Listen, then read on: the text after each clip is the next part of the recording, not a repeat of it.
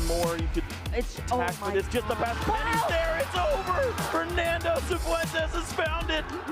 You've been patient. You've been waiting all this time, but you ready.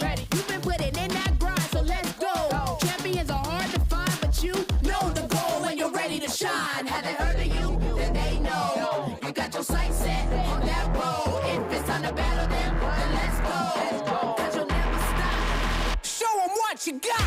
Stays asleep. From that GS Close house. combat onto Amogus. Is that enough? Yes! Jump across, gets the knockout. Defeats Voltua. Show them what you got. Yeah, they already know. You got your sights set on victory road. Show them what you got. Yeah, they already know. You got your sights set on victory road. Gets the look down. Can you look down the Wishcash when he has a little bit of health left? Oh! What HP left. I know.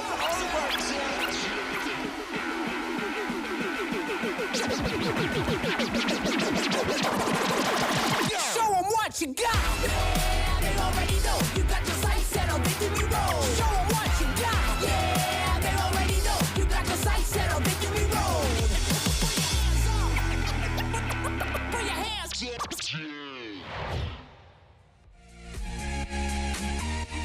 Stuttgart, our home for the next 2 days as we follow the best of Europe, battling it out to become our TCG Masters Regional Champion. We have players from further afield traveling all the way here too, many from North America, Oceania, and more. We are excited to watch the action as the players are undertaking in round 2 here in the wonderful Stuttgart Hall. We've been here before. It is our 3rd in 3 years, and we've been to Germany many a time, and I'm very excited to be here with my lovely co-host. I'm Mike Ellis, joined by Amy Wasley, Freya Pearce, Alex Dow. We're going to be taking you through the action.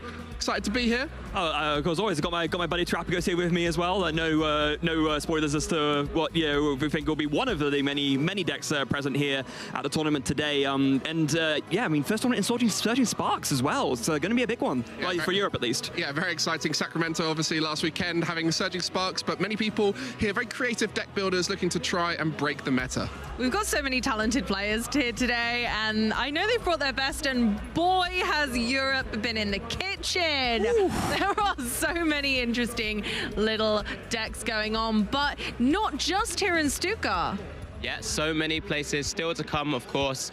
After Stuttgart, we will be sticking around in the UK because we've got Birmingham Regionals before heading to that ever so important European International Championships in London as well. Yeah, the United Kingdom doubleheader coming up, and yeah, the European Internationals, always a great event to come back to. London being a home for Pokemon for a while now, of course, for us. And a lot of these venues are going to be places we return to, and some of them, like Birmingham, you are the last champion of Birmingham, Alex Dow. Yes, I'm a bit worried to hand over my title, but it's all in good fun.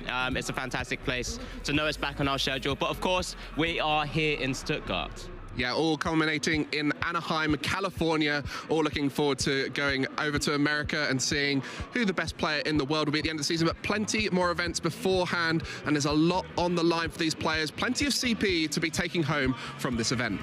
Yeah, indeed. The championship points are really on the table, but our first place champion here in Stuttgart will walk away with that automatic invite to the World Championships in Anaheim. And of course, you can see it trickling down there, second place with a huge 325 championship points and so on. Yeah, of course, this is the first season with the new qualification system. So it used to be that you had to attain a certain amount of championship points and then you got your invite locked in, but no longer. Now you have to finish the season in the top 125 ranked players in the EU region to get that world invitation. So I'm sure everyone will be banking for that win so they can just not have to worry about that. Yeah, but not only that, we've mentioned it time and time again. There is a lot on the line for all of our players in all of our divisions. In the juniors and seniors, you have $2,500 for the winner, Masters Division, $10,000, and plenty of booster packs as well, going all the way down to the top placements. I mean, this looks like a lot of prizing, and it is. And there are a lot of players here. In fact, there's almost 1,700 players in Stuttgart for the Masters Division. But there's a lot to take you to that final spot. There's a lot it takes to get there. And I think we're going to have a little chance to break it down for you, how you can start at the beginning and make it all the way to the end. This weekend, the 2025 Regional Championships are bringing the electrifying action of the Pokémon trading card game to the global stage. Top trainers from across the world have gathered to compete for a share of over $125,000 in cash prizes, travel awards, and the all-important championship points that could secure their spot at Worlds 2025 in Anaheim, California. It's a 2-day battle for glory. Trainers kick off the weekend in Swiss rounds, with each match being a best-of-3 showdown. To advance to day 2, trainers need to rack up total match points to exceed the threshold for their division. On day 2, the pressure intensifies as the remaining trainers face off in more Swiss rounds to determine who advances to the top cut. After all Swiss rounds are completed, the top 8 competitors, plus all competitors with the same number of match points as 8th place, will advance into an asymmetrical top cut single elimination bracket. Win and you move on. Lose and your journey ends. Only one trainer will rise above the rest to claim the title of regional champion. Who will etch their name into the history books this weekend? And who will punch their ticket to Worlds 2025 in Anaheim? Don't miss a minute of the action. Stay tuned all weekend long to watch the battles unfold live. To stay up to date on future Play Pokémon events, visit Pokemon.com/play.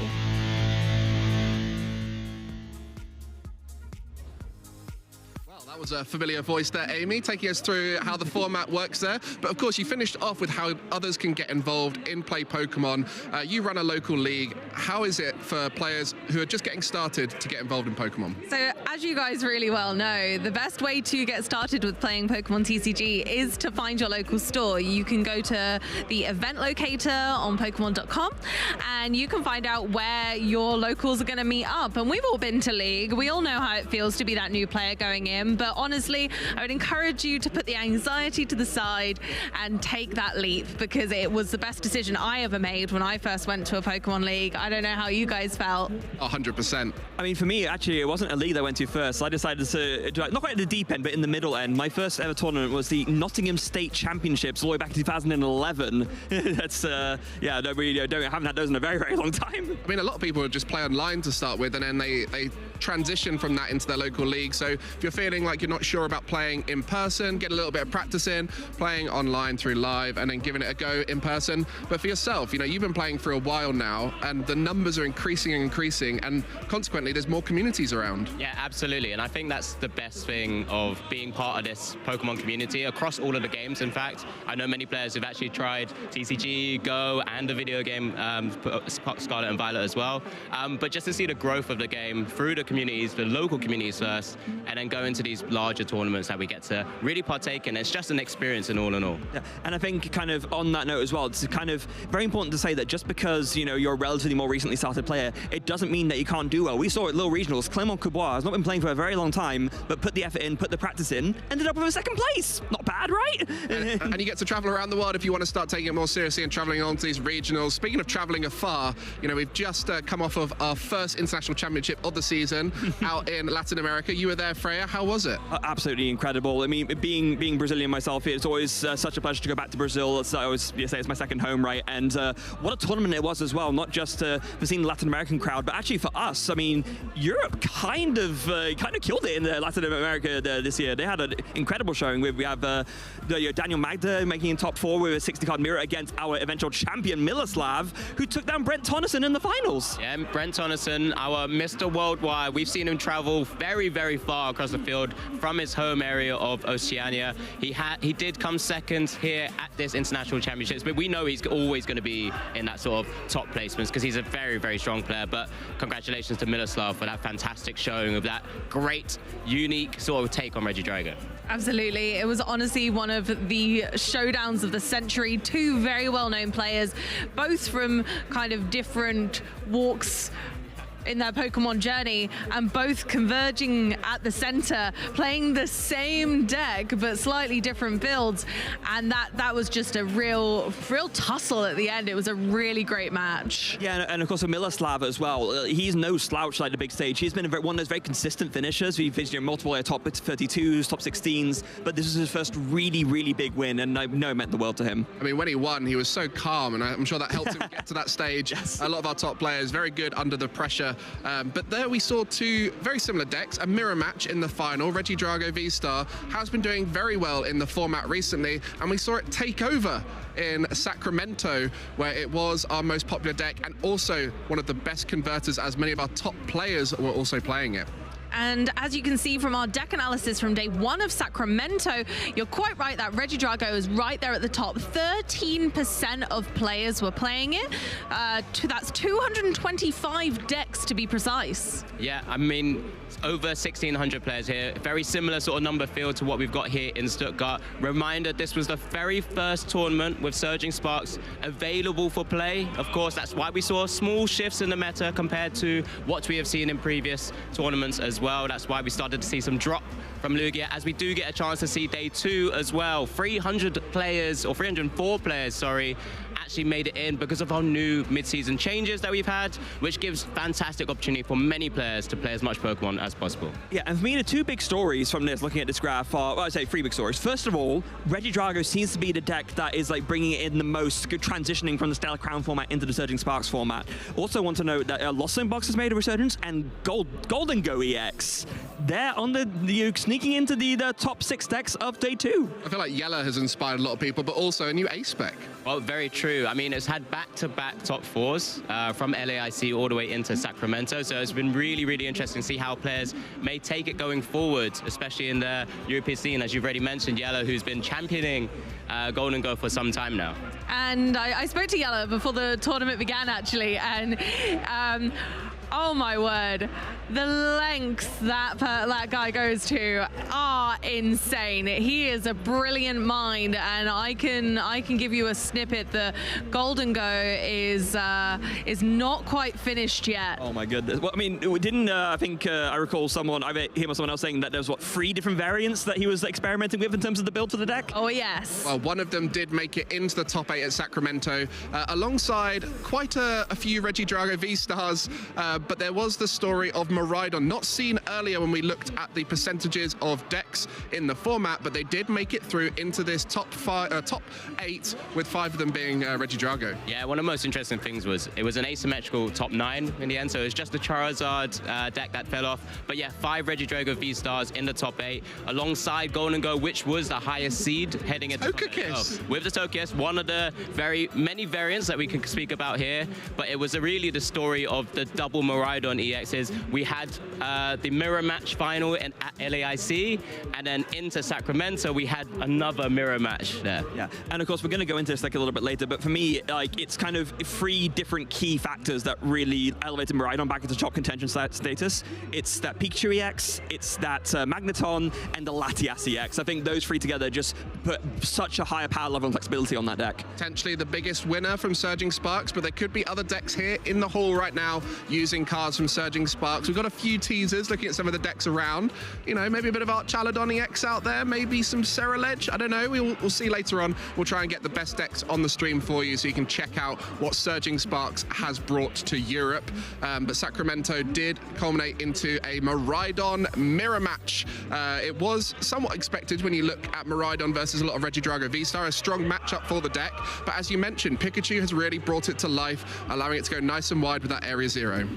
And not only that, Miraidon just has been a popular deck in the past, and now having these new elements to really elevate it just kind of goes to show that the cards that you may have forgotten about in your binder are not to be underestimated. They can come back and they can bite. Yeah, exactly. I mean, coming full circle in the meta, we've always known it's had an incredible ability with that tandem unit there. We saw both our players. Landon was the one who actually ended up taking the victory, but both decks in the mirror match, again, similar to what we saw at LAIC, small nuances between the list. The Iridas against the Arvins, the sort of more water Pokemon with like Radiant Greninja, against a bit more of a straightforward, just catcher, heavy boss line. Rotom V as well? Rotom V in the line, yeah. Yes. So it's You can attack him right on if you want to. Yeah, I mean, we do a lot, but you can. yeah, some differences there, but also some inspiration for the players here on how they could change their Miraidon list. You know, we often see this when a deck comes back into the format. A few forward thinkers will change up their lists and add in things like Irida to change the package up, but then suddenly you've got a whole group of minds who have got that basis to work off of and potentially find a new route to make the deck better. And that's the beauty of a brand new format, but not really. It's building on an existing very strong format where we've seen success in multiple decks, really. Reggie Drago just kind of getting to the apex there, and now Miraidon's come to kind of potentially drop it off that top spot. The Apex Dragon, perhaps. Very, very good. Well, speaking of forward thinkers, we all had a chance to try and work out what we'll do well at this event. And I think there's one to highlight here, because we've just spoken about it. Miraidon from you, Freya, you made that prediction before Sacramento. Yes, thank you. I'm glad that you brought it up so I didn't have to. But yes, we had the receipts. That prediction was there, locked in before Sacramento. I was pretty much convinced from the moment that I saw that it revealed that, knowing how it already had such strong results before, and now with the addition of the Magneton, with the Latias, and with the Pikachu, it just had those extra bits of extra flexibility and power that it needed to come back to the top of the meta. I saw this coming. Meanwhile, Alex, I think you made your prediction after Sacramento. I did in the end, so I'm the one who's kind of waiting for as much information as possible first, but I think this is where the cycle of the meta really comes to the fore, and that's why my #1 pick for this tournament would have been something like a Charizard EX deck.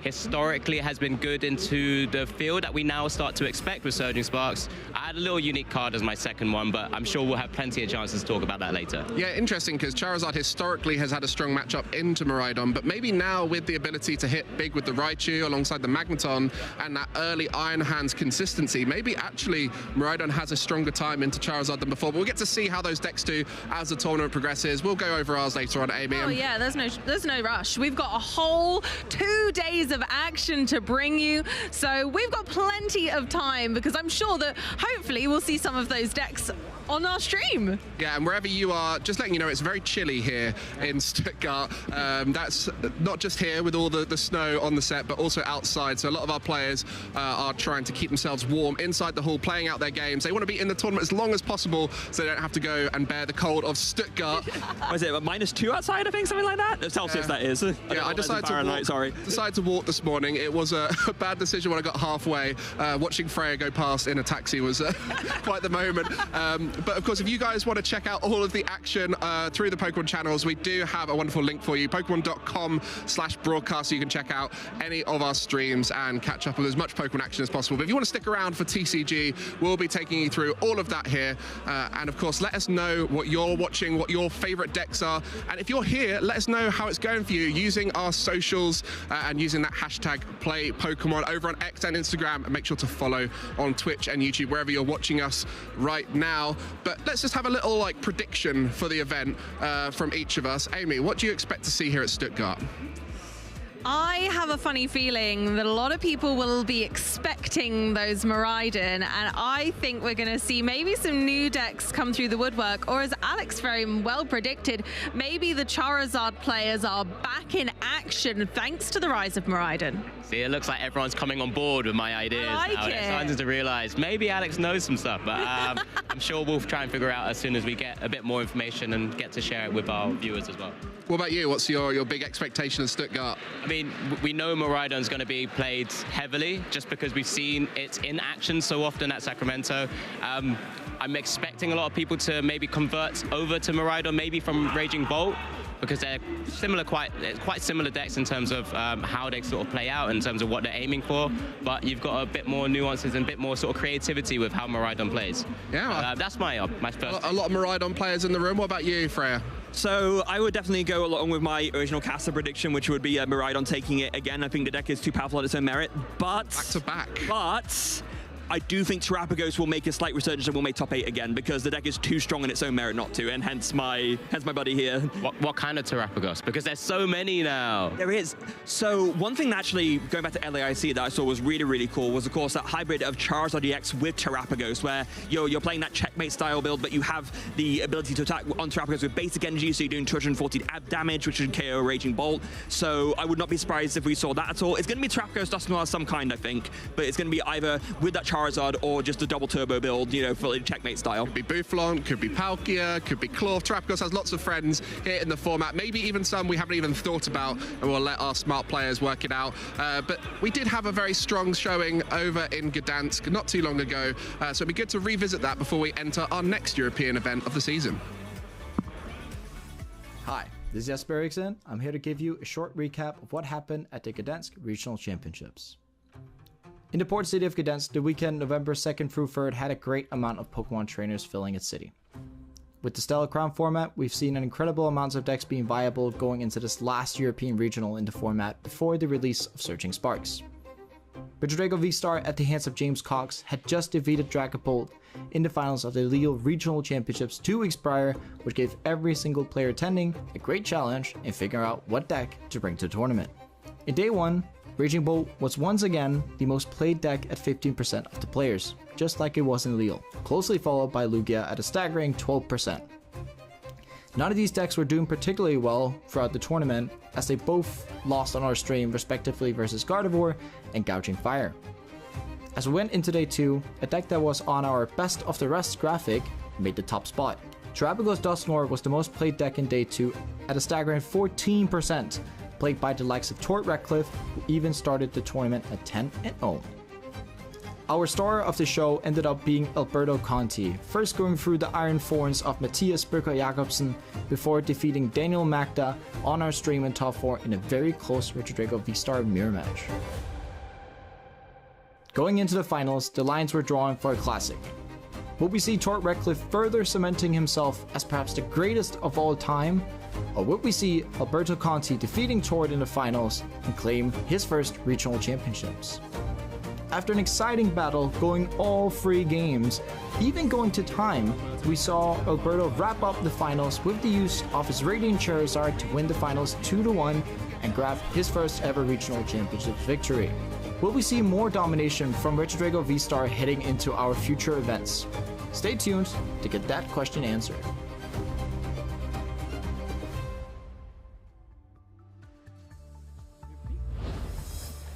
Yeah, what an event it was in Gdansk. But we're not in Gdansk anymore. We are here for our festive regionals here in Stuttgart. I'm Freya Pierce. I'm joined by Amy Wasley. And Amy, how are we feeling about this weekend? Absolutely ecstatic, honestly. The room is on fire, even though it's chilly outside. Definitely. With fantastic players. And I'm honestly very jazzed to see exactly what all the players have brought today, because I've heard whispers of some crazy deck ideas out there. Yeah, but what kind of whispers? Can you spill the tea, or is it? Oh no, I feel like I wouldn't want to ruin the players' flow, but you guys will have to stick around to find out exactly what I'm talking about, because I got here 2 hours early to chat with the players and have a little look around, because I had an inkling this is going to be an interesting one. Yeah. So I mean, this does tend to happen. I've noticed in the past. It really feels like a new set would come out, and you know, no matter what, the new decks would that come out from a set would be featured everywhere. It seems that now, generally speaking, players are a little bit more hesitant to switch to an unproven archetype,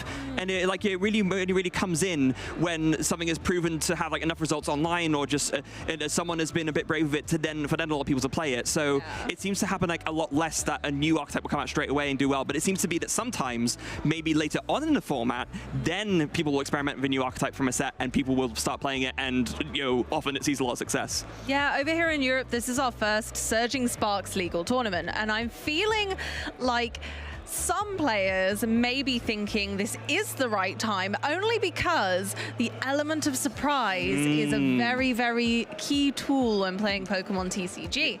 And so when you've got so many solidified decks in the format already, we've spoken about how Regidrago has been on this absolute rampage at the moment, and then Miraidon coming back for a bit more.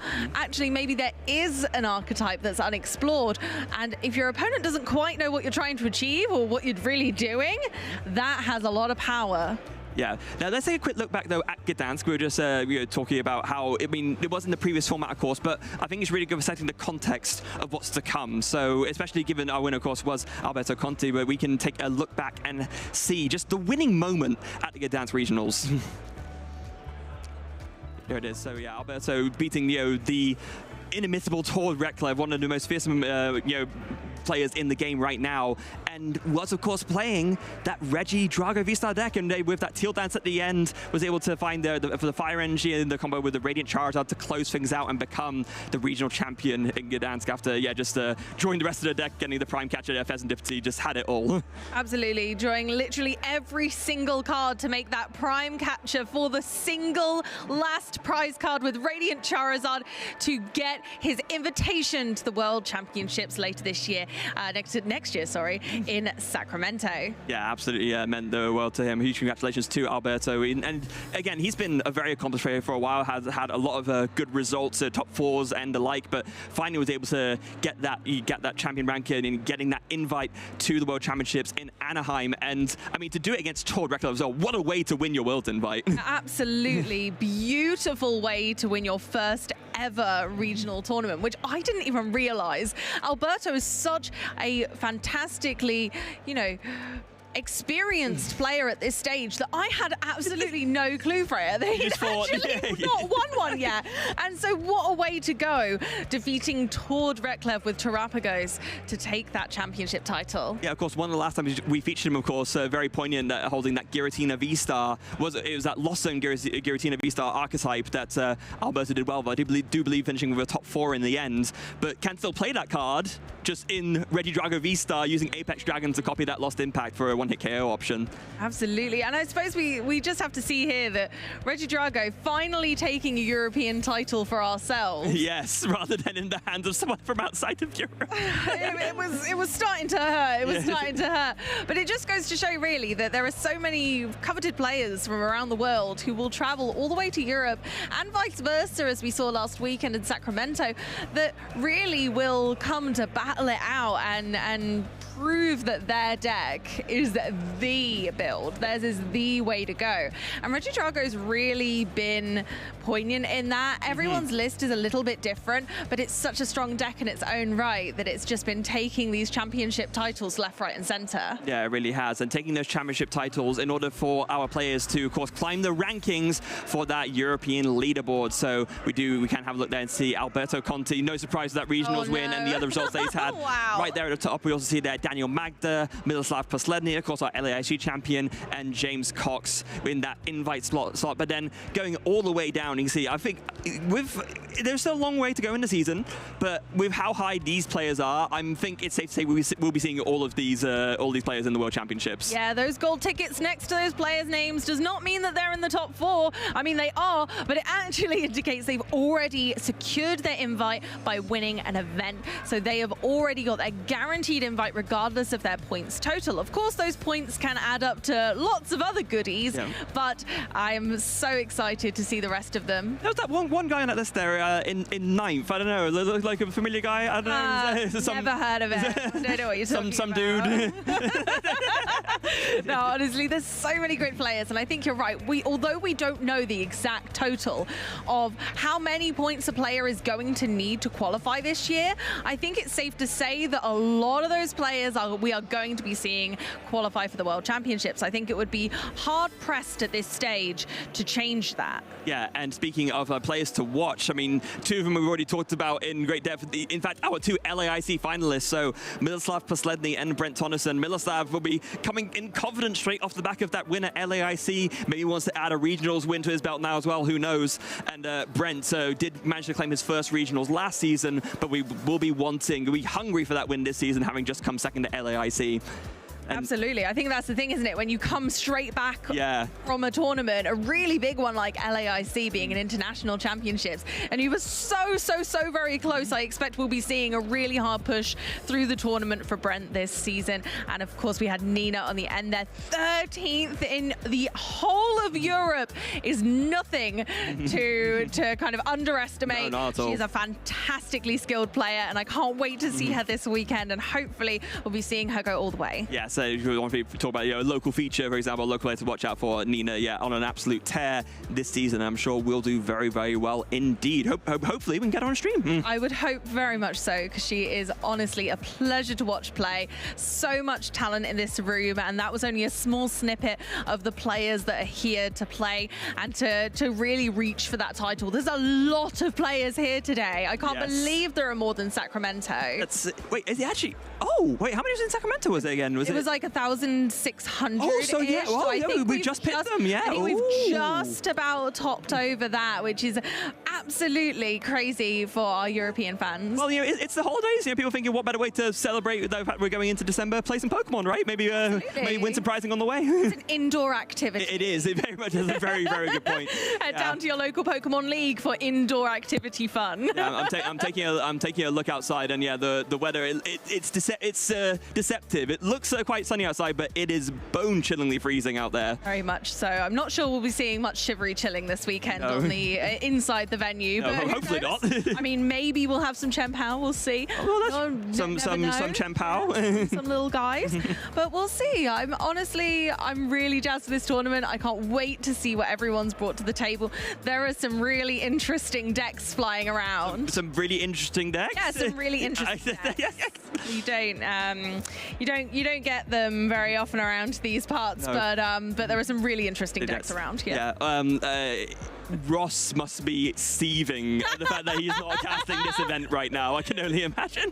I mean, let alone the amount of Miraidon in the room. Oh, yeah, exactly, right. Yeah, everything else is just a bonus. I'm really curious to see whether the players have gone, oh my goodness, Miraidon has done so well in Sacramento. I've only got a week. Let's figure out what I can use to really go against that. But it feels like we have a really rock, paper, scissors meta at the moment, where one deck confidently beats another, which confidently beats another, and I don't feel like any deck in the format at this stage is unrivaled. No, I think it's a big agreement there. So in general, what are we expecting this weekend? We kind of dived a little bit into it already, but just to go more in depth in that, we're talking about Miraidon. Is there anything else we're really thinking? Because Alex, of course, talked about Charizard. I think that really is worth discussing as well, because much like Miraidon, it's never a deck that's kind of completely made its way out of the format. It's always been there. It's there, lingering. Yeah, but I feel like, I don't know, there's something there. I feel like we're probably going to see a European Charizard resurgence at this tournament, I think. I'd be really curious to see that, but in fact, we can see it, because thankfully for us, we have a fantastic overview of today's tournament with 1,662 decks, total trainers at the top there, and of course 11% of the room being that coveted Regidrago V-Star. Yeah, and Raging Bolt still in there. Okay, I'm going to be real for a moment. Raging Bolt, it is a very, very good deck, but it really does seem to be the deck that the most people play. It always does well into day one, but it just doesn't seem to convert as much somehow. No, the conversion rate is an unusual one, but it still has believers. 167 people playing the deck, Freya. That's a lot of belief. Yes, it is. And no surprise at all, Miraidon taking a spot in the top 6 decks once again, kind of knocking out Lugia. I mean, that's almost kind of swapped. Yeah, really, I mean, Lugia's weak to lightning. Is it really that much of a surprise? I guess. I mean, if I were a Lugia player, I'd be very afraid of a Miraidon resurgence. Even Lugia being a very close deck to my heart as well. But yeah, even me, I would not be playing Lugia this weekend. No, but I imagine you're pleased to see Terapagos there. 5%, absolutely. 88 players choosing that, and another deck that has resurged is that Lost Box. Yes, it has. As we go into the best of the rest, though, we do see, Gdansk right at the top of the best of the rest. 78 people playing it, and that to me, again, is no surprise at all. No, absolutely not. Energy Search Pro in 3 words. Why? Yeah, honestly, gave so much resurgence to the deck, gave it more consistency and power.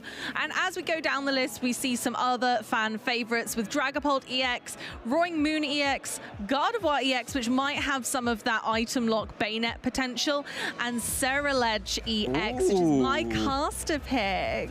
The new kid on the block, as it were. I know. So maybe, hopefully, we'll see a little bit of action from Ceruledge as well. Yeah, and I think one very final I'd like to draw attention to Snorlax Control. Ooh. I have heard a lot of murmurs about this deck, and it's been on this basis. Miraidon, as we know, kind of operates now around the flexibility that Latias EX gives you. Of course, it gives every basic Pokemon on your board free retreats.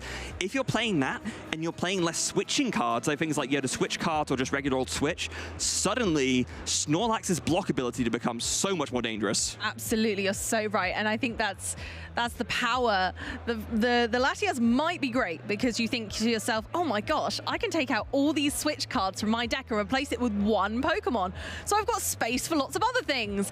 But don't underestimate Snorlax, because he can still come through and block the road. Yeah, and also Snorlax does tend to be the kind of deck that you notice a lot of the really, really top players play. You know, it's a deck that it seems simple on the surface, but actually playing it to maximum effectiveness takes a lot of skill. And so the really, really top players do tend to gravitate to it for that reason. I would not be surprised if we saw one in top 8.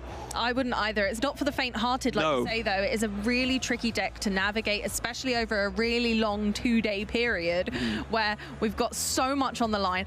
And there are new decks, and I think that's the scariest part for Snorlax Control, is when there are new things and you're not quite sure how they operate yet. How are you supposed to control it? How is control, as we know it, supposed to combat when you don't know what is in your opponent's deck? Possibly at all. Yeah. Now, here's something we don't get a chance to take a look at often, actually. The juniors and seniors metagame. Of course, we are free age division playing this weekend. At the regional championships, we tend to only feeture the masters, but here we go. For the junior division, we have 154 players, and a Raging Bolt, the most popular pick in juniors, it looks like. It does.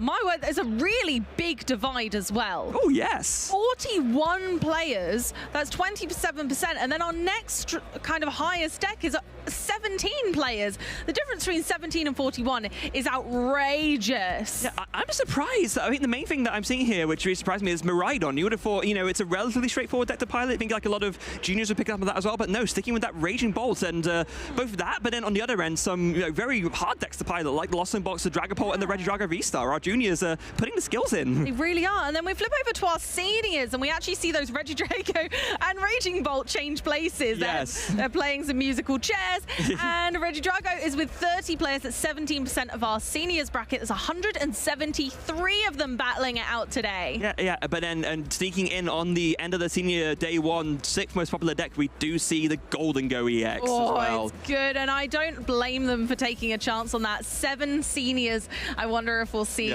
Golden Go once again rise to the top. Yeah, but again, no Miraidon. No Miraidon. Maybe the juniors and seniors don't see it. Yeah. They're not afraid. No, they're not. They're not afraid. There might be some, of course, that are unmentioned on our graphic, on the best of the rest juniors and seniors, which we shan't cover for obvious reasons. But honestly, I'm just always so impressed that their meta sometimes looks really different to our masters. It's so similar in some ways, and yet so different in others. I mean, especially the Miraidon absence. I would have thought, I mean, like you said, maybe there's some sort of on the edge on the sort of the rest of day one graphics, but maybe those juniors and seniors that pick up Miraidon are going to have a very good day today. Right, and honestly, maybe they'll be on the graphic tomorrow. Yes. So I can't wait to see the juniors and seniors brackets for tomorrow to see how those decks change, especially with the overwhelming support for Raging Bolt. Yes, so let's take a moment to talk about Raging Bolt specifically, because here I was kind of, talking down a little bit, saying, oh yeah, it's the second most popular deck, but it's not really converted well. But there's a reason why I keep seeing play, right? And it hasn't really necessarily. It's not really gained much from the new set, right? But it's not lost much either. It's kind of the same as it was, and maybe that's why people are still gravitating towards it. Yeah, it's very well tested. Bellowing Thunder dishing out an enormous amount of damage. You do 70 damage for each energy that you discard from any of your Pokemon. And so using Teal Mask Ogerpon EX, you can load up your Pokemon with lots and lots of energy and take plenty of prize cards just by one-hit KOing all of your opponent's Pokemon. Yeah, and then one thing, of course, that it does have going for it is that it is very favored into some of the top decks. We see, Dragapult and Regidrago. The thing is about Raging Bolt is that essentially you're an attacker that can do big one-hit KOs a lot more quickly than some of these other decks can. So if you can just pick off a weak setup, say against a Regidrago, for example, you just KO a Regidrago V very early on with a Bellowing Thunder, you're very, very far ahead, and it's so hard for them to catch up. Exactly, but not only that, not only do we have so much to look forward to today, we're going to give you a little peek about what exactly is going on right now. So have a good look, trainers, and see if you can spot all of your friends.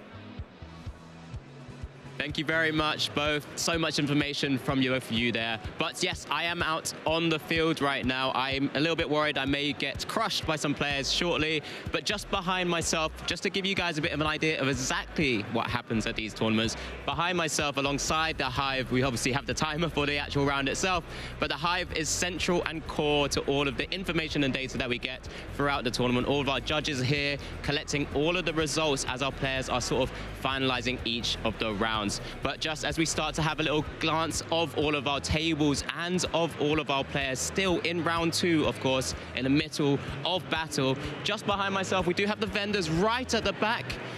That's an opportunity for anyone who attends these kind of events to actually pick up any last cards, pick up any collectible items as well. Loads of different items that are available from many of our partnered vendors. But then just behind me, as we go beyond, of course, is the fantastic prize wall. So the prize wall is the opportunity for all of our players, if they're able to do pretty well at a tournament or during any sort of the side events, they can head over to the prize wall, pick up loads of sort of different prizes based on different tickets or sort of their placements on the actual tournament. So it's booster packs, there's loads of different unique items, play mats as well, loads of plushies on the wall that's available for absolutely everyone. It's really not as intimidating as it's starting to see. We're starting to get a lot of our players now finalizing their round 2, but just as we head over to our other side here as well, we have just behind me is a sort of the fan zone, where we get a lot of our sort of families, sort of friends who are coming to support all of our players, get a chance to kind of decompress, have a little bit more fun, where there's plenty of board games, plenty of sort of other video games. You've got like things like Pokémon Stadium, loads of different anime,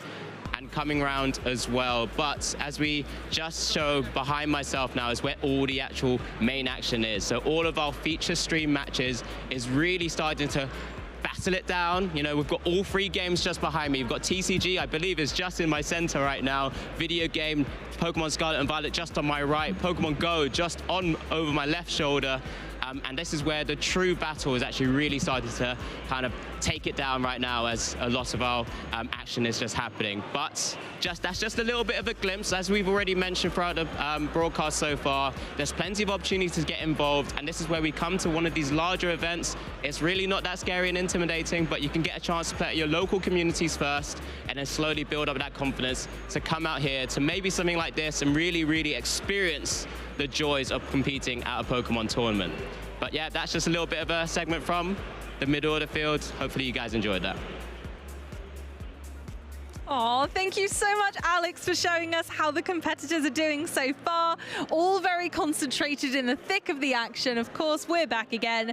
I'm Amy, and this is Freya. We're in Stuttgart for the Pokemon TCG Regional Championships. Was I not mistaken there? I think we just saw behind Alex. Wasn't that Jesper behind Alex there? Yeah, you just can't resist the camera, can you? No, you can't. Jesper there lurking in the background. Goodness gracious. I know, good time casting together at Gdansk here. Oh, it was fantastic. Yeah. Honestly, he did a great job, and it was very fun to introduce a new caster to everyone as well. So you know what's ridiculous though? So Jesper and I both live in Denmark, but we never end up traveling to events together because he's in Odense, in Funen, which is kind of like the middle island of Denmark, and I'm sort of north of Copenhagen. So even though we're close together, we just like never end up doesn't work out. No, oh bless. Oh, honestly though, coming to these events is one of the highlights of my year. Being able to compete, whether we're here behind the desk helping you guys enjoy the event too, or whether I'm out there playing, they are the best time, and I'd really encourage you guys to have a look at heading along to your local Pokemon League and then eventually possibly working your way up to a regional event. Yeah. What's the best placement you've had at a regional so far? Because I know you've been playing like a little bit now, but yeah, what's been how's your playing record been lately? It's been shaky. Oh baby. no, we've been shaky, baby. We've been shaky. It's mainly because with the new invite system, it stresses me out a little bit, and I just feel like I want to focus on casting. Yeah. And so I'm taking exclusively fun decks. Oh, okay. I want to take what I'm playing at locals, make it as consistent as possible, and bring it to a regional event. So although we've had a bit of shaky start to the season, yeah, I'm really excited for the next one that I'm going to play, because I'm going to bring the spice. Yeah. So, speaking of spice, if you want to go to your local league, maybe build some spice of your own and do, like Amy, bring your decks to a tournament, you got to first of all start off by going to your local league. And in fact, we have a little video showing you how you can do just that.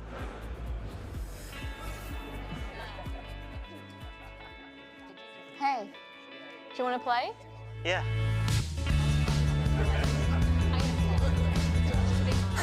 Nice. One shot? Wait, that card, yeah.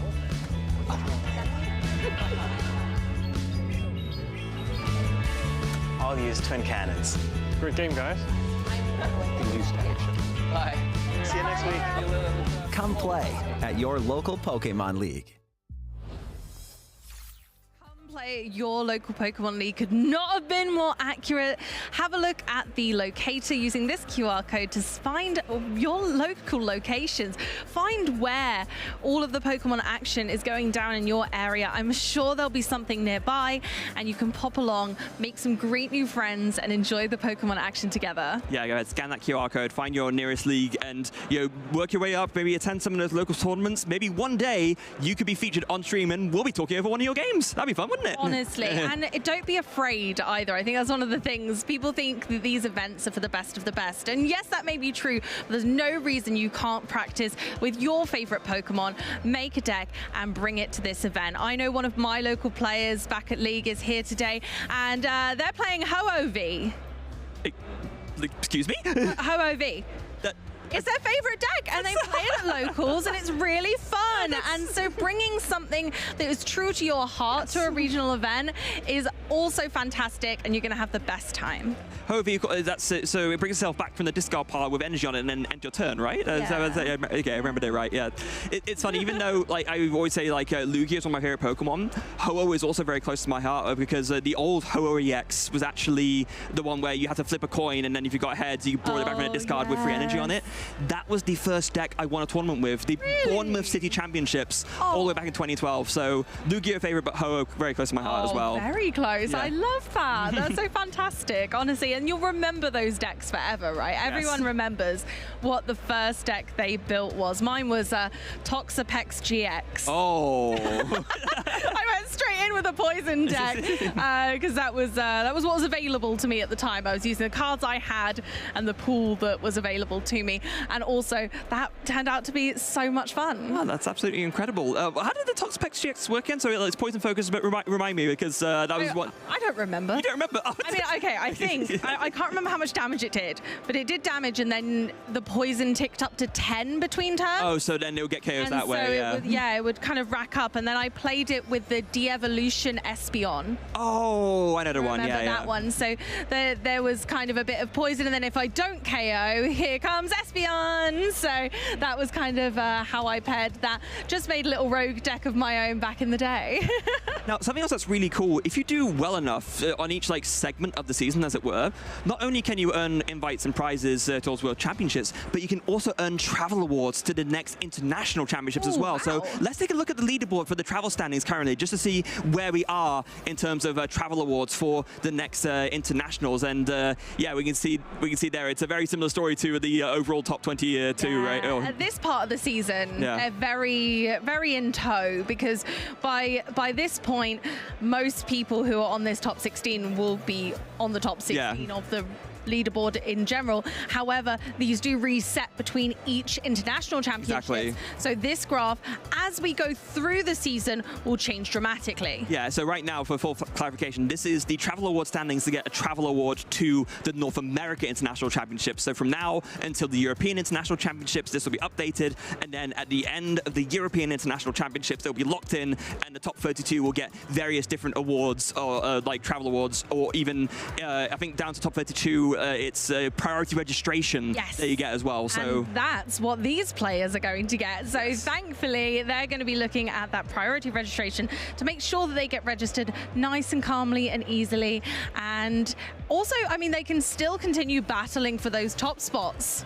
Yeah, they can, and get that. The travel reward gets better the higher up you go, and so yeah, in the top 4 especially, it's I can't remember the exact amount, but it's a pretty good chunk of cash, I think, to help you. Yeah, it's substantial to help you get to the event, nice, safe, and sound, and obviously towards your stay as well. Yeah. So, but yeah, again, those are the travel award standings as it currently is for the North America International Championships, and that will be going on all the way through to the end of the European International Championships. And change a lot. Yeah, and the end of that, we will know who our travel award recipients will be for the NAIC. NAIC. It's so exciting to see how our trainers are battling it out for not just guts and glory. Oh no, they're going to go all the way. They want as many championship points as possible, not only to secure that invite, but also for these coveted travel awards that help them get to the events to continue the fun. Yeah. Now, if you just joined us, as important for us to know, we are here at the Stuttgart Regional Championships currently. We are in the end of round 2, soon going into round 3, where we'll be kicking things off with our first streamed match, but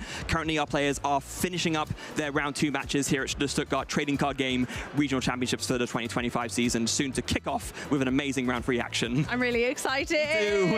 The buzz is in the air for round 3. We're going to be getting very well into the action soon, and honestly, I'm not really sure what we're going to see first. I think that's the beautiful thing about this event, is that we have so many decks and so many variations of them as well. I think in a way the graphic helps us understand what we are to expect to see very, very broadly. And then when you look into the intricacies of each deck, actually they have these really beautiful archetypes littered within them. Yeah.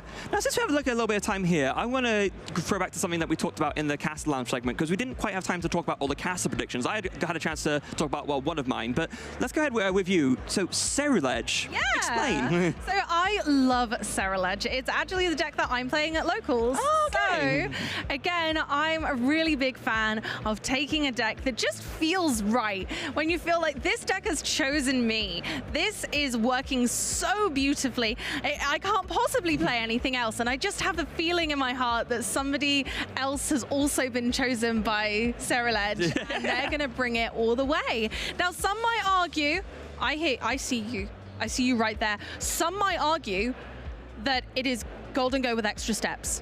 But I love my Golden Go with extra steps. Thank you so very much. It's honestly so much fun. And again, one of our brand new ace specs has helped bring this into fruition. And the ace spec of choice has changed for lots of people, but I just think it's absolutely fantastic. And within that, with my build that I'm playing at Locals, I'm playing the Palkia build, and I'm playing Radiant Greninja.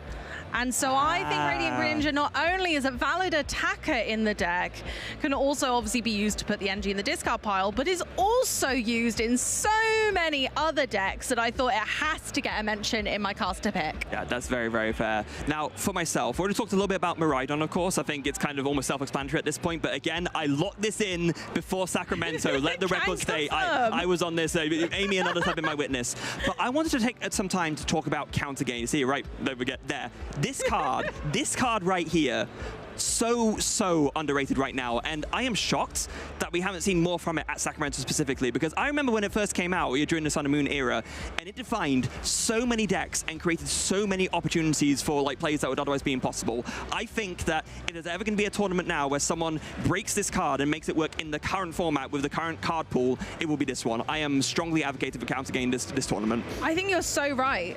I think it's so underestimated. When Counter Gain was reprinted, I was thinking, oh my goodness, how many decks is this going to unlock? How many decks are held back by one colorless energy? How many of them? And it doesn't seem to have come around yet. But you're right, it was so fundamental in the Sun and Moon era that it just has to have its place. It needs to be somewhere. What deck is it? But that's the thing, I'm not quite sure yet myself, and it's the kind of card that you need a lot of testing with in order to determine what the right way to use it is. And I was preparing to be a caster for this event, so I didn't quite have the time to test it myself. I was also casting, of course, at LAIC. Yeah. But someone who has got the experience, and someone who's like a more skilled and experienced player than I am in the current format will figure it out, I'm sure. Absolutely. Goodness gracious. Hey, Freya. Yeah? Do you want a surprise? Always. Awesome, we have a surprise community bracket. Oh my goodness, look at that. Let's have a look. Oh my goodness. Wowza. Looking at some of the fantastic cards that have come out in Surging Sparks. There are lots of them. So I'm guessing this would be the best EX card from Surging Sparks, it looks like.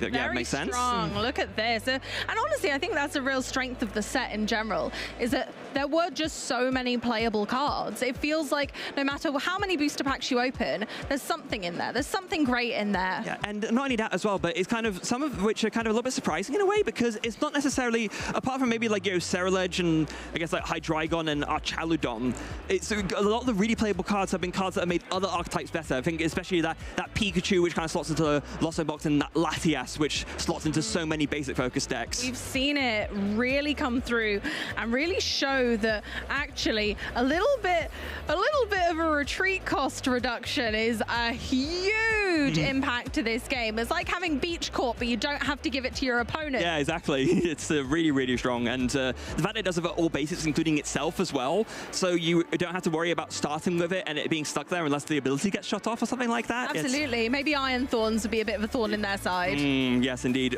Also, that ability name, Skyliner. Oh, what a name. So beautiful, yes. honestly, and couldn't highlight the kind of Pokemon as a whole either more, really. Right. So are we kicking things off? Are you going to be defending someone already, or we're not quite ready to get into like the face-off yet for the brackets? I don't think we're quite ready yet, but okay. that's okay. You guys have a think about which one you think is going to be better. I assume we're starting at the top, and we're going to go with Pikachu versus Archaludon. I would assume so as well. And so we're very much going to start that off. Freya, you're going to have Pikachu, my dear. I'm going to have Pikachu. Okay, I'm happy with that. I'll give you Pikachu. Okay. Are you ready? Just you ready about, to go? yeah. Okay, I'm going to count you in. 3, 2, 1, go.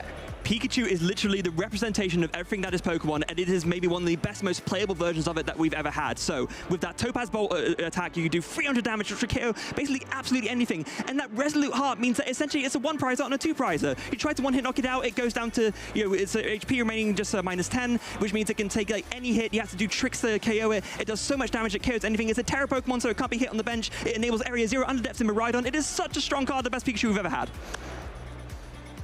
I did it again, didn't I? Well done, yes. Yes. Yeah, that was perfectly timed. You were literally like 2 seconds out. You could have had 2 more seconds. You don't need him. Don't need him. Don't need him. Right, so then I presume that now, other way around, are you going to be defending the towering Archaludon? Absolutely. And I will be bridging towards... Oh, Freya, I taught you well. Yeah, so, are you ready? I'm ready. 5, 4, 3, 2, 1, go! Okay, Archaludon. It is an incredibly strong Pokemon with a towering 300 HP, and this is very crucial because it can't really be one-shot by a lot of Pokemon in format. And so you can Turo loop your Archaludons because they ready themselves with their own energy source from the discard pile. You don't need to worry about energy as a resource at all. You just have to keep making towers and then you're good to go. One. Nicely done. You've learned. Like we're just efficient here. Yes, we know 30 seconds like the back of our hand. Yeah, exactly. We, you know, unlike some people, we don't need to interrupt each other. No, not throwing any shade at fellow casters there. And we're going to make it work. Yes, we are. Anyway, we have made our arguments, so now it is time for everyone at home, all of you guys, to get in and vote. So go ahead and vote on twitch.tv. You can only vote on Twitch. You can watch wherever you want, but if you want to vote in the community prediction bracket, vote for either Pikachu or for Archaludon, go ahead and vote on Twitch. Yeah, you're going to have to come on over. Sometimes you have to click the little channel points bit to get the vote up or refresh. So if you don't see it, please make sure that you're having a little fiddle around to try and find that vote because we're going to need all the votes we can get. I feel like Pikachu being kind of the glory of Pokemon itself, being Gen 1, being very well known at this point. I feel like I am the underdog in this vote. But perhaps, but you mean, you know, Archaludon has its fans as well. It does, and it's a really, really, honestly, really strong card that I think hasn't quite found its place in this meta yet, but it certainly can. I feel like any card that's like a stage 1 that accelerates energy just kind of has to have something to it, you know what I mean? Yeah, it's kind of like Charizard, but in a way it's better because although you're not searching the deck, you're kind of having that acceleration element without having to have the rare candy. Yeah, exactly. So it's a less complicated combo to pull off as in. But right, does Archetypes attaches from the discard, right? Not from the deck. From the discard. So I guess that's a bit of a combo element in putting energies in there, but like it means that you can say research, discard energy, and then go into an Archetypes. You don't have to have that 2-card combo of the rare candy and the rare Charizard as you do in that deck. You don't have to have those kind of extra steps with evolution. You just need to get kind of set up early game and then go. Whereas Pikachu has had so much flexibility in lots of different decks. It's not a deck in its own right yet. And, however, you can slot Pikachu into lots of different decks for lots of different reasons. I mean, I don't know, if you've been on the Pokemon trading card game live lately, I have seen people playing it with Blissey. I've seen some, like, I saw one time I was playing a game, it was a build of Pikachu, which was just quad Pikachu with Power Glass. Oh, wow. Power Glass is a really good shout, actually. I like that. Oh, I just got word in. Our results are in for our community prediction bracket. Let's see what you guys picked. Who is going to be the winner there? It is Pikachu! Let's go! You know what? I thought the divide was going to be bigger than that, so I'm really proud of myself. No, you should be. And, I mean, honestly, no, I'm not that surprised. We were just talking about it, right? Our Chaladon it's not like it's a a bad card, right? No, it definitely has a lot going for it, so no, that doesn't surprise me at all. Absolutely, but I think for our collectors in chat as well, possibly, yes, our Pikachu fans and collectors may have swung your vote a bit there, but I don't blame them. But I must say, I'm going to put a word out there that our Chaladon EX alt art is stunning. It's not an art style that we see a lot in the alt arts. If you haven't seen it, please go now. Go look at one quickly and then come back. It looks like it's straight out of like a coloured manga book, honestly. Oh, yeah, it's gorgeous. So although Pikachu, of course, has a beautiful illustrator rare, we have to mention the Archaladon as well. My favourite illustration rare from the set is that Latias. I really want. I don't have one yet. I really want to get one. I pulled the Pikachu, which is like in my box, which I was very happy about that. But in terms of like the one I personally want the most, it is probably that Latias. So I hope I can get it this weekend.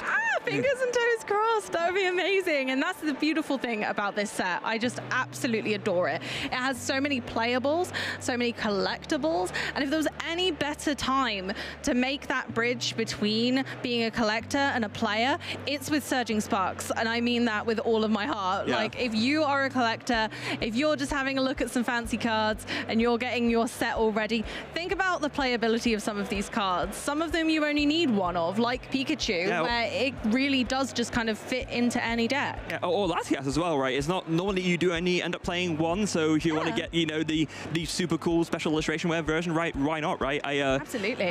Similar thing with Pheasantipity EX in the Shrouded Fable. I love the special illustration rare Pheasantipity. Stunning. I'm still trying to pull it. I've opened a lot of Elite Trainer boxes. Of Shrouded Fable. Oh yeah, yeah.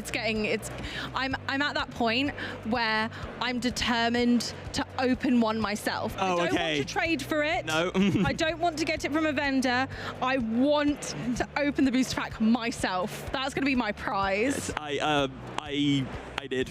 The Pheasantipity that I have, that's in my decks, I pulled it. I can't remember if it was me or Tyler who pulled it because we opened cards together. But yeah, we pulled it. So that is I'm so jealous. That's the Pheasantipity that I pulled, and that's the one that I use. Oh, dang it! Well, if it goes missing for your binder, you know where it is. No, honestly, Pheasantipity is a fantastically diverse use card in our meta. I think it's in practically every deck at this point, and Shrouded Fable is nothing to poke a stick at when you think about how impactful that one card has been to so many deck builds. The consistency of so many deck builds in our format, actually, it really is quite a crucial card. And also, of course, is Tenacity as well, a card which kind of, I feel like it's seen less play because of the fear of it triggering that ability on Kyurem, of course, reducing the attack cost, but being able to search for like a Stadium and a special energy card, there aren't many cards that can do that. So, you know, some decks still up to play it, and it's also a very impactful card in its own right. Yeah, absolutely so right. And, you know, there's so much that we can take from that, is that one card can make all the difference. And I think there's a lot of those in Surging Sparks, and that's why this tournament has so much potential today in Stuttgart to more poignantly define Surging Sparks as a format. Yeah. It has so much to give, and I don't feel like we've uncovered everything yet. No, I think what we have uncovered so far is kind of like you mentioned, the what-of inclusions that change other decks. We've seen the Pikachu inclusion in Lost Box, we've seen the Pikachu and Latias and the Magneton especially inclusion in Miraidon, but what we haven't seen, when we know that it's out there, we know that it has potential, but the Archaladon and the Ceruledge, the new contenders that are their own archetypes in a way, that's what we've not seen yet, and I am also very curious to see how those two to, if they do, impact this tournament Yeah. and, like you said, define this format as it develops. I wonder if anyone's kind of started working with Black Kyurem EX as well. Oh, well, actually, very, very poignant that you mentioned that. So, in some of the online tournaments that we've seen the results for, Black Kyurem EX has been a key one of use in the control decks. Oh. That's where it's been used because it's a very easy way to deal with a high-powered dragon Pokemon. That is so true. I had not even considered that for a moment. That is a really impactful card to potential. Another impactful one of that changes an existing archetype. Changes an existing archetype. That's what it's all about. Yeah. And that's what Surging Sparks has really shown that it's flourishing for. Yeah, exactly. So, yeah, Black Kyurem EX, if we do see a control on stream, it's more in the Pidgeot control builds rather than the Snorlax builds, but it's definitely out there. So if you see one on the tables or on our stream, do not be surprised at all. Oh, I'm excited now. We could literally see every impactful card. On that community bracket, we could see every single one of those in our tournament today. It wouldn't surprise me. All of them are impactful in some way or another. All of them either have their own deck, like Hydreigon, or they have improved or brought back an existing deck. And I don't know if we'll see it on stream or if he'll do well, but I mean, I really hope so. I imagine Joe, who's playing in the tournament, will want to as well. Bento Box, Tatsugiri EX with all the stage 2s. Oh, I really hope we get to see that. Oh, I would love that. Honestly, such an underrated card. I feel like Tatsugiri just kind of swam over people's heads a little bit and they weren't kind of thinking about the utilization of that incredible attack. Honestly, it's just a brilliant move, and we've seen so many decks and cards work like that in the past and they've worked well, so why not now? Absolutely. Now, once again, for you guys, if you're just joining us now, we are here at the Stuttgart Regional Championships. We are currently in overtime for round 2, so the round is now over. We're just waiting for the last few matches to finish up. So this is actually a good chance to explain tournament procedure, right? Because generally speaking, the way it works at any regional tournaments you go to, it's best of 3, so you have to win 2 games out of 3 to win, 50 minutes. When the timer is called, you finish a current turn, and that's turn 0 time. You then play 3 extra turns going back from player to player, so it goes turn 1 to one player, turn 2 back to the other player, and then turn 3. Once that last turn is over, then the game is over, and if no one is able to win on prize cards, that game does not count. So, and then you take the score that it is currently to establish the overall result of the match. So, for example, if it's game 2 and the game doesn't end with a winner, then whoever won game 1 wins the match. Or if it's in game 3 and these players won 1 game each, then it's a tie. So, and that's where the ties come from. And that's where all those pesky ties come from. But it can happen. 50 minutes sometimes isn't a lot of time to finish potentially 3 whole games of Pokemon TCG, and it will rely on the players and their decks to define whether that's going to be enough. Yeah, and I mean, another way it could happen, for example, say if a game does finish properly in time on game 2, but once the timer's run out, you can't go to a game 3. No, like Dad says, you can't start when it's already over. Yeah, so, and then of course it takes time to select all the match slips, process all the results, and then once all that is done, the next round is paired and we carry on. So that's exactly what will be going on behind us right now. Yeah, absolutely. Everyone just taking their time, thinking their way through. Can I win with 2 more goes each? Have we got that? Is there any potential, or are we handing in the match slip with a tie, which isn't a bad thing either. You still get 1 match point for a tie. So in these sorts of tournaments, you get 3 points for a win, you get 1 point each for a tie, or you get 0 points if you sadly lose your match. And those points are the ones that we see racking up as the day goes on to define who's going to move on to day 2. Yeah, the match points. And there was, of course, a bit of a change recently. So up until, I think, LAIC or just before, there was, you had to have, if it was an 8-round tournament, you needed essentially the equivalent of 6 wins, 18 match points to make it through. Now, with that same equivalent, you need 2 less. So you only need 16. So you can make it through, say, on 5 wins and 1 tie. But obviously, if you do that, the thing is, you can really play in day 2 still. You can go for prizing, but that's not to be a good enough score to make it to top 8 if you're going for that. So it kind of leaves the decision for the players. It's like, what do I want to aim for here? Do I want to just guarantee myself to the opportunity to play some more Pokemon and go for some prizing, or do I want to take the risk that I might lose and not make it to day 2, but know I'll have a better score to make top 8? Yeah, having an overarching kind of look at the tournament structure and what everyone today is aiming for is huge, because we all want to play as much Pokemon as possible. Yes. We want to go as far into the tournament as we can. We want to play more. We want to get to day 2, but that's going to take a lot of winning. These are long days, 50-minute rounds with best of 3. Yeah. That's a lot of Pokemon. Yeah, and I mean, it used to be more, right? Because, of course, up until this season just now, it used to be there was 9 rounds usually on day 1 and another 6 on day 2.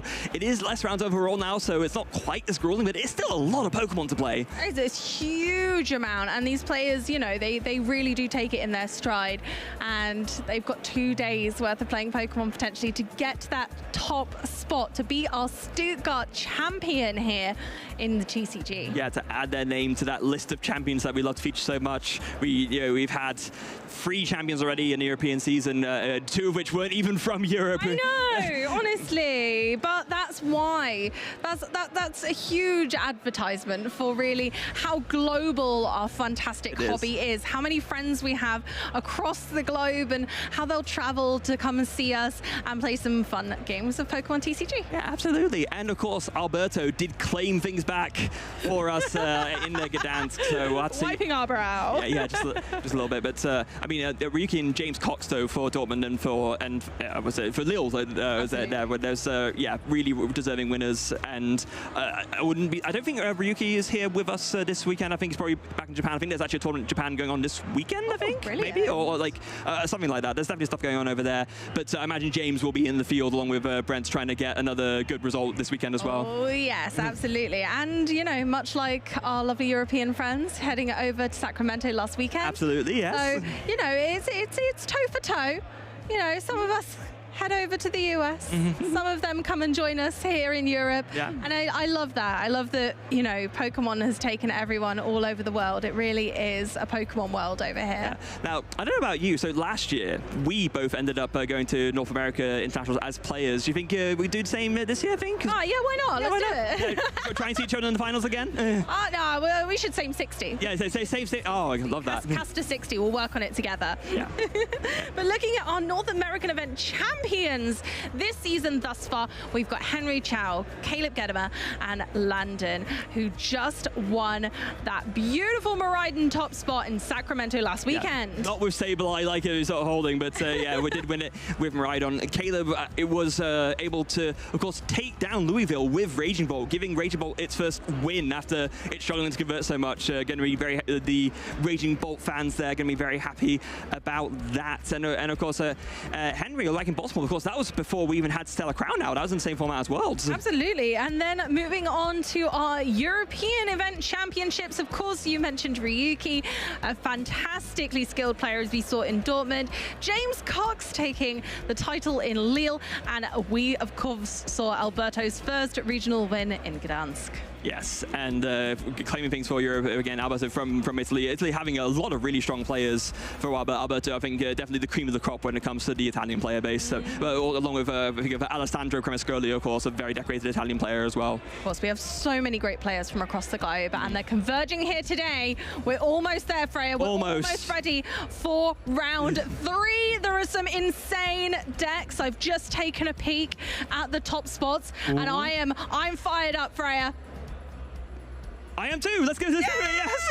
Oh, I can't wait. Honestly, there are some insane decks going on today. I think Europe has brought it. When you were saying I'm fired up, I don't know if I expected like a follow-up. It was just no, just I'm fired up. Yeah. I am very fired up for this one. And we hope everyone at home is fired up too, because we'll be getting to round 3 very, very shortly. Like I said, we've finished up the overtime. I believe, has round 3 been paired at this point? I mean, yeah, it's been paired. Oh, thank you. We're almost ready to go. And I have a funny feeling it might be a battle of the caster battles. A battle of the caster battles? Yeah, caster prediction battle might be happening. Already? You and I, Freya. It's me v you, I reckon. Oh, we're already straight away? Maybe. I think so. I think we're almost ready. Hopefully, if our players are going to make their way over very soon. And I reckon we might have one for the ages. This could be a very spectacular round 3. And here we are. Our players, and yes, we have Rahul ready and Lewis from the UK joining us to create a caster prediction battle. So Rahul, no stranger to the stream. We featured him so many times here in Europe and of course in North America in both the regionals and the internationals and worlds. I think we think, I'm just useless, just like another Saturday for me. Absolutely, Rahul, a very accomplished player, showing us once again that he is here to claim a title. Of course, look at those accolades, my word. Yeah, of course, it was the Dortmund regional finalist, so it was only taken down by Ryuki. So already with a really big notch to his name, for this season, and maybe just looking to do that one step better this time. Yeah, absolutely. Flourishing with championship points this season. I imagine we'll be hard-pressed to not see Rahul at the World Championships this year. Yes, I absolutely imagine it's already like locked in. I'm fairly sure like he's #1 currently for North America. I very much wouldn't surprise me, but here we are, of course, with our lovely set of prize cards, and oh no! Both ace specs. Oh my goodness! Both players are prized, but Lewis's is a little impactful there as well with his blender. Okay, yeah, but the precious trolley for Rahul and the brilliant blender for Lewis, that's gotta be rough. Okay, here we go right into the action as we start with Lewis's turn, piloting Cerulege. There we go, yeah, your caster prediction, and then Rahul playing Cloth. Is that what doth my eyes deceive me? Your eyes do not deceive you, Freya. We are back again, back at it with Cloth shenanigans. We've got a seafood broil of a deck right here, bringing multiple friends from the ocean together to make a deck that is actually quite well placed in this event. Absolutely incredible. Looks like Lewis will be going first here. Does start off with that nest ball playing in that Radiant Greninja. So important to find that early, has been a staple in so many different decks, and of course with that concealed cards ability lets you discard any energy card from your hand and draw 2 cards. Playing double duty in this deck, of course, not only drawing you the extra cards, but with every extra energy you get in a discard pile, you are powering up that Cerulege EX's attack. Yeah, and that's the beauty of getting this Greninja early. Not only is it its own draw engine, but also you need as much energy in the discard pile as humanly possible, so that Cerulege is really hitting those big damage outputs. But will it be enough against Cloth? I'm not certain. Having potential for attacking well with a single prize Pokemon could be Cerulege's undoing. Yes, absolutely could, especially considering, with the Cloth there, it does do a lot of damage on the single prize, of course. With that unhinged scissors, you are hitting really, really hard. So it's going to be on Lewis to try and make sure that he tries to take 2 prize cards, or like get 2 knockouts in for every time that he's getting knocked out by Rahul. So we're going straight in again, gathering more energy from the deck by discarding 1 energy using Earthen Vessel to profit 2. So this is really a numbers game with trying to gather as much energy as possible. However, Lewis's hand has dried up a bit here as we go for a jamming tower, attach to Charcadet in the active, and pass over to Rahul. Yeah, so starting off with an S-ball in his own right, and he's going to take a look through here and realize that, yeah, unfortunately, that precious trolley is prized. Not going to be very happy about that. No, because very precious it is in managing to help Rahul to get set up reliably. Yeah, it is one of those new ace specs from the Surging Spark set, of course. It does allow you to, when you play it, just bench as many basic Pokemon as you like until your bench is full. Yeah, just do it. Just search a deck for any number of basic Pokemon, put them on your bench. That trolley is bringing all of the friends to the yard. Yes. And with the fantastic help of cards such as Area 0 Underdepths, we're able to make the bench even bigger before we go ahead and grab all of our basic Pokemon. Fantastic stuff.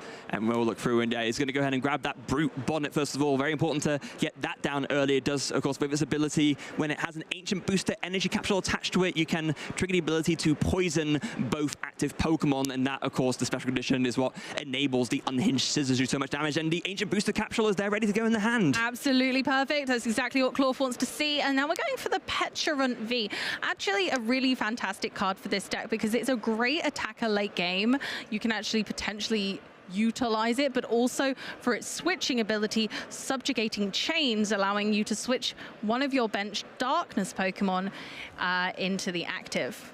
Yes, so and you can of course combine that with that other Petron, of course, not the EX, but the one that with the single prize Petron, with the ability that when it's in the active spot does make poison place 5 more damage counters. I believe it's 6. Or is it 6 more? Yeah, it's a really troublesome card. No, it's 5 more. It's 5 more, yeah, so it's 6 total, yeah, absolutely. Yeah, that's scary. Yeah, because those poison counters do tick up quite fast, and I do believe if Rahul is able to get out that Radiant Hisuian Sneasler, the extra 2 damage counters from poison from that will mean that Rahul will be able to take a KO on this Charcadet just from poison. Ooh, that is terrifying, and we're going with the Squawker Billy and wanting to refresh the hand. Now, I'm just going to note really quickly here, it's a reminder that Jamming Tower does not prevent our Brute Bonnet from using its ability Toxic Powder, as it still has an Ancient Booster Energy Capsule attached. That's still the name of the card, and so it still counts, although the ability of that is suppressed. So it won't be getting the boost of its HP,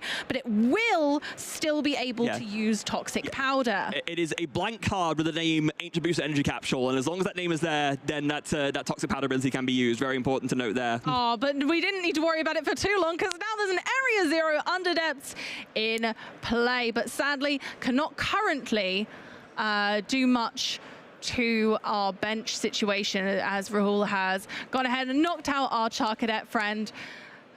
Not too great there, but Lewis's hand looking a little fresher now. Oh, hold on, Amy.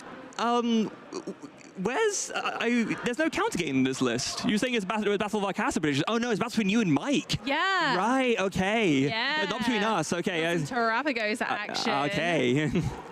And here we go. Oh, there's the first Cerulege, but not a lot of energy in the discard pile right now. It's looking like 3, 1 jet energy, a water and a fire, which isn't going to be enough to consistently take large knockouts. Yes, and that's exactly where you not want to be. You really want to be getting those energies in the discard pile so you can take those knockouts. But with that Brilliant Blender prize for Lewis, it's going to be tough to get the numbers in there. It's going to have to be a very big, discard of a lot of energy, maybe a big Professor's Research with lots of Ultra Balls to get there, and does end up just benching, is that just benching a Fan Rotom? Yeah, so Nestball for Fan Rotom. We won't be able to utilize it right away. I wonder whether this is actually for its attack. Yes, I think it is. Of course, with that Assault landing, does actually do a very good amount of damage for a single prizer, just for 1 energy, 70 damage. You do need a Stadium card in play to use the attack, otherwise it does nothing, but I believe that'll be enough to kill the Petrarch with the 1 poison damage. Very much will be, so Petrarch will be its own undoing. Yes. As it's already poisoned. So of course that would be enough. So 1 energy, 1 jet energy, that will do it in hand, will be enough to knock out and continue the prize race quite regularly, keeping up pace with Rahul, who has set the stage, taking the first knockout. Yeah, and this is very smart from Lewis, because this is a way to kind of make the prize trade a bit more even. We were just saying about how obviously with the 2 prize Pokemon, you want to make sure you take 2 knockouts for every 1 knockout you receive. But if you just take a KO with takes the Brilliant Blender from the prizes! The Brilliant Blender, that is brilliant! It is! What good timing when Lewis is faced with 2 double prize Pokemon, 2 prize Pokemon that are available. You really want to be getting that energy in the discard pile now, and not only that, but it thins the deck so that when you draw your card for turn, you're more likely to get something you'd like rather than another energy. Could not have asked for a better first prize card. Lewis is going to be very, very happy with that, and going to be extra happy with that decision to go ahead and take the KO with the Fan Rotom as well, that Assault landing. A win-win situation, It really right? is. Taking that first prize card was so crucial and could define the game. Yeah, but now back to Rahul here. So going to start off with that Arvin, of course, a staple supporter as long as it's been around, does let you search your deck for an item card and a tool card. Gonna go ahead and grab that Binding Mochi. When it's attached to a Pokemon that's poisoned, it does make your attack do 40 more damage to the opponent's active. And then with the other grab there, it's like the Nest Ball, and is playing that now, deciding what to search for. Is gonna go for that. And another one! We're going again in with the Petrarch one more time.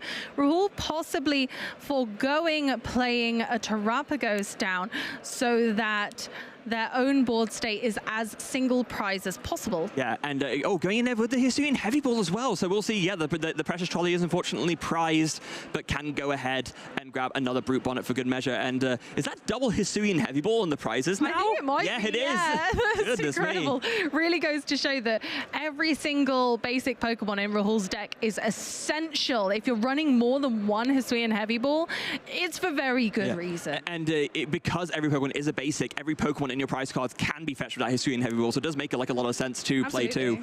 Yeah, you're so right. That more account than ever to make sure that that's going for it. So once again, Poison is going to knock out this fan Rotom. Yes. So, and very cleverly there, Rahul used the ability before going into the Pecharunt, so that way, you know, the Pecharunt's effect will go in and poison and KO the Rotom, but the Pecharunt itself isn't poisoned, so it will be harder for it to get KO'd back. Absolutely. Lewis won't be able to use the same trick again, but we're going in with that brilliant blender. It allows you to search your deck for as many energy as you like and pop any cards and pop them into your discard pile up to 5. Yes, I mean, we'll refer back to Battle Compressor, a card very close to my own heart, but it makes sense that now we'll bring it back a little bit more powerful, but only as a 1-of with that ace spec. So yeah, Brilliant Blender discarding any 5 cards from the deck, and that's there we go. What that essentially says in this deck is boost your Ceruledge's attack by 100 damage. Yeah, absolutely. Ceruledge itself needs those energy in the discard pile for its Abyssal Flames attack for 1 fire energy, only 1 energy to make this attack. You're doing so very much. 30 plus 20 for each energy in the discard pile. We've got 6 in the energy there. We see Lewis very helpfully. It was 10. Sorry. It was 5 before, another 5. It was. 10 energy now. Lewis very helpfully putting a little die counter there for us. Yeah, now that's 11. 11, so that'll be it's 250 now. Oh my goodness, it just ramps up so quickly, and that's the beauty of this deck. However, we'd only be taking 1 prize card, so Lewis... are we? There we go. Lewis has decided to take away Rahul's ability to easily switch his Pokemon in and out by KOing the Pecharunt V for 2 further prize cards, taking a quite heavy lead in the race now. Yeah, so go ahead and with the lead 3-2-2. So it's going to be on Rahul now to try and piece together this KO. Now, the problem is Cloth does do a lot of damage, but even with the poison buffs, 270 is very hard to reach for the Cloth deck. It really is, unfortunately. However, I mean, there's a lot of to and fro. There is potential that switching into a Pecharunt after a KO might help to ramp those numbers up. But this is the first time we've seen a Ranguru V. Aha! So with that backorder ability, I mean, God, this is a card that was talked about when it came out, but not really used that much. When it's in the active spot, with that backorder ability, you can search for any 2 tool cards from the deck. Now, this deck is very heavily tool reliant, so as a pivot, and especially since now you can retrieve it for free with that Latias EX, and you have the flexibility with the Pecharunt, why not, right? Absolutely. I mean, Rahul's obviously gone... Okay, hold on a second. Hello. Wait, is that enough? Or no, I don't think that's enough, so right? It's 170 base damage, minus 20 from the double turbo energy. No, it's 170. This 170 is already minus because it's 190 right. usually, yes, right? it is 190. So and that's then 210. 40.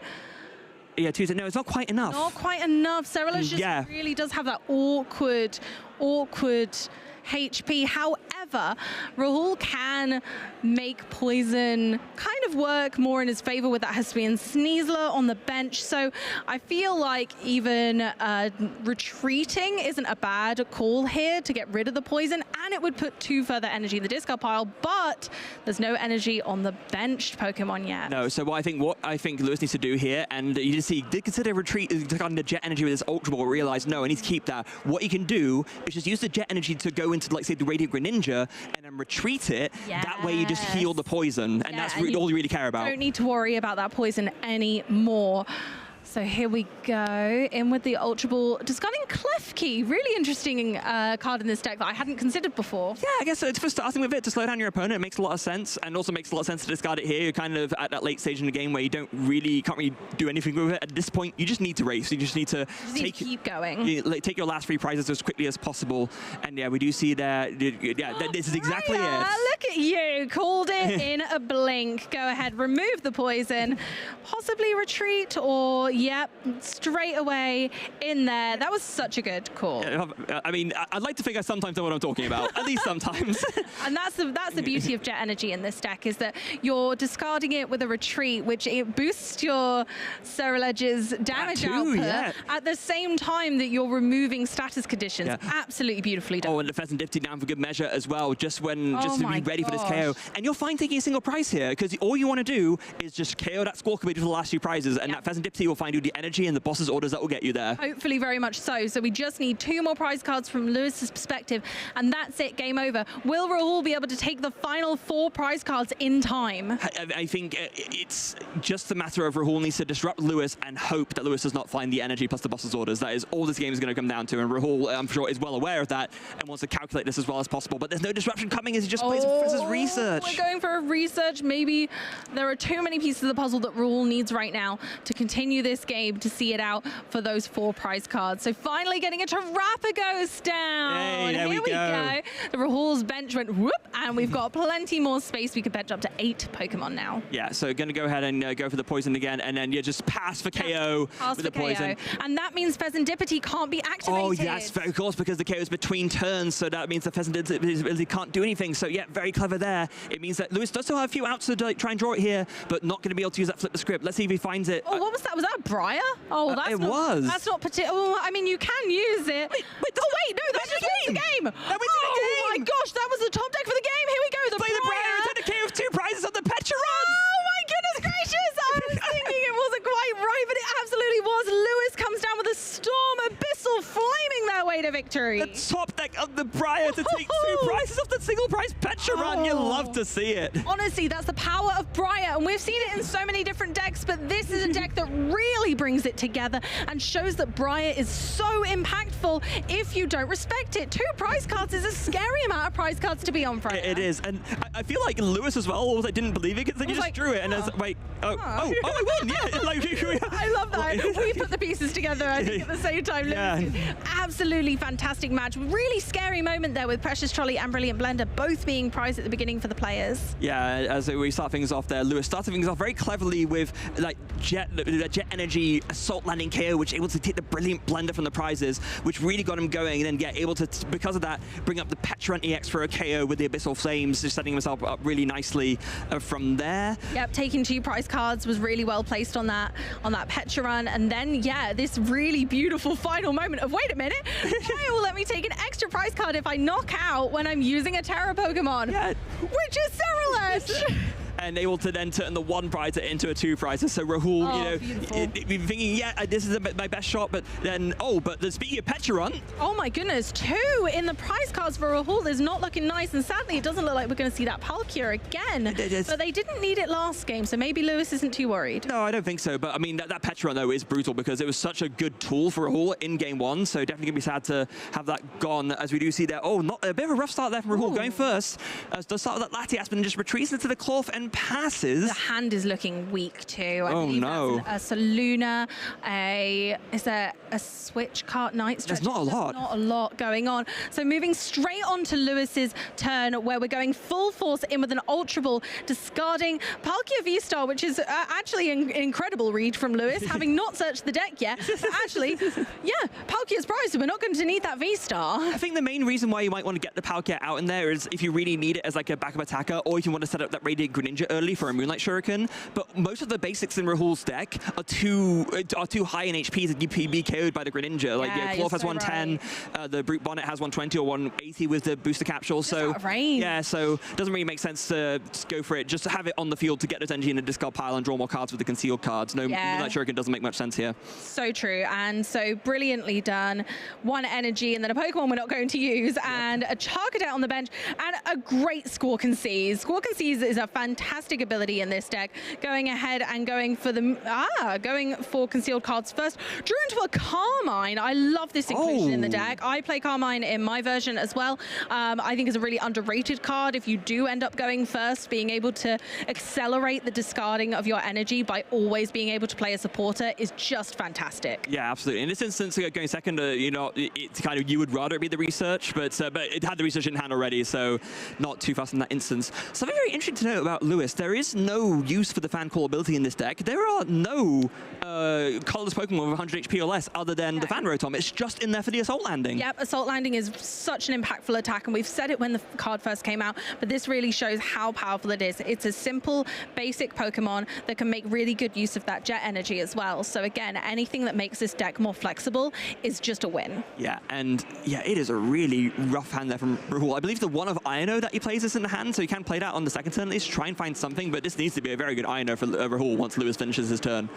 An Iono hopefully might be helpful, might save enough, but I'm not certain that actually Lewis has much more that he can do on this turn. Obviously, you can't attack this turn because we need to evolve the Charcadet. Yes, you do, and you're going to preemptively put the Water Energy on the Radiant Greninja. Very important to do that as well, both for, in case it does get knocked out, it's another energy in the discard pile, and if it doesn't get knocked out, then you can just discard it to retreat into a Charcadet and attack. That's the beauty of sort of Cerulege's more favorable attack being only one energy to use is huge. Yeah. Wait, hold on, didn't Lewis... That was the Squawk and Seize. No, but there was 7, wasn't there research as well? Am I missing something? I believe it was just the Squawk and Seize, and then we're going for the Carmine now, retreating into our Charcadet.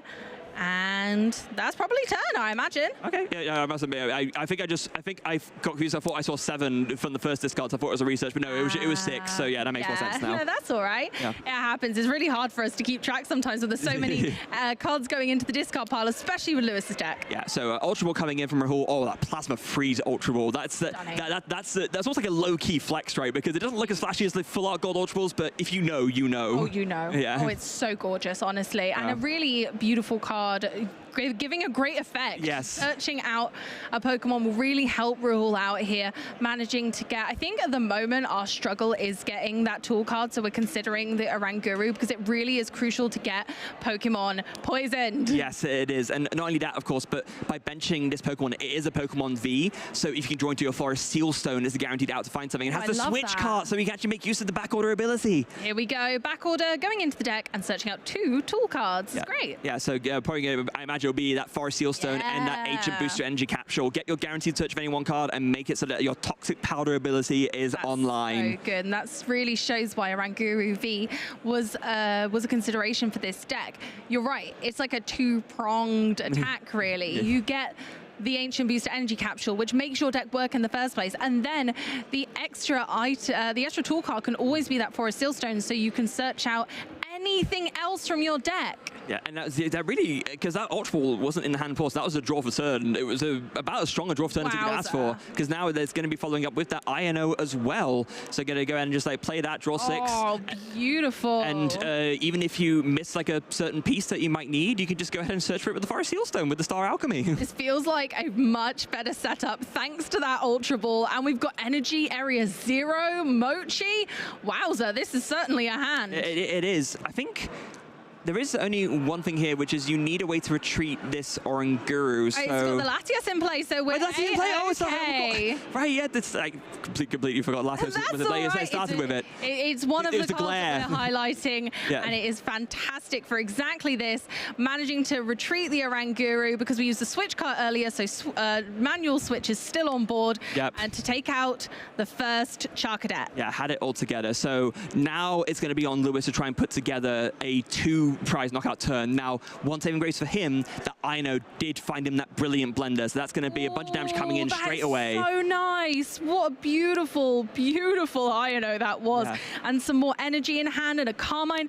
Oh, I couldn't ask for more. No, absolutely not. Although, I might like to see Lewis play the brilliant blender first, discard a bunch of energy, because that way maybe you can find your way into a boss's orders, or like a Ceruledge EX. There's a boss's orders in hand, but we don't have the Ceruledge yet. So maybe that's the huge problem, is that we actually just don't have our evolution yet. Yeah, so maybe we could have played the brilliant blender first to thin energy out of the deck, so make it drawing that more likely, but decided to play it that way round instead, and so now we're just going to go for that brilliant blender and get some of these energy into the discard pile there. Should be more than enough to take a knockout on a 2-prize Pokemon. Like you mentioned, there is the boss's orders actually already in hand, but is just missing the Pokemon itself. Yep, we just need to be able to actually put some pressure on. So it might be that the boss's orders might have to go into the discard pile in this instance, going for Carmine, because unfortunately we are going to need to keep digging for that Ceruledge. Yeah, and unfortunately as well, one of the early Ultra Balls that Lewis played did of course discard one of the Ceruledge EX. There are only 3 in the deck, so that means there's only 2 left right now. And actually, oh, wait.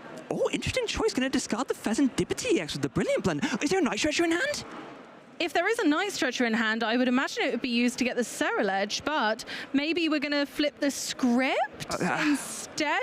It's an unusual but good tactic. Putting cards in the discard pile so they're essentially searchable with a Night Stretcher is a tactic I've seen utilized more and more in this set. Yeah, oh, hold on a second. Doesn't quite look like it, but we do have Fan Rotom in hand again, but no way to switch potentially?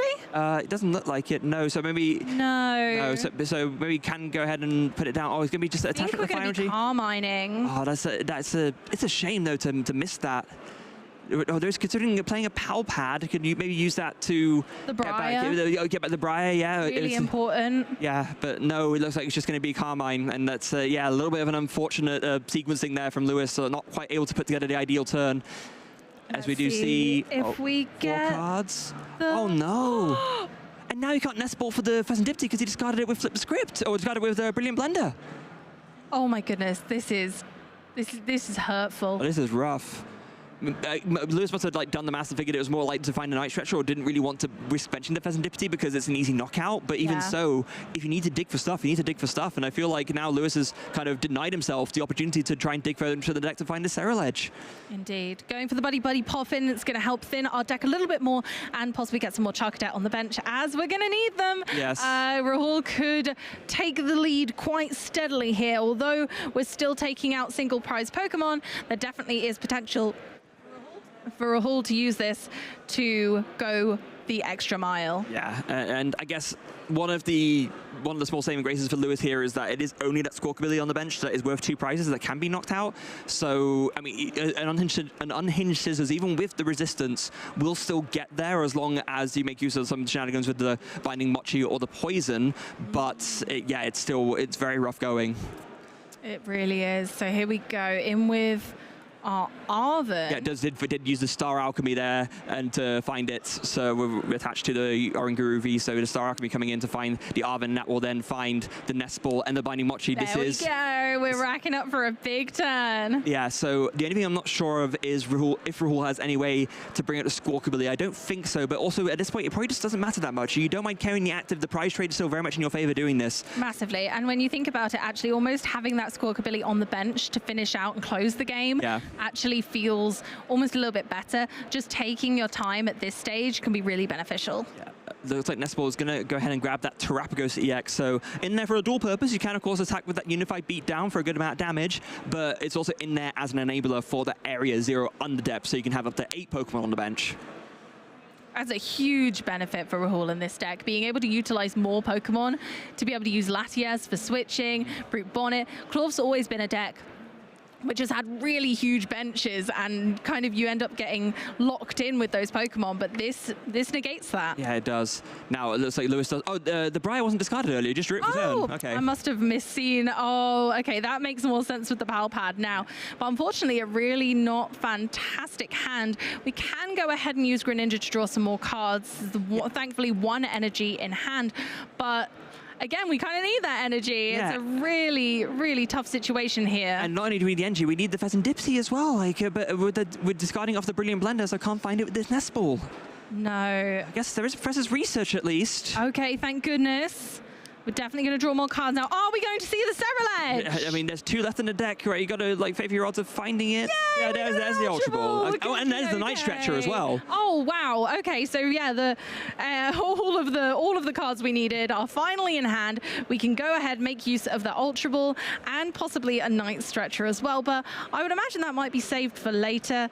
We'll see where Lewis decides to go with this. I mean, one thing you could do if you wanted was Night Stretcher, that Fan Rotom that was discarded. Ooh, or you could do it just, grab the Ceruledge, just so you don't have to Ultra Ball for it. You save more resources that way. Yeah, just keep the Ultra Ball in hand for later. You are now ready to go with an attack. You can't use Boss's Orders, unfortunately, because you did just play that Professor's Research, so it will have to be a single prize KO that Lewis is happy with. But like we saw last time, maybe that doesn't matter. Maybe you can pull things back for Briar. Absolutely, and yep, going ahead, grabbing the other Ceruledge EX, making it harder for Rahul to kind of take some easier lines of knockouts and going for making sure that we're guaranteed to have another one on. Oh, wait, hold on. No, I need to correct myself. There's only one Pal Pad in the list, and that was discarded. So now with the Briar discarded as well, there is no option for a Briar play this game. No Briar this time, but we saw it with game 1, and it really did work fantastically. I wonder whether that's going to change how this game pans out in the end. Yeah, but maybe for game 3, we might see it come in again. But in the meantime, yeah, Lewis does finally take a KO with that Abyssal Flames onto the Clorf, as Rahul goes ahead and does use an S-Ball for his own Pheasantipity EX, and will be able to flip the script himself, draw 3 more cards, gets himself some more resources, and already has really big damage lined up with this Terapagos EX. Now, I do believe if you can get a Binding Mochi on this Terapagos, combine it with the combine with the extra poison, I think they'll actually get the KO with the Radiant Sneasler, you know, if you can put it all together. Depending on how Rahul can fill that bench, here we go. Here's the beginnings. Actually, no, you don't even need the Radiant Sneasler because the Binding Mochi you do 260, and then one poison will do it for 270. That's enough. Yeah, absolutely. So Terapagos really coming through on this one. And again, showing that Binding Mochi isn't just for Clorf, it's a friend to many. Yes, so we're going on to the Terapagos now, and yeah, the Radiant Sneasler will mean the 2 extra poison between turns, but 220 as long as the bench is fully full. I guess what this does mean now is that you don't necessarily have to fill the bench to 8 in order to get the KO here. But I think Rahul would like to do that anyway, though. It's always a nice move to be able to fill the bench like this for when Area 0 is taken out of play. So if Lewis does replace it at any point, Rahul can potentially get rid of any Pokemon into the discard pile that may feel maybe a little bit like liabilities against Lewis. Yeah, so one more going onto the bench now. So this Terapagos now doing 190 damage. That would be 230. And then with the extra poison, oh yeah, that'll be a little bit short actually. So does still need a bit of other bench Pokemon. Otherwise, he'll need to keep going. Lewis has kept his bench quite thin, and maybe for good reason. Yeah. So I mean, oh, there's a night stretcher. There's a night stretcher. That will do it. Yeah, you do need the full 8 on the bench, and we'll get back that Clorf as a good follow-up attacker there. So now, as long as Rahul remembers to announce the Toxic Powder, there will be a KO here on the Ceruledge. Absolutely, there it is. Toxic Powder poisoning both Pokemon. And going ahead for the KO on Ceruledge. My word, that is such an impactful move, going down to just 2 prize cards. Rahul has, I kind of can see the writing on the wall. We can see 2 prize cards ahead on Lewis's board. And the problem is you can't KO this Terapagos without using a Ceruledge, and you know that Rahul will be very easily able to just KO a Terapagos again, just using the same combination, as long as he can find another Binding Mochi. So yeah, Lewis really needs to play his Ino here and hope that Rahul misses off of this Flip the Script. Here we go. This could be it. This could be the Ino that changes the course of this game. Isn't going to be enough to bring Lewis back from a really heavy lead from Rahul. Yeah. And then we do see he's also drawn to the Fire Energy and has the Earthen Vessel there ready to go as well, but doesn't need it. I mean, drawn the Fire Energy, Jet Energy ready as well in case that's needed, but just going for the KO. Yeah, nice and simple. Yeah, more than enough for Energy and Discard Pile to do that. And then as Rahul does bring up the Oranguru, and of course can use that to search for the Binding Mochi. So as long as there's a double turbo in hand to go onto that Terapagos on the bench, Rahul will take game 2. I don't think there was though. I think Energy might be exactly what we're struggling for here. Gonna go ahead and thin the deck a little bit because we still have the Flip the Script, so 3 more cards minimum will be able to be drawn. Yes, and will of course not that he's able to use that second Forest Seal Stone, but just getting it out of the deck so that he doesn't draw into it with the Flip the Script. But it's going to be 3 cards, and he needs to find a double turbo engine off this. So it's going to be 1, 2, 3. I didn't see it. No, Freya, we missed it. There's no double turbo energy, and that's just what Rahul needs to just take this game that last extra tiny bit. It's so close at this stage, but we might be able to get the Petra run out and kind of try and whittle things down with the Hisuian Heavy Ball, but still not. It's just not quite enough. There's a double turbo in the prize cards, of course. So how many have we used thus far? I think it's been 2, so I think there's like 1 in the prizes and 1 in the deck. I mean, that's what we're working with here. That's not a lot. No. That is such a shame. That is so tough, and there's still quite a lot of the deck to get through. So going ahead and using the Arven just to keep taking cards out of the deck. We want as the largest choice. 1 left in the deck. There we do see it. Oh my goodness, the super effective glasses. Hello. I love that card, and with more attackers than ever, Rahul is in a really, really good place to make use of that, especially with Clorf being able to bring lots of weakness into the former, and of course that Hisuian Electro V with its grass typing for Charizard. Yeah, just in case of another disruption, I'm going to go ahead and put the super effective glasses on the Latias. Not going to be attacking anytime soon, but yeah, then it's just going to be the poison and pass. So with the Petrun's ability and with the Radiant Hisuian Sneasler's ability, that will be 8 poison counters, 8 damage counters from poison between turns. And now it's back to Lewis, who really can't afford to attack with this Cereal Edge, really, but... I think he might be able to, Freya. I think disruption might be the name of the game here for Lewis. But if Lewis can disrupt Rahul enough, maybe Rahul won't be able to get that double turbo energy. I mean, I guess you have this boss orders in hand. You just have to go for the Serendipity here. Oh no, of course, you need to get the Blood Moon Luna, because if you don't KO it, then it just comes in. So, yeah. Absolutely. Oh, so that's rough. You have to disrupt as much as possible. Bring forward the Ursaluna so that Rahul can't select it when siphoning that bench down to 5 Pokemon. Yeah. But in an ideal world, because the thing is, yeah, you need to clear the Blood Moon Ursaluna, because otherwise you do just lose from an attack from Blood Moon. But also it means that you can't get rid of the Serendipity for Flip the Script. So it's really, really rough. Lewis, he had no choice there. He had to take down the Blood Moon Ursaluna to guarantee that to guarantee the loss prevention. Yeah. Now, but there's so many options to find. Okay, Jet Energy to heal poison. Okay, that's good. Same again. We love that from last game. We're doing it again. Retreat the Greninja. And that will be, again, enough. Actually, I think that was also important to get the extra energy in the discard pile in order to be able to take the knockout. So that was actually very important there from that perspective, too. And we're still looking at exactly what's left. Check that discard pile again and again. It really does come down to, can Rahul get either the Ursaluna back with the Night Stretcher in hand? Which is already there. We knew that it was game. Of course, the Blood Moon Ursaluna with his fantastic ability, proving once again that it is the biggest bear in the forest. Yes, and once again, just the Splash Ball attacker that I've seen play in so many different decks, just because of the fact that in the late game, it doesn't matter how low on NG you are, with that seasoned skill ability, reducing the attack cost by 1 colorless for each prize card your opponent's taken. So if your opponent's taken 5, it can just attack for nothing. Tell you what, Ursaluna and Rahul both have seasoned skill. Yes, they do. They absolutely do. So a very, very good pair these two make, as we see Rahul take that game 2 quite tidily. Yeah, I do. And I think there for Lewis, it really fell apart that turn where you decided to use that Brilliant Blender to discard the Serendipity EX, because I really feel like if he was able to get that out of the Nest Ball, could have dug a little bit further. And we can see there in the replay, we saw the early KO on the Charcadet with the Cloth. That's fine. You can initiate like a decent prize trade there, but then off of that Brilliant Blender, just trying to discard some energy sequencing, maybe just gone a little bit awry,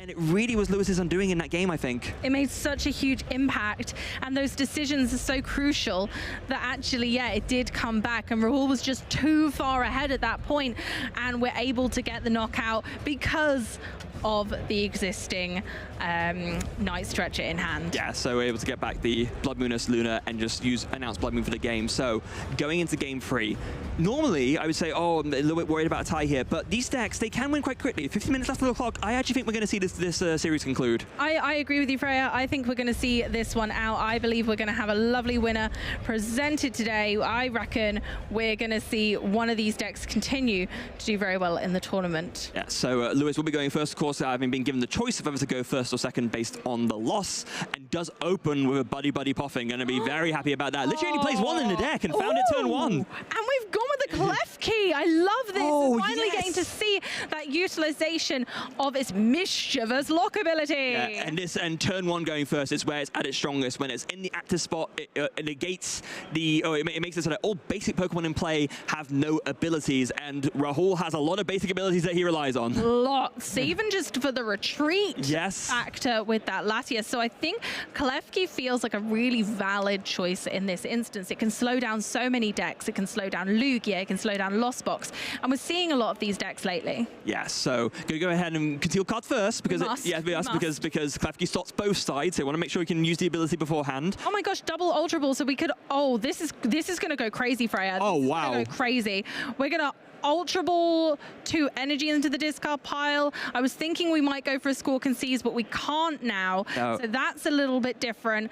Going for the Palkia instead. I wonder I think it's a pass. Yeah, I think, although, yeah, maybe a Squawk ability would have been nice, it is also a very easy 2 prizes, so maybe Lewis is thinking, you know what, I can just buy time by having this Klefki in the active, and that way I don't need to, you know, go in with the Squawk ability. I'm going to slow this right down, because without being poisoned, that Clorf can't really do much damage, with only 30 base damage on its attack. Oh, but here we go, the turn 1 Arven from Rahul does find that precious trolley. Oh, we love it. Finally, we're going to get to see some action with our second new ace spec. We get to see 2 new ace spec game 1 of the stream today. Yes, so can you go ahead and use that to fill the bench with as many Pokemon as he likes. Not able to quite go to the full 8, of course, with the lack of the Area 0 Underdepths in play, but still can basically get everything that he would ever want. So can get that Latias, can get that Brute Bonnet, can get that Oranguru, although they're not quite as useful as they usually would be thanks to that Klefki in the active. Not right now, and I wonder how Rahul's going to manage to actually kind of deal with that Klefki, because it feels to me like you're right, Freya, and Lewis has gone, okay, Klefki's here. I've got all the time in the world. Yeah, look at Rahul's field right now. Basic vulnerability, basic vulnerability, basic vulnerability. I guess that's Terapagos, at least, when maybe if you can find a way to switch out this Clorf, because that's obviously... going to be the key. Yeah, because Skyliner is offline right now, so you can't use that to retreat for free. Nope. But if it has a switch card in hand, maybe you can just go ahead and do that. I can't quite see one yet. No. And interestingly enough, did opt to not go ahead and grab the 5th Pokemon off of that Precious Trolley, but instead just going to attach the Agent Booster Energy Capsule and then pass. Yep, get ready. At some point, Lewis is going to have to break the Mischievous Lock and start being a bit more aggressive. So hopefully we'll see that come through. And now it's all about sequencing. What cards is Lewis going to play in which order to most effectively get the cards that he needs from his deck? Yeah, so this first Ultra is going to come in and, yeah, probably going to go ahead and grab that Ceruledge. Maybe you want to think about grabbing that Palkia V-Star as well. I don't believe it was in the prizes I saw. There was one of Ino prize, which could be crucial later, but I believe the access to the Palkia V-Star is still there. And yeah, a really, really strong attacker in this deck. Yeah, and looks like it's being considered.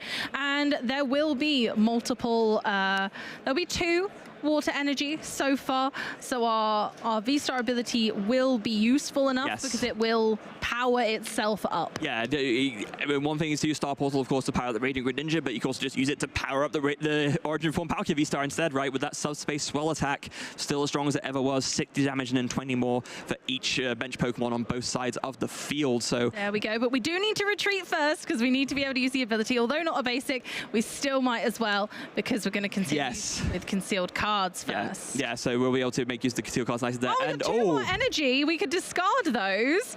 Using the Ultra Ball might be a bit risky, but first up, very important, going ahead and attaching our 2 energy using our Star Portal. Yeah, I guess maybe Lucy's thinking here, do I want to kind of not put myself down to a 0-card hand, which an Ultra Ball would do? So yeah, instead just going to go ahead and grab a Professor's Research off the prizes. Wow. Oh, that is a nice pick. So back onto Rahul's turn now, and we are live. The Klefki lock has been broken, and Rahul's able to flourish once again and continue playing with full ferocity. Yes. Now, there is a lot already in play for Rahul in terms of what he's able to get from the Precious Trolley. So, but of course, with that turn on Mischievous Lock, the option for the Squawk ability was denied, and Rahul was slowed down a lot on his turn 1. So it's going to be interesting to see how he takes things from here. You can put together a KO on this Palkia V-Star if you can get all the right cards by attacking with this Terapagos and getting an extra poison in, but it is still a lot to try and find. I think Rahul has most of those puzzle pieces. I think getting more Pokemon into play is the struggle. Yes, and I'm trying to think. You wouldn't need the Radiant History and things which you do have, because it would be 260 with the Binding Mochi and then the extra 30 from Poison that'll get you there. The Forest Seal Stone will probably find a few more pieces too. So I guess all you really need is if you have the Double Turbo and the Binding Mochi, you're there. Yeah, so Double Turbo and Binding Mochi are both in hand, and now we just need it to go ahead and piece that all together. Yes. So a Professor's Research was taken there. We did go for that in the end. There we are. Yeah, nice stretcher stretcher as well. first for the Clorf back. Yep, love this. Use all your resources before the research. Strong. We love to see it. Professor's research on a 0-card hand. Yeah, and did find, I think, both of the Hisuian Heavy Ball for good measure as well. So we'll be able to play one of them just to look through the prizes. We do know there's the Iron Bundle in the prizes, but I think that's the only basic that's in there right now. Oh, no, there's a Trapagos too. So, oh, perfect. So we'll be able to get both of those out if he so desired. Yeah, and longevity is always good to have on that bench. Yes. And we'll just take a quick note of the prize cards as well. You can take notes when you are playing the Pokemon trading card game in a tournament setting, and if you want to just note down the prize cards just so you remember them, it makes a lot of sense to do. Yep, as long as that page is blank before you go into your game, you're all good to note that down. That's one of the strengths of Hisuian Heavy Ball, allowing us to see those prize cards. Don't need prize checking, don't need to figure it out, just have a look. Yes. So now I'm not going to go ahead and just go with the Toxic Powder ability to poison both active Pokemon, and then with that unified beat down, we'll take the knockout. Absolutely, for the first 2 prizes of the game, Lewis can catch up, but that's a really heavy beat for Rahul to start on. Yeah, so I imagine now we're like just sort of looking a little bit ahead with the back and forth. A lot of it is going to come down to whether Rahul can kind of manipulate the prize race in his favor. And what I mean by that is Lewis is going to go ahead and take a 2-prize knockout here, I would imagine. I mean, there's a lot of resources in hand. I'm fairly sure he can put it together. So he does that. Rahul takes another 2-prize KO.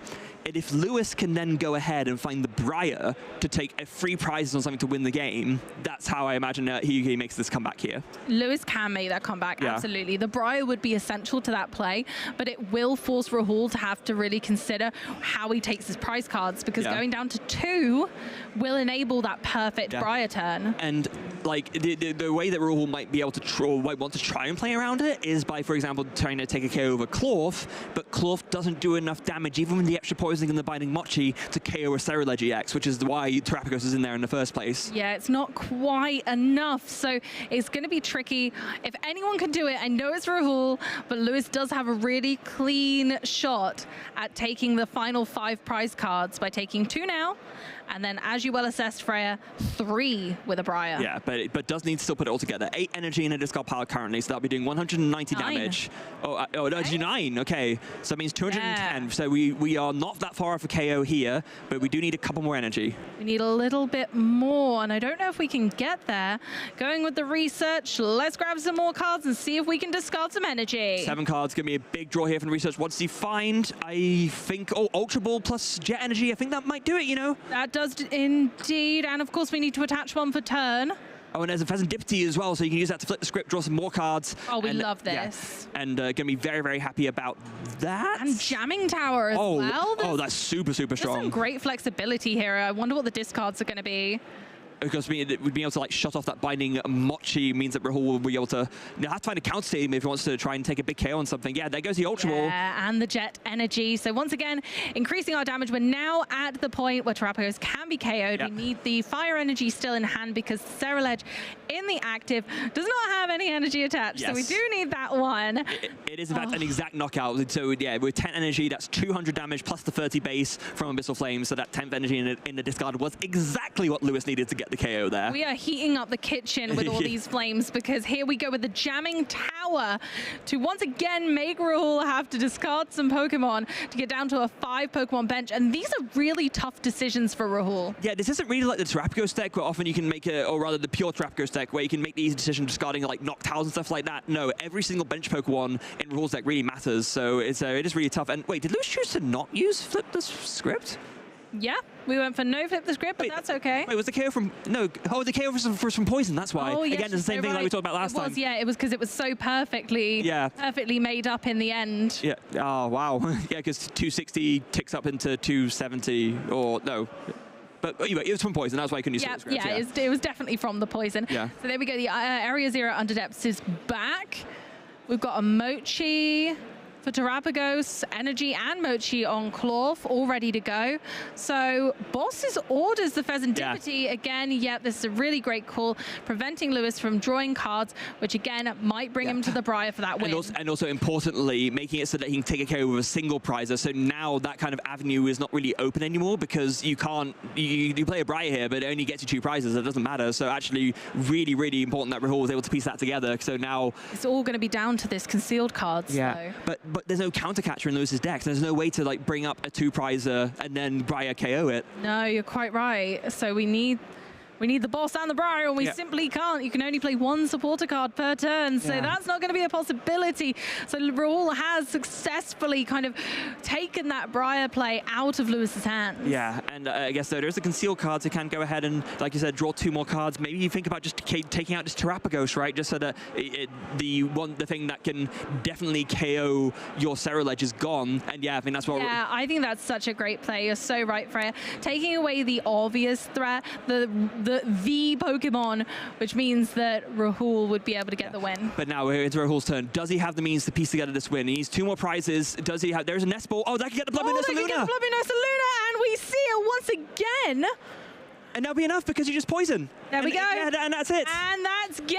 Rahul taking that final 2 prize cards on Cerulege and mopping it up. The bear really was the necessity.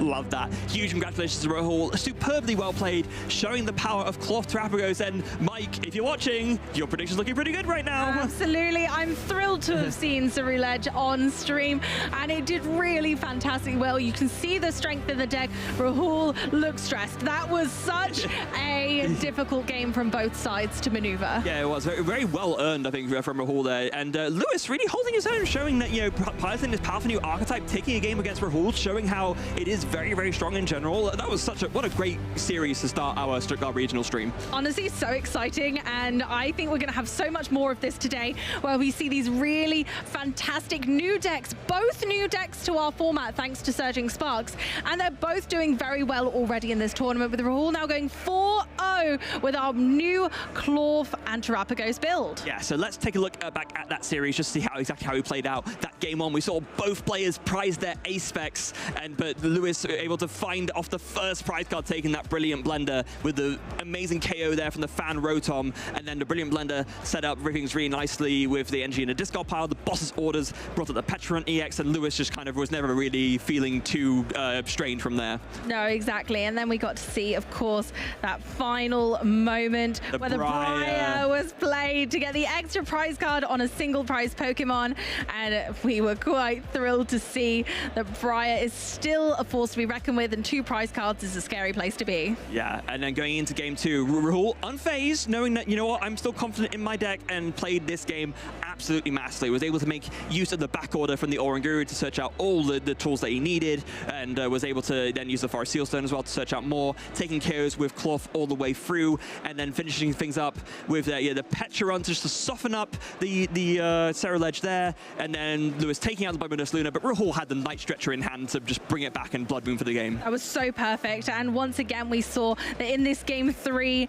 where the pressure really was on, the Terrapagos was just that key in getting that extra push of damage to take out this huge Palkia V-Star, which Clorf wouldn't really be capable of on its own. Traditionally, Terrapagos has brought a brand new, fresh play to that. Yeah, we go with that unified beatdown attack. Your base damage just like a little bit higher, right? And then Rahul, very wisely here in game 3, take out that Pheasantipity, like deny Lewis the draw options and KO that with the 1 prize Clorf, so that you can't, you know, use the Briar play to sneak a cheeky win back. And then Rahul was able to just Nest Ball for the Blood Moon Ursaluna combined. And once again, we saw the bear take it down. The big bad bear. Just honestly, really grisly end there to Cerulege, sadly. You are full of them today, Amy. You just showed me up here a little bit of the puns. Oh no, you started me off today, so I thought, I better come through. But honestly, fantastic game. So psyched to see what Stuttgart has in store for us. We're here in Stuttgart in Germany, of course, for the Pokemon trading card game, and we couldn't be more overjoyed to bring you so much action. If you thought that game was good, you better stick to your seat, because we have so much more where it came from. Is this the beginning of Clorf's Vice Grip on the meta? Oh, it very well might be. We might be seeing some more Clorf action today. I know a lot of players are on this build of Clorf today, so I think it's really going to be its crowning event. Yeah, and Ross, where you at? Like, seriously, what are you doing? Like Clorf is out here absolutely slaying the field, and you're just like, no, hey, worse, what the heck? Right, and Clorf, the meta's made for us. Absolutely. Oh, thank goodness, at least, that we have just so many fantastic players to bring these decks to the events for us so that we have a fantastic show. Yeah, so with Rahul now going in at 3-0, a really, really strong start, could this be the start of a regionals winning run for him? Could he finally beat that second place they got at Dortmund and take another European regionals for North America? That would be insane. Just going second and then first place, it really could happen. As you say, 3-0 is an insane start to the day. He must be feeling so confident and jazzed to just continue through this tournament. Especially considering, Rahul has mentioned before, he feels like he's a little bit cursed going on to the European streams. Did break that curse recently, of course, then it kind of manifested again with him losing the finals on stream, but is able to put it back for the win here. So I think it's safe to say the curse isn't as strong as it used to be for Rahul's European stream games. No, I certainly think he's broken that at this point, especially with the strong showing with Lugia earlier in this season. Absolutely. And now moving on to the next deck. I know that Rahul was saying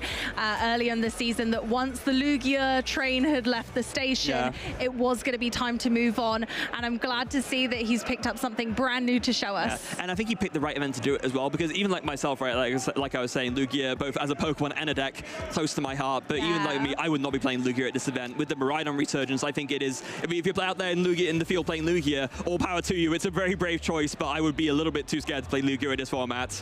But with that being said, I think I personally would love to hear from our winner Rahul. So let's throw it over to the lounge for an interview of our winner. Thank you very much, both. I am here with our round 3 winner. We see you a lot here, Rahul, already, but it was incredible to see a display with a pretty unique deck. But how are you feeling right now? Lucky, I guess is the best word. Like, I don't think I did anything special in those games, but I got pretty lucky to win that set in general, I think. I mean, the deck seemed to really come to the fore in games 2 and games 3. Yeah, in game 1, I didn't really know what was in Lewis's list, so I didn't know what to play around necessarily. But when he dropped the Briar on me, I was like, oh, that's... Yeah, I guess that is something to worry about. And then in game 2, I feel like I had a turn where I could attach DTE, but I couldn't remember, so I just didn't do it. I probably should have asked. But games 2 and 3, I started to piece together in my head that the bear is really, really good in this matchup. Most of what I'm doing right now is on the fly, and I don't think anyone actually tested the Serial Edge matchup.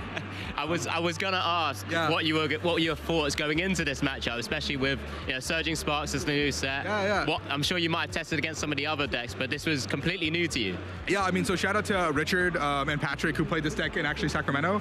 I saw their list pop up in top 32, and I was really curious because it was not 1 but 2 players playing this unique archetype. And so I ended up messaging Richard, and he sent me back a super detailed guide on a lot of really important matchups. And I didn't have a ton of time to test this week, being the holidays back home. So my family, naturally wanted to spend time with me. For once. Yeah, literally. And so I was able to go through that detailed guide. I theoried a lot of matchups in my head. And when I got to the Serial Edge matchup, I actually had zero clue what to do. But I just figured if I can out-trade him properly, maybe take a prize with Petch. The Petch knockouts just never came. And did not play around the fan rotom, so that was really kind of really annoying, honestly. But as I started figuring out the counts that are in Serial Edge, kind of figure out the counts that Lewis was playing, I was able to effectively checkmate him game 3 with the bear play. I knew I was just going to go for the bear at the end of the game. All I needed to do was I knew I had a Carmine prize, I knew I had some pieces prized, so I could either go for that play or kill with the Trapagos as well. I just needed to get to that last little bit. Yeah, you took some really sort of big knockouts there with the poison damage, of course, because we saw the Pheasantipity obviously not being allowed to flip the script as he usually does. It's such a cool little interaction that so many decks can't use Pheasantipity, which is such a broken card in this format, and me being able to shut that off is just really, really cool. It's really cool. Yeah, I mean, what was your thoughts if Lewis weren't able to bench the Pheasantipity, because that was an easy 2-prize knockout for you to go to 2-2-2 sort of prize race? I think I was in danger for sure because I would have had to have a pretty big Terapagos turn. I think I would have gotten there barely just with the pieces in my hand, but I would have had no steam for the following game. Yeah, there's a lot of extending to get to that stage. If Lewis was able to Iono me or put me in a pretty rough spot, I knew that I was kind of cooked. Or the biggest thing that was scary in my mind is if Lewis didn't bench the Pheasantipity, I would have to KO with Terapagos, which I had, but Briar wins the game. So the Briar was just stuck in my head from game 1. I was like, I lose to Briar, which is you don't want that PTSD from game 1 to happen again. I was I don't want to lose to Briar games 1 and 3. No, it was a great showing of the deck, and obviously you shouted out Richard enough there from the actual list and the guides. Yeah, awesome dude. Did you make any changes, thinking about how Sacramento kind of worked out? We made a couple of changes, just We theorized a couple matches. It's not just me playing. There's a couple. I've managed to poison some of the other guys in here because my pitch was just that this is unique. It's funny and like I don't know like. If you're not having fun playing Pokemon, what are you doing? Like, I really do not want to send Drago like everyone else is. Like, it is the best deck in format. Everyone's doing the best with it, but like, I don't know. Sometimes like bring a fun deck that can take the rest of the meta by surprise and see where it takes you. Yeah, I mean, in the back of your mind, were you never thinking, I'm going to keep jabbing Lugia one more time, or is this the format not for it? I really thought about it, and then I just came from Sacramento where Miraidon took first and second, so my colorless birds were not good with lightning. So yeah, this time you're just going to target them down with that, the fighting weakness. Yeah, I'm going to complete 180 direction. Let's just take down lightning types. We want to see them every round this time, so yeah. Right, I mean, so how are you feeling for the rest of the tournament as well? Because obviously you may have seen some of the meta share that's come out. What's going into it, Surging Sparks, how much of an impact do you reckon it's having? I think it's like unique that Miraidon is doing really well, so it's created this like triangle metagame once again where Drago isn't just the best deck in the form. It is the best deck in the room, but it takes a really bad matchup to Miraidon. Like I think Miraidon does quite a bit of damage. I think lists are gearing to beat that. Good matchup for me. Maybe the Dragos cut some of the cards that hurt me. Yeah. That could help out a little bit as well. And so all things considered, I think I need to keep dodging some of my worst matchups, obviously. But this deck is really unique, and hopefully I can do it some justice and take it to a pretty deep day 2 finish. I don't expect to win the tournament, which is a weird thing coming from me, I know. But this one is where I really just want to make as much of an impact as I can with this deck because I think it's really cool. Yeah, I mean, it's fantastic to hear. You've given us so much insights, Justin, and I always get a lovely chance to speak to you. Yeah, it's incredible. Always good to see you. But yeah, this has been our round 3 winner from our stream match. It's incredible to have Rahul here again. Hopefully you continue your runs. You've been doing super well this season already. But that's it for now. We'll throw it back over to the casters at the desk. Thank you, Alex, and thank you, Rahul. Wow, already, it almost felt like a free masterclass in the Cloth Terrapagos, to be honest. It really was, honestly. That's what we get to see from these high-level players, though. Although, maybe going into the day, the deck's a bit of a secret, but it's out now, yes. So we might as well tell all. Yeah, so Cloth Terrapagos, wow. And I think it's really cool to see, even from like a player like Rahul, like the exact words, if you're not having fun playing Pokemon, what are you doing? And honestly, I kind of agree. Even when, you're there at the highest level and you're competing, but you have fun competing, right? That's the whole point. So I think if you're not carrying through that fun when you're playing the game, I think it makes it a lot harder to have like the right mindset to do well in the first place. So I really have a lot of respect for that from Rahul. Absolutely. And just coming back from that game, we do have a little community choice for all of you. Oh, hello. 3 choices that you'll be able to choose from, and you will get a little bit of a say on what is going to go on stream soon. So we're going to try and find well-placed players who are playing either Golden Go EX, Archetypes EX, or Roaring Moon.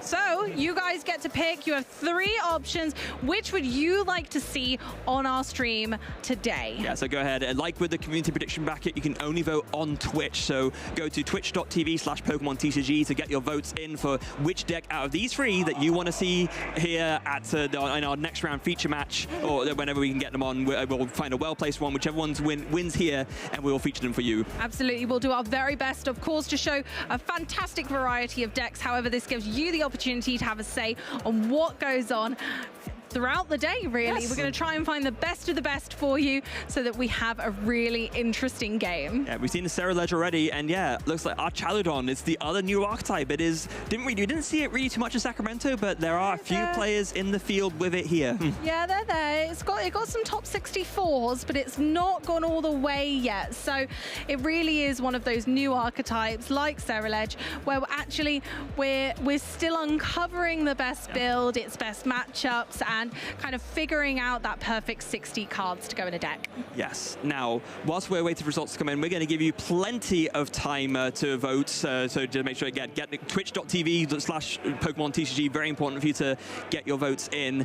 And like for us right now, I think that, I mean, I don't know about you, but I am kind of need a after that intense round 3 feature match. Honestly, it really was intense. But if you missed any of the action, don't forget you can hop back at any point, but don't go anywhere because we have so much more to give.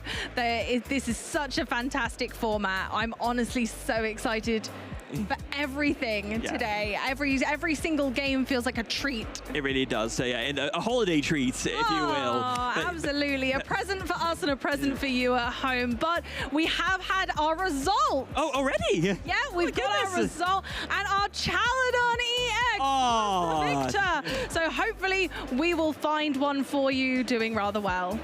So that's going to be, to bridge you into our next round, we're going to be bringing you our Chaladon EX when we can. But for now, don't go anywhere. We'll be back very, very soon with our round 4 feature match.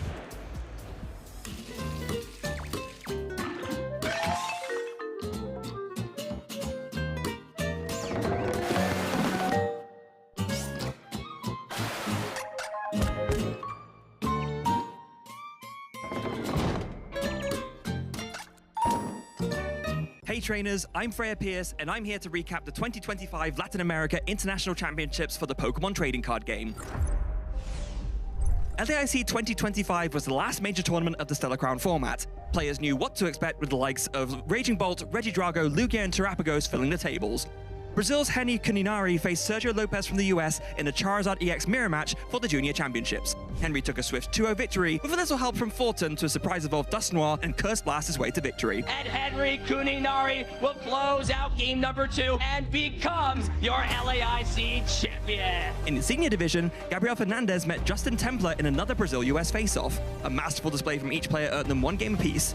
After a Dusknoir misplay in game 3, Gabriel was able to recover though and take a second title for the home crowd. And that's it! He extends the hand, back-to-back champions. Gabriel Fernandez does that and repeats his title. In the Masters finals, 2 titans of the game, Australia's Brent Tonneson and Miloslav Pozleny from Czechia, played the mirror match with Regidrago V-Star. In game 1, Miloslav started strong with a very early Boss's Orders KO on Brent's Regidrago V-Star, initiating a prize race in which Miloslav led all the way into game 2. Game 2 ended as quickly as it started, with a lone Curium Star from Miloslav allowing Brent a quick KO in his second turn, leaving one last game to decide our LAIC champion. Following their first match's example, Miloslav KO'd Brent's only Regidrago V and never missed a beat, taking 6 prizes in 3 turns to win his first ever international title.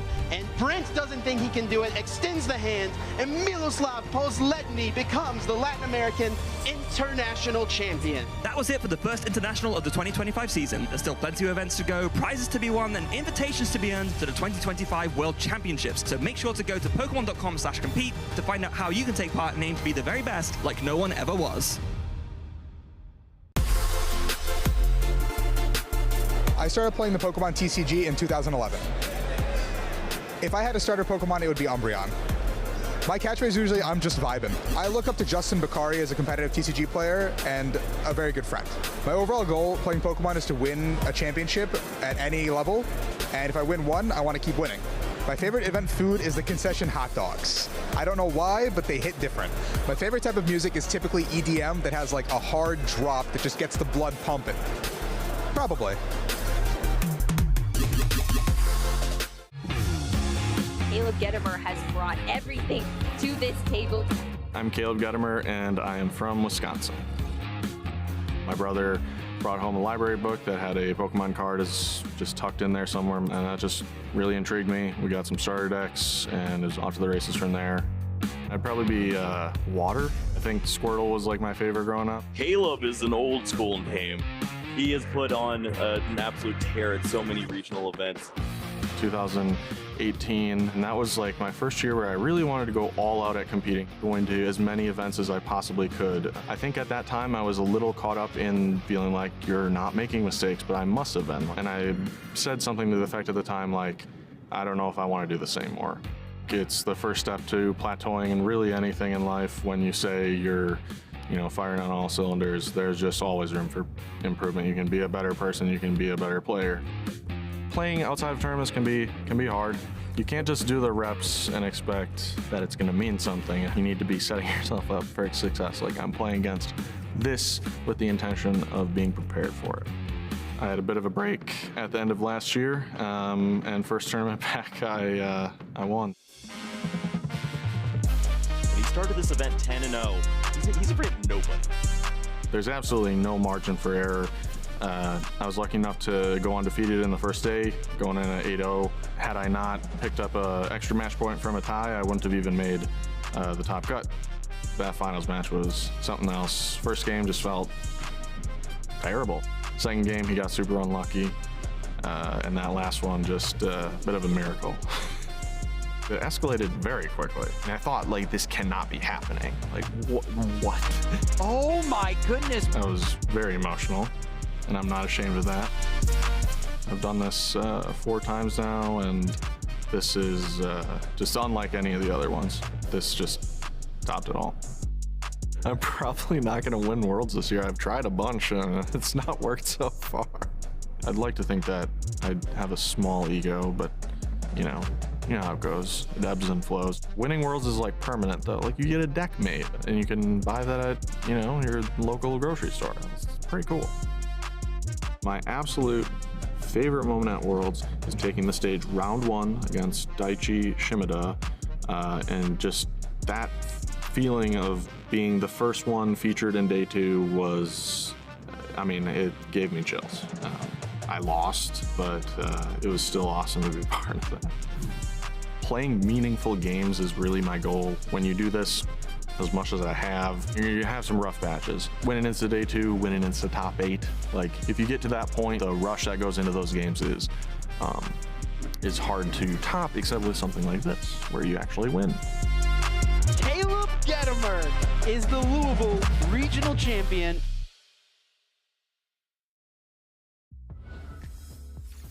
My name's Luke Kirkham. I'm here because I love playing Pokemon. So I originally played sort of 20 years ago when I was a lot younger, just not competitively, just with some friends, sort of fun decks and stuff. And I stopped playing for 10 years, and then I got playing again because my little brother brought some cards home. And so I got into it, built up some decks, found out there was a local league near us, and the rest, they say, is history. Favorite artwork, there's a few cards that I really like. I like all of the new ancient alternate arts, so the Guardian Fire, even the Entei, Raikou and Suicune arts. I think the artworks these days have come on a lot, and some of them are really nice. I also like Mew EX. It's one of my favorite cards, so the artwork on that, the actual promo for the 151 box, that's quite a favorite one of mine. I think my favorite deck of all time, purely based on results, will have to be my Palkia Suicune deck that I got top 4 here at Gdansk with last year, because it was my first top 4 better finish in the current format of the regionals. Very close to taking home the win, but not quite there, so it's something I do really enjoy. I think my motivation to compete is probably the competitive side of it. I want to win. I want to be one of the best players in the world. I'm not coming here just to do okay and make up the numbers. I'm trying to be one of the best. I think when I first started playing, in the era that I started playing, Sami Sakun was one of the best players in the world. I played against him a lot at locals. Always beat me. I can never quite get the better of him, because he was just a very, very top player. I think one of my favorite parts about the community and everything is all of my close friend group now have all come through Pokemon. So everyone that I hang around with outside of Pokemon work are all from Pokemon. I've lived with friends I've made from Pokemon, and I think the community is very welcoming. There's some games you hear some bad vibes and things, but I never hear that from Pokemon. It's always very friendly and welcoming. I love going to tournaments and just seeing people and chatting to people and being social, because it's not just a competitive game, it's a social game as well. And I think people sometimes forget that side of things, but it is still very important. Hi, I'm Shay Byrne, and today we'll be taking a quick look at the Clorf Electrode deck. Clorf from Paradox Rift has the Unhinged Scissors attack, which deals 30 damage plus an extra 160 damage if Clorf is affected by a special condition. This might sound like it's hard to pull off, but the combination of Brute Bonnet's Toxic Powder ability and the Ancient Booster Energy Capsule card allows you to leave both active Pokemon poisoned with ease.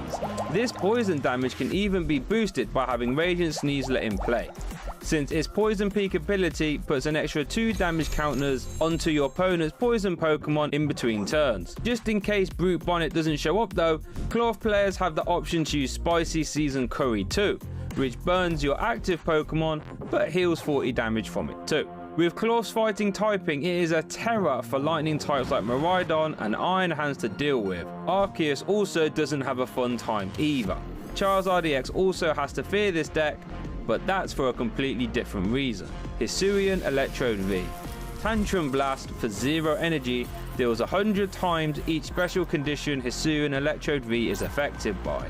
So if Hisuian Electrode is poisoned and burned by a Brute Bonnet and Spicy Seasoned Curry, you deal 400 damage to a Charizard EX thanks to its weakness. This type coverage paired with high damage output makes Cloth Electrode a very scary deck to deal with. But that's been our quick look at Cloth Electrode, so now it's time to roll on over back to the stream.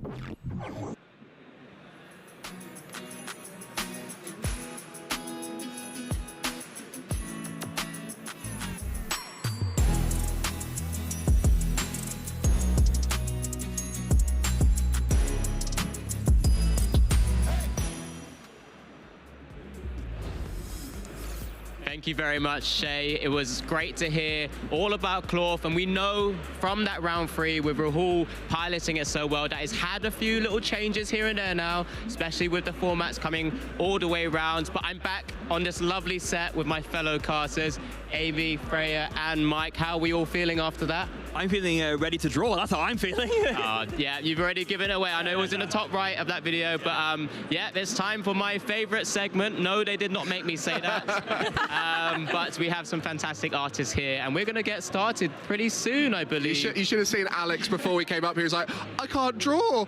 I might forget a Pokemon. So we got to get Alex drawing quite early on so he doesn't get missed later.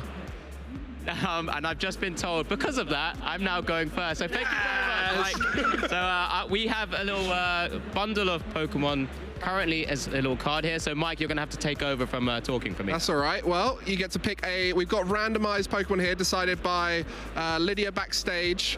We get to find out what we're going to see here drawn. We don't know what it is. You know what? Yes. If it's Lydia, I reckon they're all the same Pokemon. They're all Cubchoo, her favorite Imagine Pokemon. if it's Cubchoo. Yeah. Oh, what have you got here? Have you shown the camera? Can you? Not going to show it. No, they should guess at home with us too. Guess along you guys with have us to at guess. home in the chat. See if you can get it quicker than we can. Right. Do you want a pen as well? That might be useful. Always gone for the purple pen. Show us what you got, Alex. Apparently I've gone purple. Here, so oh man, this is worrying. Okay, so I'm ready to go. Yeah, let's go. Yeah, we're ready. We'll just do this to begin. Snorlax. And then we'll just do this. A Poffin. This. Cloth. There we go. Hey. Easy. With one hand. Yeah, I was just going to draw one more. It was Cloth or Kingler, less or Krabby, let's be real. Like. It has to be one of those. Has We did to just see it. It's very topical from what we just had. Thank you. I was this close saying Pyukumuku when there was only one. Like, Yeah, I like it. All right, easy. There we go. Got it out of the way. Pancarchius. You're fine. Right, who's next then? Who is next? Probably yourself, Mike, right? Are we going along the line? No. Okay, we can do it. I'll go ahead and hold out the thing for you. Right. What about Solomon? do we know this? Okay. We're ready.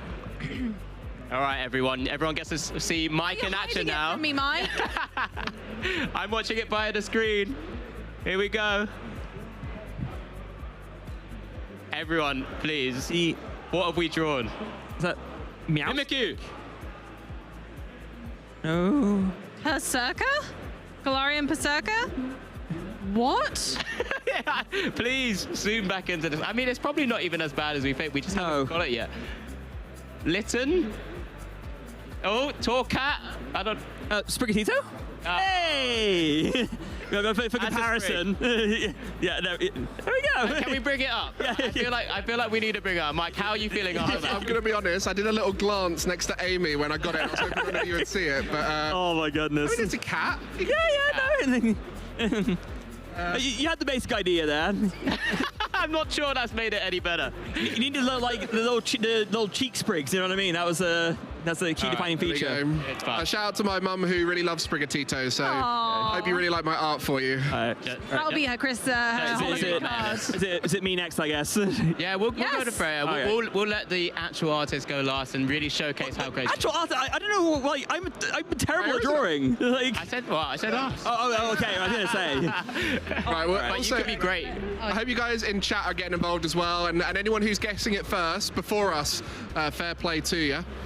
So Freya now has... Do you see how confident Okay. Oh, wow. she put that down? Ooh. She looks like she knows what she's drawing. Straight in. Here we go. Okay. Tandem mouse? Looks like a cup chew. There we go. Mike got that. Yes. one of the key people behind the scenes favorite Pokemon. The icicle. Yeah.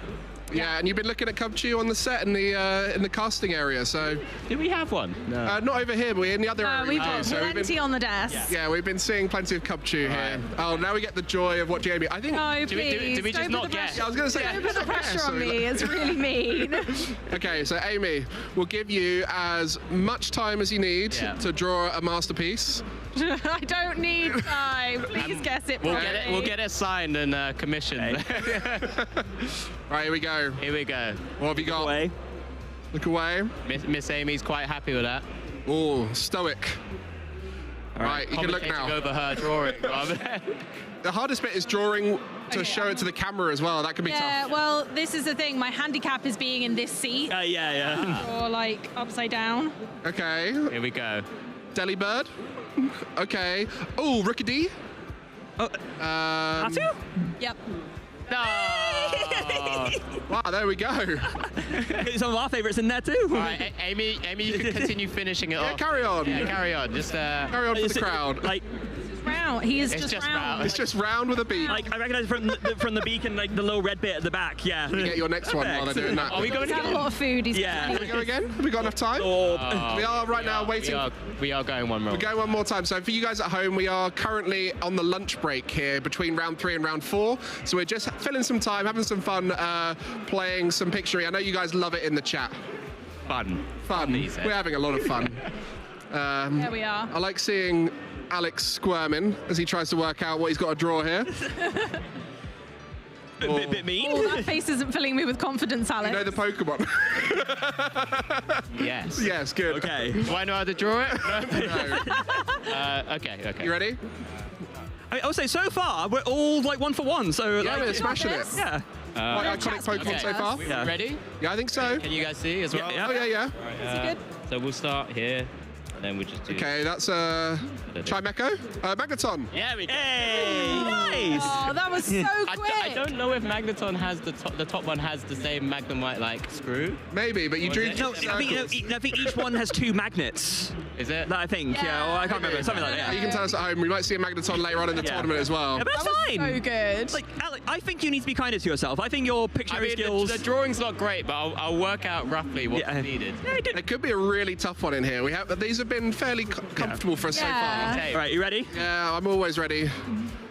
I'll think back to Volcarona that one time and I'd do that. I've had many a time draw. Oh.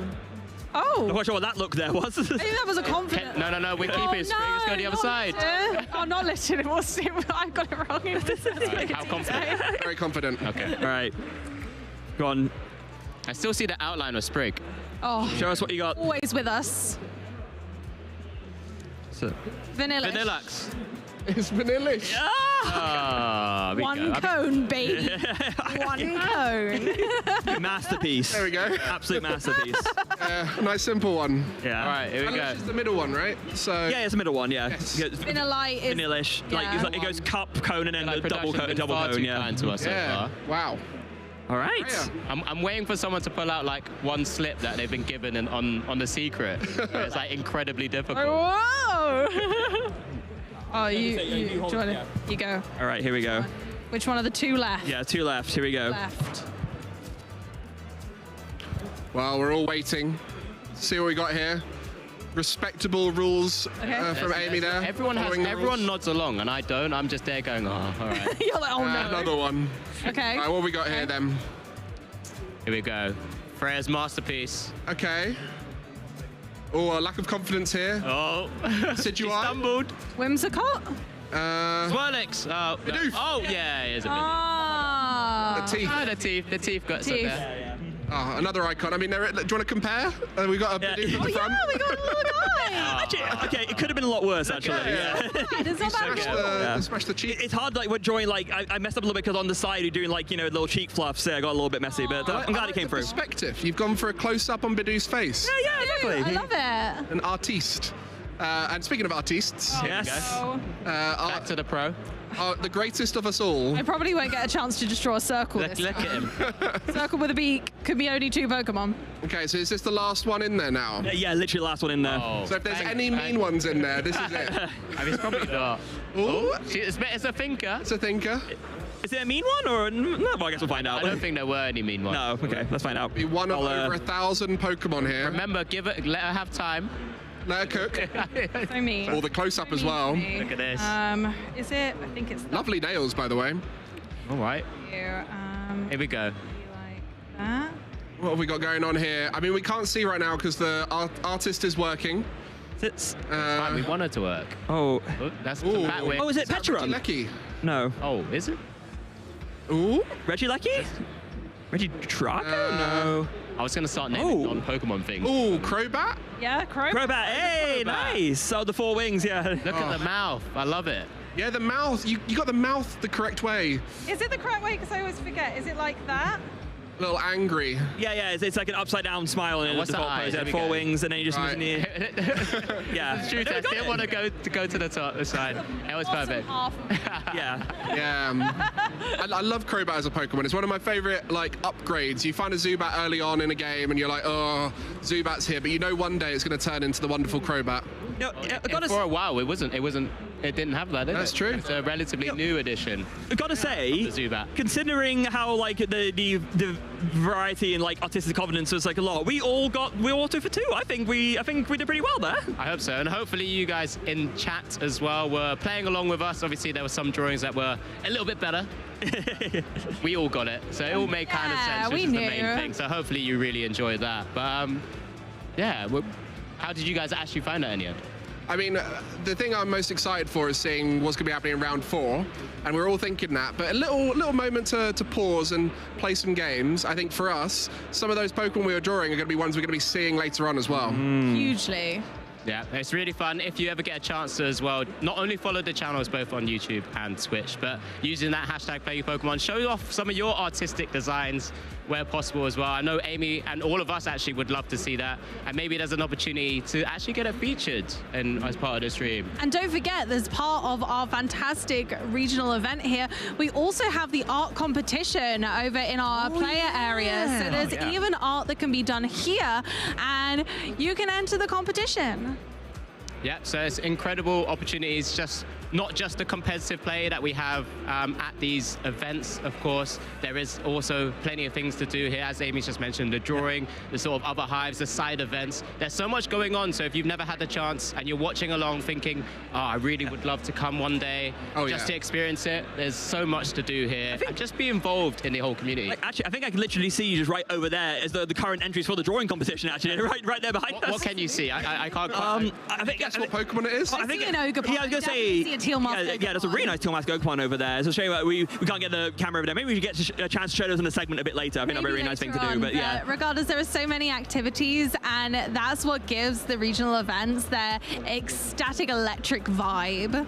Yeah, I've heard a few people are having a bit of a rough time already in day 1, saying, well, if I do make it to day 2, that's great. If not, there's loads of stuff to do anyway. Yeah, absolutely. As Mike has already mentioned, we are just in that sort of lunch break, giving our players and other competitors an opportunity just to sort of get a chance to maybe rehydrate themselves, just refuel a little bit, ready for more incredible rounds of Pokemon play. And, we're just trying to give you as much fun and enjoyment as possible before we do go back into the action. But this is us on the couch. I think it's time just to go to a small little break whilst we go and refine ourselves before hopefully bringing you guys round 4 as soon as possible.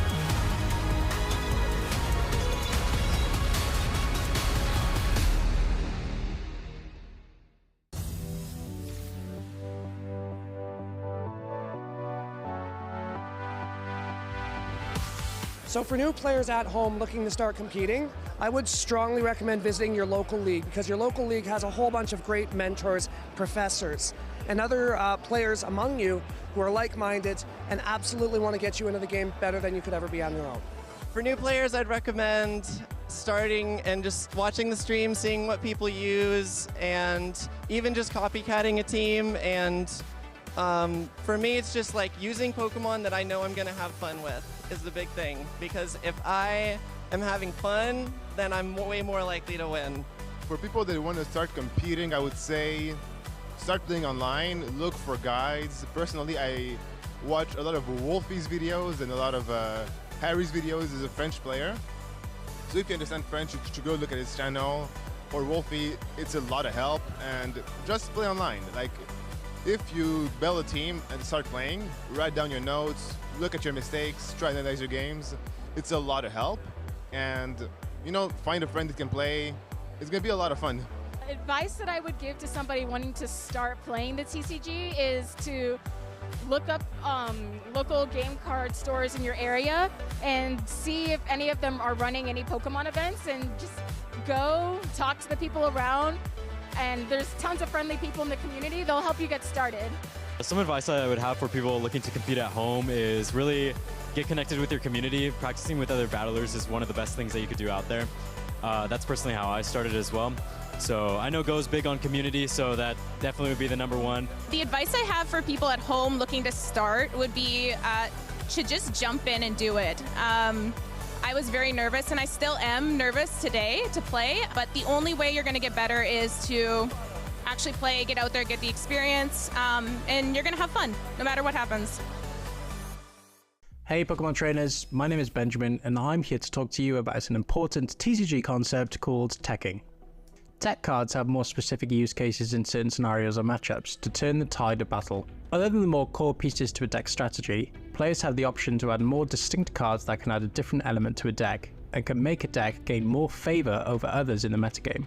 In teching, players showcase their creativity and intelligence, profiting on a card's effects to help them get the edge over their opponent and the metagame. A deck that presents a good example of boasting both tech Pokemon and supporters was Christian Fontenot's Lost Zone deck from the Stuttgart Regional Championships. Not only including your more obvious Cramorant, Sableye and Radiant Charizard, Christian chosen to favour two popular tech Pokemon in Manaphy with its bench protecting Wave Veil ability, and Jirachi defending their Pokemon from damage counters with its Stellar Veil ability. With both of these Pokemon on the field, Christian had alleviated any threat to his board from bench sniping attacks from popular Pokemon such as Radiant Greninja, and Pokemon that can spread damage counters such as Sableye and its Lost Mine attack. In playing both tech Pokemon, Christian had given himself what originally seemed to be bad matchups throughout the meta look much more manageable. So what about teching supporters and items?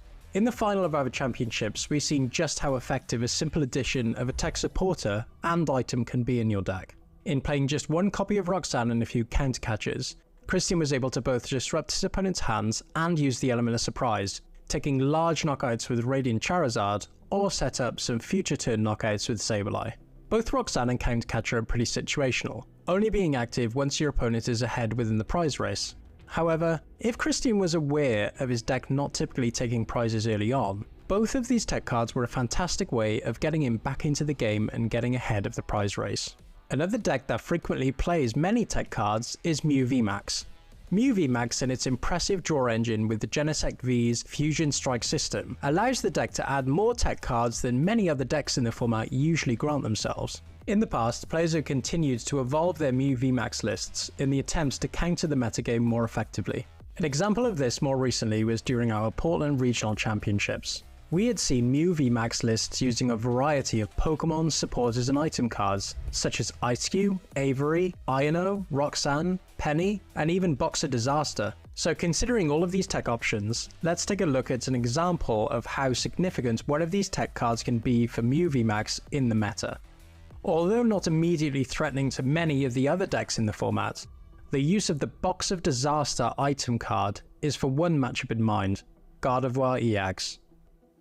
We are all aware of Gardevoir EX when using its Psychic Embrace ability, requiring Pokemon to take damage when the Psychic Energy cards are being attached, commonly taking Pokemon to near knockouts to maximize damage output. Well, this is where Box of Disaster poses a big threat. For example, If the opponent is looking to take a knockout on any of the V Pokemon the Box of Disaster is attached to, they take 8 damage counters on the Pokemon, risking knockout on the Pokemon originally doing damage. As an added method of disruption, the Mew VMAX player is given grace that if the Gardevoir chooses to take a big swinging knockout on the Mew VMAX with its Box of Disaster attached, the Box of Disaster's effect will knock out the Gardevoir and will present an opportunity to keep up with the prize race. On the face of it, teching all of these specific Pokemon and trainer cards should put you in a fantastic position to win, right? Well, as much as I'd like to agree, typically adding more specific one-off copies of cards can actually hinder a deck's consistency. Although it may be alluring to play many of these one-off cards to help with your matchup spread, you do not want to risk damaging your deck's overall consistency, strategy, and approach. It is always important to note when deck building that sometimes it's just as crucial to remain heavy on consistency cards like Professor's Research or INO than it is to add tech supporters like Avery or Professor Turo's Strategy, or game state dependent cards like Countercatcher. With this summary and more tips, you'll be able to take your game to the next level. I hope this helps you understand the importance of teching and its limitations and helps you build your decks more effectively. Who knows, maybe that one tech card you've always wanted to play might even pop up during the coverage. Until next time, trainers, catch you later.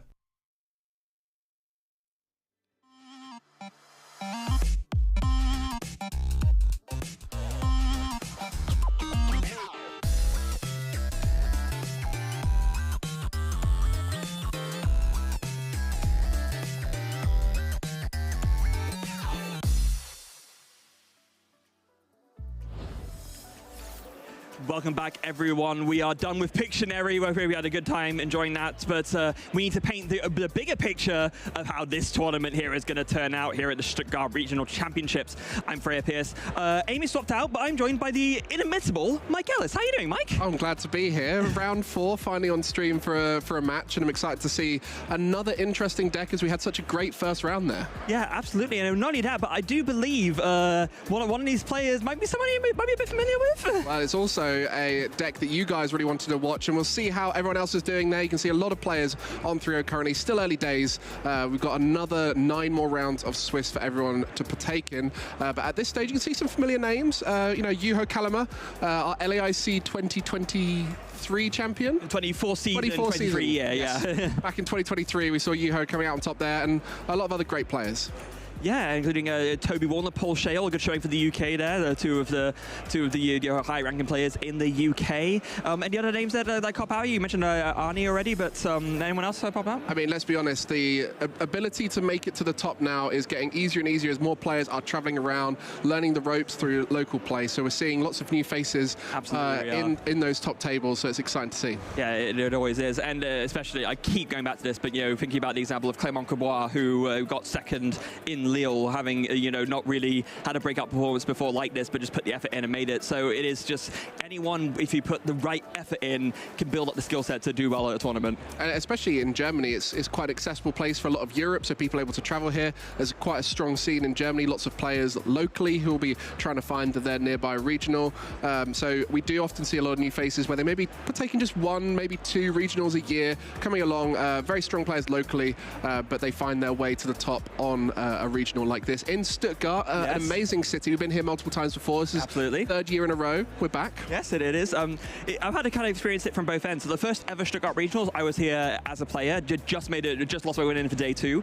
But then the past 2, I've been here as a caster, and every time I love coming back here. We're in a new hall this time, though, compared to the last few times. It's big. Yeah, it is. And that's thanks to you guys getting involved and playing so much. We've got almost 1,700 masters in Stuttgart, which is, I think, much higher than the last event, and it would have been higher than the event before, which is the trend we're seeing with the repeated venues each time. Yeah, the fact that, like you said, because that we needed a bigger hall. Like here, the Messe Stuttgart is kind of, it's a huge complex. There's so many different halls, and normally we've been in like the ICS area, which is like a separate area of the Messe Stuttgart, but now we're in one of the halls proper. We're here, we're taking up all of Hall 10 is here dedicated to Pokemon, and it's really cool to see that. A lot of space around, and all the other side events going on, the vendors and everything, but round 4 is starting very soon, and we have our matchup is getting ready, so we'll get to show them shortly, and I'm sure you guys had a chance to vote just beforehand about what decks you'd like to see, and they voted for Arch Aladon EX. Yes, they did. We had the vote just at the end of the round 3 there. Arch Aladon is what the people want to see, and why wouldn't they, right? It's one of the new archetypes from Surging Sparks, and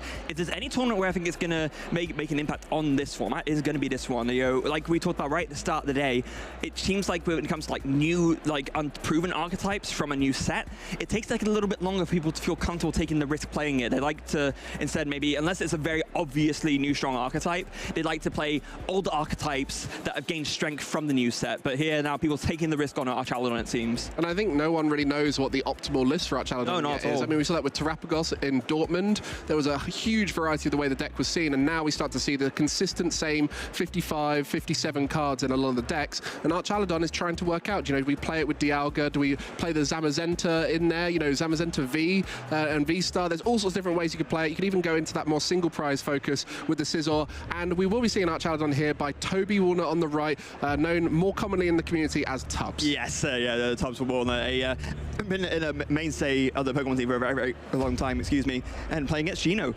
Yeah, so Gino on the other side, some great finishes, as you can see, and I think that's what we're starting to see more of, those players who consistently make top positions. Now that there's more prizes on offer, and they're really trying to push for that Worlds invite, they'll be looking to do that. And I think is that from seniors for Gino, maybe? For the top 8?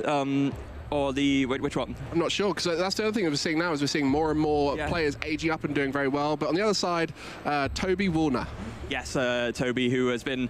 Tubbs, I played against him at the first ever tournament I attended back in 2011. So, oh, wow. Yeah, Nottingham State, so he was... 2011? Yeah. So that's how long Tubbs has been playing. Actually, one of my locals. I get to play him very frequently, and I have played against the deck that he's playing today, and it has so many great options. He's been a big believer in it since Arch Aladon came into the format, and there we go. We see them placing their prizes as we get into our round 4, Gino versus Toby, kicking it off. Yes, and it looks like if I were to guess from like the way the card has turned sideways, I guess that's indicated that Gino will be going first. Yes, indeed, Gino will be going first. Let's see how he kicks things off here. These kind of matchups can be very important to win that coin flip, as going first, if you set up well, can really put you in a favorable position. But as is the case currently, going first can often lead to those slower starts if you don't find enough basics to really set up a strong board. Yeah, and especially because, of course, going first, you can't play a supporter card, so you're less likely to be able to find the outs to your early search. No problem for Gino here, though. Does start off straight away with an Ultra Ball, and we'll be able to look through the deck, see what he has prized, what he has access to, and look at eyeing up that Charmander already. Makes a lot of sense, especially considering that Rotom V is prize, which would be the ideal thing to go for turn 1 going first.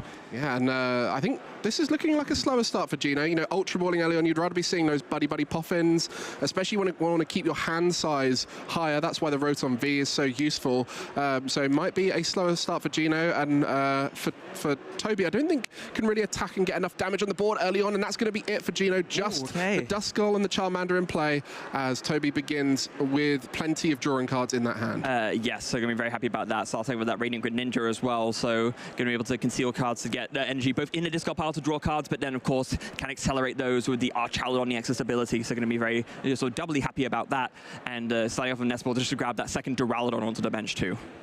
Yeah, Duraludon, a card that came out a little bit before Arch Aladon, but this particular variant of it is the preferred option, just has that early attack available, and also can use the Relicanth to copy its second attack. Ah, okay, right. So yeah, that's going to be very, very meaningful later on. It's very interesting, Relicanth, that's a card that we've always, when it first came out, of course, yeah, with that ability to memory dive that lets you use the attacks in previous evolutions, not really seen a whole lot of use, so not found this right home yet. Maybe this is finally the home needed. And this matchup is really important, so you guys got to watch out for that Relicanth later on for Arch Aladon, because Raging Hammer of Duraludon does 10 more damage for each damage counter on this Pokemon, plus 80. So it's going to do a lot of damage if the Charizard can't quite take the knockout. So Gino now getting a chance to try and set up. How is that hand looking? And an Iono to see more cards, but you're always happy to see a rare candy-based deck playing an Iono, because that means they have to try and draw it. Yeah, and that does not look great from Gino. There is a Charizard there, but it looks like, what, an Enhanced Hammer? And an Hisuian Heavy Ball. Okay, so this is a really good find from Gino, because we'll be able to get out that Rotom V at least, and if there's nothing else going, you can just put that down and announce instant charge to draw 3 cards. That seems like about as good a backup plan as you could ask for. Well, the advantage for both these players of going first is you do get to to evolve earlier. But if you're not able to find that rare candy, Gino is essentially putting themselves back a turn, so it goes back in favor of Toby, who will be able to evolve next turn before the Charizard's in play. And this is a very dangerous position to be in for Gino, because with that, like you just said, if Toby can just find an Charizard EX and a boss's orders to bring up the Charmander, Toby can just deny Gino a Charizard at all. Well, we'll see if that's possible here for Tubbs, as he's looking to just get that Scyther down. Great attacker into a lot of matchups. It's great to have a one prize option available.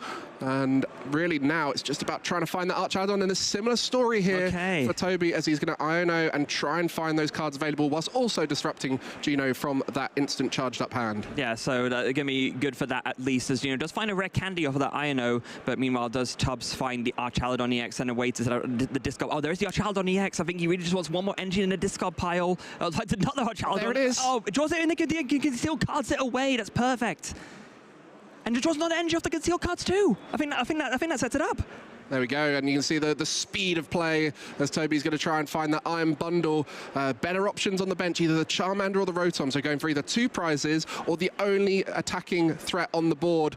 So a great position here for Toby. Yeah, the Iron Bundle really so good in situations exactly like this, where it's almost like a pseudo boss's orders, right? You can't use it to bring up a specific thing, but if both the bench things are things you'd rather KO, then yeah, exactly in this situation here, Toby can take a very early two-prize lead, as there we go, the Archaladon EX comes in, the Assemble Alloy attaches the energies from the discard pile, and attaching one more for good measure, and two from discard pile, one from hand, and that will be the Metal Defender for a knockout.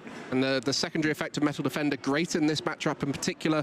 During your opponent's next turn, this Pokemon has no weakness, so Radiant Charizard, which could be a good endgame attacker, is no longer a viable way to knock out an Archaladon. Yeah, 250 will not be enough to KO an Archaladon, so really good secondary effect on that Archaladon EX's attack. As you do see there, Gino not going to be too happy about being down straight away, but does have the Red Candy Charizard. There we go, that's what you need to start things going.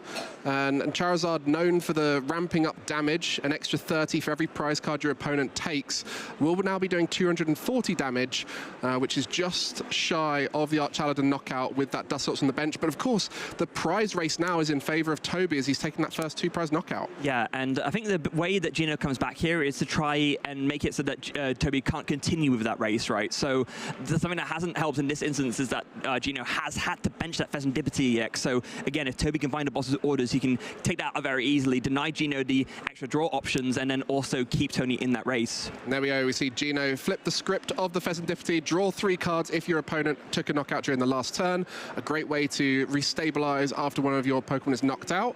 And Gino's hand not showing much more than an attack here, but do you really want to be attacking into that Archaladon knowing that the Relicanth play is possible? I guess so, but the thing is you can go for a knockout here, because if you go ahead and use that Dusclops' Curse Blast, put 50 on the active, suddenly the Charizard is doing 270, and that will get you there for the knockout.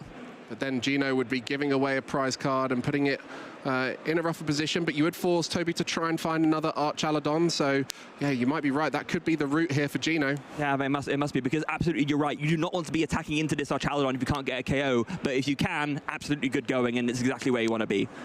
Well, now that Pidgey coming down, hopefully can establish a Pidgeot EX in a later turn for Gino. So useful to this deck's stability. Yeah. And actually going to be so important that 2 Pidgeys are coming down. And there will be the knockout from Charizard EX. Burning Darkness for 270, plus that 50 from the Dusclops will be a knockout. So now Toby has to find a way to re-establish a attacker. And looking to put that side forward, the free retreat, very useful. Yes, it is. And I do believe there we do see the A-Spec of choice in hand. It is going to be, yeah, it is that Prime Catcher. So as long as Toby can find the Archaladon and an extra energy, can put together the KO on this Pheasantipity and keep that prize race favorable. Although having said that, actually, now that Gino has been forced to use this Dusclops, Toby only needs to take 3 more prizes to win. So you could try and go for like a 2-1 prize map kind of deal. It depends on how Toby wants to play it, but I think taking out that Pheasantipity is pretty much almost always going to be a good idea. Yeah, exactly. And once you get down to 1 prize card remaining for Toby, that takes away any kind of Dust Noir shenanigans that might be possible. Exactly. So just being ahead and staying ahead can be really useful for the Archaladon list. And there we go. An Arven for an Earthen Vessel and a Vitality Band. Yeah, and now again there, because we saw that I believe the Ultra Ball is there to get the Archaladon. Urban Vessel will find the extra energy missing. We noticed 2 energy in the discard pile already because of the KO on the Archaladon EX prior. So that's it. It will be put together here. Toby will be getting a KO, and again, it's probably going to be on that Pheasantipity EX. And that'll be a really strong position. And as we can see, the synergy of this deck, the discarding of energy through Radiant Greninja helps you draw, but also allows you to attach that energy through Archaladon's ability onto the I think it'll be any Pokemon, as long as it's from the discard pile to a metal Pokemon in any way you like. So it goes onto Archaladon, and the Prime Catcher onto the Pheasantipity will put Toby on 1 prize card remaining, but that does mean that Charizard EX is going to be doing full damage. Yeah, and it also means that Toby does not need a lot to win here, because you only need 1 more prize card left. As long as you can keep a Boss's Orders in the hand, and that Scizor as well can come in with its attack for like only 1 energy and then finish things off really neatly. And Gino having to read the Scizor to remember what it does of course do more damage for every ability Pokemon your opponent has. Great knockout there for Toby, going down to 1 prize card. Gino now has to find a route through this board, and you're so right on that Scizor. This is something that Archaladon has the unknown factor coming to this event. What is the partner for Archaladon? You need another attacker. Is it Dialga V-Star? Is it that Scizor? Is it a Zamazenta? You know, there's so many great meta-type attackers, even just the normal Zamazenta, not just the Zamazenta V. And so the Scizor is coming in as a surprise factor. I'm sure many people are going to be benching ability Pokemon into play, into Toby, allowing him to hit higher numbers with the Scizor. Yeah, I mean, if you want an example of that, look no further than this very deck, right? Charizard is entirely ability-based, with the ability, the Infernal Rain on the Charizard itself, the Quick Search on the Pidgeot, the Curse Blast on the Dusclops and Dusknoir, the Pheasantipity, the Radiant Charizard. Everything in this deck has abilities. Yeah, it's literally only the Charmanders and the Pidgeys and the Duskulls before they evolve. Yeah. But if they're not evolving, then that means they're in range of the Scizor. Yeah. So very, very strong here from Toby. And Gino really needs to, exactly, find this Ino here and needs to disrupt Toby, because the way that Toby just wins is finding an energy and a Boss's Orders, and Gino needs to make that as little likely as possible.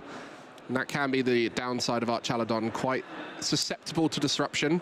Especially in this late stage where the Charizard EX can take a knockout on the Archaladon. It can't tank a hit and stay in play. Yeah. And so Toby gonna have to try and find a way out of 1 card in hand. Yeah, and Toby was not able to establish his own Pheasantipity EX either, which would normally be your clutch in a situation like this, but nothing there going, as Gino does find a Charmeleon off of the Ino, and there's gonna be Burning Darkness. Big card here from Toby. What did he find off of this Ino in this draw for turn?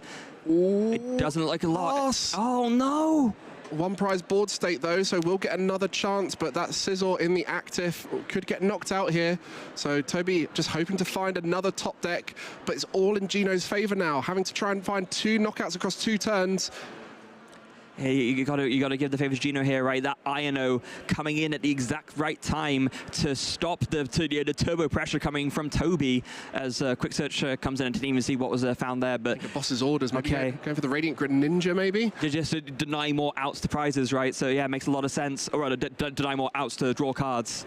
We'll see.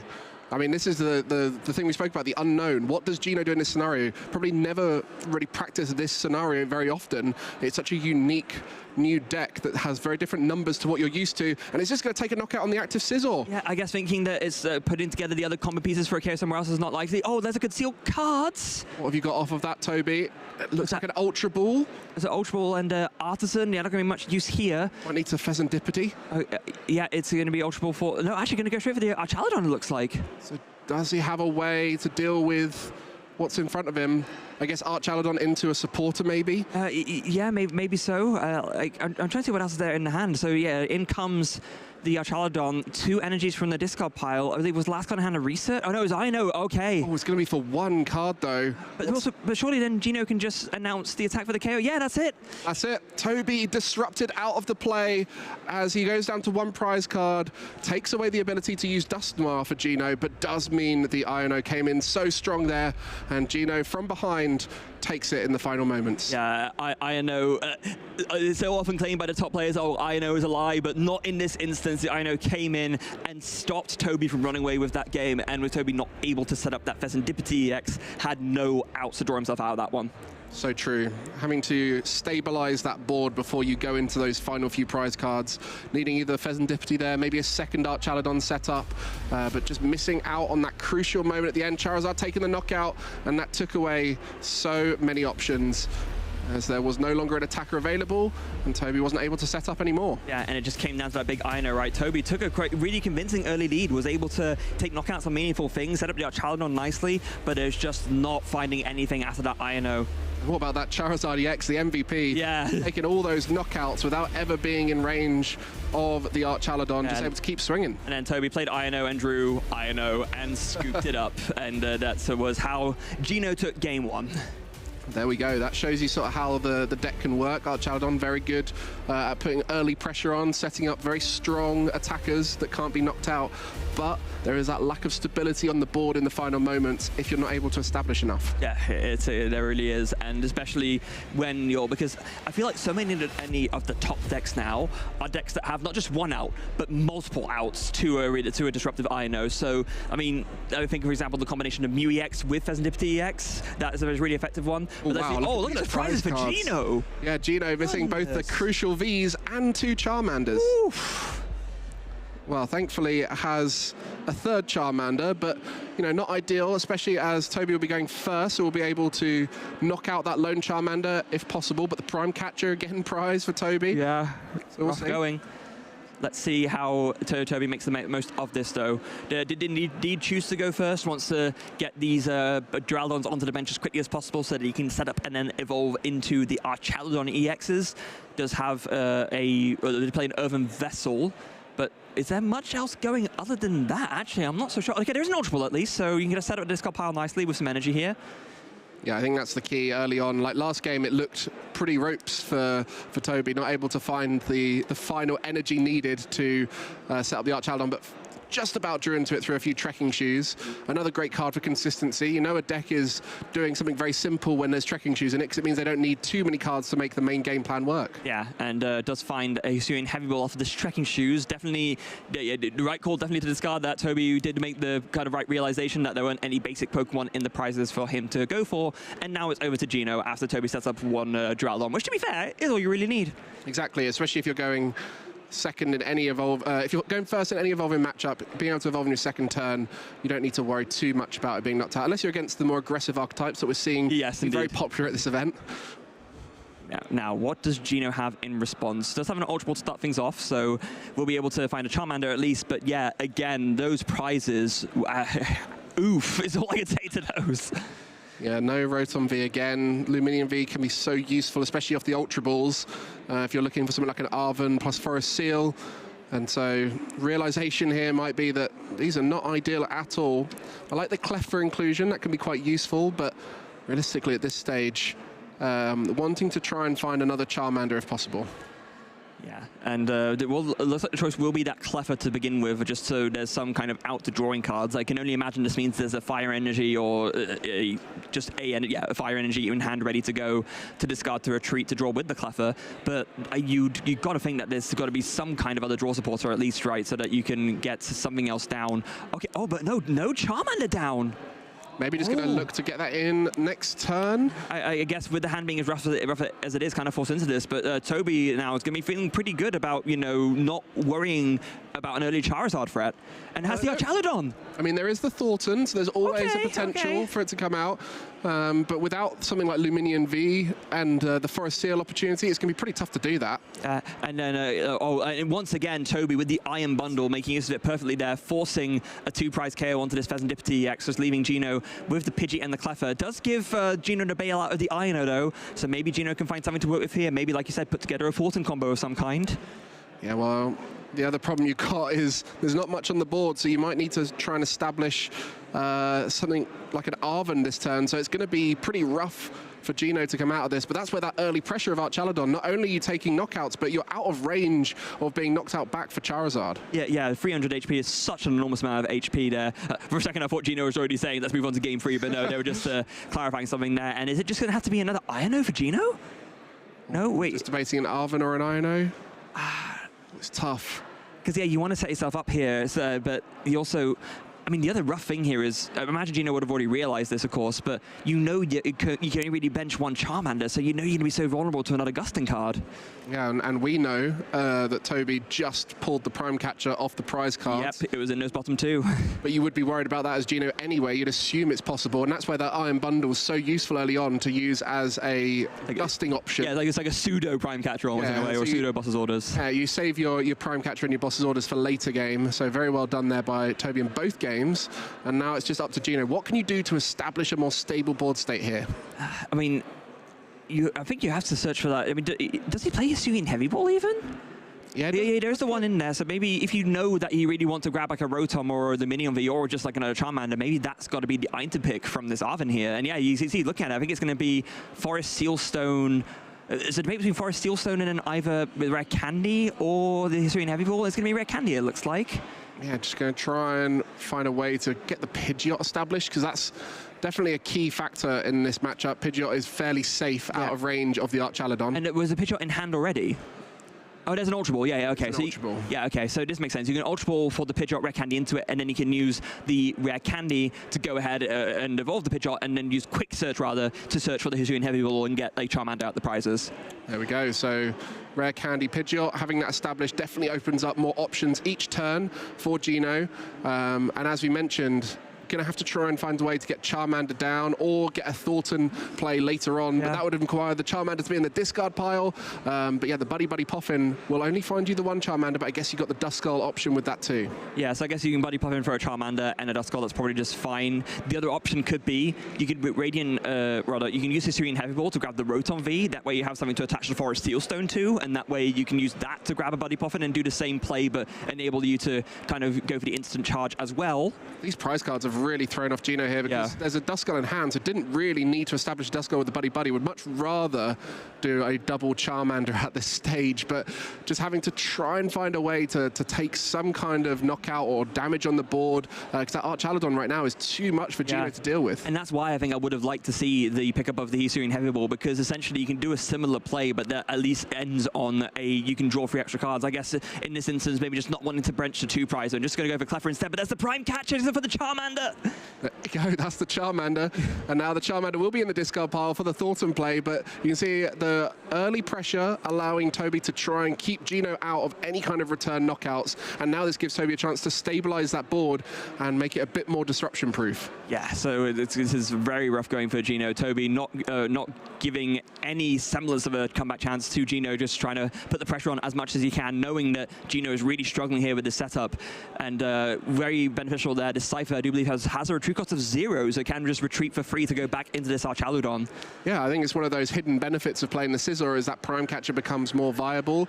You know, that's the other thing, is which A-Spec to play with Archaladon, and Prime Catcher is just such a powerful card, Toby opting for it. You can look into other routes. You know, you could go for more of a scoop-up route and try and play around that. You could potentially go for a disruption route. There's so many different ways you could go with it. Now we have so many powerful A-Specs in the game. And you can see Toby umming and ahhing about benching this Pheasantipity, but you know that you basically lost game 1 on the basis of not being able to make use of it. So going to get that down now, even if it is a 2 prize risk, knows that it's too valuable to not keep, especially because, say, if Gino does go after it, then at least Toby still has an attacker to go. Yeah, you can just see that Gino reading and thinking, hang on, does my Radiant Charizard work here? Nope. No, it doesn't. It will not be working as a secondary effect of that Archaladon attack. Metal Defender, during your opponent's next turn, this Pokemon has no weakness. Now, if you're just joining us here for this Swiss round 4 here at the Pokemon Trading Card Game Regional Championships in Stuttgart, we are currently halfway through our series here in the round 4. Gino is currently 1 game up, but with it back against the wall as Toby is taking a big lead and looking to make a comeback in this series. 100%, and you can see how challenging it is to knock out that Archaladon. Not many decks can do it, and I think that's what the people who are playing Archaladon at this event are thinking about. They recognize that Miraidon did very well at Sacramento, and so they're thinking, right, what decks win well into this and also do well against the decks that beat Miraidon, and I think this is a great position. Archaladon a tough matchup for things like Terrapagos as well. Yeah, it's just got too much HP, honestly. Exactly, and it's a similar story for Golden Go, right? It's just very hard to knock out, so sort of playing into that factor. But one thing we can never count out is Charizard's ability to come back in any match match, having that disruption whilst also having the ability to hit big numbers with a strong and large Charizard EX. And there we go, that's the Thornton play we mentioned, and the rare candy is in hand, and there's going to be an Ultra Ball here to try and find that Charizard EX. So despite no Charmander in play, there is always a way for Charizard to come back into it. And this is why the Charizard deck plays the Thornton. It means that you are not just completely up a creek without a paddle in these situations where your only Charmander is KO'd, because you can use the Thornton to bring back a Charmander, and because it counts as a Pokemon that's still been in play for a turn, you can still rare candy it straight away into a Charizard. Yeah, Charizard EX has been, since it came into the format, a deck to always think about. And I think right now it's at one of its lowest playing percentages, but having a strong matchup again into Miraidon, as we mentioned, has definitely turned a few heads towards it this event and made people think, actually, this is the deck for the tournament. Yeah, it is. Now, not quite a KO here. 270 damage currently from the Burning Darkness, because Toby's only taken 3 prize cards. Was this the Relicanth? Oh, hold on a second. Yeah, but this is what we're talking about game 1, right? There's this worry that if you do not a knockout, you come in with the Relicanth, copy the Duraludon's attack, and do a huge amount of damage. Yeah, Memory Dive allowing you to copy the Pokemon's attacks below the evolved Pokemon. So in this case, Duraludon doing 80 plus 10 for each damage counter on it. This is a great reason why it's in the deck, is to take out things like Charizard EX that cannot always take a knockout early on. So Duraludon, the Stellar Crown version, yes, using that Raging Hammer here. Wow, would be fascinating to see, as we've not had a chance to see Relicanth since it's come into the format. What an attack there! And yeah, finally, with Relicanth finding a home in the deck after so long. As soon as this card came out, I've said it at the start of the match, I'll say it again now, I thought it is only a matter of time before there is some archetype that comes out that makes Relicanth viable, and now it's finally found its good home, and what a home it is. Talking about stabilizing board state, you can see how well Toby now is setting up with 2 Archaludon in play.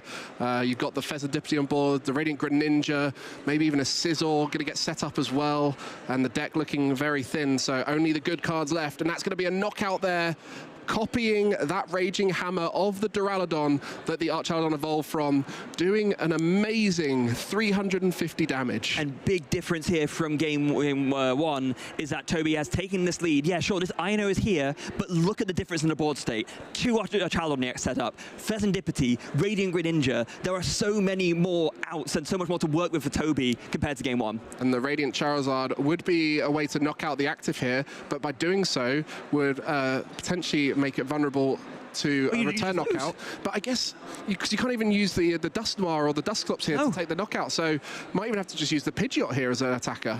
Yeah, because at least the Pidgeot, yeah, you could do the attack, although where's the energy coming from then? Well, yeah, because this variant does not play double turbo energy, so you can't just do like a single attachment to do that blustery wind. So instead, it's going to have to be a Super Rod, and then, yeah, exactly. Where's the energy coming from? I guess it could be an attach pass and then try and do it next turn. But yeah, it's going to have to be, right?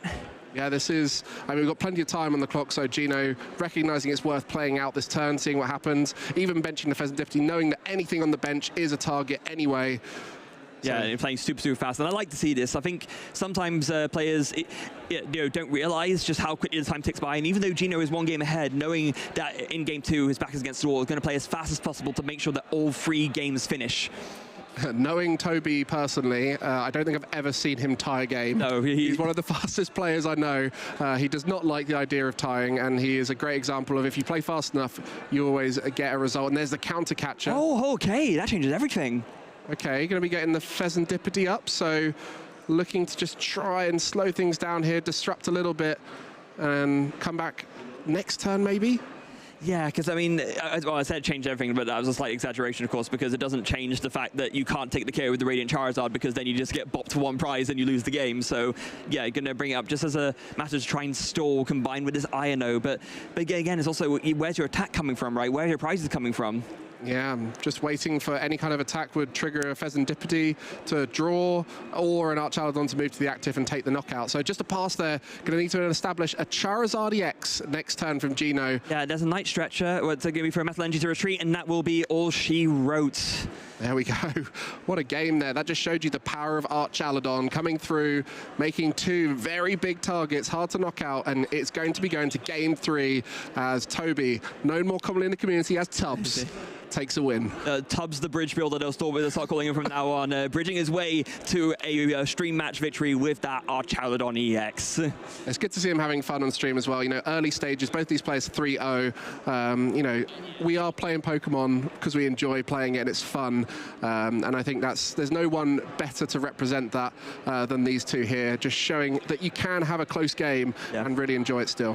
For me, it's so as we look back on how this game 2 went, it's so funny seeing Archaladon coming in as a competitive Pokemon, right? Because of course Duraludon EX in its own right was, or Duraludon VMAX was its own thing, right? But now there's in Scarlet and Violet, in the new DLC, this new evolution came out for this Archaladon for Duraludon, and now we see it in the card game too.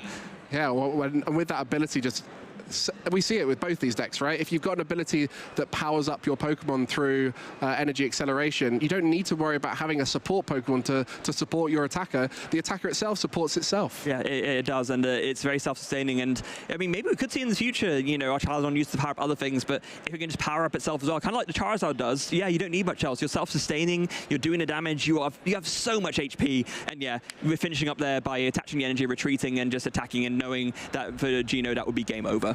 Exactly, and I think the whole idea of the deck being self-sustaining is taking away what is one of the best energy accelerators in the game of Metang, which has been featuring in most of our metal deck archetypes currently. You don't need it when you got Archaladon, so you could even see attackers like Dialga V-Star, which relied so heavily on that Metang before, they are able to weave their way into this deck. But for Toby, he thought that the 1 energy attack cost of Sizzle was a better support to go alongside it. Yeah, which is a decision I think I'm going to have to agree with. But here we are going into game 3. Gino will be going first this... oh no, going second. Wait, did Toby just draw past? Because Gino's playing an Arven. I think so. Oh no.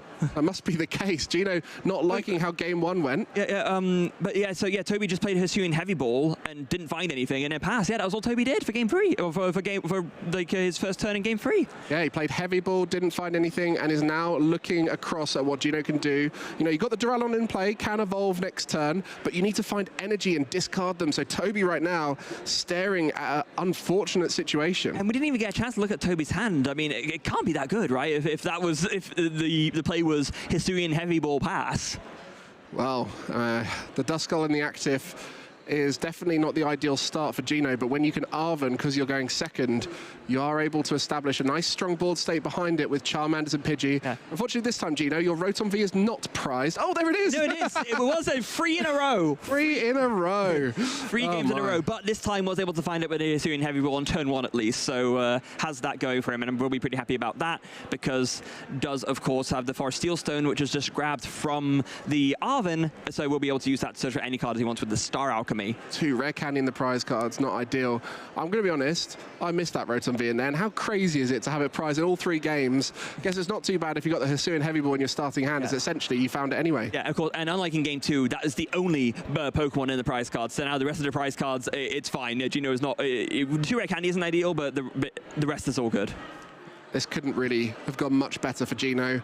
The Duskull in the active, something you don't need to worry about getting knocked out, as you don't need it necessarily, but if you do, you're going to be moving it out of the active anyway, so you'll be able to get the Charizard set up. The only downside to this board for Gino is that there are so many Pokemon that need rare candies to work next turn. 2 of them prized means Gino's going to have to choose wisely which ones he evolves. Yeah, so it looks like it's just going to be the Metal Attachment and the Iron here from Tubbs. It's rough going. These needs to be a very good 6 cards to keep Toby in this game. What does he find here? 6 cards off the top is going to be a big draw.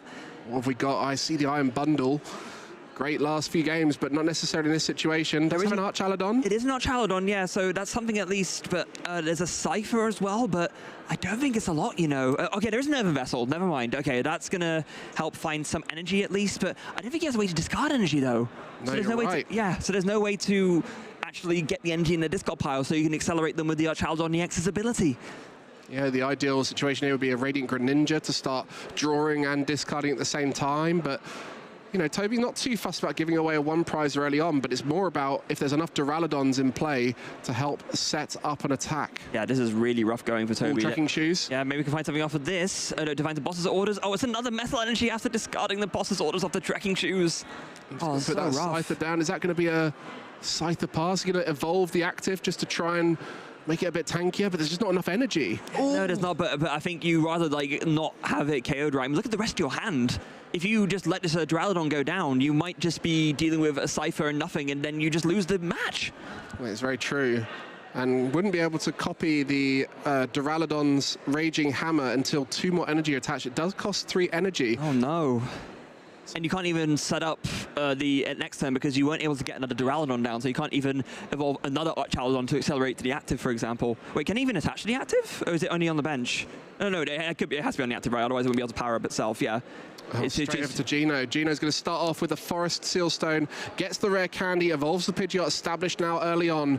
And this is where the chain of search cards allows you to find anything you want to set up the attack. Gino just pausing now to think through the turn completely, and we'll be using that quick search. The one thing that's a bit unfortunate for Gino is because of that double rare candy prize, there's no way to put together a knockout on this Archaludon. You need 3 rare candy to do it. You need rare candy into Charizard, rare candy into the Dusknoir, and rare candy into, well, a Pidgeot to search things, but that's actually not really possible to go for now, because, yeah, so that rare candy there is the last rare candy in Gino's deck, and I don't know if he's realized it yet, or maybe he's just happy to, you know, attack once and then just like go for another attack and take things out that way. We did play a Hisuian Heavy Ball, so he should be very aware of the prize cards. Going to be getting that Charizard. I was wondering if he was going to go for a Dusknoir there and try and reach for the rare candy off the prize. Oh yeah, yeah. Like, it would have worked because those prize cards, those rare candies are at the bottom of the prizes. I do still believe after that Hisuian Heavy Ball. Yeah, so it would have worked, but it makes sense they wouldn't want to go for that risk. But yeah, 2-hit knockout race I think is very much in favor of Charizard EX because Charizard slowly ramps up and gets to a point where it is a 1-hit knockout. And for Toby, there's just not enough energy in play now to respond to what he's looking at. I mean, also, Toby's hand is just terrible. It's the boss's orders and free energy. Yeah, well. Dreadful. It might be the old boss's orders, hope and pray stall next turn. There we go, the retreat. Charizard EX going to be swinging for 180 damage here. And that's fine. With Burning Tartness, and yeah, that is fine.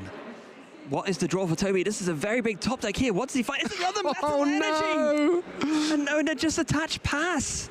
Is he going to attach pass? Is he going to try and boss stall? I mean, what Gino's got a Pidgeot. He can find any way to get out of it. Like, boss stalling is just not even really worth it. Goodness gracious me.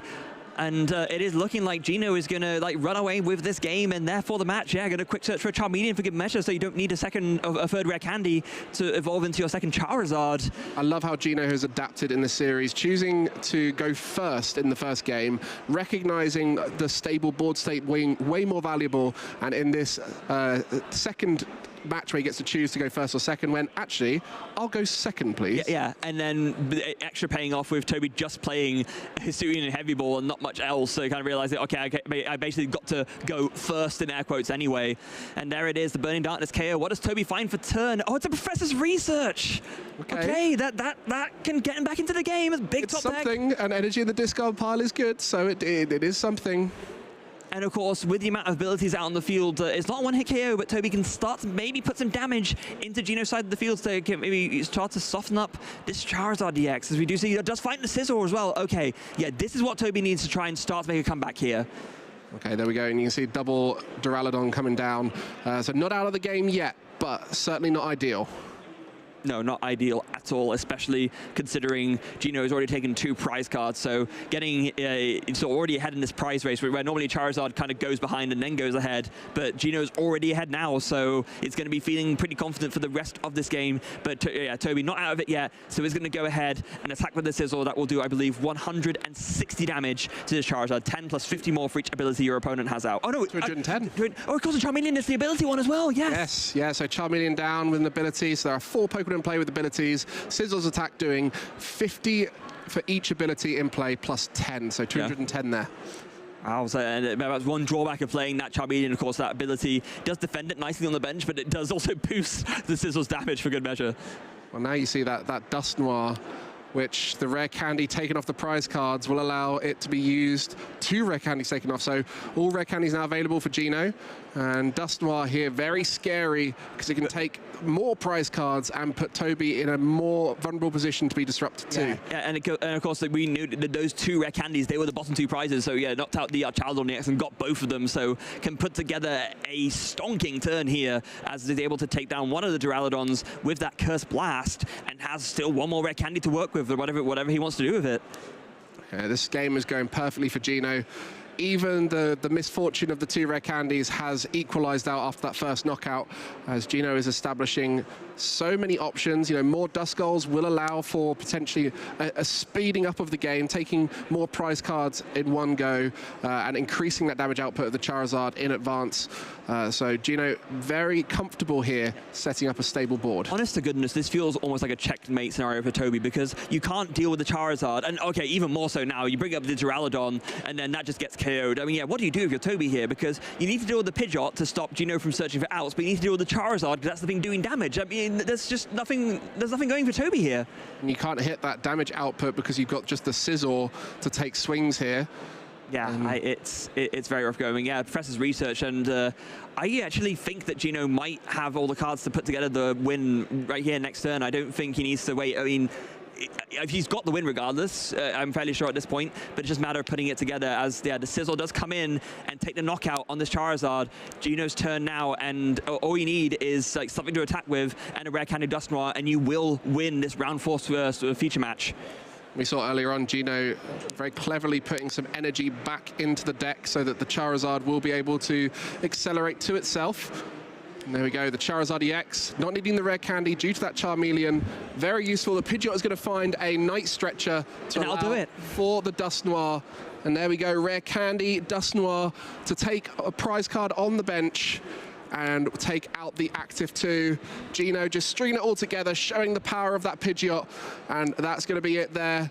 Gino taking our round 4 matchup. Charizard EX to do the final swing, and that is it. Gino with Charizard EX will be progressing at 4-0 into round 5. Gino takes it down 2-1. Huge congratulations, and congratulations to the Tubbs as well. Played it really, really well. Showed the power of our Charizard, especially in that game 2, but just not quite enough to overcome the fearsome metagame presence that is Charizard EX. Yeah, and the way Gino adapted throughout the game, that's amazing to see, especially when you're coming up against a matchup you might be less familiar with. Changing decisions from game 1 to game 3 is something that is only seen by those top players who are able to think flexibly on the spot.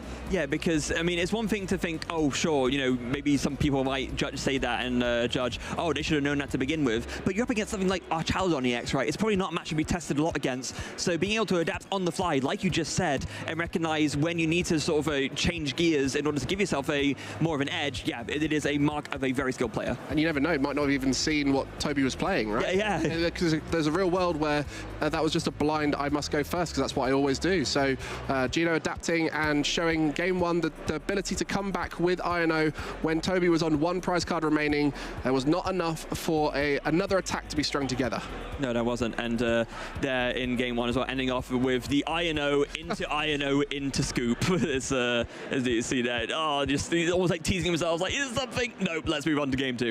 Yeah, and then in game 2, showing the power of Archaladon, just taking early 2 prize knockouts, that 220 damage, a great number to take out things like Pheasantipede, Rotom, Mew EX, all of these kinds of cards. On this occasion, it was the Pheasantipede EX that went down. Yeah, and then Gino trying to find his way back into the game by taking some draws with this Cleffa, for example, but those prizes what really hurt him. The Minion V, Rotom V, and double Charmander prize just meant that Gino was never really able to stabilize. Rotom V in all of the games being prized for Gino, but in the final game was able to get it. But there you see, just throughout the game, the damage output, using that Relicanth with Memory Dive, able to use attack of a Duraludon. And Raging Hammer. 350 damage. I mean, it's 80 plus 10 for each damage counter on the Pokemon. Archaladon able to hit huge numbers when it sponges a hit. Yeah, it really is. But then, yeah, going into game 3, much better prizes. Yeah, Rotom V prized 3 games in a row, but was able to find it turn 1 at a time. Tubbs having a bit of a laugh about it as well. Finally, a turn 1 Rotom V, I see. Yeah. But yeah, you can see the board was just so well established. Oh, poor guy.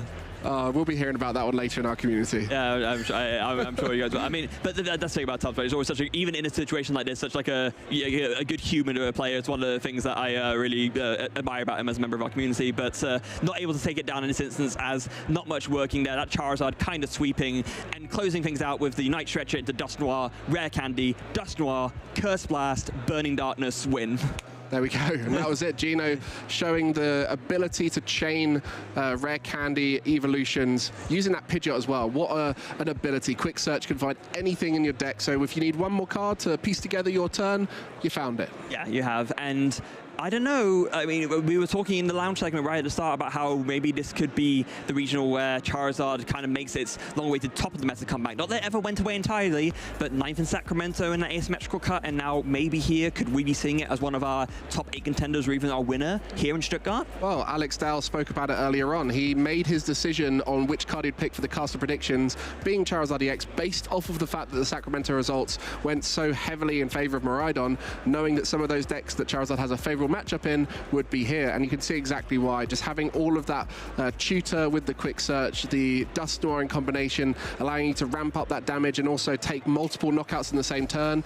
It really is a very powerful deck. Yeah, Dust Noir changed so much about Charizard, right? Because it's another card that played into very much the merits of Charizard on being this comeback deck, because you're putting more damage counters onto the field whilst also forcing your opponent to take a prize. That way Burning Darkness does even more damage, and the numbers just work out so nicely with our damage counter that you place and everything working out really beautifully there. Yeah, well, Gino didn't play the unfair stamp, which we sometimes see in Charizard, because you can force unfortunate situations where you either INO them or unfair stamp them earlier on, so you can really disrupt from the first knockout against you, whether it's unfair stamp early on, INO late game, and consequently disruption is hard to do right now, but with Charizard EX, it's probably one of the few decks that is able to do it consistently because of things like Dust Noir and that Charizard taking out big knockouts whilst leaving a huge Pokemon in the active spot to knock out, which a lot of decks can't respond to once their Fezzadippity's been taken out. No, indeed they can't. I always think back to something that, so at NAIC, was it, yeah, this one just gone, I played against Natalie Miller,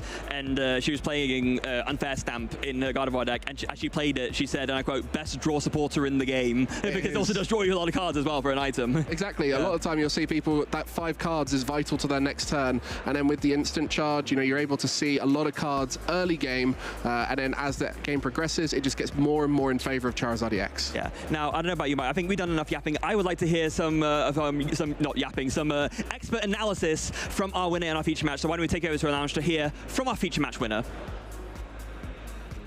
Thanks, Freya and Mike. We are back with our feature match winner, Gino. How are we feeling going 4-0 into the rest of the day?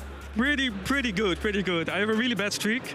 The last 2 regionals I started 3-0 and it all went downhill from here, and finally I did better than that this year, so yes, very happy. Very interesting opponent, of course. Deck I have not played against. I know what the cards do, but that's about it. So it was a lot of improvising, a lot of intuition, and we pulled through, so very happy with the win. Absolutely, yeah. You did so well to maneuver that when, like you say, you have no idea what was going on. In game 1, you used that INO just at the right moment. Yep. And I mean, masterful plays. Thank you. Is there anything that really allured you to playing Charizard in this event? For sure. I've been pretty close with Charizard for the past few months. I played some cups of challenges with it and did reasonably well, got some points. I played at the last regional, but that went pretty downhill. And obviously last week Miraidon won the tournament, and also got 2nd place. That was a pretty big hint to take Charizard with me. Yeah. Of course, my first 2 rounds were both Miraidon, so I was very happy with that. We can't be upset about that. Clearly, you're right. Really. Sacramento really inspired the players here to go heavier on Miraidon. So, for sure. Yeah, Charizard's a really fantastic choice for this one. Yep. Speaking more about your opponent again, so are there any other decks in this room that you kind of haven't prepared for that you think you're a bit worried about? Regidrago is always a sketchy matchup. A lot of old things can happen. They obviously have Cure in place. They have Dragapult attack is always scary.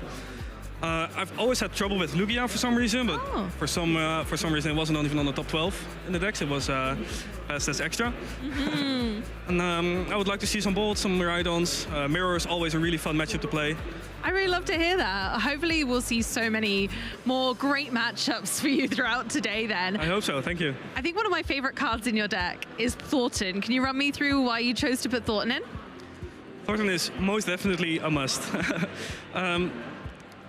Especially against Regidrago, when they wipe your field, Thornton is really the only chance to come back. Late game, you can use it to put back a Duskull, go for a quick Dusknoir play when your opponent doesn't see it coming, stuff like that. Can really catch your opponent by surprise, and sometimes win the game. I love that. That is so clever, and that's what I've always thought about Thornton, but I feel like it's been a late addition to some decks, but especially like you say with Regidrago going really far. You're so right. That's such an imperative card. Thank you for that insight. Sure. Yep. So for this season, How's it looking for yourself? Are you going for the World's invite? I'm trying. Yeah. I'm trying. The past 3 regionals it didn't really go to plan, but I got a couple of points. And I'm doing pretty decently in the cups. So we'll get there, We'll see you after today. You've so got this. I'm so confident in you. Thanks, Already motivating. 4-0. I could love to see Charizard go all the way again and get back to that top spot. I hope so too. Hopefully so. Thank you so much for chatting with us and talking us through some of the intricacies of your deck. For now, we are going to very quickly show you guys something special, so I'll see you in a minute.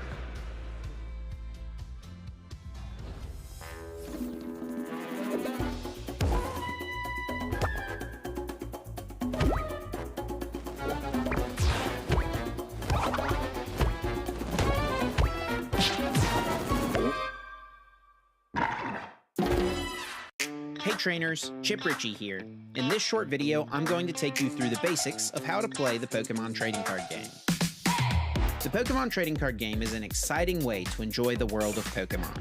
You can play at home with friends and family, online against other trainers, or compete to earn championship points and try to be one of the very best.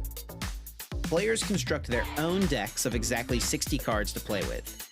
Most trainers play in the standard format, which only allows for cards with the newest regulation marks to be used. You can only have up to 4 copies of a single card in your deck, with the exception of basic energy. There are 3 types of cards in this game: the Pokémon themselves, which you use to attack your opponent's Pokémon, trainer cards to help you support your deck's strategy, and energy cards to pay for your Pokémon's attack costs. There are 3 main types of Pokémon in this game: basic Pokémon, which can be put directly into play on your bench, Stage 1 Pokémon, which can be played on top of basic Pokémon to evolve them, and Stage 2 Pokémon, which evolve from Stage 1 Pokémon. Check the top left corner of your card to see what stage your Pokémon is, and also what Pokémon it evolves from. Pokémon have different attacks and abilities that they can use. Most attacks require a certain amount of energy cards in order to use them. We'll go more in depth on this later. Pokémon also have HP, which lets you know how much damage that Pokémon can take before it is knocked out. There are 4 types of trainer cards you can play: supporters, items, tools, and stadiums. It's very important to include plenty of trainer cards in your deck, as they will help you to more consistently execute your strategy. There are only 2 different classifications of energy card: basic energy and special energy. You need energy in order to use a Pokémon's attack. You can attach an energy card to one of your Pokémon once during each turn. Some Pokémon require specific types of energy in order to use their attacks. Each basic energy provides 1 energy of its type, or 1 colorless energy at a time. The main areas of the game board include the active spot, the bench, the deck, the discard pile, and your prize cards.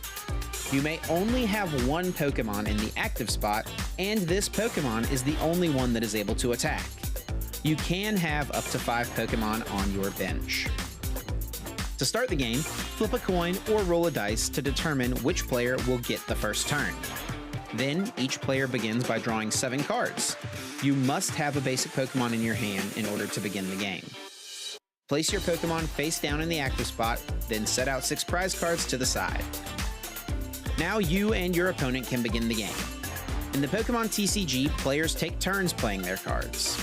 On your turn, the first thing you do is draw a card, and the final thing you do on your turn is announce an attack. The order in which you play cards between these 2 steps is up to you. During your turn, you may play trainer cards, attach energy, and place Pokémon on your bench. It's important to remember that the player going first is not allowed to play a support card or attack that first turn. Every time a player knocks out an opponent's Pokémon, that player adds a prize card to their hand. The first player to take all 6 prize cards wins the game. When a Pokémon is KO'd, it and all cards attached to it are sent to the discard pile. A Pokémon from the bench must immediately take its place in the active spot. If a player has no benched Pokémon to make their new active, that player loses the game regardless of how many prize cards have been taken. As mentioned earlier, players must start their turn by drawing a card. If a player has no cards remaining in their deck at the start of their turn, then that player loses the game. These are just the basics of what it takes to play the Pokemon TCG. Be sure to tune in to our Championship Series coverage, and to learn more, visit Pokemon.com/play.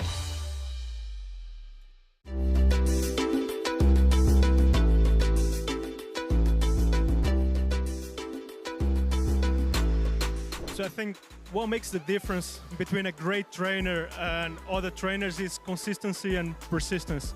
I think the amount of time you put into the game makes a lot of difference. And actually today that's reflecting on my score. So I didn't put as much time as needed. So now I'm out of the day 2. So persistence throughout the years, and sometimes there's some setbacks that will happen, and we will feel pretty down. But to keep at it and to not give up, I think that's the way, and that's what makes a difference.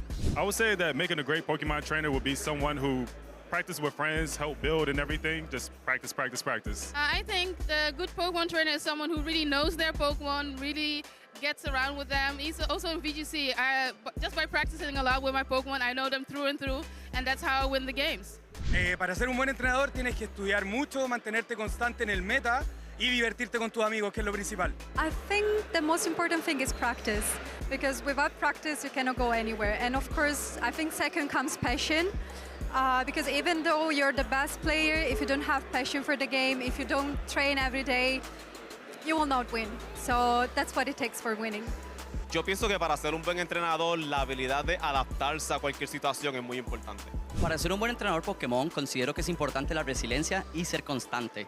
Aunque hayan días malos, días buenos, seguir intentándolo, nunca rendirse. Solamente así se consigue el éxito. I think if you just like play with the things that you like, play with the friends that you like, use like strategies that work for you and you think is the best, no matter what anyone tells you, I think that's what makes you a good Pokemon trainer. Para ser bom treinador, precisa treinar seu Pokémon e pegar muitos Pokémons muito raros, até os míticos, e cuidar de Pokémon muito bem.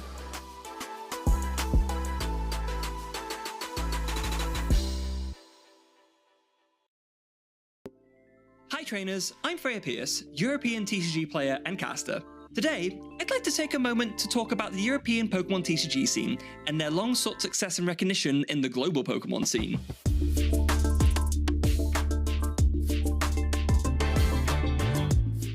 Ever since Tom Rose's breakout Worlds win for Finland in 2007, beating Denmark's Stefan From in an all-European finals, it was a long drought for European success, other than a 2012 Worlds win for Portugal's Igor Costa. However, with the introduction of international championships and live streams from European tournaments, the drought soon came to an end, as Norway's Tord Reklev and France's Stefan Ivanov started their collection of international finals and wins. Then, after 6 years of waiting, Germany's Robin Schulz brought the world title back to Europe from Nashville in 2018.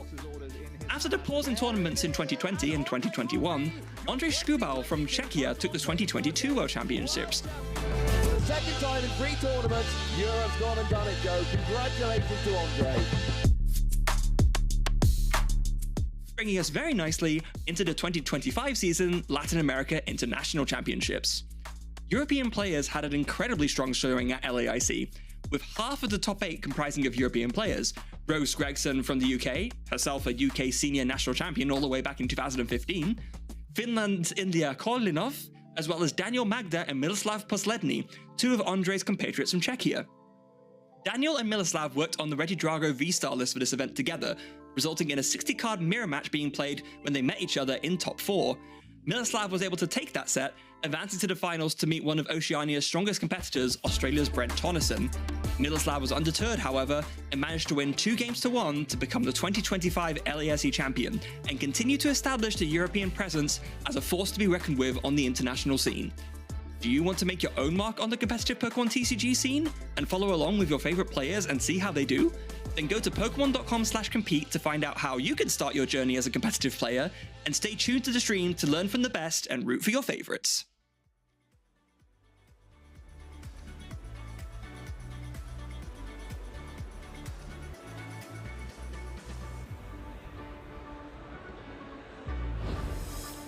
Well, I'll tell you what, European players do like to go around the world and take names, as we've seen. LAIC now back-to-back European champions, but we are here in Stuttgart. My name is Michael, I'm joined by Alex. How you doing? Yeah, not too bad. Had a chance to check out the field, as we always get a chance to when we do have a little bit of a break, a bit of an opportunity just to scout around, see what players are playing for this weekend. Of course, we've had that meta analysis that we've seen already, I should say. But again, starting to see a lot of our familiar faces towards the top of the tables as well. Yeah, and a wide variety of decks, which I think is the most exciting thing in the format currently. They're so versatile. We've seen a Clorf, a Cereledge, an Archaladon, a Charizard on stream, and I'm sure they were decks you weren't even expecting to see much of this weekend, and it only goes on further and further, whether it be the ones you saw in the data, the metadata, or whether it's something else that's completely fresh and new at this event. Yeah, I mean, we haven't even seen the deck that won Sacramento Regionals yet, have we? I mean, obviously we saw a lot of it because it did take down the tournament at the end, but we've seen it as one of those decks that has really evolved and come back to the fore of the meta. Yeah, Miraidon EX, just such a strong deck. The way it keeps refining its feet and working out the way to take on the format. Any electric type attacker is instantly a, will this fit in Miraidon? And of course, Pikachu EX coming out and Surging Sparks really opened up that bench with the Area Zero under depths.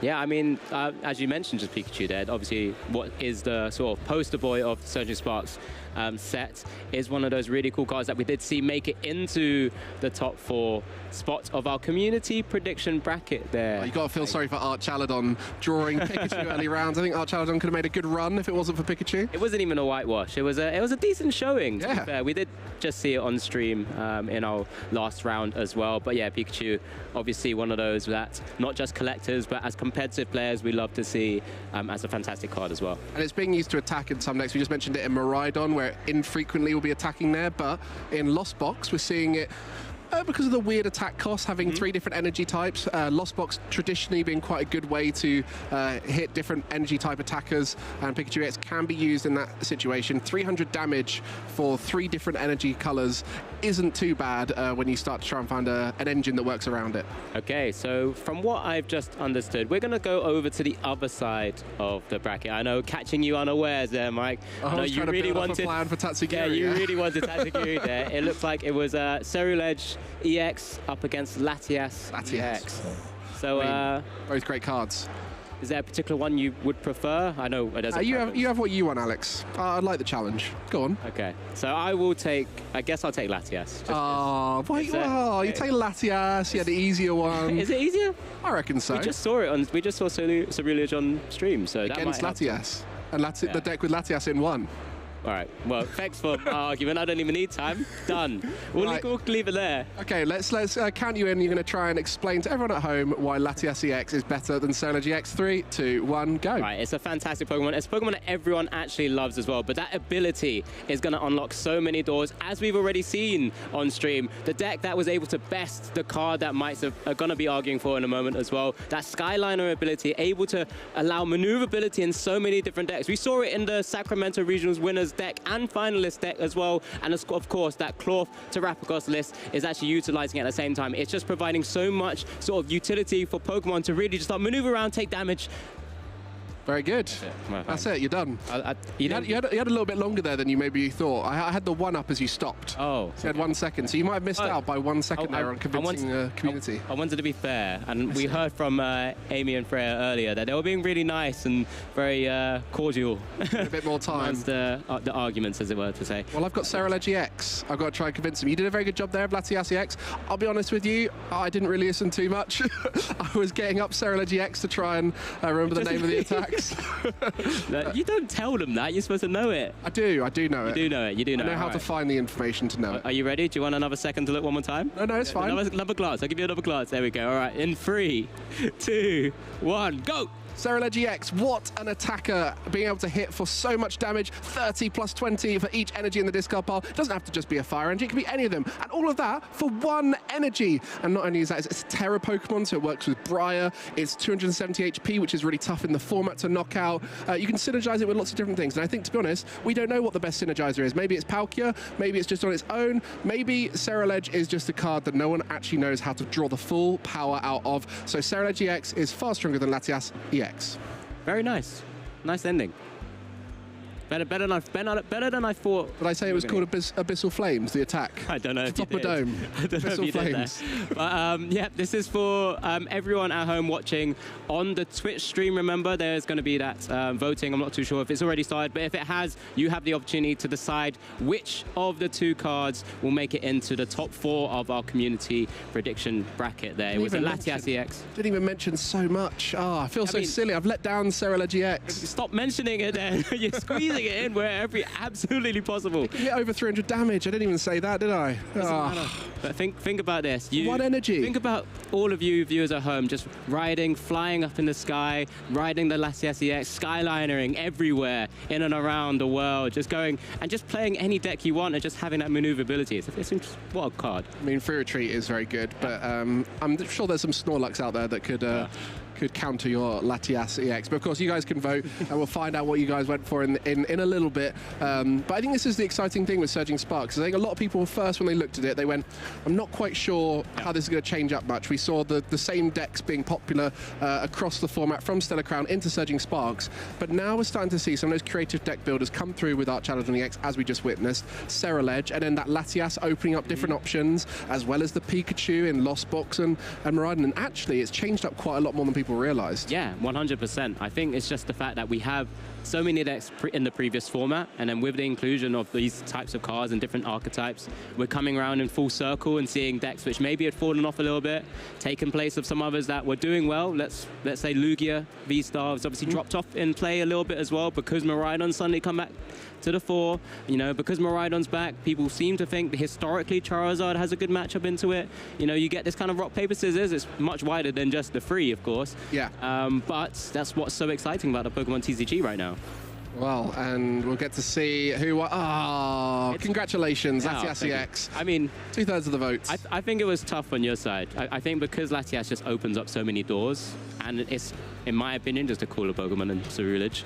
Yeah, well, you know, that's personal opinion there. We don't bring personal opinion into this very statistically accurate voting system we have here. But you're right, Latias EX opens up a wider variety of decks. So I think more people who are watching might have chucked it in their deck thinking, oh, this is a great card. Whereas Cereledge, there are the believers, and then there's the people who do not believe at all who will be voting against it. And I'm sure they're going to continue doing well in this tournament as well, because there are quite a few of them sort of banding around a little bit. I mean, like I said, we had the chance to showcase it a little bit on stream already.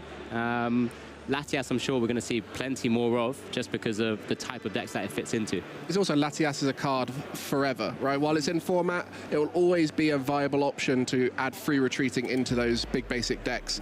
And I think that's where Cereledge might struggle depending on what the format is.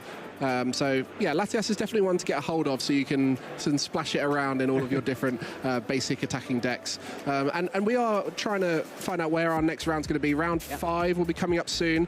We have 8 rounds today of Swiss, where it is a 5-2-1 record or better. We'll make it through to that phase 2, the second day of Swiss. Yeah, a fantastic opportunity from our recent mid-season changes. That gives so many more opportunities for our players and competitors to continue playing as much Pokemon as possible, because this is what we're all here for. We're here for the love of the game, after all, you know, and still giving themselves plenty of opportunity to actually still reach further for prizes and everything that's actually at stake at one of these tournaments. Yeah, with so many prizes on the line for those top players, you know, whether it's money, whether it's packs, whether it's CP, everyone is trying to chase those big rewards.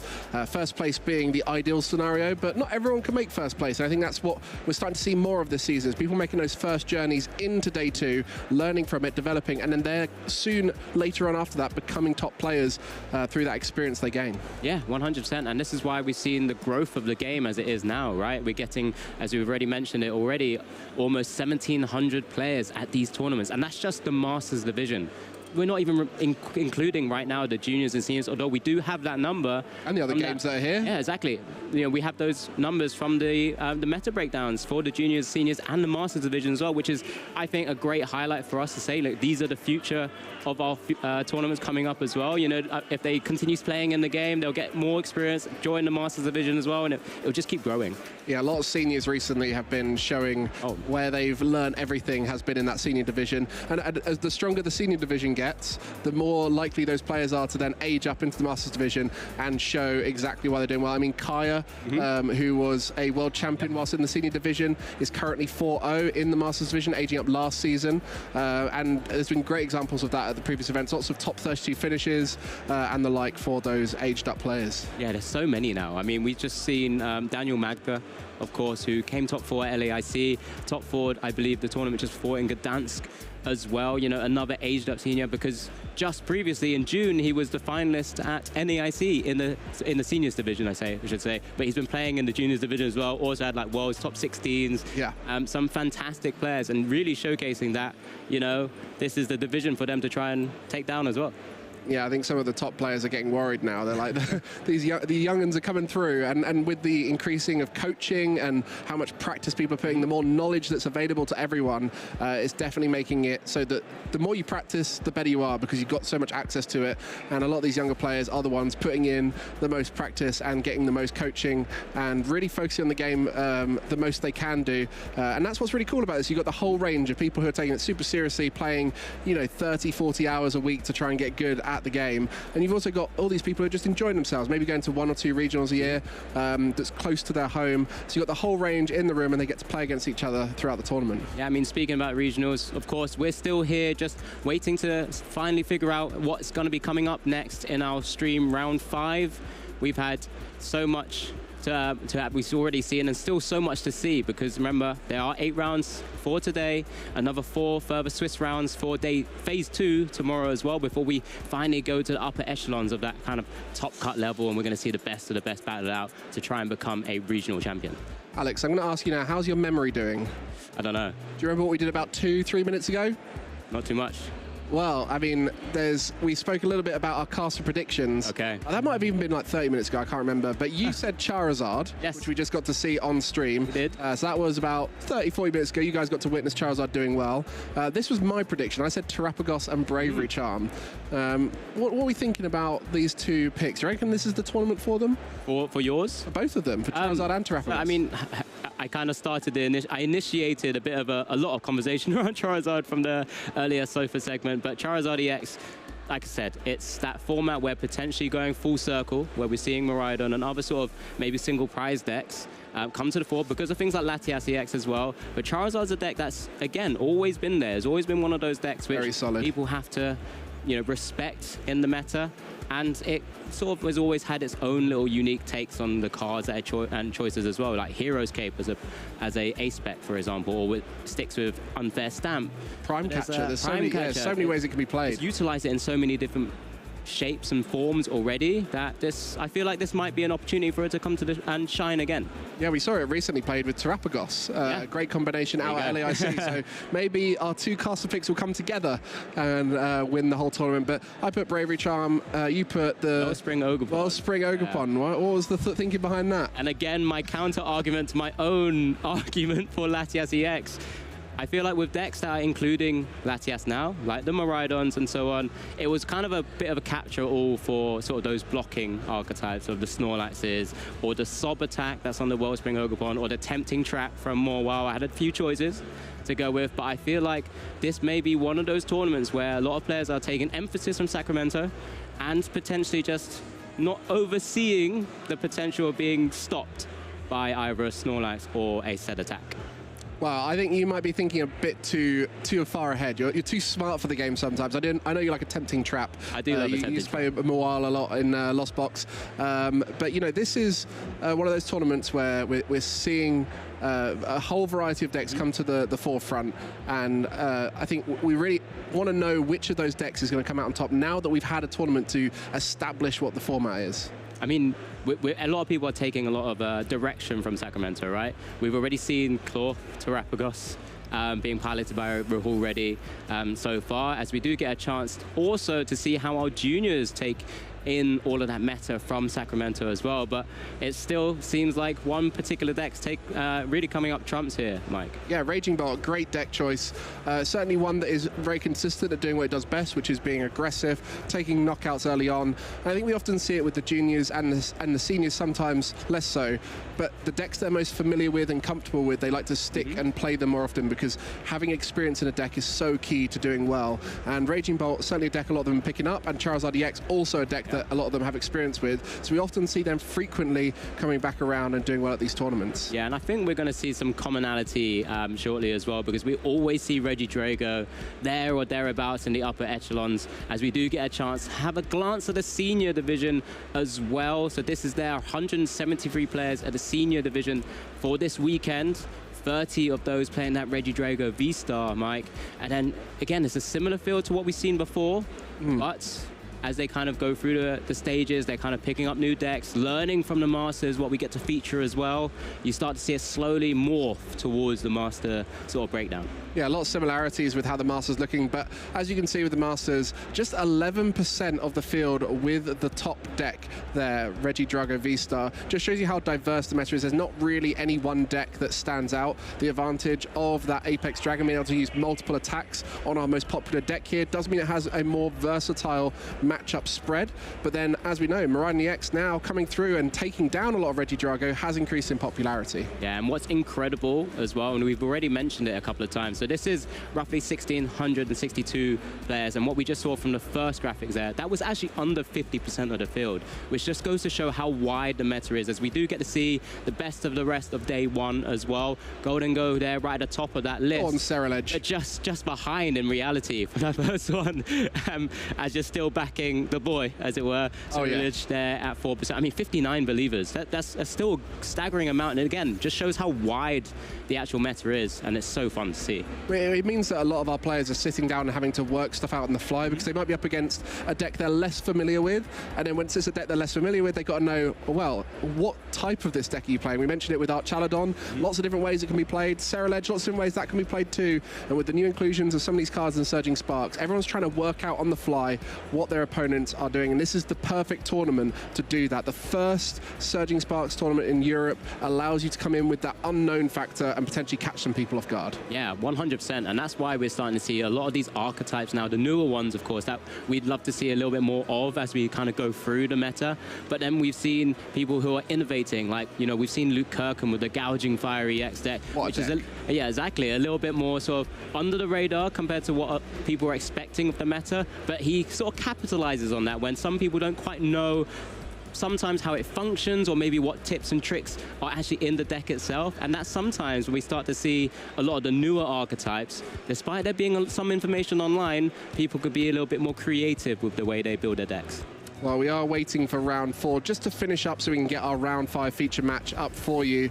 And while we do, let's just take a moment to look at the rankings of those players finished up here. A lot of people still on 4-0. We mentioned earlier when we looked at the 3-0s, Yuho Kalama still unbeaten, making their way up to those top tables.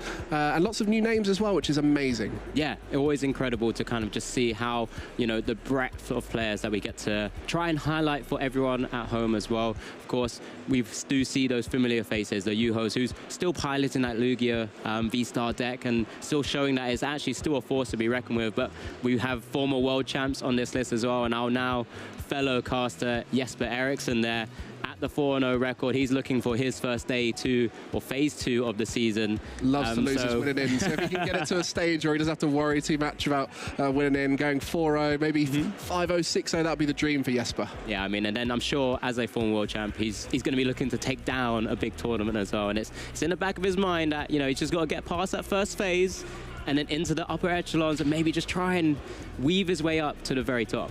Yeah, Jesper's done everything, right? This is the advantage we have with the Pokemon community. Lots of ways to get involved, whether it be in the local scene, whether it be at these events. We have, you know, the amazing production team here, casting. You've got all the judges out there, the staff looking after all the different areas. You've got the players, and even just the parents coming on to support the juniors and seniors. There's so many people here getting involved in the Pokemon community, whether it's in TCG, video game, Go. We've got it all going on here in Stuttgart as round 5 for the TCG Masters will be coming up soon. Yeah, I mean, and that's what's exciting. We're all waiting for those kind of moments to see what deck we're going to feature next. Of course, we know we have a lot of people in the background trying to work out the best matchups to try and showcase for the stream, and hopefully we get a nice variety. I want to see Terrapagos. You want to see Terrapagos? Oh, I was going to ask that next, actually. Yeah. So thanks for jumping ahead there, Mike. Ask it now, ask it now. All right, what do you want to see next? What do you want to see next? I'd love to see Terrapagos. Oh, amazing, amazing. Yeah, there you go, you got your moment. But which Terrapagos? Which one? There we go. Now that's a tough question, because we're seeing Terrapagos get played with all sorts of different decks now. We saw it already on stream with Clorf, where it's more of a Clorf deck that has a Terrapagos in it, using that Area 0 under depths to try and use Terrapagos sometimes.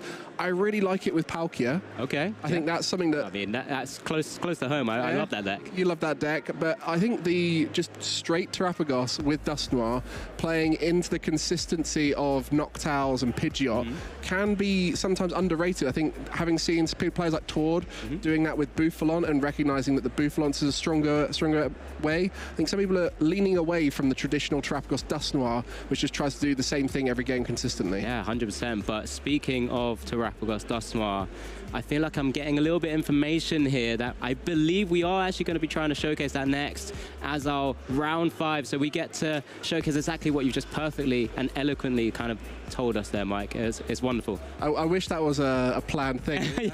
Yeah. We've been quite lucky here. And I think for you guys at home, we've been very lucky to already see 4 different decks. Now add the 5th one into there.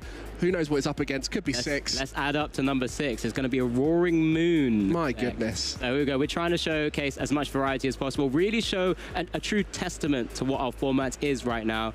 You know, it's, again, another deck that's maybe come up chance. Oh, it's had Petrant before already. Maybe we might see a Latias in it as well. But as a single prize attacker, let's see it go into another big one. Yeah, there's so many different ways you can play each deck now because it's such a wide field of competitive cards. I think Gouging Fire, you just mentioned, has lots of different attackers that work alongside it. Roaring Moon, when it first came out, was kind of like Roaring Moon and Roaring Moon EX and Roaring Moon together. Or it would be Roaring Moon EX and some other attacker like the Morpeko.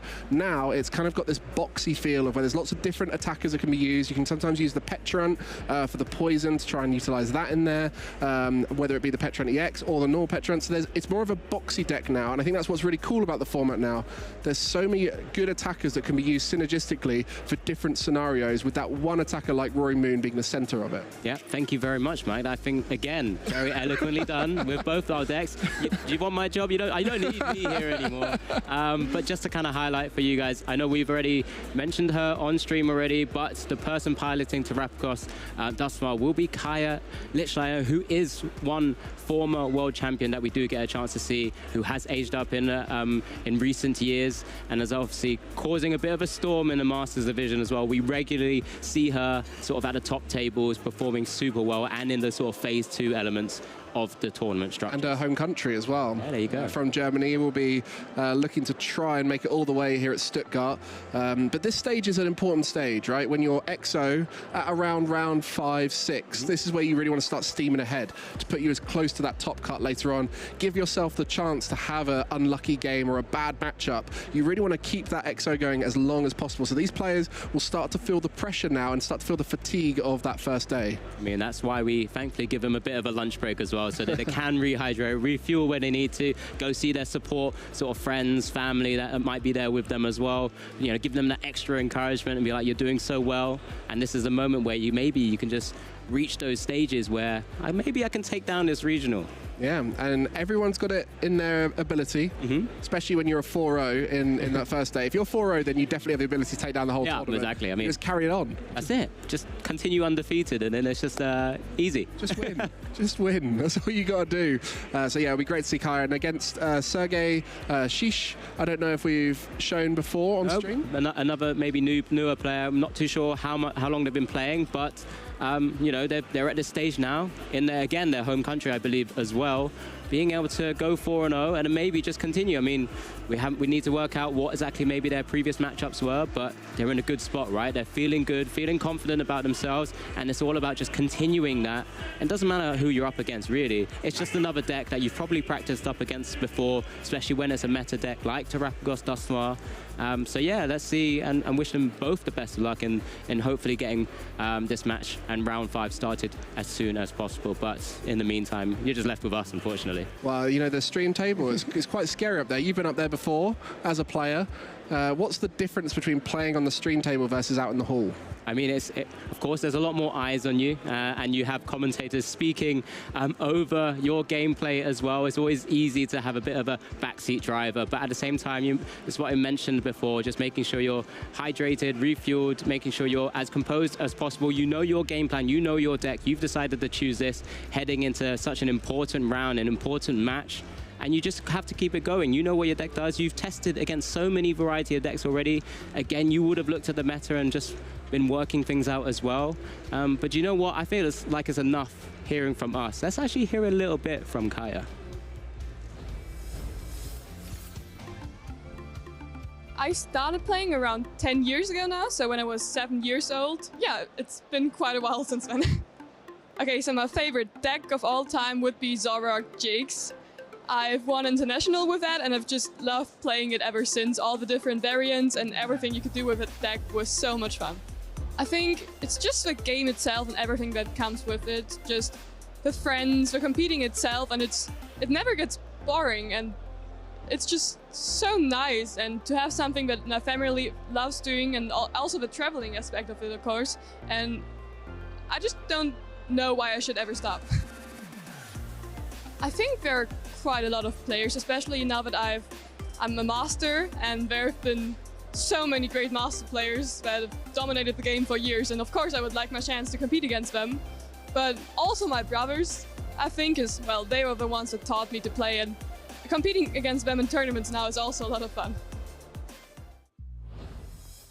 Yeah, always amazing to hear from Kaya. Someone who's, again, never wants to leave the game, again, has so many family as well, and some family that I know you've had a chance to speak to in past as well, Mike, which has been fantastic. Yeah, I mean, just look at the accolades. As a senior, was probably one of the most dominant seniors for a long time. Getting all of the ICs and worlds that we currently have, so that really just shows you the capabilities. And also, we often see seniors start to win towards the end of their time as a senior, but for Kaya, she was winning when she wasn't on the brink of mastery. It was early days for her. Kaya, very strong as a senior, now looking to try and show what she can do with the Masters. Yeah, I mean, that was an IC champion in each year from 2016 to 2018, which is really great to see. But she will be up against Sergey on the left-hand side there, piloting that Roaring Moon EX deck. And this is an opportunity to, like I said, if we haven't really quite seen them on the leaderboards or anything before, an opportunity to make a name of themselves a little bit, just kind of showcase their ability as well, because there's so much opportunity now to, like you said, at a local level, at a regional level, international level, and potentially at that world level, just kind of showcase that, you know, maybe someone who hasn't had the chance before, this is your moment to shine. Yeah, and you do wonder, they're both from Germany. You wonder if they play each other in locals, maybe. I don't know if they're that close together. Germany is a big country, but Sergey there just shuffling up for the final moments here. And this is the big thing, right? If you've not been on the stream table before, it can be quite a daunting experience, where Kaya has been here before, so we'll be familiar with the experience and the nerves that come with it. For Sergey, chance to show off what they're capable of, but with very little pressure, right? You know, you're coming on here, you're 4-0, you're doing well at this event, just enjoy it if you can. I mean, we repeat it all the time. It's the same thing. You do have the judges there as well to kind of, you know, they'll catch any mistakes, hopefully, as well. And we're also trying to do the same or anything like that. But generally, when you're at the stage of 4-0, you probably haven't been making too many anyway. You, like I said, you know your deck inside out. As we do see the die roll, we obviously right now don't quite know who maybe might win the die roll and who will be going first or second. That's one of the most interesting things of this to begin with, to be honest. Yeah, as a Terapagos deck, you always want to go first if you're just pure Terapagos, because you cannot attack going second. You want to try and establish as much of the board as possible. As they get started here, round 5, our 4-0 players will be looking to try and take themselves onto that 5-0 record in as strong a position as possible. There is a mulligan there for Sergey, but they will be looking to win with either Roaring Moon or Terapagos. Yeah, I mean, I'll just help to frame more of your point you were making there. With Terapagos wanting to go first, Roaring Moon EX wants to go second because it has that opportunity to actually take a big knockout pretty quickly as well. But I'm sure there might be sometimes if you knew what your matchup's going to be, you can choose to go first, maybe have the extra turn of sort of building out, setting up your board state, putting yourself in a better position to take a bigger knockout on your second turn. I think that's something that's interesting for Terrapagos. When it first came around, all the Terrapagos players knew they wanted to go first, but not everyone who was against them with an aggressive deck like Raging Bolt, Gouging Fire, Roy Moon or whatever it was, realised that actually going first could be favourable for them, just because it essentially acts as a delayed turn for the Terrapagos anyway, and so now people are starting to learn that. I think Terrapagos has struggled a little bit as people have learned how to play into it, and that could be seen here. As we do see both our players now with a basic in the active spot, we do see the prizes come down for both our players. Anything crazy to pick out here? We do have the Ace Spec on Sergei's side, the Blood Moon Ursaluna EX on the right-hand side there, and one Terrapagos. If we do kick things off, Mike, as you said, Swiss round 5, it looks like Kaya's drawing first, so she'll be kicking us off, and actually maybe would have won that coin toss. Potentially, yes, and this is the beauty of Terrapagos, being able to find that fan rotom on your first turn. Any kind of ball search will allow you to find it, whether it's a buddy, ultra ball, or nest. Yeah, what's the only unfortunate thing for Kaya is that she's had to open with one of those Terrapagos EX. Something with the deck that she's currently piloting and with many other Terrapagos decks, they like to sometimes just leave their board with a single prize board state. Unfortunately, with that in the active spot now, and it's a bit of a chunky boy to try to move it out the active spot as well. With a 2 retreat cost, it can be a bit troublesome to kind of maneuver around. But let's see how Kaya's going to play this out as she just double checks her prizes, works it out through that Ultra Ball. First deck search, an opportunity to really iron out how her future turns will be playing out. And that fan call, finding 3 colours Pokemon with 100 HP or less, allowing you to get not only the Hoot and the Pidgey, but the Noctowl for the next turn, and can potentially evolve it there. So really consistent way to start off every game, just finding that one Pokemon opens up so many options. Yeah, and also just grabbing that Pidgey as well as an opportunity to also weave in, hopefully, that Pidgeot EX, which we've seen many times before. That fantastic quick search ability, if she's able to evolve it up, using one of those rare candies, then cherry picking and tutoring any one of her cards from her deck once per turn.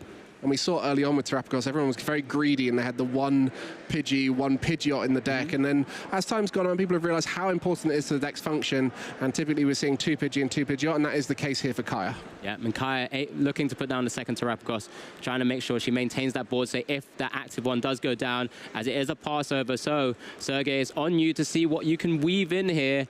There's the Pokestop coming down. It is one of those decks which is full, I'm going to say full gas, but it's full just turbo, and to try and get all those pieces into the discard to utilize things like Dark Patch and so on going forward. And this is where Sergei's realized, accidentally shuffled some of the cards upside down into the deck.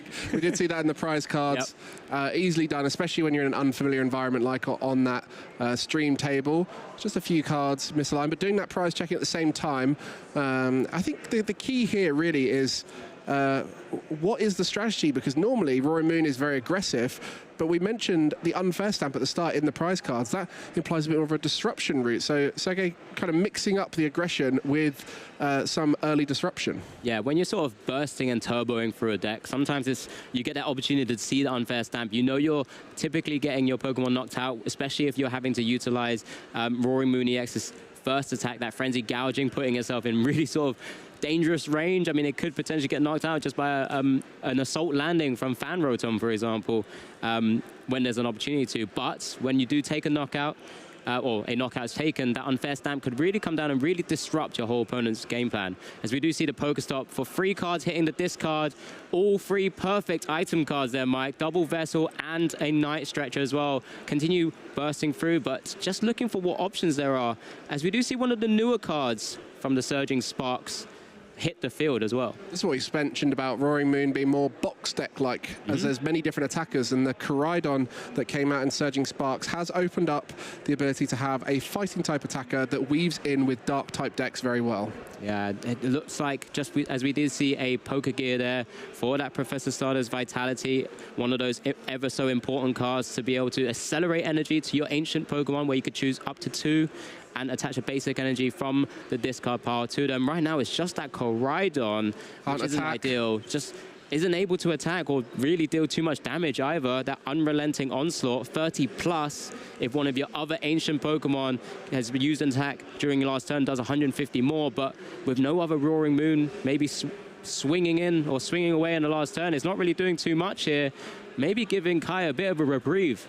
Yeah, and with that damage, it would potentially open up some other attacks. So it's not wasted damage, especially as Terrapagos being 230 HP, puts it out of range of 220 attacks of the Roaring Moon. But yeah, the Koraidon, 130 HP on it.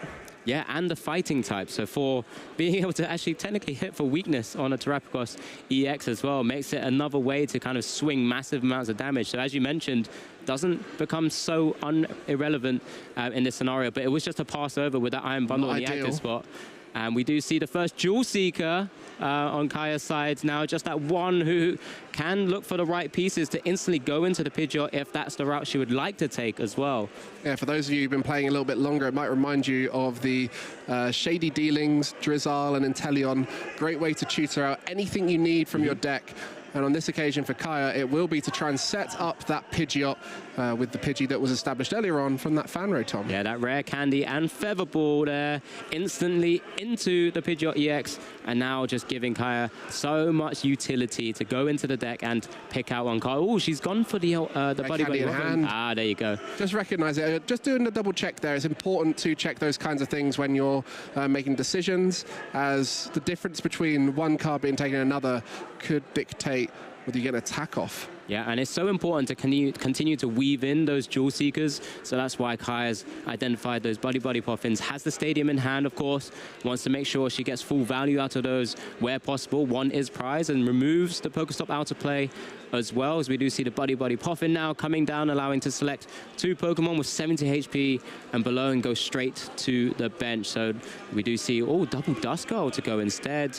Surprised maybe trying to weave in a Hoot at the same time. Yeah, we'll just see whether it's another Duskull or a Hoot going down. Just going to make a decision here. It is a tough one with these kinds of decks when you've got such a wide bench and you get to choose whatever you put down. It's not just about thinking what happens now, it's about what happens if that Stadium gets removed. What do I do then? Do I discard these Pokemon? Normally it's the Noctowl, but if you put too many of your really important cards to stay in play, like Hoots and Duskull, then it can be quite difficult to choose what to discard. Yeah, and exactly. Maybe Kaya can, like I said, weave in that Assault Landing at times as well, as we do see the Hoot and the Duskull come down. Now the Quick Search ability is being utilized. That Prime Catcher looks like it's going to be the target. She's going to double check the hand first, make sure she's got the right pieces. Of course, energy? Still needs an energy if it's not already in hand. I assume it's likely to be, and can take out sort of that big threat on Sergey's side of the board right now as well, because it is a Koraidon. It might not be able to swing immediately for big damage, but let's just try and get rid of the threat where possible, when the opportunity presents itself, I should say. Yeah, there we go. There's the energy. And this is what Terrapagos does so well early on, is targeting the most important thing on the board, taking it out, and then leaving that big Terrapagos in the active spot with such a stable board behind it, with so many options. Hoot's available, Pidgeot. The first knockout is going to be going to Kaya. Yeah, it's going to be a great step and start here for Kaya, as we do get a Radiant Greninja on board now, so there is some draw power coming along on Sergey's side of the board. Is another Trekking Shoes is an important piece for this particular turn. Does have Ultra Ball this turn as well. Maybe can find one of those attackers and just pitches that choice with another Dark Energy. Is a handful of energies with those vessels as well. So much available. Yeah, smart decision not to play the Ultra Ball straight away, recognizing that if Sergey was to draw into a Pokemon, be able to find 2 Pokemon with that Ultra Ball and the one that was drawn. Really needs to try and find as many different attackers now. As we mentioned, the Professor Sada's Vitality attaching to 2 different ancient Pokemon. You want to get as much value out of that as possible. Yeah, and I'm a man of value. I do like it a lot. As you do see the Ultra Ball here, looks like it's going to be targeting that first Roaring Moon EX to hit the field, hopefully. But just double checking what maybe other options are in that list. As you already mentioned, there's many sort of more boxy type attackers, but it's going to be that Roaring Moon EX. Sergey's going to need to weave in this attack pretty soon and start taking some prizes. Could potentially go ahead on prizes as well if there's a way to just maneuver into the active spot. There's a couple of ways of doing that with the Petron and also the Latias EX as well. So let's see if we're able to combine those combos together, as we do see a Night Stretcher now bringing back that Koraidon. So if there's a Roaring Moon swing this turn, there's a Koraidon swing on the next turn, and that can be quite threatening. Yeah, this is an interesting one, as both Roaring Moon and Terapagos will swing for 220 typically, and both of them need to swing for 230. Neither battler here looking to use a Vitality Band in their deck, so they'll have to find different ways around that, whether that be the Dust Noir for Kaya, or whether that be the other attack, the Frenzy Gouging of that Roaring Moon.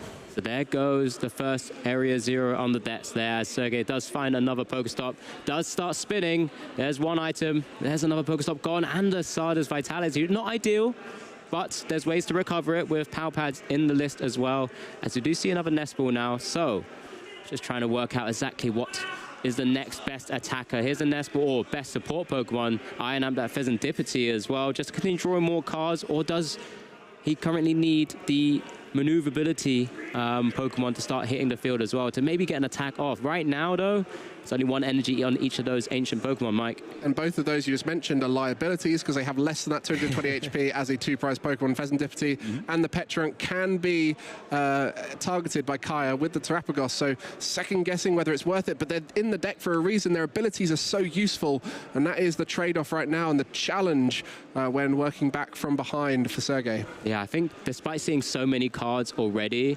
having to go for, it looks like that, is that a Pheasantipity? Yeah, it is. So Flip the Script's going to be the choice here.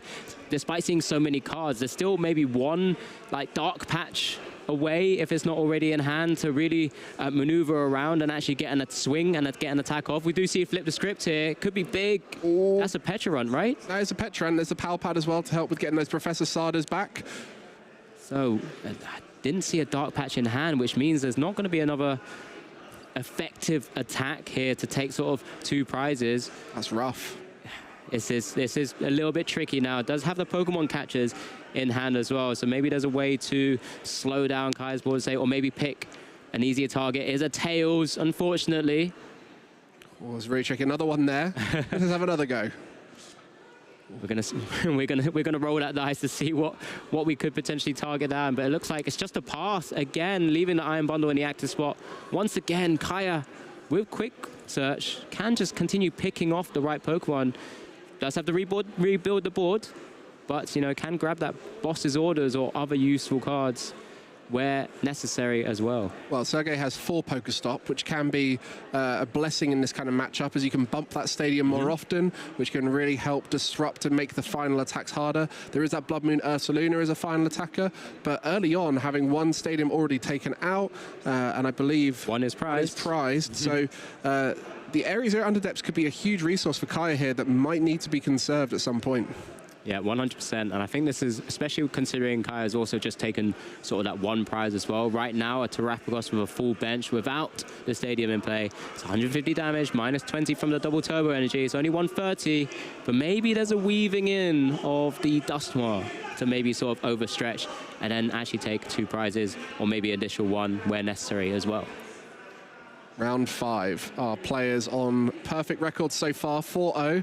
There's a lot of great players at this event still on 4-0, looking to try and make their way through to phase 2, where they can stay at the top tables. But for now, Kaya and Sergey are trying to find out who can come through as the big attacker, whether it's Terapagos, whether it's Roaring Moon. Both of them not quite hitting the numbers they need to, so this is creating a back and forth, an interesting battle between these 2 trainers. Yeah, it looks like a quick search there for the Dust Noir to go into hand. Does have access to the Jewel Seeker of another knocked out in hand as well. Just kind of second guessing herself. You know, she has to work out, like you mentioned, turns 3, 4, 5 sort of ahead sometimes in terms of mapping out your game plan, especially when you're having to sometimes give one up with the Curse Blast ability. And we spoke a little bit earlier on about that Koraidon, the new addition to Roaring Moon. It does have 130 HP, so it can be targeted down by that Dust Noir's Curse Blast that puts 13 damage counters on any of your opponent's Pokemon. I mean, that's why she was also eyeing up the Boss's Orders potentially as well, but she's just decided to take out the Iron Bundle for the moment, bringing herself down to 4 prizes, as we do see on the board now at the very top next to her name. Sergey 2 prizes behind. Is there a way that Sergey can find the right angle here and potentially overcome the current board state of Kaya, because she does have that Pidgeot EX in play right now? Yeah, it's going to be tough. I mean, this is... Kaya's recognised she doesn't need to overextend. She just needs to take another prize card, put herself in the lead, and Terapagos does very well in the 2-2-2 when behind. Oh, just the one item there off the Pokestop. Yeah, nothing too crazy to worry about, but there's more energy sort of being pitched away. We've seen a lot of energy so far this game. And there's the POW pad, or Adressbuch in German, that we've got there coming down. Yeah, don't worry, I know my cards. I have plenty of them in my binder, don't worry, don't you worry about that. But 2 Professor Zardes Vitality is going to be going back into the deck, of course, because now Sergey does have that poker gear in hand. We'll be looking to try and maybe weave in another supporter here to just try and take out this active Terapagos EX. Yeah, just trying to thin for the poke gear and see if the Professor Zardes can come off. But again, it's a really tough position because Kaya deliberately last turn didn't overextend, just kept the board as stable as possible so that next turn, and this is something that Terapagos does so well, can come back towards the end using things like Briar, using things like Dust Noir to accelerate those final few turns, especially while resources are limited in the deck. You do not want to burn them too soon. And that Latias EX that you so gracefully championed earlier on has hit the field now, yeah. So Skyliner now live to allow maneuverability of basic Pokemon in play, which obviously now have no retreat cost. That's why that Radiant Greninja's in the active spot. We do see the Professor Zardes Vitality, which went back into the deck with the POW pad, now pulled out with the Poké Gear 3.0. So it's going to be some further energy acceleration. Such a consistent engine, having Professor Zardes Vitality with Poker Gears, with Poker Stops, and that energy discarding synergy of Radiant Greninja. We see it in Roaring Moon, we see it in Gouging Fire, we see it in Raging Bolt, and here it is showing us exactly why it's so powerful. Energy in play and 3 cards drawn from the deck. Yeah, finally hitting one of those dark patches. Hasn't seen another Roaring Moon EX and does get the Nest Ball from the Trekking Shoes, so I'm sure we're going to see another one. But those resources are starting to look very thin, Mike. Yeah, and you've got to take a few knockouts here. 6 prize cards still for Sergey, and all of these 2 prize Pokemon out of range of the Calamity Storm will need to be using Frenzy Gouging, and that just opens up Dust Noir and all sorts of other ways for Kaya to quickly end the game. Yeah, there's the choice from the Nest Ball of that second Roaring Moon EX is hitting the field now. Sure, going to utilize the Dark Patch on that as well, but we do see the Pokemon Catcher maybe for that Pidgeot EX that's on the board state is ahead, so targeted down. Looks like a point straight for that Pidgeot EX. Take down the support with a very, very important support Pokemon that Kaya has on the field, and this is a big knockout here. And there is a world next time where Kaya can finish off the game off the back of this attack, but unfortunately that's what Sergey can do. Take away the most important cards on Kaya's board and hope that it's enough. Yeah, now that Frenzy Gouging, one of those few instant knockout attacks in the game right now, but has one drawback, puts 200 damage on itself, so it only has 30 HP left. So Kaya ideally wouldn't want to waste a double turbo energy on a Rotom to attack. Already has one attached to the Terapagos, held onto the Noctowl the last turn, so it didn't waste the Jewel Seeker ability on a previous turn when she could just take one. So she still has those support Pokemon in play. Yeah, and almost setting up with the Pidgeot, getting cards in advance. That's something that you start to see high-level players doing, thinking further and further ahead. And having that Blood Moon Ursaluna as well as an attacking option late game, so you don't need to establish such a wide board, can be huge. But yeah, Kaya has a really tough turn to map out in her head now, and it could even just end up being, let me just keep it simple and just knock out the active Pokemon and set up a nice stable board. That might be all that's needed here, but Kaya trying to work out if there's a way to end it now. Yeah, she's just kind of deciding whether she's going to utilize this Jewel Seeker ability. Does let go, does start searching the deck for 2 trainer cards that could be super vital here.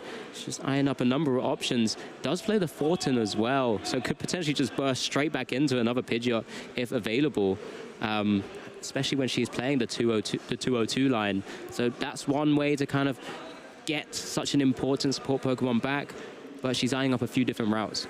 Yeah, and with energy only being searchable through that Pidgeot, no Chorus Tenacity, which we sometimes see in the Terapagos, the Pidgeot is key to finding energy on these kinds of turns. It looks like the rare candy and the boss is being eyed up. So the rare candy potentially into the Dust Noir could take out the other currently charged up attacker on Sergei's board, and that Koraidon with the 130 HP also puts Sergei in a position, if there is a 2-prize knockout on a future turn, means that Blood Moon Ursaluna can attack for free with that seasoned skill ability. Yeah, I mean, that's the other thing as well, is once that Dust Noir takes the knockout on the Roaring Moon, we'll see 2 more cards for Kaya. She'll get off the prize cards. So it might even be one of those where do the Dust Noir, see what happens, and then work out the rest of the turn from there. Yeah, 100%. She's able to maybe grab sort of what the stadium, if it isn't already in hand as well, and then just like completely go into the board. Could actually go straight into it. Yeah, the boss just get a bit of the discard pile there. That will be very useful in the hand there, Kaya. And we'll be going for the Dust Noir pop, and let's see what the prize cards that are taken are.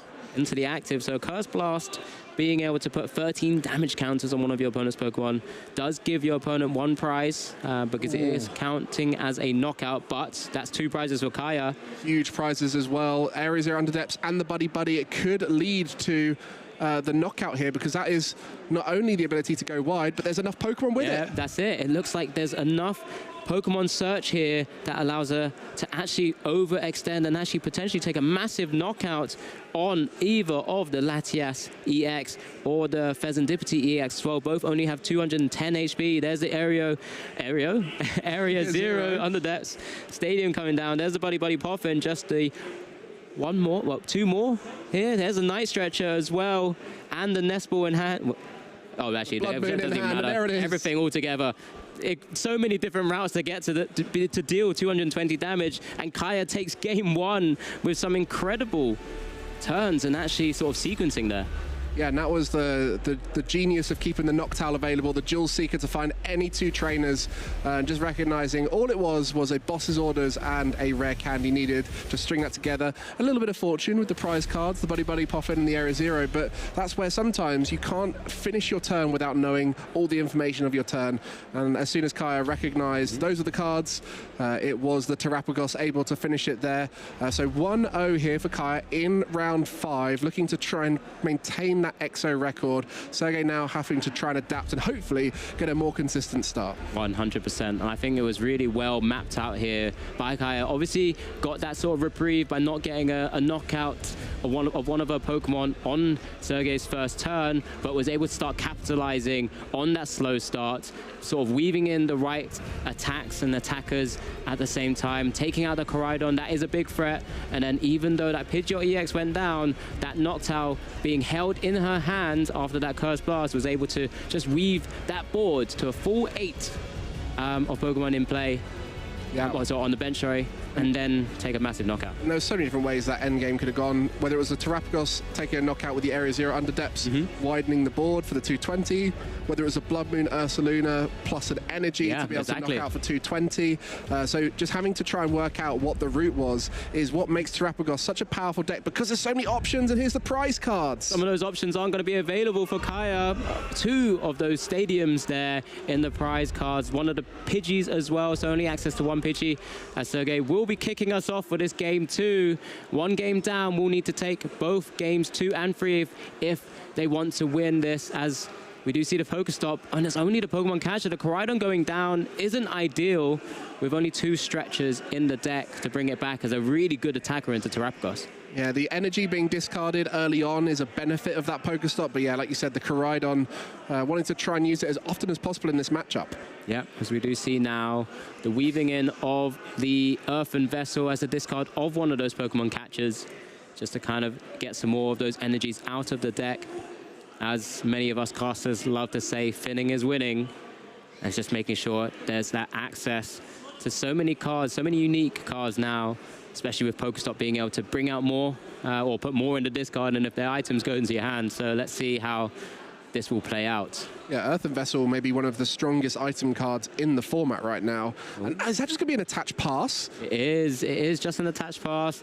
There's not many opportunities for Kaya to actually take a knockout in this way, and there's a discard of 3 pretty key pieces there. Not ideal from that spinning of that Pokestop, but is Kaya's hand that strong either? Because right now, It's just that Pheasantipity that hit the board, and that doesn't happen very often on a turn 1. It's just a pass. It's just a pass, as we see.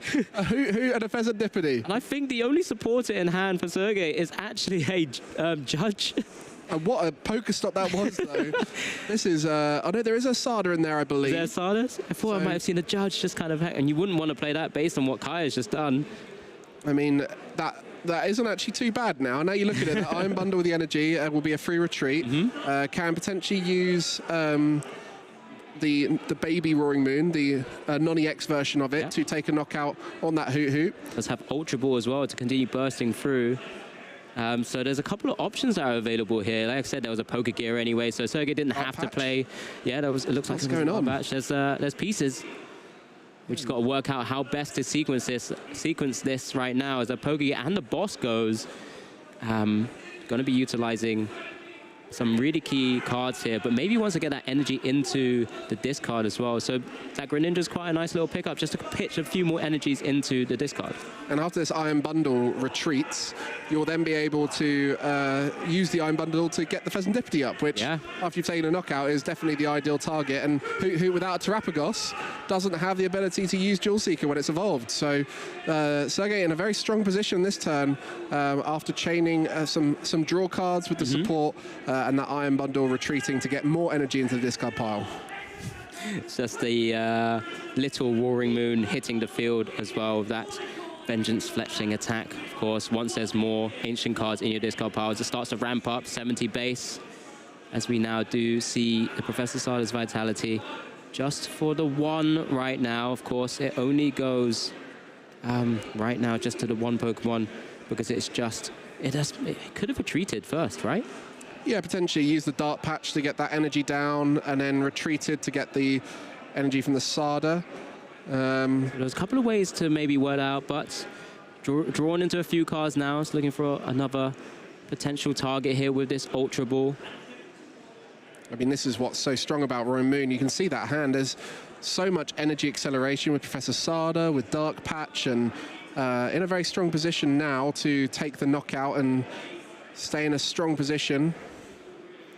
And having that judge as a backup supporter for next turn wouldn't be too bad. I mean, even if you use it relatively early, Kaya's obviously got a good number of cards in her hand as well, but they weren't really playable other than that Pheasantipity, so you just want to try and avoid that where possible, but this is for future turns, and we do see double Dark Patch in hand. It's going to be one of those energies there. Energy in hand for attachment, retreat cost for the Iron Bundle. Going to see the Iron Bundle pop. Very good. Yeah, look at this turn. The Pheasantipity is going to be in the active.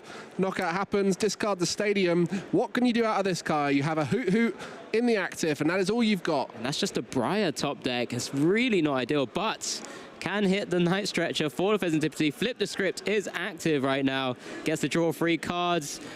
Oh, that's really not helped here. Unfortunately, just a Noctowl, Dusknoir, and one of the few remaining stadiums. Is it just the last stadium in her deck, which it is? No Terapagos means the Noctowl cannot be used here for the Jewel Seeker. Needs a Terra Pokemon in play to be able to search your deck for 2 trainer cards. So the Counter Catcher just trying to stall here, it seems. Yeah, just try and maybe give Kyra a chance to have an additional turn to maybe draw out of this, because if this Hoo doesn't go down and she somehow extends into a Nest Ball for a Terapagos or an Ultra Ball, can potentially Jewel Seeker. Can potentially maneuver around. So we do see the energy attachment from hand. There's the Judge as well. Okay, so this could be quite an important turn here. This could open up Kyra a chance to get back into the game and maybe even slow down Sergey. That's an unfortunate aspect to Judge, but it can be just as good. Yeah, I mean, Terapagos doesn't do very well with low hand sizes early on, especially when you need to chain a few pieces together. In this situation, you need to have the Terapagos, you need to have the Noctowl, and that hand does not look good at all. Maybe a Terapagos top deck could ignite it, but still not great. Does find a Nest Ball into the Latias EX as well, so there's going to be some more maneuverability with that Skyliner ability here. That Roaring Moon EX won't be stuck in the active spot for too much longer and can just keep weaving in some of that fantastic attack of Calamity Storm, just dealing 100 damage, unless there's another way, maybe to Night Stretcher into a Hyper Blower again. That would be impressive. I mean, this is just looking very much in favor of Sergey at this stage. You know, look at all of these cards being drawn, and still more to draw with the Professor Sada in hand for next turn. It's just an ideal post-judge hand, and we'll be looking to try and take another knockout. Like you said, if you can take on the Pheasantipity, that would be the dream. Would you keep extending here and just keep drawing cards, seeing if you could hit that Night Stretcher? I mean, we do see the Trekking Shoes first. That's his own Pheasantipity. Probably not ideal here. Unfair stamp, no prizes no knockouts were taken, but it's just going to be a promotion into the active spot here. I mean, just look at that hand for next turn. If Kaya somehow manages to take a knockout without disrupting, then you're just going to see an unfair stamp and a Professor Sada right back at you. A Lamstorm knockout. It's just the top deck of the stadium. Does have a Pokestop and Pheasantipity. There's a Terapagos and a Nest Ball, but there's no support Pokemon currently in play beyond this Flip the Script. So these 3 cards, let's just see what they're going to be. Double Turbo Energy, Rare Candy, Ultra Ball. Is there anything enough to start weaving something back in? I think this is going to be real tough for that. You know, with Sega needing 3 prize cards, it is going to have to be 2 more knockouts. So there is a world where Kaya can do something potentially powerful, but you need the Dust Noir, and then the Dust Noir would give away prize cards. And so everything right now is making it very difficult. You know, Terapagos, a deck that can come from behind in these 2-2-2 matchups just because of the Briar and the Dust Noir. But on this occasion, might be too far behind with not enough on board to work with. Yeah, as we do see Kaya here just eyeing up what she wants to Ultra Ball away. Of course, does get rid of one of those stadiums. And we know that there's 2 currently prized. That's from our view. I'm sure she would have worked that out as well, as the Pidgey is also coming down onto the field, sort of targeting maybe one way is just to kind of get set up fully and just not allow Sergei to be able to sort of weave in back-to-back attackers. I mean, with that Latias EX, you can't even stall a Pokemon out now. It is very much just constant aggression coming forward here. So Flip the Script can only be used once per turn. So not going to be able to use that again, but the energy attachment, is that going to be a swing? I guess the Terapagos, hard to knock out for a little bit more difficult. Has to normally has to gouge through it and then put damage on itself, and if Sergei wishes to do so, would put him down to 1 prize, but would also knock out his only Roaring Moon EX attacker that's currently available. Start swinging away as we do go over to Sergei's side of the board now. That hand was looking pretty strong. Could just start establishing a more stable board, getting more of those attackers available. Oh, just going to get that Iron Bundle as well. Yeah, it might have been that top, or either a top deck or from the prizes. There's a Hyper Blower. Kaya has to decide whether she's going to give up 2 further prizes or that Pidgey, but, you know, thinking that Pidgey's going to be the most important card for this scenario. Plenty of time to go as well. This Swiss round 5, just under 19 minutes now. Kaya did take game 1. Sergei in a very strong position for game 2. Yeah, got that unfair stamp in the back pocket just in case, but I think the route here for Kaya going into next turn will be to try and take a knockout and disrupt, but it's not possible as Kaya scoops, recognizing it'll be better off spent in game 3. Sergei is going to be taking game 2 in typical aggressive fashion of Roaring Moon, constantly taking those knockouts, making it so hard for the board to be established. Yeah, getting to go first in game 2, I should say, being able to start setting up a little bit better. Saw effectively where Kaya just fell down a little bit because there wasn't really too much she could do on her turn off, and then bench that Pheasantipity and then just taking advantage of that, right? Whenever you're seeing a deck that doesn't like using Pokestop, you know it's probably pretty ropes for them, pretty rough. They're going to struggle to get through. But on that occasion, we do see the game finishing a bit earlier than expected due to the scoop. But you do see how much better the Pokestop works for the Roaring Moon deck than it does for Terapagos. Yeah, just getting access to those Ball Search just meant that Sergei could actually just start bursting through that deck with so much gusto, I should say. And we saw the big knockout on the first Pheasantipity that came straight back from the Night Stretcher, just to kind of give Kaya a chance to just draw into more cards. But look at this. Every time. Yeah, that Pokestop working so well every time. And this is Terapagos' biggest weakness. It kind of reminds me a little bit of Arceus V-Star, which we don't see so much anymore. It's still in the format of those first turns are so key to get set up. And if you get the first turn, you're fine, because you then can choose whatever you want. But getting through those first few decisions and getting the right cards drawn into those first hands is so key to Terapagos' success. Yeah, 100%. I mean, just being able to access something like the Fan Rotom with that Fan Call ability turn 1, because it can only be used turn 1, remember? it's just so vital to maybe get some of those support Pokemon, those Hoo-Hoos, those Noctowls, those Pidgeys. So we do see both our players setting up for game 3 now. Prizes, nothing too crazy on either side. Once again, our Pheasantipity's there. Kaya, yeah, maybe. Could be rough. But Kaya has decided to go first this time. Does have Pidgey down already. Fan Call, Fan Rotom in hand as well. So now a chance for Kaya to double check what is prized.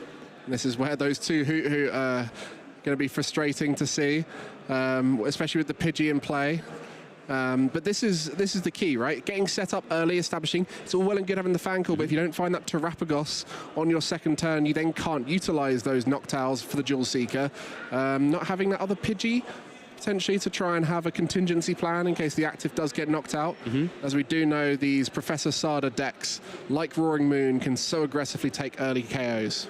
Yeah, so has decided to take double Noctowl there and not... Oh, it does have second Pidgey in hand, so that's the reason why, of course. Makes sense now. Yep, exactly. There's the Buddy Buddy Poffin as well, so... Ultra Ball in hand.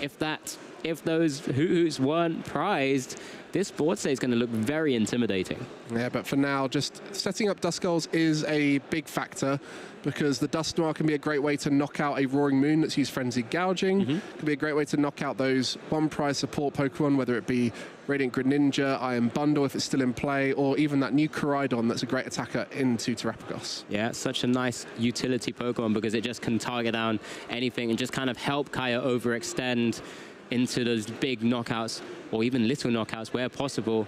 But the hand's looking pretty good right now, has access to Terapagos the next turn, and this is what we mentioned, or I mentioned in game 1, where you want to set up this sort of single prize board state, and when you're ready to burst through with all of those sort of Terapagos connected cards, you can end up sort of taking some massive knockouts here. And we love to see this. It looks like both of our trainers have a reasonable start, right? You know, both of them have had tougher games. Game 1, Sergey struggled to set up. Game 2, Kaya struggled to set up. Now we get to see both decks working at full speed, and this is where the composition of their decks will really come in. Whether the unfair stamp could be vital for Sergey at some point, and whether you said, like you said, that one prize board state into the Terapagos onslaught will be a stronger factor for Kaya. Yeah, I'm just wanting to find out what supporter is in Sergey's hand. I did see the Squawk ability come out from that trekking shoes, I believe, and we do see a Nest Ball here as well. So there was the Earthen Vessel for 2 energies and another Nest Ball now for that Radiant Greninja. Maybe just to pitch to see some cards first. Maybe there's a way to Ultra Ball away another energy because there's a Professor Sada's Vitality in hand. Maybe just try and create a single board state of his own. Doesn't necessarily want to put down that Squawk ability EX. Despite having a fantastic ability to burst through and really sort of continue to draw more cards here. So we do see concealed cards, see what 2 cards. Ultra Ball. Okay. Maybe opening up some doors here. Yeah, maybe able to go for a more efficient Professor Sada's Vitality, but also might just recognize that taking a knockout with the active Roaring Moon might be enough. Yep, exactly that. And maybe getting that Koraidon ready as a second powered up attacker with the Professor Sada's Vitality. Does mean they still need to draw into another energy, of course. But maybe it's just a case of utilizing that Sada's Vitality now. But there is the Ultra Ball, it looks like. Could be a bit risky to discard the energy off the Ultra Ball and rely on the draw to find another energy. Okay. Kind of going through the deck. There's the Koraidon. So it looks like it's going down this route at the moment. Like we mentioned, Roaring Moon is very different now, has a lot of different ways it can play. Before it was aggressively trying to get those Roaring Moon EX off. Now it's quite comfortable with the idea of having one prize as attacking, whether it's Koraidon or Roaring Moon, both of which great early attackers into a one prize board state. Yeah, and it's a decent hand to kind of almost hold on to, depending on what this Professor Sada's Vitality actually provides. There's the Sada's Vitality, as you mentioned, just the 1 energy in the discard. So to the active spot, does hit the Vessel as well. So could have risked it, but obviously could have. But go on, wiser. But wiser to not, as we both mentioned there. Can choose the Hyper Blur to maybe target down something else, but there's double Pidgey, so I'm sure Kaya would just likely go into the second one there. It's better to take out the fancier artwork as well. Just get out of the active spot. Just remove it from play. Do see the Vessel now pitching away the Iron Bundle. In this scenario, a little bit less useful. I guess for the rest of the game, the bundle will likely give Kaya a better option to push forward. At this stage, the double Pidgey makes it irrelevant. So good recognition. This is what we're really seeing, is both players really reading the play as it's happening and changing those decisions based off of what they're seeing. It's always a key skill, being able to adapt to what's happening from the board. So we do see that Vengeance fetching there, dealing 70 damage as a base. We maybe saw 2 ancient cards hit the discard from the Sarda's Vitality and the Earthen Vessel. So 90 damage, it looks like right now. Or maybe it's 100. It looks like 3, actually. But it's on Kaya to see how she could weave this in now.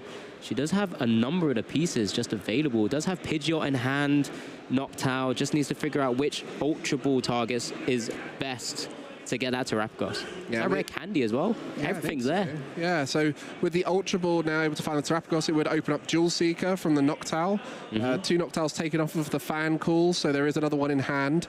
And I think this is indicative of those Hoot-Hoots being prized. You know, when you play against Terapagos, you know they're going to try and get as many Hoot-Hoots down as possible. So for Sergey, probably making an educated guess that the Hoots are prized.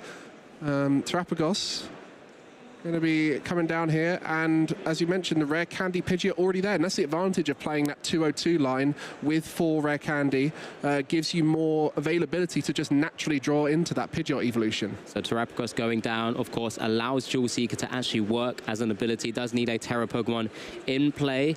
Kaya there, probably just double checking what options are potentially available, because with the Pidgeot that will be coming down shortly, already in hand, of course, could potentially find a way to target down some more of the threats on Sergey's side of the board, because right now, and like I said, Vengeance fletching from that active Aura Moon, only dealing 100 damage.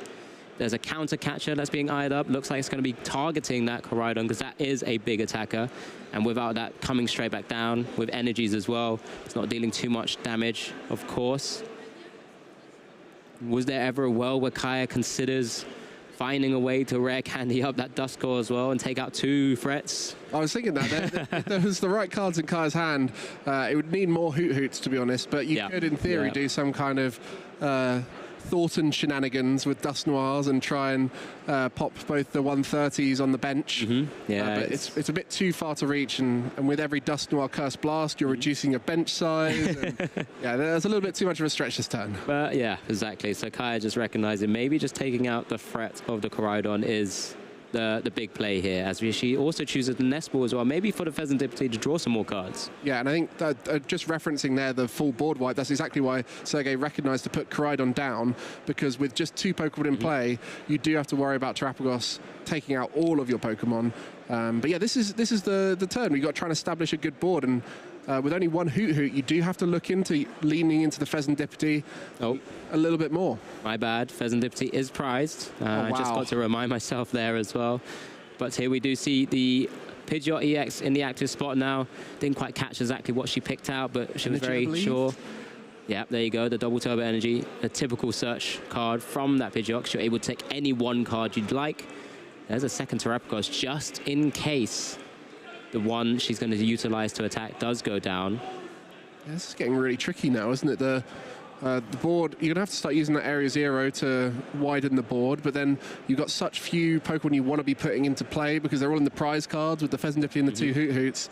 It's tough for Kaya to work out the exact route to go down. Only doing 130 right now, so that wouldn't knock out the active, but it would knock out the bench Koraidon, and perhaps that's why targeting the bench one would be a favorable decision at this stage. Yeah, the hand was so close to being perfect to like weave in the best sort of combos. Targeting down the Radiant Greninja here. Okay. As an option, so just 130 damage. Oh, yeah, 130 damage with the 5 bench. 20 less from the double Turbo Energy. So Koraidon active now as an attacker, if there's a way to weave in those energies on it.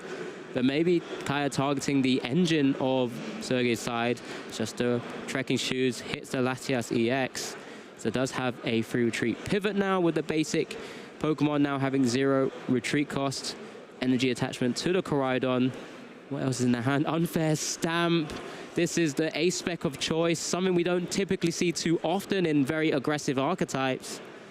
But being able to have being taken of a KO'd from Kaya's side now making Kaya only draw 2 cards from the combo pieces. Yeah, interestingly, Kaya only had a few cards in hand. I think it was 3 after that turn. So maybe the unfair stamp here, less for disruption and more to see 5 new cards for Sergey, while also recognizing that Kaya will have a limited hand size. Yeah, of course, just as an item, still has access to supporters as well. We do see the Professor Sada's Vitality, so there could be a big weave in here. There's no energies in the discard, it looks like right now. And maybe that's one way. There's the Pokestop if we pitch an energy in here. Not an energy. Stretcher, Trekking Shoes, we can still go. Trekking Shoes could be an energy in the discard pile. Stretcher can get Radiant Greninja or Pheasantipity. Okay. Trekking Shoes, not an energy. So this Professor Sada's Vitality is still not live. Was there a way to just take the Radiant Greninja and then pitch that away, pitch the Dark Energy that was in hand? And the Dark Patch is not much use right now. Oh wow, this draw is just not working how Sergey wants to try and. So doesn't want to pitch that. Doesn't want to pitch that Dark Energy because just discarded the Ultra Ball. Now or had another one in hand, I guess. Okay. So this will open up the Sada. We're still going. And this is the key to these decks. It does look like when you play against them a lot of the time, it's just draw, draw, draw, attack, attack, attack. But there is that recognition of if I create a stable board, my attacks in future turns will be easier to reach, and that is exactly what Sergey's trying to do right now. Stabilize the board, put as much energy in play as possible so that when that knockout comes from Kaya, a Pokemon can be promoted and return KO. Yeah, did decide to pitch away the Pokemon Catcher as well, so not necessarily thinking about targeting down that Pidgeot EX for this turn. We could use the Koraidon this turn to knock out the Terapagos. That was what I was expecting maybe to happen. Does choose the Koraidon here, so as we do see the attachment from the discard with that Professor Sada's Vitality now, draw an additional 3 cards. Another catcher. I guess there's no way to target down the Pidgeot EX for this turn, but it's going to be a big knockout on a fighting weak Terapagos EX. With a 1-prizer. Exactly that. And that's been one of the biggest problems with the previous Koraidon, which was actually a Dragon type in these ancient box type lists, as we do see that fantastic new Koraidon from the Surging Sparks set, Unrelenting Onslaught, take a massive knockout here, down to 3 prizes for Sergey. The advantage, though, for decks that are weak to this Koraidon is it cannot chain its attack, because if one of your other ancient Pokemon used an attack during your last turn, it does 150 more, so you cannot rely on that Koraidon doing the Unrelenting Onslaught unless you manage to get it out of play and put it back in. Yep, exactly that. So maybe that's why there's the Pecharunt and the Latias EX to sort of weave it back in and out where there's possibility. It's if it's in play, it would have to be knocked out to be able to reset it. Oh, does it have to be in play? Yeah. Oh, yeah, good point. Good point. Sorry. Yeah, thank you. As a Terapagos player myself, I have been staring down a Koraidon a few times, worried about its ability to chain attacks. But again, with 3 prizes remaining, there's still just 2 attacks to be announced from Sergey. 1 if Kaya finds a way to weave in a Duskmoth somewhere, potentially, as we do see the Hoot that she took from the prizes come down on the board state now. It looks like that Pidgeot was grabbing the Iono, I should say. And that is exactly why we mentioned stabilizing the board for Sergey, because Iono to 3 would mean Sergey would struggle to chain attacks here if that 3 cards is not very good. Yeah, some really, really good cards that were just all picked up there. The Prime Catcher and the Energy, having utilized the quick search ability already, wouldn't have been able to try to find that double turbo energy without drawing into it naturally. Needs to get a wider board, though. Yeah, not quite enough. I mean, we've already seen there's 2 stadiums in the prizes here. So Terapagos goes to the active spot. That free retreat on the Pidgeot, just another one of those fantastic things about it. And it's just a knockout here, taking Kaya down to 4 prizes. Can Sergey find a way to retaliate here? Dark Patch in hand, Vessel in hand, another Pokestop, so it can continue spinning if they choose to do so. It looks like there was is that a Judge in hand as well? So there's some disruption.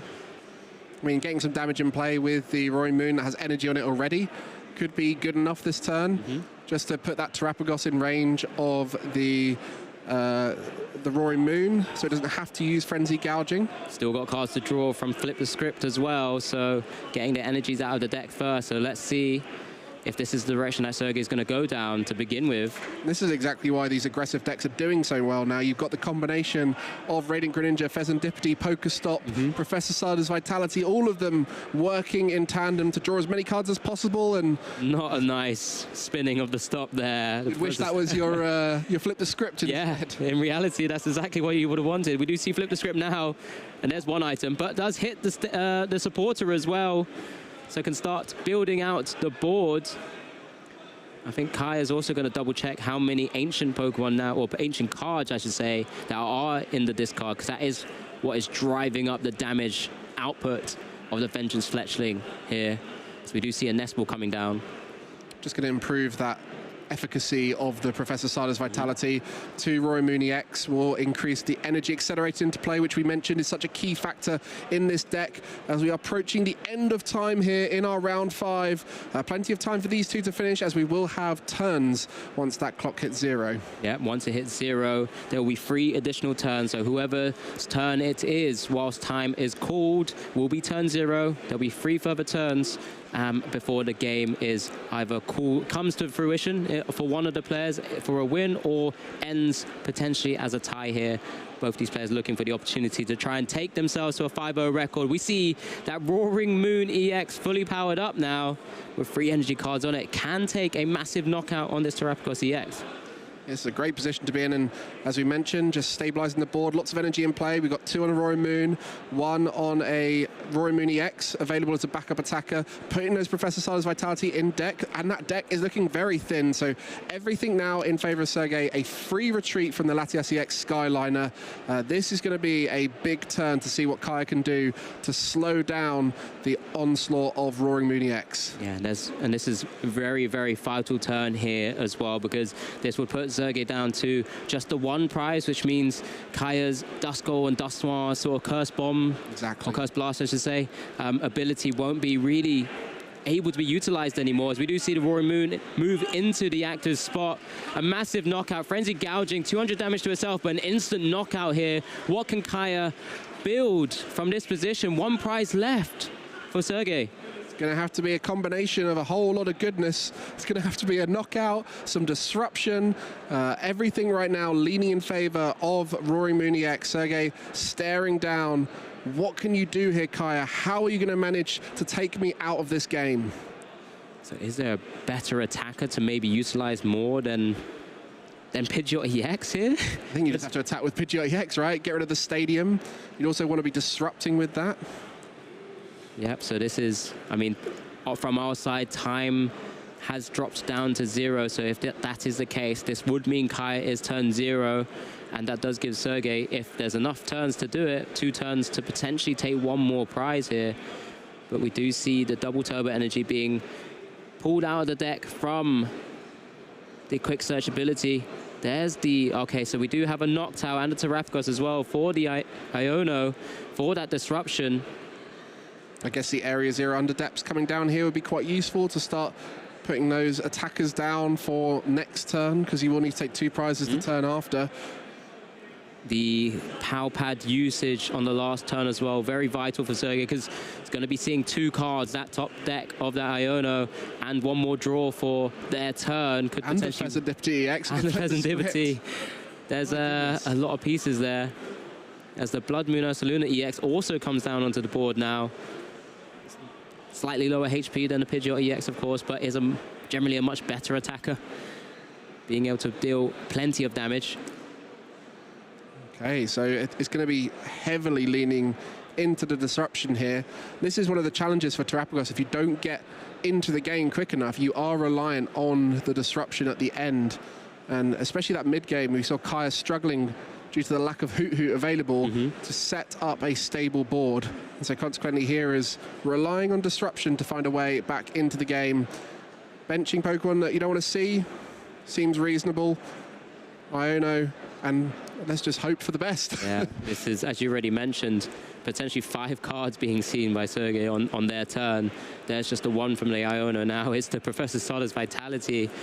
Not quite yet, but it can just kind of maneuver Sergey into a position of so many good cards. That means they're just going to see so many more on their turn. But so of course, outs as well. Kaya doesn't know that. She has to play to all of her outs there, as it is just the Pidgeot EX Blustery win, the 120 damage, or 100 damage with the double turbo energy to knock out the Roaring Moon EX. So here's on Sergey, top deck. Here we go. Squawkabilly not very useful, but there is a Professor Sada's Vitality in hand.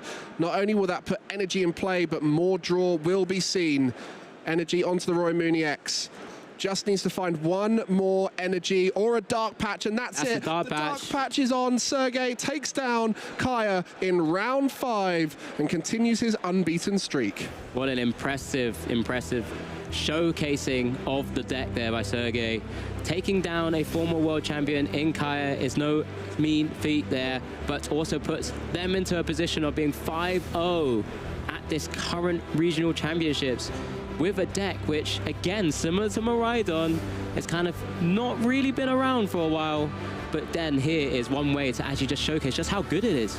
I mean, there's so many different ways to play that Professor Sada's Vitality now, and I think Roaring Moon is one that often gets forgotten about, and in closing out those games, having that ability to just take an instant knockout with Frenzied Gouging, it really puts you in a strong position if you have energy in play already, and the Roaring Moon EX that can just shove into the active and say, I'm going to win the game right now, and this is what happened throughout that game. Yeah, this was game 1 where Kai was able to build out that board state, really start picking out those threats that were on Sergey's board, that Koraidon with that lone energy, just not really able to do too much, and really sort of take charge in this initial round 5 Swiss match.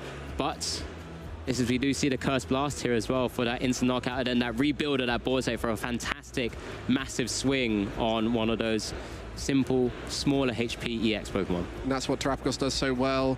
Once you find those search cards, you can really set up the board to take the knockout. Game 1, Terapagos setting up well, Roaring Moon not so much, and it was a very different story in Game 2. Yeah, Game 2, where Kaya didn't really do too much other than bench that Pheasantipity. Sergey on his first turn actually didn't do anything either, but that Pokestop unlocked all of it for Sergey, being able to effectively take 2 big knockouts on that Pheasantipity because it came down twice. Yeah, Pokestop was the MVP, and it's look at that, Trekking Shoes, Nest Ball, and the energy you want to discard. So ideal Pokestops there, and a great way to bump that Area Zero under depths, which were hard to find for Kaya, which reduced the number of Pokemon in play, meaning that big knockouts weren't so easy for Kaya in that second game. And Game 3, Kaya had the advantage to choose whether she was going first or second, had a pretty good board state, but Sergey had his own single prize board to begin with and took a big first knockout just to kind of start setting the scene and setting the pace of Game 3 here. And then it was just sort of back-to-back swings with some really, really damaging Pokemon. That Koraidon finally swinging with unrelenting, and so being able to just deal double the amount of damage because of the weakness on Terapagos EX. Yeah, I really like that single prize board state, and you can see the Roaring Moon EX to finish it all off. Just 2 back-to-back Frenzy Gouging. Yes, the Pokemon that are 2 prizes on Kaya's side are more than 220 HP, but Sergey doesn't mind that, because when you go down to 1 prize card remaining, the Dusknoir is not available, and there it was, that final energy needed to chain into the second Frenzy Gouging, and it was all done then. Roaring Moon EX coming through in the final moment. Yeah, did you expect to see a Roaring Moon EX at this point, 5-0 at a tournament like this? What was your initial thoughts? If I said Roaring Moon at the start of today, what would your first response have been? My local who decided to play Raging Bolt should have played it. It was one of those where I think a lot of people trying out Gouging Fire, trying out Roaring Moon, have realized that the Sada engine does work in other ways, and I think it sets up a whole different deck. Like we saw, there's more options. You've got the Koraidon, you've got the normal Roaring Moon, and then you've got the Petron. So many ways to play the deck, and then consequently you have different options like that single prize board state at the start, where Raging Bolt is very much all swing, stay big. Yeah, right? So it's just changed up the way people are doing aggression. Exactly. I mean, it's these kind of sort of beat stick decks, as it were. A lot of people sort of name as an archetype. You know, the Miraidons, which just won Sacramento, can't really have that single prize board state. Whereas this one has maybe a little bit more utility to it, because it has those sort of smaller ancient Pokemon that can be powered up and actually start swinging for a lot of damage very quickly. But it's another unique way of kind of, again, coming to a tournament like this, hitting the right meta, hitting the right field, and you could find yourself just like Sergey at 5-0. And consistency is key. We saw how good the Pokestop, the vessels, the gears, and to be able to throw your own judge in there as well, which we see in Gouging Fire too.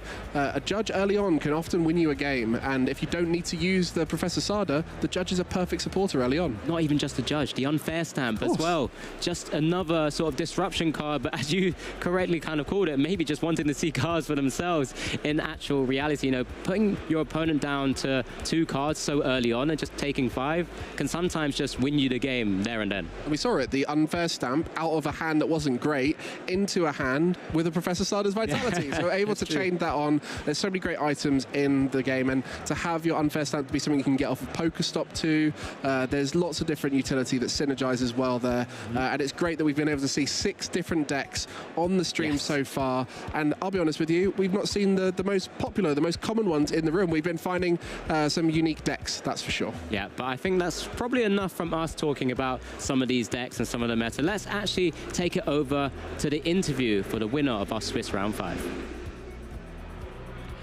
Thank you very much, Alex. Yes, I am here. Well, round 5 feature match winner, Sergey. How are you feeling right now? Really happy. I mean, I won. Yes, absolutely right. So, the first thing I want to ask you about, is your deck choice. So, Roaring Moon hasn't seen as much play for like a little bit now, but obviously with this new Koraidon coming in, that adds a lot, right? So, what made you decide to play Roaring Moon this event? Yeah, I play Roaring Moon even before Surging Sparks because I really like the deck. It's just the deck that makes the most fun for me. And Surging Sparks made it so much better even for this meta because Koraidon is such a strong addition. It hits Versatility for weakness, it can one-shot Luminion and even Rotom, so it can one-shot support Pokemon with just this little thing. And the matchup against the Rapagos was really tough before, but with Koraidon it really helps because, like in Game 3, I can make a board state of only 1 prize Pokemon, so I cannot lose 2 prizes on the first turn, like knock something out with the little Roaring Moon, for example, and then knock out the Terrapagos with my other Koraidon. So I can win the prize rate, and I don't have to rely on Roaring Moon EX, so I'm not that vulnerable to Dusclops. Yeah, that makes a lot of sense. I mean, we can go back to the end of that Game 3 there, of course, when Akaya played that last Iono. What was going through your mind? I mean, you had the board state to account for it, but you must have been a nervous moment. I was like, okay, I shuffled back in 2 Sardas. They are in my deck, so the chances that I get it with Flip the Script or with the Iono aren't that low. So I was nervous. I was like, okay, I need to hit this now. If I don't hit it, and it was the first card you got. It was the first card, so that was insane. But yeah, I was obviously nervous, but I had confidence that I get one because of the Flip the Script, because there were not many cards left, but I think 2 or 3 Sardas. So yeah, but it was nerve-wracking, especially Game 1. I thought about to scoop early because I was behind really hard, but I was hoping to get an unfair stamp from the prize cards. I didn't get it, so it didn't went that well. Game 2 she bricked, but yeah, really good Game 3, and I'm happy that I just hit the Sarda. Yeah, I bet. Now, it was just actually interesting. You wouldn't have seen this, but before Kaya played the Iono, there was actually a Prime Catcher in hand. So if it was, she maybe could have gone for the Pheasantivity, but chose not to. If she had gone for the Pheasantivity, would you? I guess that would have been a little bit more worried, right? Oh. Yeah, if the Pheasantivity is gone, it's way worse. Like the thing is. If she knocks out the Pheasantivity and not the Roaring Moon, I can, for example, just gouge. So, no, but then you would have been... yeah, we go into Deathmatch. Yeah, sudden death, yeah. Sudden death, sorry. But the thing is, Terrapagos cannot attack on turn 1. And Roaring Moon, it's very likely that I win Sudden Death. Sudden Death is like... Roaring Moon is one of the best Sudden Death decks in the format, if not like top 2 with like Raging Bolt. Yeah. The attacks are so consistent. There are a lot of 70 HP Pokemon or less. I can even attack with the little Roaring Moon. And Terrapagos cannot really attack me turn 1, so I would have taken it all day, the Sudden Death. That makes a lot of sense. Now, so you're currently at 5-0, so it was a really, really impressive result. What do you think from here? Do you think you want to just, try to go for the ties guaranteed a day 2, or are you just going to try and win everything to really secure the points for that top 8 slot? The first couple of games, I think I will just play. Yeah. And I think if it happens that I lose the last 2, I think maybe on the last one, gentleman's agreement, but we don't know. I will just play it out the first couple of games. Yeah, that makes a lot of sense. Now, one last thing before we head on out here. You sit here in our lounge. Is there anyone you want to say thank you to, give a shout out or anything like that? Thanks to my parents for always supporting me, of course. Thanks to my friends that are standing here, also supporting me and playing with me all the time, like testing. Yeah, and thanks to everyone that supports me. Yeah, and thank you for joining us here on the catch for giving us your time. Congratulations once again, Sergey Shish, your round 5 feature match winner. Hopefully we'll see you in day 2 as well. Now, we're going to go and give you some video content, so don't go anywhere. We're going to keep you entertained whilst we go ahead and get round 6 ready.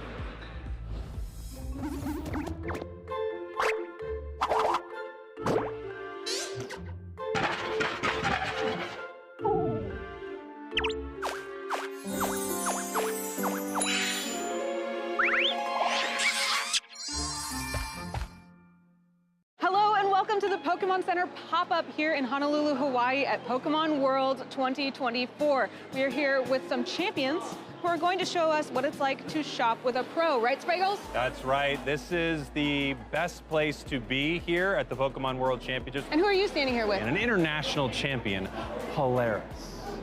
And I am here with international champion Avery. And what is it like to compete in a Pokemon championship? Well, kind of stressful. If you're doing a battle, that's determines if you win or not. How do you feel about competing this year? It's pretty fun. Are you gonna win, do you think? I hope so. What are your favorite things to shop for? Plushies. I mostly like the big ones. How do you feel coming here to compete in Hawaii?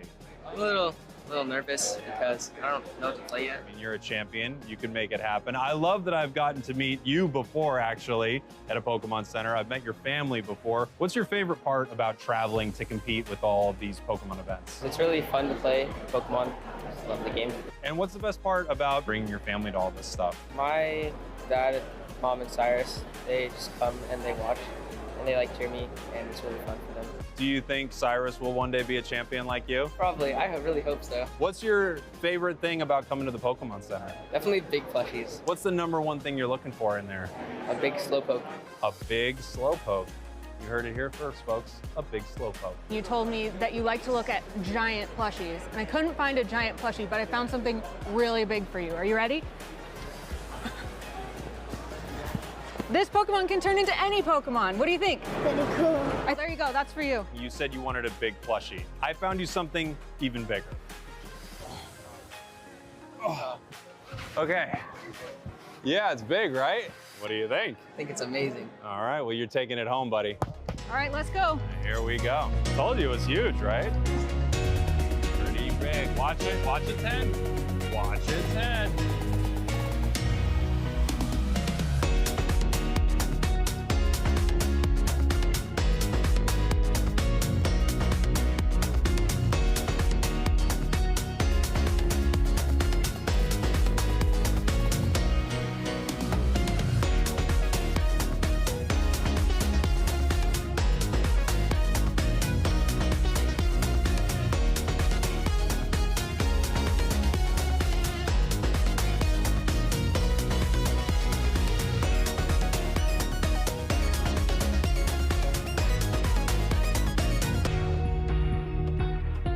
I think the toughest thing will be getting it in your carry-on, but once it's on the plane, like, you're good to go.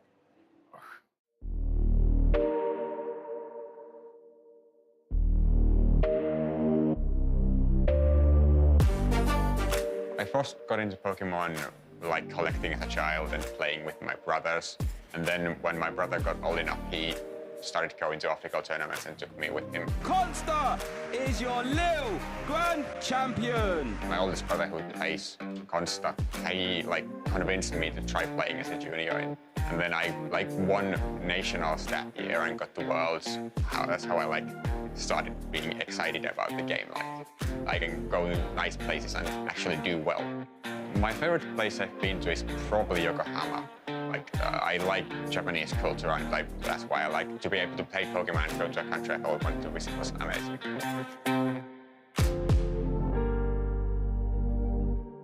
Since I started competing in Pokemon, I've learned to manage my nerves better because you have to be able to focus on the game in a high-pressure situations. And also I've learned to not take mistakes that badly when you do them in the games. It's not the end of the world when you always play. And with that, Yuho Kalama. So my favorite moment in Pokemon history is probably when Mega Audino won Worlds. Mega Audino EX is your 2016 World Champion. I was there, and the fact that everybody shouted, was cheering for the Mega Audino player, the feeling was so amazing. My #1 goal is to do well at Worlds. I've done well at the international championships now, so that's the next thing I want to do. My brother was top 16 this year, so I want to at least just do something similar to him. The fact that I have fun while playing and that I can achieve something noteworthy while playing is what drives me to play Pokemon competitively.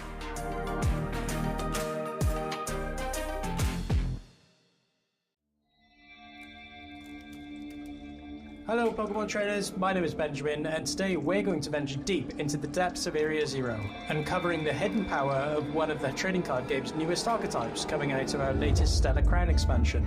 And that is of course Terapagos EX. Although Terapagos EX is an efficient and strong Pokemon all on its own, Stellar Crown provided several additional Pokemon, items, supporters, and even stadium cards to help greater support its vigor. Terapagos EX has 2 attacks, although from what we have seen from players already, it's only really its first attack Unified Beatdown that players look to take advantage of. With only 2 colourless energy required, Unified Beatdown will deal 30 damage for each of your benched Pokemon. Although you are only doing 150 damage for a full bench of 5 Pokemon would not seem that intimidating to some of the big players in the format like Charizard EX, Dragapult EX or even Lugia V-Star, this is where some of those additional cards from the Stellar Crown expansion will really come into effect. As part of what is considered the Terra package, Area Zero Under Depths is a new stadium card we must talk about first. The stadium will allow any deck to take advantage of its feature, increasing their bench size to 8 Pokemon if they have a Terra Pokemon in play. However, this is most significant of course with Terapagos EX, as more bench Pokemon will equal more damage with his Unified Beatdown attack.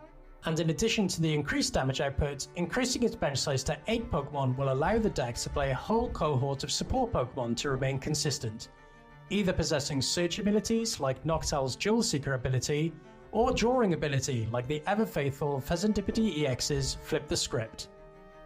Players have even found the space for the nightmare of the format, in of course Dusclops and Dusknoir, not only to allow players to further upkeep their damage output, but also providing the capability to alter their opponent's prize mapping.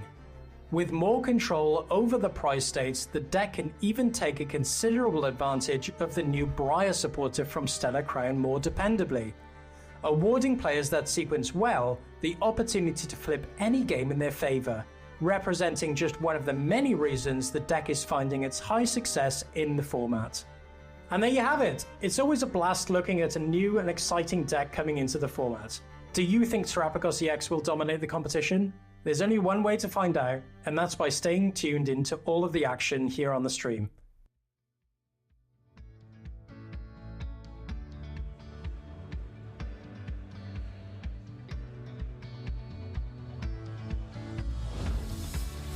It's always wonderful to hear our fellow casters there. That was Benjamin with a fantastic video. I've decided to make some space now because I get to be joined by the lovely Amy. How are we feeling? Pretty good, pretty good. Enjoying the tournament so far. I've been watching all the games and they've been spectacular.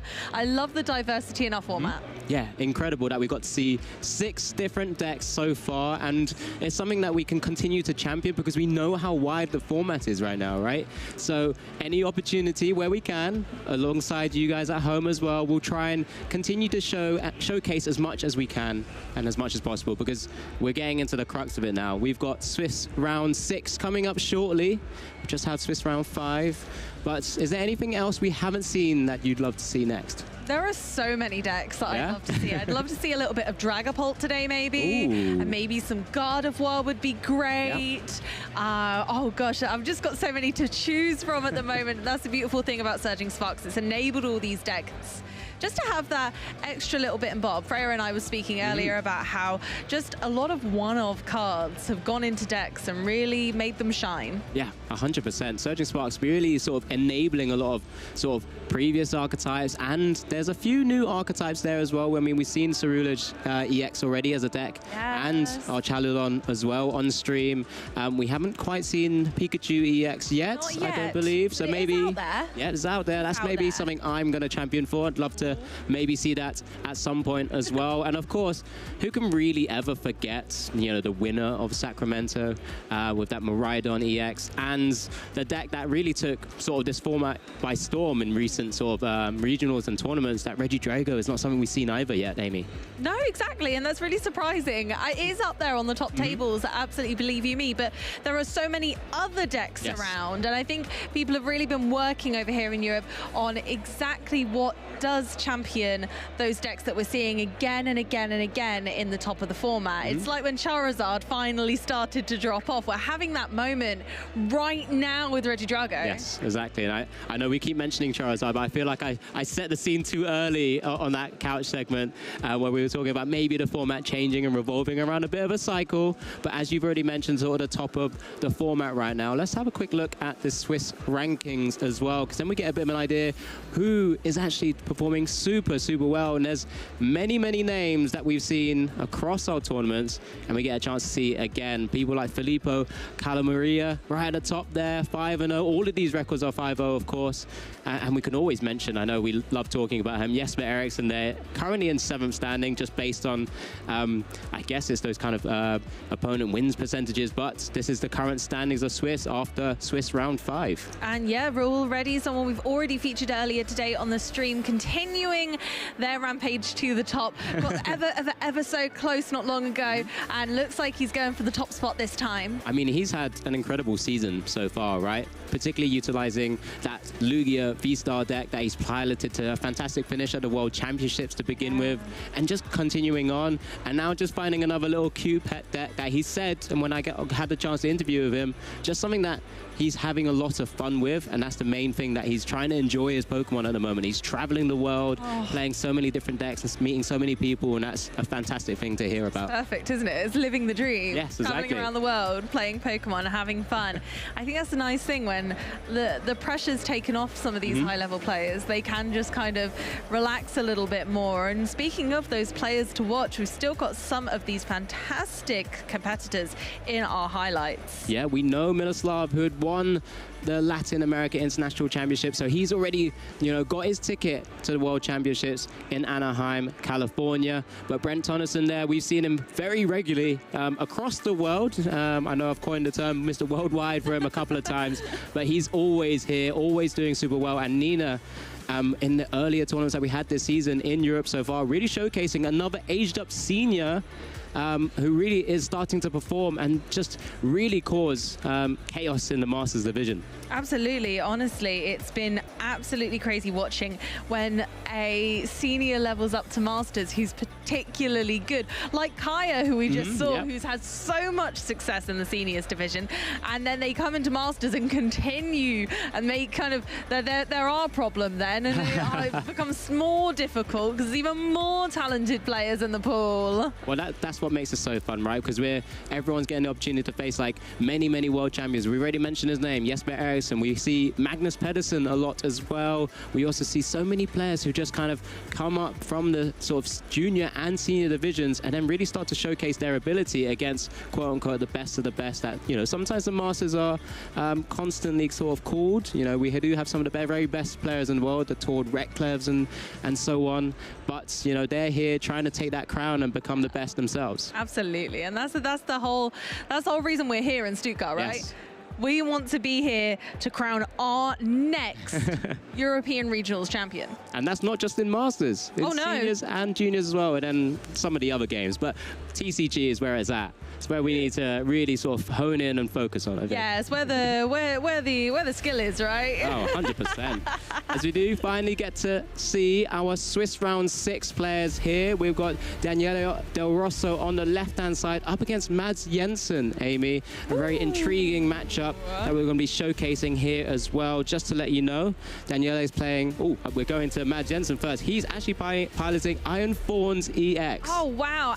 And what a fantastic player. We've heard this name again and again and again, but world's top 256 in 2023, bringing it forward to 2024, OCIC top 32, and of course, Liverpool Regionals top 16. Mads certainly has made a name for himself. Yeah, when I say Iron Thorns EX, I had just a quick gander of that list as well. It is Iron Thorns Dragapult EX. It's one of those that's been bucketing everything together, and the deck and cards you wanted to see, AV, just then. That's what I'm talking about. And Daniele there is actually kind of, again, another throwback deck where we've got the single prize Ancient Box deck that Daniele will be piloting and currently is at that 5-0 record as well. So a very intriguing matchup we've got here. You know what? That makes 8 different decks on stream today, Alex. I think that might be close to a record. That's crazy. Yeah, we're doing our best to showcase as we do get to see our players now placing their prizes. We get to see that Toad Screw in the prizes as well as that Radiant Alakazam. That's great Tusk there on Daniela's side. Again, I feel like there's a few different pieces of the puzzle as both of our players are set up now, and I'm shortly about to kick off our Swiss round 6. But really exciting times. This is the start of the first win and ins of 6 records. We'll make it through. Start with the Toad School. What must Danielle be thinking? Here we go. So it's just, how much HP does that Toad School have? It's only 60, you know. Only 60 HP. So it's a very relevant number when we're thinking about how Dragapult interacts with this. Yep, so we do see Daniela just kicking things off here. Does have that Pokestop in play at the moment, just getting a chance to finally check what's in those prizes. When you're at this sort of stage of the game, you're thinking about maybe how far can I keep stretching and pushing myself through into phase 2, but also to that upper echelons of the very, very top tables, as it is that Radiant Greninja.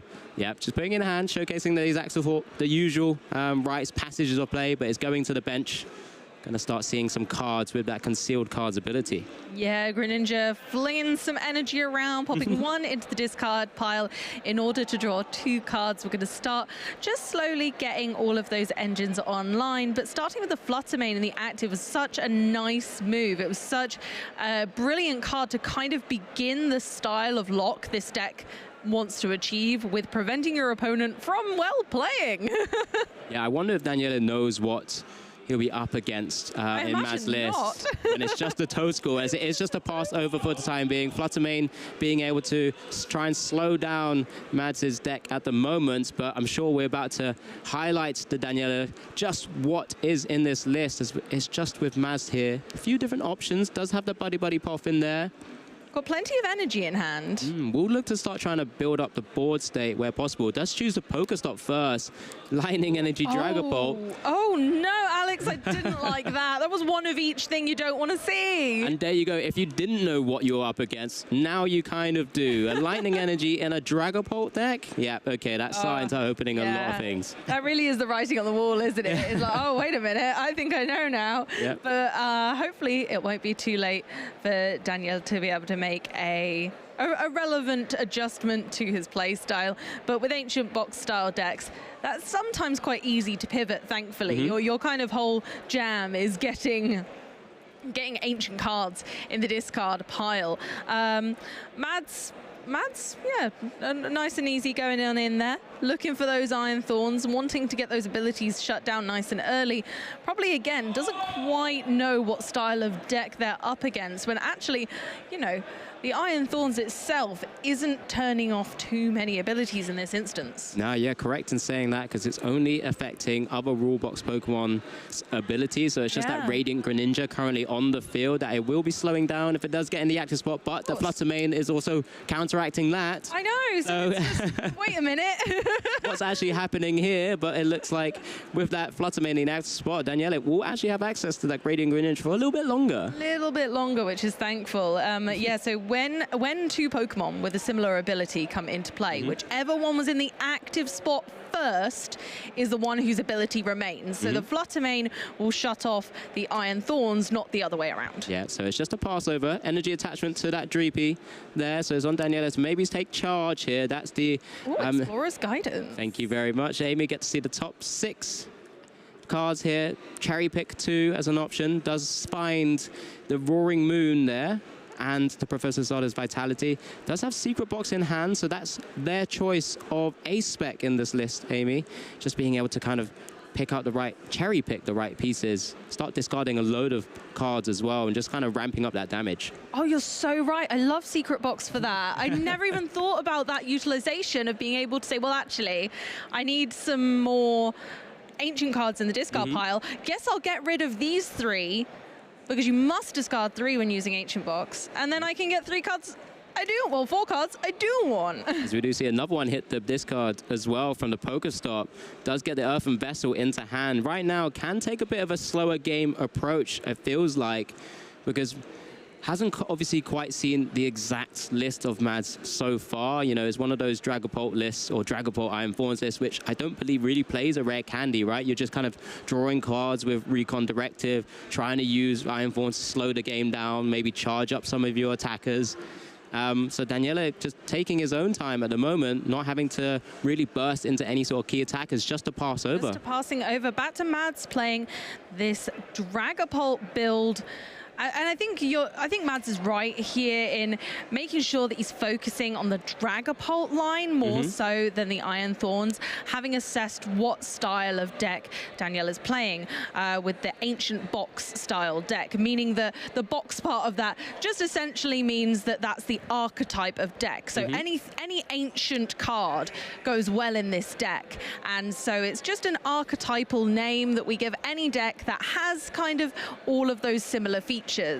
Yeah, thank you, Amy. And just as I said, Iron Thorns at the very start is currently bucketing alongside the normal Iron Thorns deck, but this Iron Thorns Dragapult deck here, as we obviously haven't seen one hit the field yet. There's that Precious Trolley as one of the new A-specs that have hit the board as well.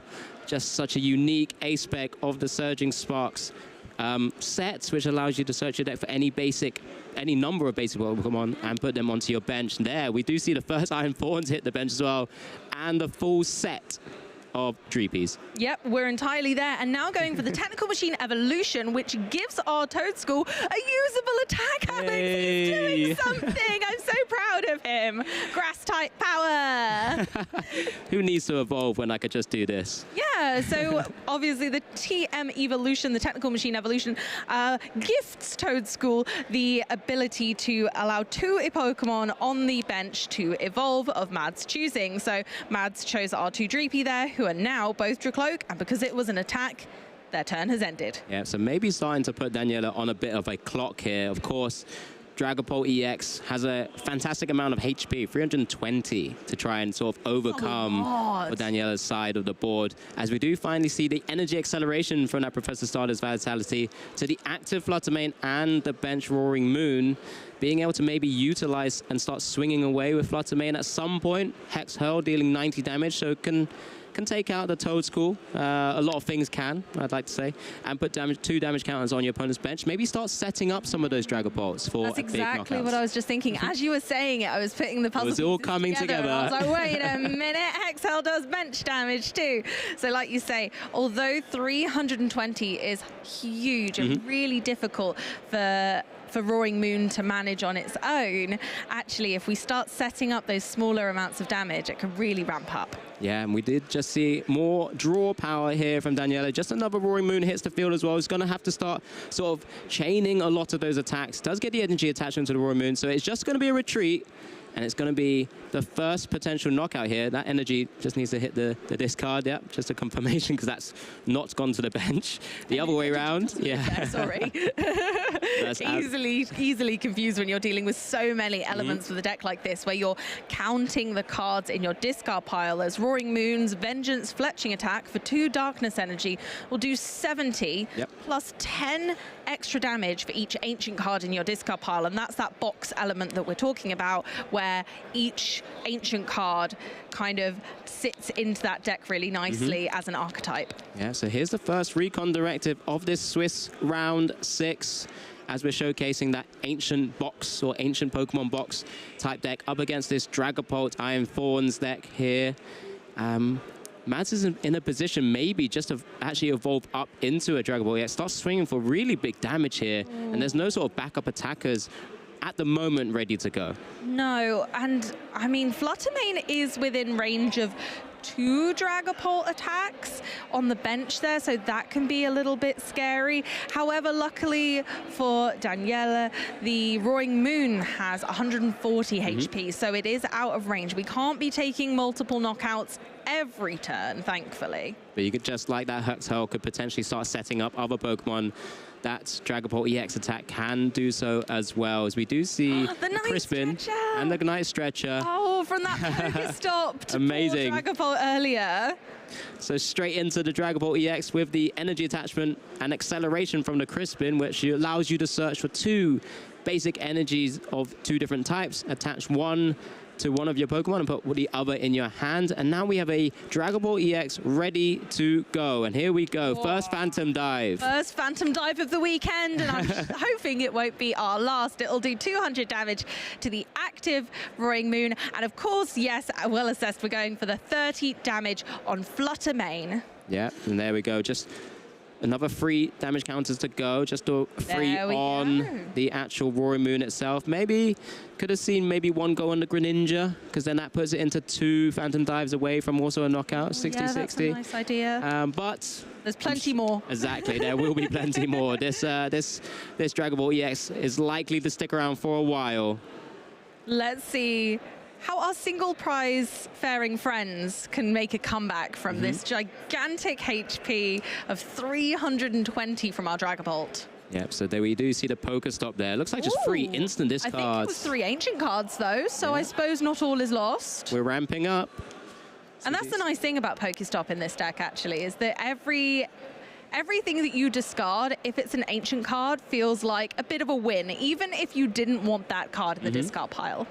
And just the actual energy attachments from the supporter as well. Obviously another ancient Pokemon utilized in the last round as well, in a different sort of ancient Pokemon deck, as it were. Completely different style to this very traditional method that we're used to of just mainly utilizing the Roaring Moon as the main attacker using Vengeance Fletching. Looks like 13, I think, was counted out as ancient cards right now in the discard pile. So 13 added on top of the 70, so 200 damage. So it is a lot of damage, it's just not quite there yet. No, and you know, we're really close to being able to take out maybe the Iron Thorns EX, but we're certainly nowhere near Dragapult, and I don't know if it's even possible for this deck to one-hit KO a Dragapult, but being a single prize Pokemon, you don't mind too much. We have to take 6 prize cards in order to win. Each Pokemon you knock out gains you 1 prize card. If it's an EX, you gain 2.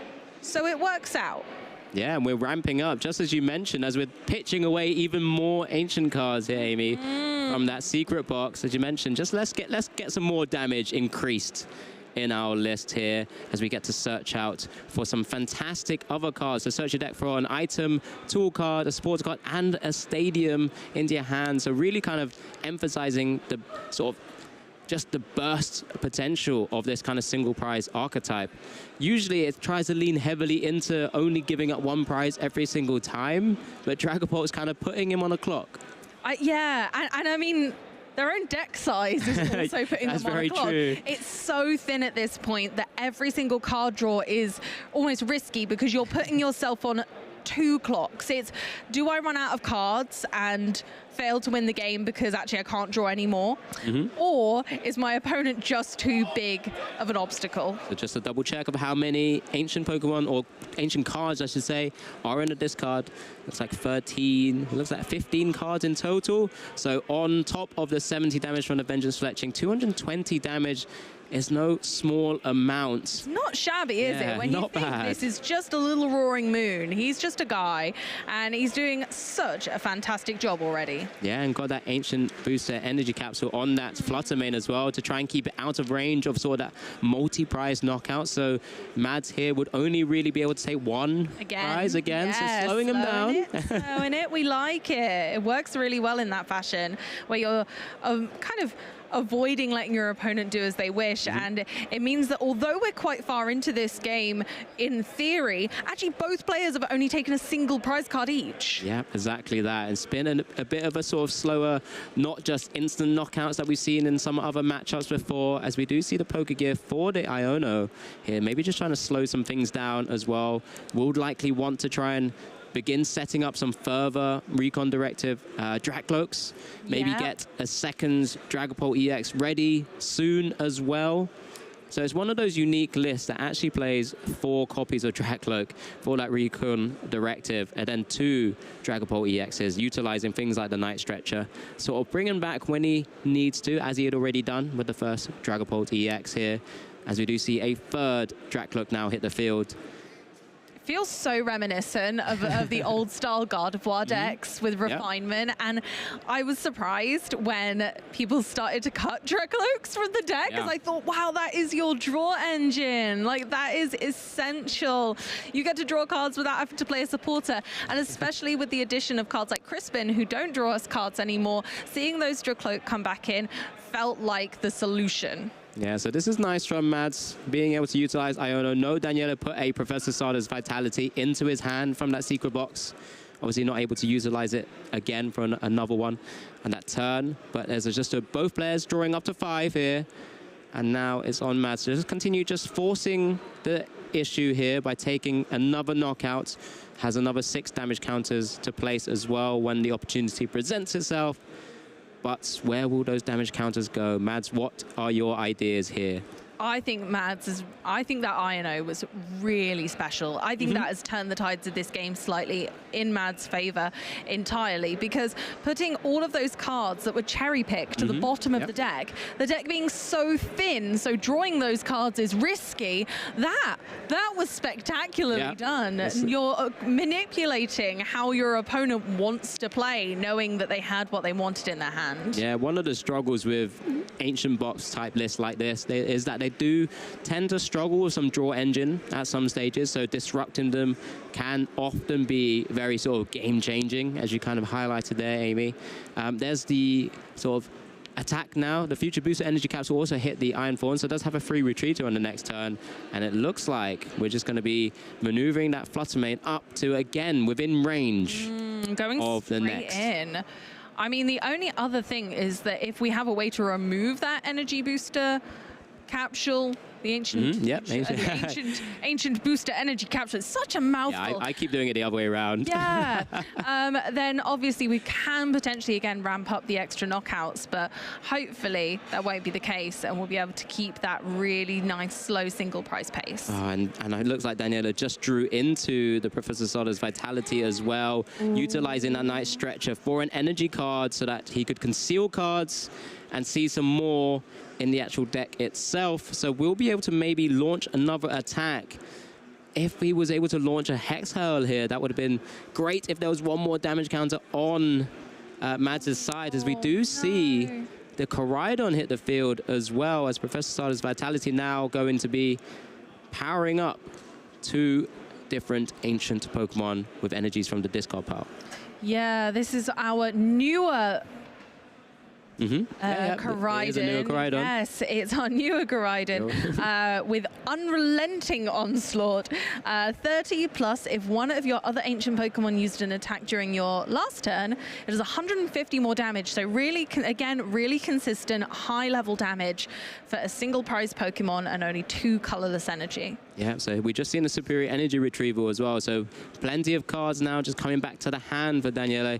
And there's still a few cards in the deck, so nothing to worry about, but has pitched even further more ancient Pokemon into the discard there. As we do see, it looks like he's maybe eyeing up using that fantastic new Koraidon from Surging Sparks. One of the unique things about it is that it's got a fighting type in comparison, and it's targeted down the Iron Fawns. Speaking of the fighting type, Alex, that's for weakness. We'll be doing double damage if we attack with that Koraidon. 360 damage because of the weakness of Iron Fawns. That will certainly take it out. Certainly will. And now just weaving in this attack, because like you mentioned, you have to have used an ancient Pokemon attack in a previous turn. And it can't chain it back to back, of course.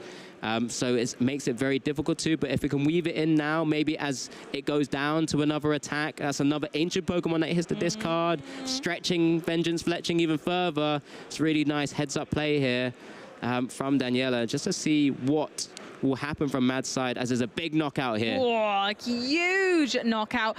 And 1 Dragapult in play currently. Can Mads get another one online with the Dracloak with an energy? Ooh, I'm not sure. We've gone for the other Dracloak that currently doesn't have any energy attached at all. Yeah, just one of those interesting cards to maybe put in the active swap. Maybe has access to a rescue board that Maz does play, so it does have an opportunity to just retreat out of it as well. We do have the Lost Vacuum in hand as well now, so at any point, Mads can choose to knock out that Fluttermane. And sort of even up the prize races. We do see another new addition into Maz's list, that Terra Orb, come into the hand as well. Search your deck for a Terra Pokemon, reveal it, put it into your hand. The Recon Directive actually was Dragon Ball EX and the Terra Orb, so taking the Terra Orb means you're actually thinning the deck that little bit more, which is pretty cool because a second Recon Directive knows you're not going to hit that Dragon Ball, so you can actually extend into the deck a little bit more. Very nicely done, my Mads, very nicely sequenced. Has Professor's Churro in hand as well. Yeah, Professor Churro, so if we did want to take this Dracloak away, it's going to be okay to do so, but I think, absolutely, we're going to go for the damage Dragapult, continuing to make it ever so difficult to knock out because of its ginormous HP total.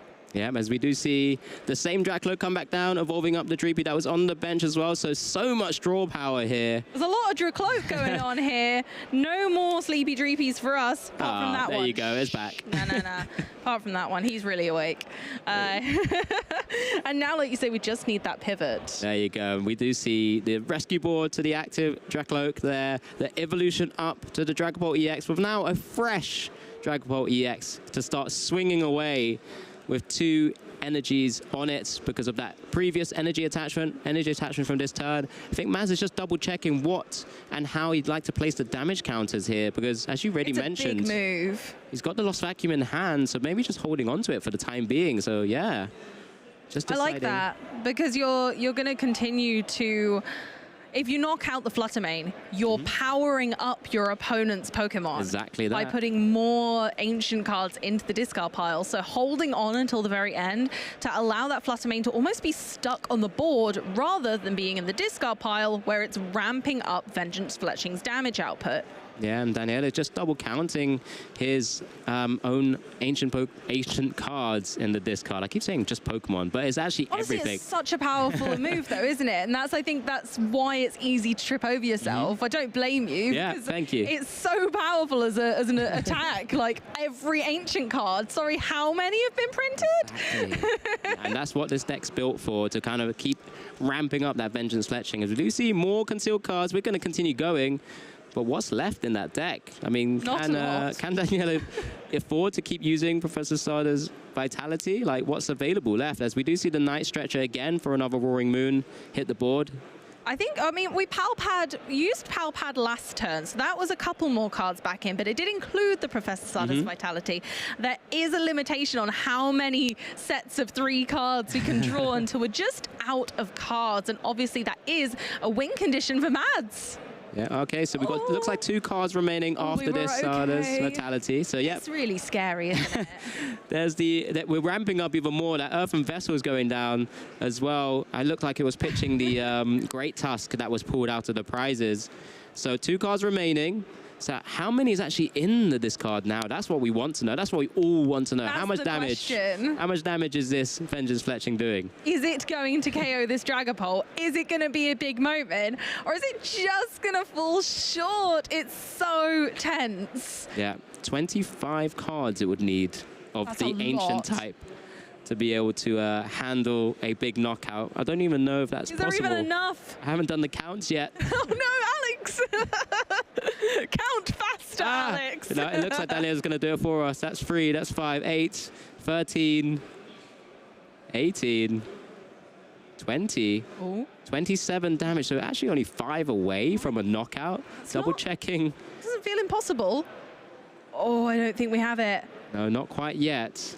There are some cards that are prized that are ancient, and obviously the more that you have in play as well affects this. So we've got 2 there because of the Fluttermane, and then obviously we've got the 2 Roaring Moons as well. Moon. So maybe it is possible in the broad scheme of things. As the very final attack. The final attack, you could possibly do 320.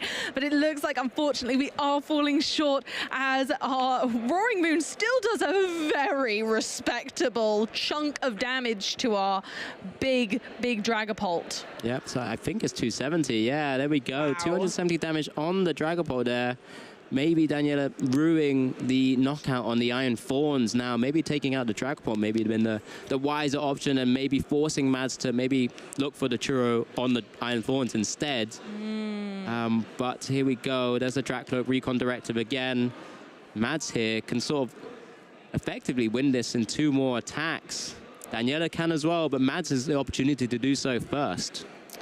They do, but there's a lot of damage. There's a lot of damage swinging around in different directions, and it's whether... Oh! Hello. Hello there, Radiant Alakazam, looking mighty fine today. It doesn't matter where I put my damage counters on my previous turns. I'll just move them around as I wish. Oh, okay. Are we looking to try and move maybe the attacking Pokemon onto the bench so we can knock that out? Here we go. It's happening. Making sure that your opponent just simply can't attack. The Flutter Mane is not a problem. We don't mind the Flutter Mane. The problem, children, are the Vengeance Fletching Roaring Moons who can actually deal damage to us right now. Yeah, very nicely heads up play here from Mads, taking out the 2 bigger threats rather than the Flutter Mane, despite sort of holding on to maybe that lost vacuum to take the knockout or on the Flutter Mane at some stage. Oh, knocked all the damage counters off. Straight back on that Dragapult. But now... Sorry, that wasn't a 2. But now we are taking 2. That is the Phantom Dive on both. Gosh, that is horrid. We know that Daniel's deck is tiny. 2 cards. 2 cards, that's it. Can we attack? Yeah, it looks like there's a scoop up there. Writings on the wall. You really can't deny that. The deck was so thin. It was unlikely they were going to be able to make a comeback, and Mads took advantage of exactly that with a Radiant Alakazam painful spoonsing right at the last second for the win. Yep, Swiss round 6. Mads taking game 1 here with some fantastic damage placements with the Dragapult EX, utilizing all the cards in his list to really take down this pesky single prize Ancient Box deck. Honestly, like the skill level that it takes to mathematically work out the best play in the moment and then adjust as you go along is unbelievable. So I think maybe the slower game plan from Daniela probably worked in Mads' favor because he was able to use the Toad School to start getting into those Dracloaks, start getting those Recon Directives, then finally powering up that Dragapult EX, which simply meant that he could start swinging away and eventually take multi-prize turns rather than just taking single prize knockouts every so often. And it was working a treat, didn't really miss a beat at all. And even in the early game where we thought, oh no, starting Toad School really didn't matter too much in the end, as we saw this slow and steady race really come to be. And just as we assessed, this Iono was the turning point, making sure that Daniela's Pokemon and supporter of choice were at the bottom of the deck, changing the pace of the game entirely. Yeah, forcing Daniela to draw more cards to have to even get into it.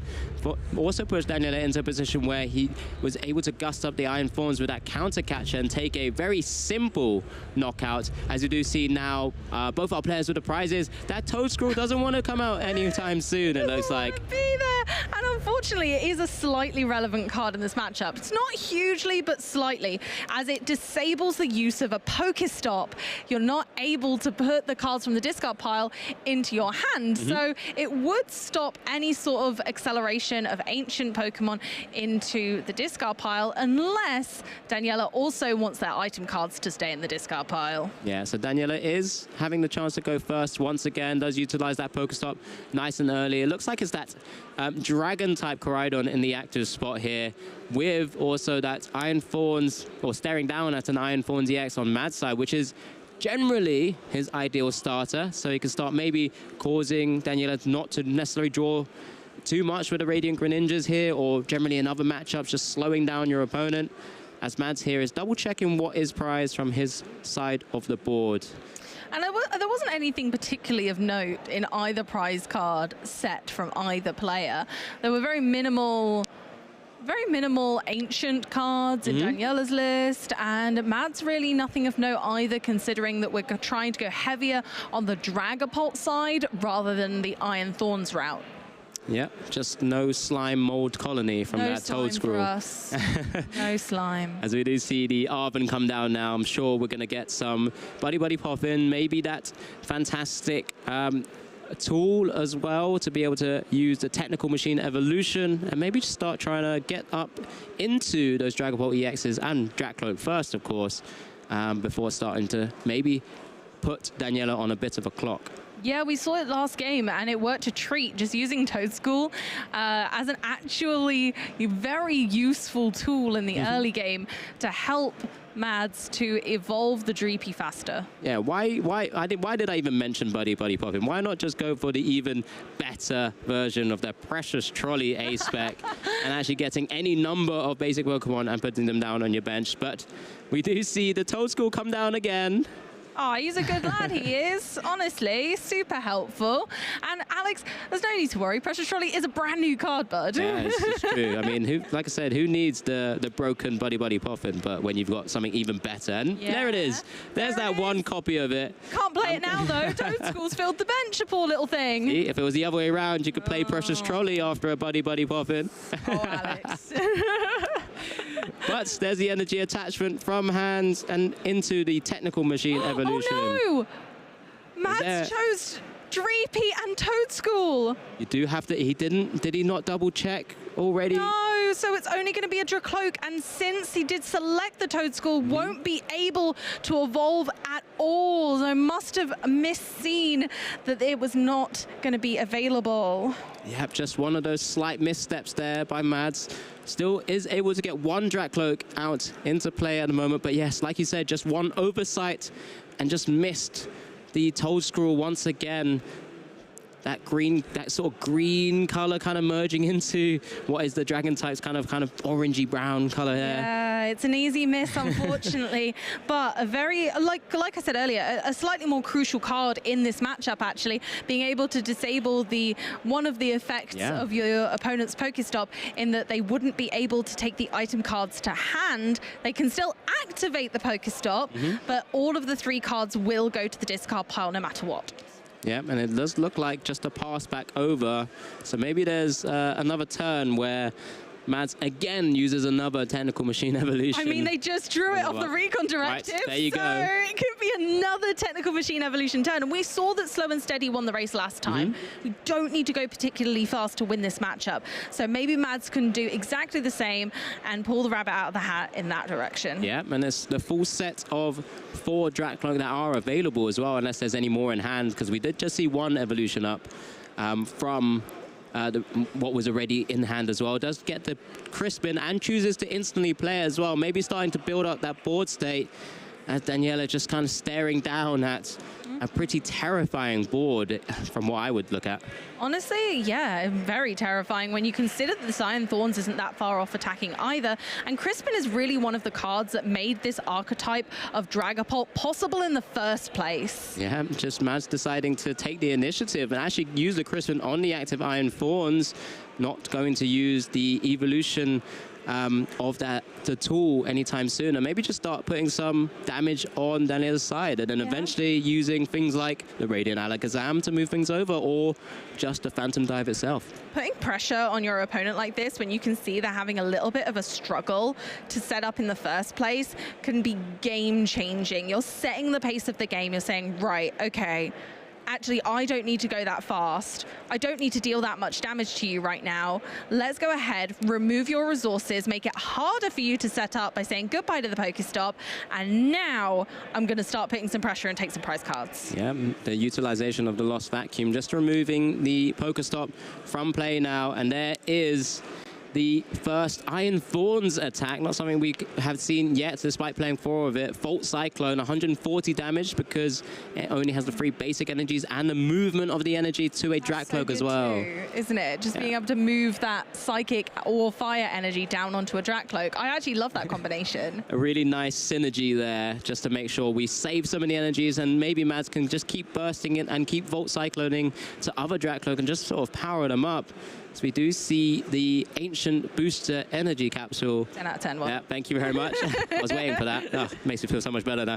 Right, onto the Fluttermane in the active spot. Let's see what Daniela can actually weave in here. The hand's not looking too pretty, which is the worrying thing, as we do see the retreat into the fighting Surging Sparks Koraidon. The Professor Sardis for that 1 energy. Just to simply activate it, to make it a possibility, we had to retreat. Does get an energy. We'll be swinging for that hefty 60 damage due to weakness because there was no attack from Daniela's previous turn. No, this is the dragon one, I believe, isn't it? No, it's it's the fighting one. There you go. Oh, brilliant. Oh, thank goodness. So at least we'll get a little bit more damage out of it. It's just a little tickle on an Iron Thorns. It's enough. Sometimes these numbers are what make it matter. We saw that from Mads, so... Very true, very true. There's the energy attachment and just a swing of that Koraidon. We're seeing it in back-to-back decks now, the Unrelenting Onslaught. So 60 damage because of the weakness on Iron Thorns there. Does have 130 HP, so still, oh no, Volt Cyclone. I keep thinking of Volt Cyclone with a double turbo engine only doing 120. So typical, isn't it? But 140 is plenty enough to be taking down a lot of these single prize ancient Pokemon. As we do see another Recon Directive, we're going to see a lot of these as the turns go on. Second of the turn now. Okay. Not bad. Easy choices, it looks like. Yeah, these are rather nice. It's a bit different than like a Comfey where you have to discard, Lost Zone the other card. It's like, oh, I can have that later. Or like you well assessed with the Terra Orb and Dragapult decision earlier. It's like, oh yeah, well, I'll take the Terra Orb because then I technically get both. Exactly. It's a great throwback to Airmail on Pidgeotos, I should say.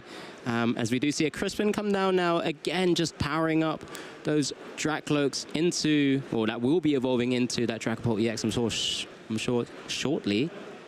Yeah, we certainly don't need the TM Evolution or the Counter Catcher anymore. So going ahead and Ultra Balling those away for the first Dragapult EX of the game. But Mads isn't necessarily in a rush to use this Dragapult. They could continue attacking with the Iron Thorns inactive. However, with a free retreat cost, thanks to the Future Booster Energy Capsule, we can just get going and put even more pressure on the bench with Dragapult. Yep, exactly that. And that kind of, again, just puts Daniela on a bit of a clock. Mads is in such a commanding position right now.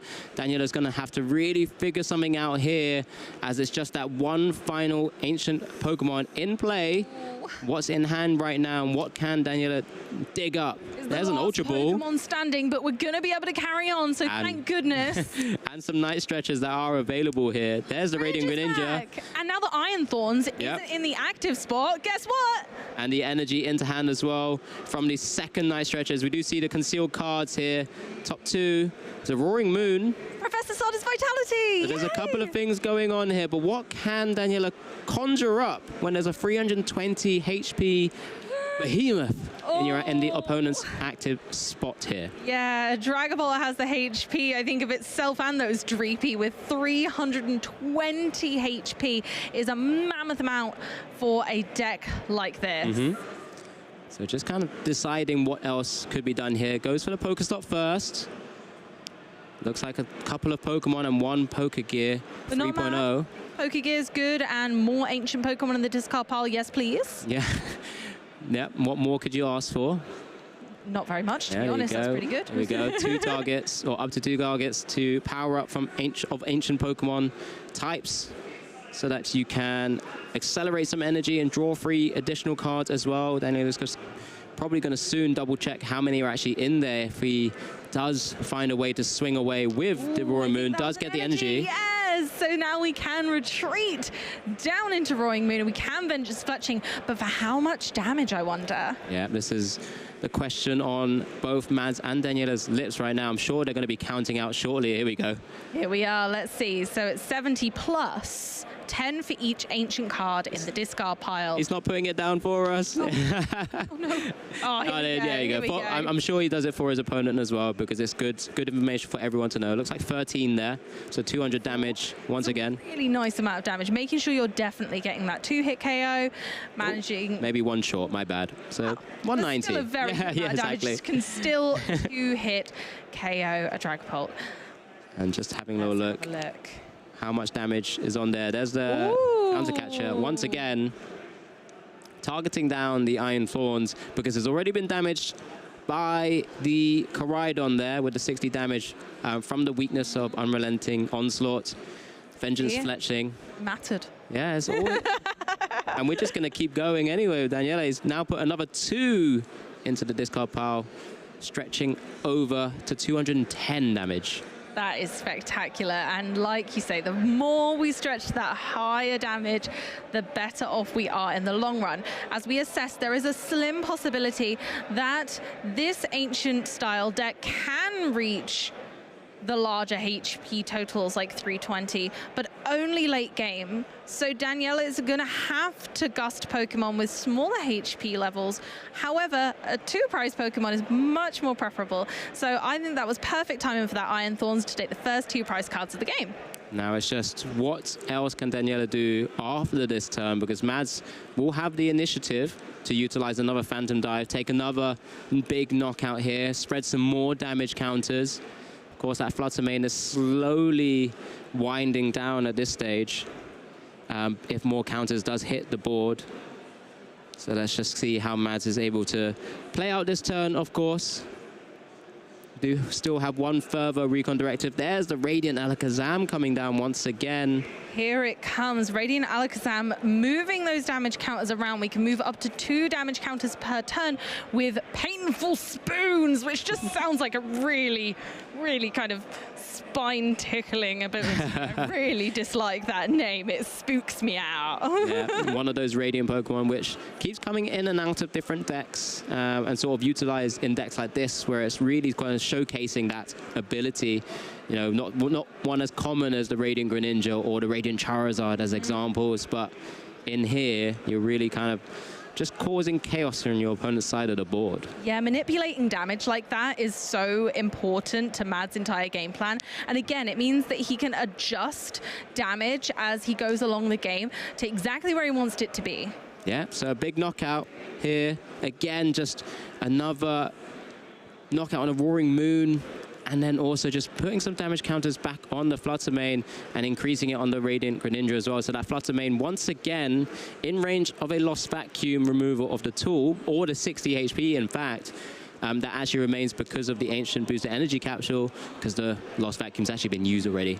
And Daniela's left once again with no Pokemon on the board who can attack this turn. It's just impossible, sadly, to get enough energy on Flutter Mane without any already in play. So we're going to need to find another way to keep to the pace, to keep toe-and-toe with Mads. Yeah, so this is the real struggle now, because that Nestle didn't get another attacker. It's actually grabbed the Iron Bundle out of the deck from there as well. So is there another attacker that's available for Daniela? I'm not really too sure. One Roaring Moon still remains in the prizes right now. Okay, that was a Super Rod though, so we might be back online soon, but it depends, because how much more card draw do we really have? We know that we have Greninja still available, but I'm not sure there was much more in the hand other than that could give us a helping hand. And that was from an Explorer's Guidance, right, where it picked up, so wouldn't be able to use a Professor Stardust Vitality.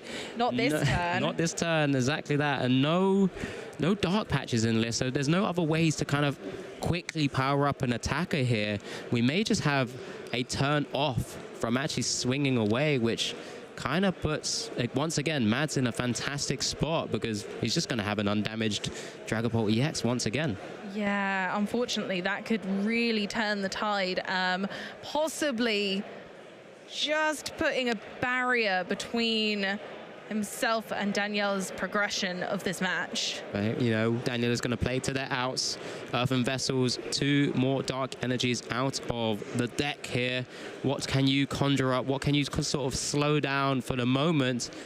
Maybe just after that Iono. Mads does have 6 cards in hand. There's no other disruption that these types of very aggressive archetypes play. We do see in the concealed cards, further 2. What more can you grab? Secret Box now in hand, Palpad in hand. Now just eyeing up the Secret Box right now, just to see some more key pieces come into just the hand in general. Palpad first. I think the concern here is if we use Secret Box too early, is Mads just going to try and go for that Iono play again and put all of the things you wanted to the bottom of the deck? Doesn't matter. Daniela's chosen to do it anyway. We're going to go for it. I like the bravery. I'm here for it. There's 3 starters in the deck now following that Palpad that he's just put 2 back in. There was 1 already in there. I think he wanted to play the Palpad first just in case. He may have forgotten whether there was 1 more starter still in there or not. chosen some key pieces there. It looks like the superior energy retrieval. That middle card is another, is that a tool card? It looks like a tool card. I think it's an ancient booster energy capture. There we go, 10 out of 10. And then we've got the Professor Sarda's Vitality. Yep, exactly that. Oh, so maybe it wasn't Explorer's Guidance. My bad. Maybe it was the Pokestop. So I stand corrected. It was a way to power up Aurora Moon. So we're going to be swinging away. Just got to double check exactly how much is going to be swinging away for. That's the thing. Can we catch up? Is it too late? Is Mads too far ahead? There are so many questions, and yet the answers aren't here. We're using a strategy. I mean, no. Using the counter catcher there on the Radiant Alakazam, who has proven to be problematic. Yeah, exactly that. And we do see now the Superior Energy Retrieval putting more ancient cards into the discard, grabbing up to 4 energies from the discard pile. Doesn't look like there's many options though, because it's just used Professor Sarda's Vitality to put some back from the discard onto the board state, onto some of those ancient Pokemon already. So it looks like it's just a grab of 1. Not the full value, would have liked, but did need that energy to be able to swing away. Maybe could have retreated first and maybe got a bit more value out of it, but it's fine. Vengeance Fletching for a knockout on that Radiant Alakazam, taking himself down to 3 prizes. And Mads is on yourself again. This Dragapult has been hanging around for a long time with no damage on it. No, and I think after last game when we saw that Turo come down, it really put into perspective that if you don't one-shot this Dragapult, if you don't one-hit KO, that absolute gargantuan damage of 320, then Turo's going to come along, scoop him up into the Pokemon Center, and unfortunately all that hard work is gone. Yeah, exactly that. I think it's nicely called out. I think maybe just starting trying to apply pressure on Mads' single prizes or 2 prizes if they do ever hit the field, like the Iron Thorn TX. Maybe that's the way to race forward. But, you know, time is ticking at the moment. We're almost down to 5 minutes remaining. It's very likely, I think, that we're going to get a conclusion to this match based on the board states and the positions of both of our players, as this Arven comes down now with an Ultra Ball being utilized to pitch away one of those pesky Iron Thorns EX. Yeah, again, we don't particularly need those, and it's a Pokemon that Daniela, at this point of the game, can quite confidently knock out. So playing to our strengths, keeping going with the Dragapult, more Dracloaks for more card draw and flexibility.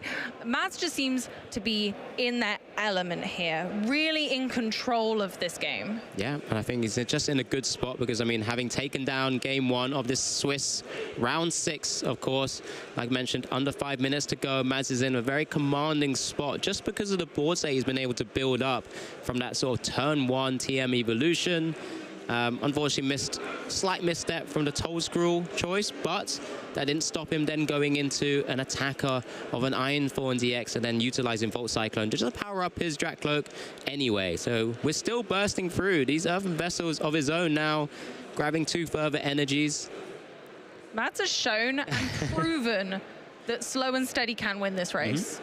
And I mean, that's sometimes the name of the game. When you're playing stuff like Iron Thorns EX, you are slowing your opponents down whilst you build your board state to a point where you're just in such a commanding position. I mean, double Dragapult EX now. That's mad. With a double knockout here because there's only 60 remaining on that Flutter main because of that tool card, despite powering it up. Wow. There's now no ancient Pokemon on the other side of the board and 1 prize remaining for Mads, and it's just that Terra Orb. My word. And that's the handshake. There we go. We see it as, you know, both players could understand that that was the writing on the wall, and no ancient Pokemon is a no-go. Yeah, it looks like a nice congratulations there from down the other side to Mads. Congratulations to Mads for taking this round, this Swiss round 6 2-0 with a fantastic demonstration of 2 archetypes smashed together that we were sort of a bit in fear of when we went into Gdansk Regional Championships. And we did see a little sprinkling of, but here we are with Mads taking it to a 6-0 record. 6-0 record. That is a win and in success. Yeah, exactly that. That's straight in to day 2 for Mads. Yeah, and we do get a chance to just recap ourselves exactly what went down in games 1 and games 2. This was game 1 where Mads was a bit slower, had to use the Toll School just to power up some of the Dracloaks on the board and bring them into the game. But then once Dragapult was there, these damage counters are flying left, right, and center and just taking out Daniela's side with ease in reality. And this was the pivotal moment. Double knockout onto Roaring Moons. Look at that, honestly. Absolute masterful play, making sure that your opponent had nothing to follow up an attack with. And that's where we saw some insanely skillful play from Maz. That's why they have had so many successful events. Yep, exactly that. And here we go. This was game 2 of our Swiss round 6, where we saw the Lost Vacuum come down. That Volt Cyclone from the Iron Thorns EX really sort of slowing down Daniela, because we saw the Radiant Greninja hit the discard fairly early, and it was only once it was retreated out of position, then Daniela can actually utilize some of that draw power it has. I mentioned it during the game, sometimes this Ancient Box single prize deck doesn't have the draw engine it really needs to continue to sort of apply a lot of pressure.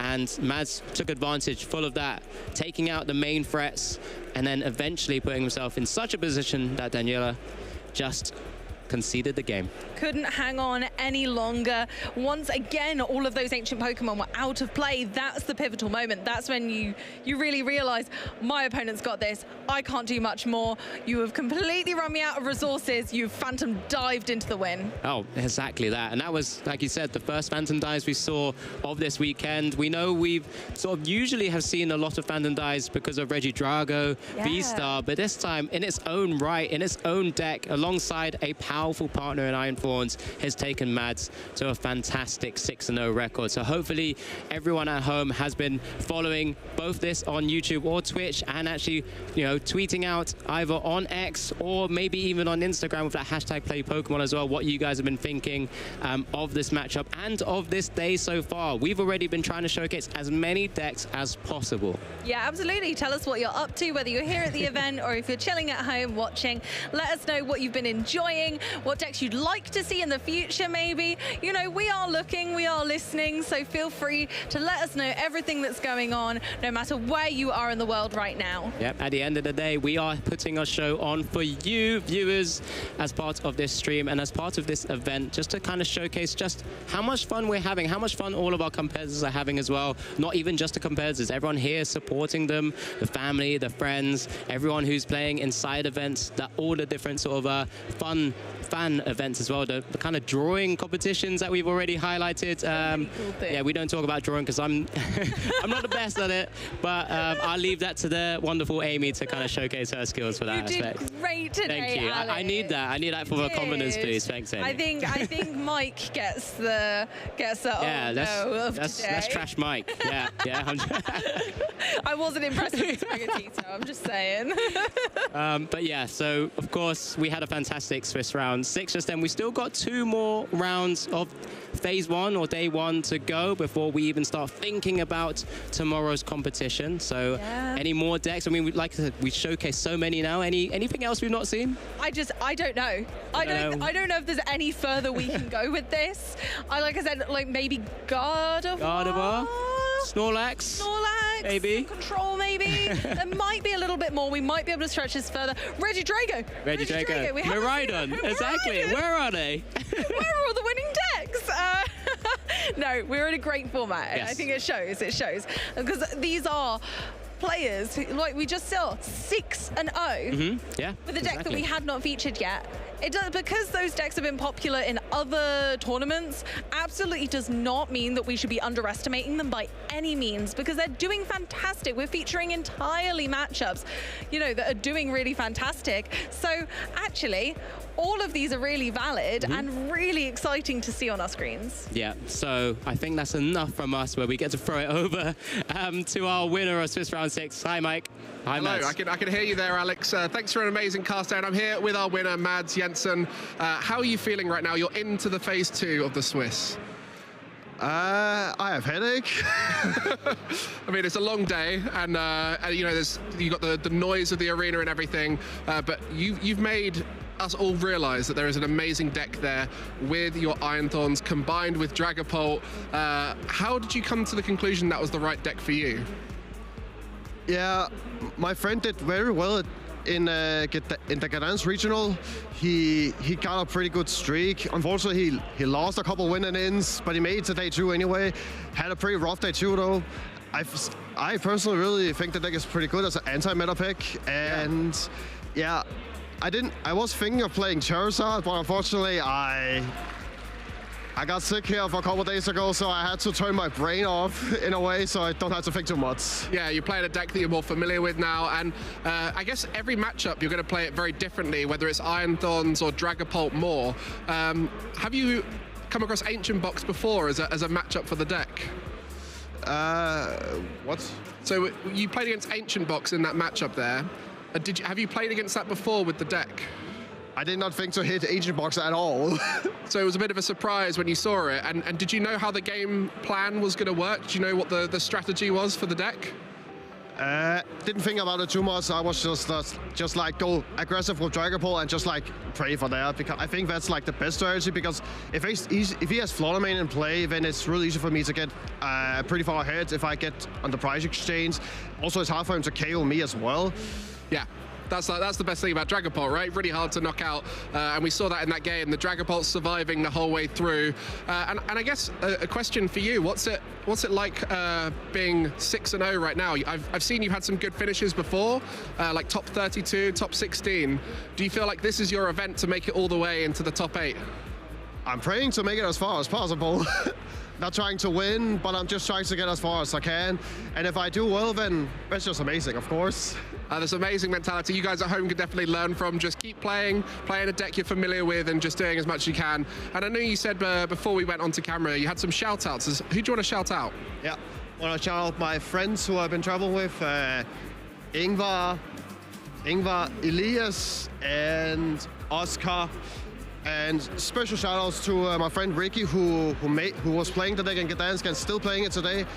Not sure how he's doing right now. He got a really rough start, but he's coming back pretty quickly. Well, Mads, it's been great chatting to you, and I think everyone can learn something from that, which is just keep playing, have fun with it, and also travel around the world with your friends. What an amazing opportunity for you to travel from Denmark here to Germany and compete at Stuttgart 6-0. Going to be going through to day 2. But we'll take a little moment now to send it back to Alex and Amy, who'll carry on breaking down what's happening here in Stuttgart. Thanks so much, Mike and Mads, showing us exactly what everything is about, why we're all here in Stuttgart to go as far as we can in that event, but also have fun with our Pokemon friends. Yeah, that's the main thing we're all here for. You know, we're having fun on the stream, we're having fun with you guys, watching us on both YouTube and Twitch as well, and everyone else here. As we've already mentioned, there's so much going on at these tournaments, but one thing we'd love to continue highlighting is just how amazing it is to try and get involved in these kind of communities and these kind of events, but maybe even there's an opportunity at the local events and sort of local regions as well. I know, Amy, you've been someone who's championed that for a long time now. Oh, thank you. It's honestly a joy to run a local Pokemon League and see all those smiling faces. And if you're interested in going ahead and seeing how you might fare against some other lovely local new friends in waiting at your local stores, there are many ways you can do so, and we're going to show you exactly how that goes down.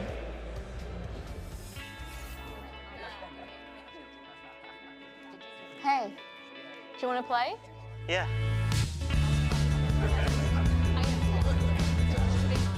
Nice. One shot? Wait, that card, yeah.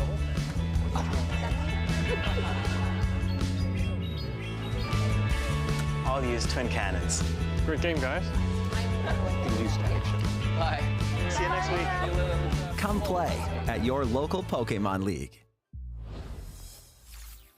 Exactly that. Come play at your local Pokemon League. And it's not just, as you've already seen in the video as well, not just the TCG, although we will continue to champion that. You can play your Pokemon Scarlet and Violet as well, or even, you know, meet up to play Pokemon Go. There's so many opportunities there. But we have that QR code, so make sure you're getting your phones out right now, scanning the QR code to find locations that are near you. Absolutely. There's no better time than to jump into the Pokemon action head first and head down to your local game store to get involved. Yeah, and that's where we get an opportunity to meet fantastic people. As you could meet Amy at your local league, for example, or maybe even myself if you ever feel so inclined to do so.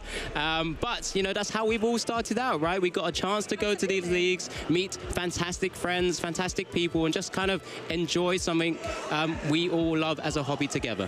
Exactly, and when we think about it, that's really where we all started, and we wouldn't be here today if it weren't for our local Pokemon leagues. And you know, that's exactly the same for everyone in this room, really. I'm sure all of them have been to a Pokemon league at some point, whether it's for a local weekly event, whether it's for some trading, whether it's just for learning to play, or whether in fact, you know, they're heading to cups and challenges for championship points at local level. Yeah, exactly that. And this is where you then can start to expand your horizons a little bit, go to maybe something like this, experience the regionals, maybe one day go to an international championship, or maybe even one day we'll see you at the World Championships as well. But in the meantime, if you are new and catching us for the very first time and finding yourselves at local leagues, how about there's something you can learn from a bit of Pokemath?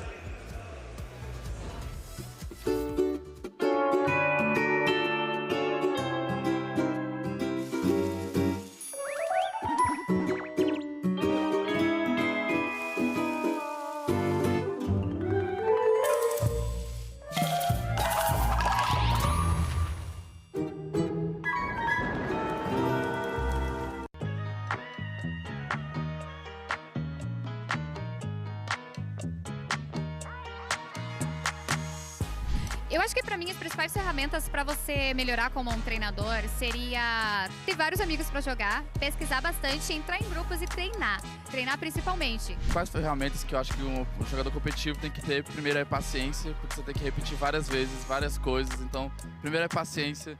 E a segunda de tudo é, cara, é anotar as coisas. Anota bastante porque você vai anotando e vai gravando mais fácil, então é persistir e paciência. Eu acho que a gente tem ferramenta até de sobra, porque é uma comunidade muito grande, a gente consegue compartilhar a experiência um com o outro e ver onde cada consegue mejorar se ayudando. Bueno, mira, lo más importante en este juego es caminar, caminar y atrapar. Todo el tiempo estar atrapando y siempre revisando en las mismas páginas de Play Pokémon cuáles son los Pokémon que están destacados y buscar de esos Pokémon los mejores IVs para poder dar el mayor rendimiento en las batallas. Primero que nada es ver el meta, qué Pokémon son los mejores, un poco más avanzado, aprender a contar los básicos. I think the players need to always look at meta, check the meta. I think this is really important because on Pokemon the game is always changed. The first thing I always gravitate towards too is recording my matches and then looking at it afterwards.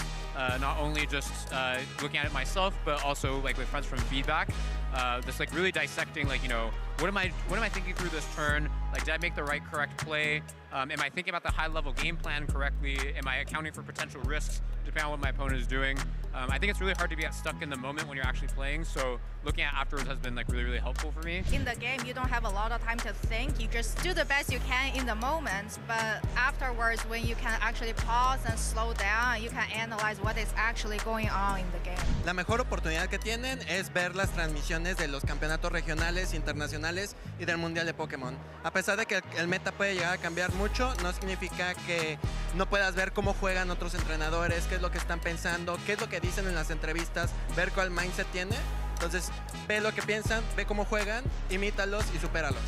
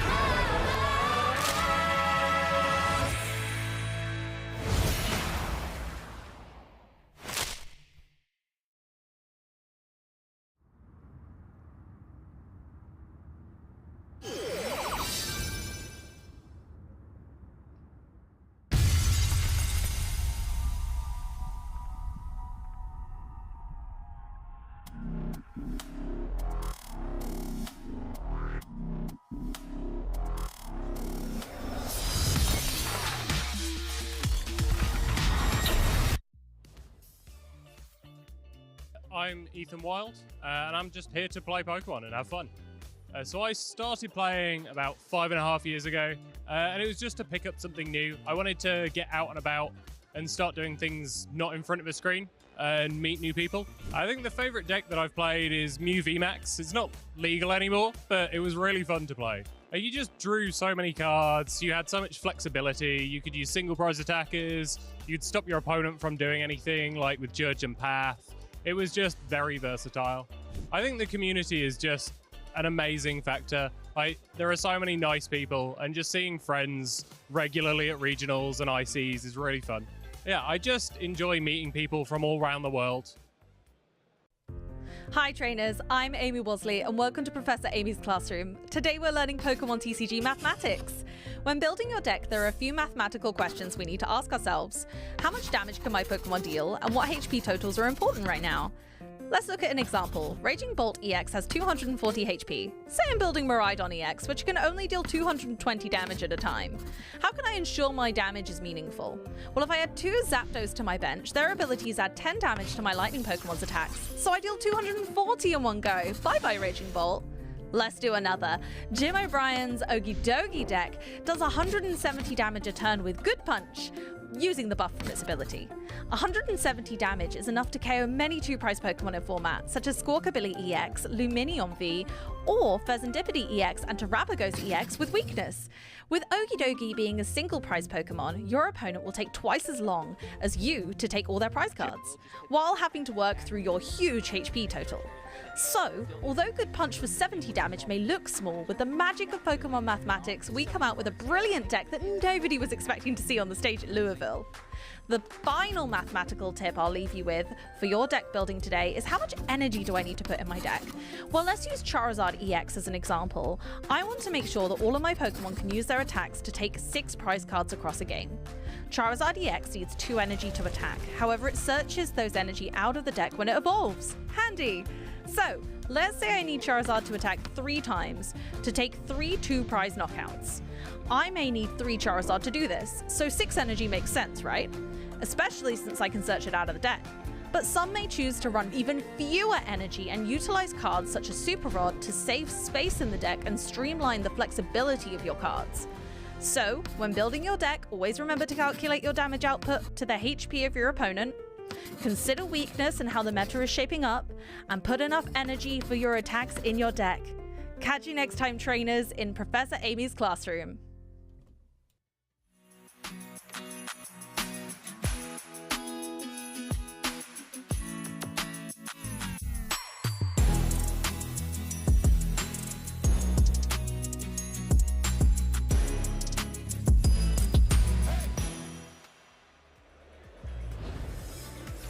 Welcome back, trainers. Of course, you know my name is Amy Wosley, and I'm here with the lovely Mike Ellis. Mike, what did you learn from Amy's Classroom? Well, thank you very much, Professor Amy. I learned that a Raging Bolt has 240 HP, and I can use 2 Zapdos to make the Miraidon do the damage. Wow! Look at you go! See, it's working already. Have you ever thought about being a teacher? You have like the teacher energy of like, this is fun, let's do this. And it was maths. You made maths fun. I know, right? I'm not even great at maths, but I tell you what I am good at. Pokémaths. That's where it's at. I always make sure that I very, very religiously make sure that I learn the times table for the Pokemon damage output just before an event. You've been playing a lot of Golden Go recently, so your 5 times table. My 5 times table is great right now, whereas I used to play Leafeon VMAX. That was my 7 times table, which then also helped me with Raging Bolt because that was also my 7 times table. So it all just works out. But ask me for my 8 times table and it's a no-go. It's great for the juniors and seniors who are competing, and for a lot of them, they're learning to read, write, and do maths through Pokemon. So yeah, a great opportunity for. I know you've got some juniors at your local who, through Pokemon, are learning a lot of really important skills for school. And then for us adults, we get a chance to do very simple maths, but in a very high-pressure situation sometimes. Yeah, it's okay. It helps me brush up. Exactly. But that's what a lot of our players are striving for. They're striving for greatness and they're striving for the top. And much like all of our tips, they'll have taken all of the tricks in their books into their wallets today, ready for this event. And it's getting quite late on in the day. We're about to approach round 7 of the day. It's a long day. The players are going to be getting fatigued, and that is going to impact their play possibly, so they need to make sure they're at the best of the best.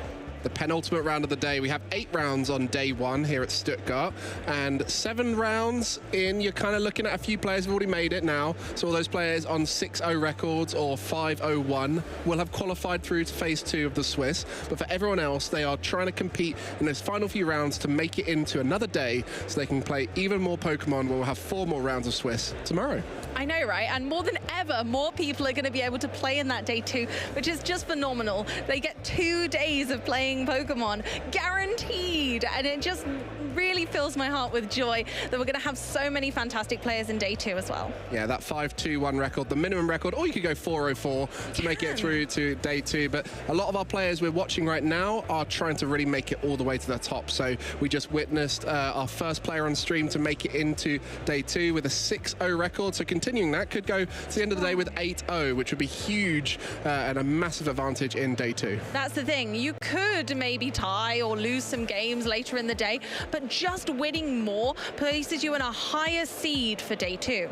Exactly, and those games which you just have no control over. Sometimes you come up against a deck that's a really hard one to beat, or you have some bad luck, you don't draw very well. You're always trying to account for that when you're on those high records to try and make sure, you know, if you lose one here or there, it's not the end of the world. So yeah, it just gives yourself that peace of mind, that little buffer. You're like, it's okay now. I've made it. I've done the hard part of day 1.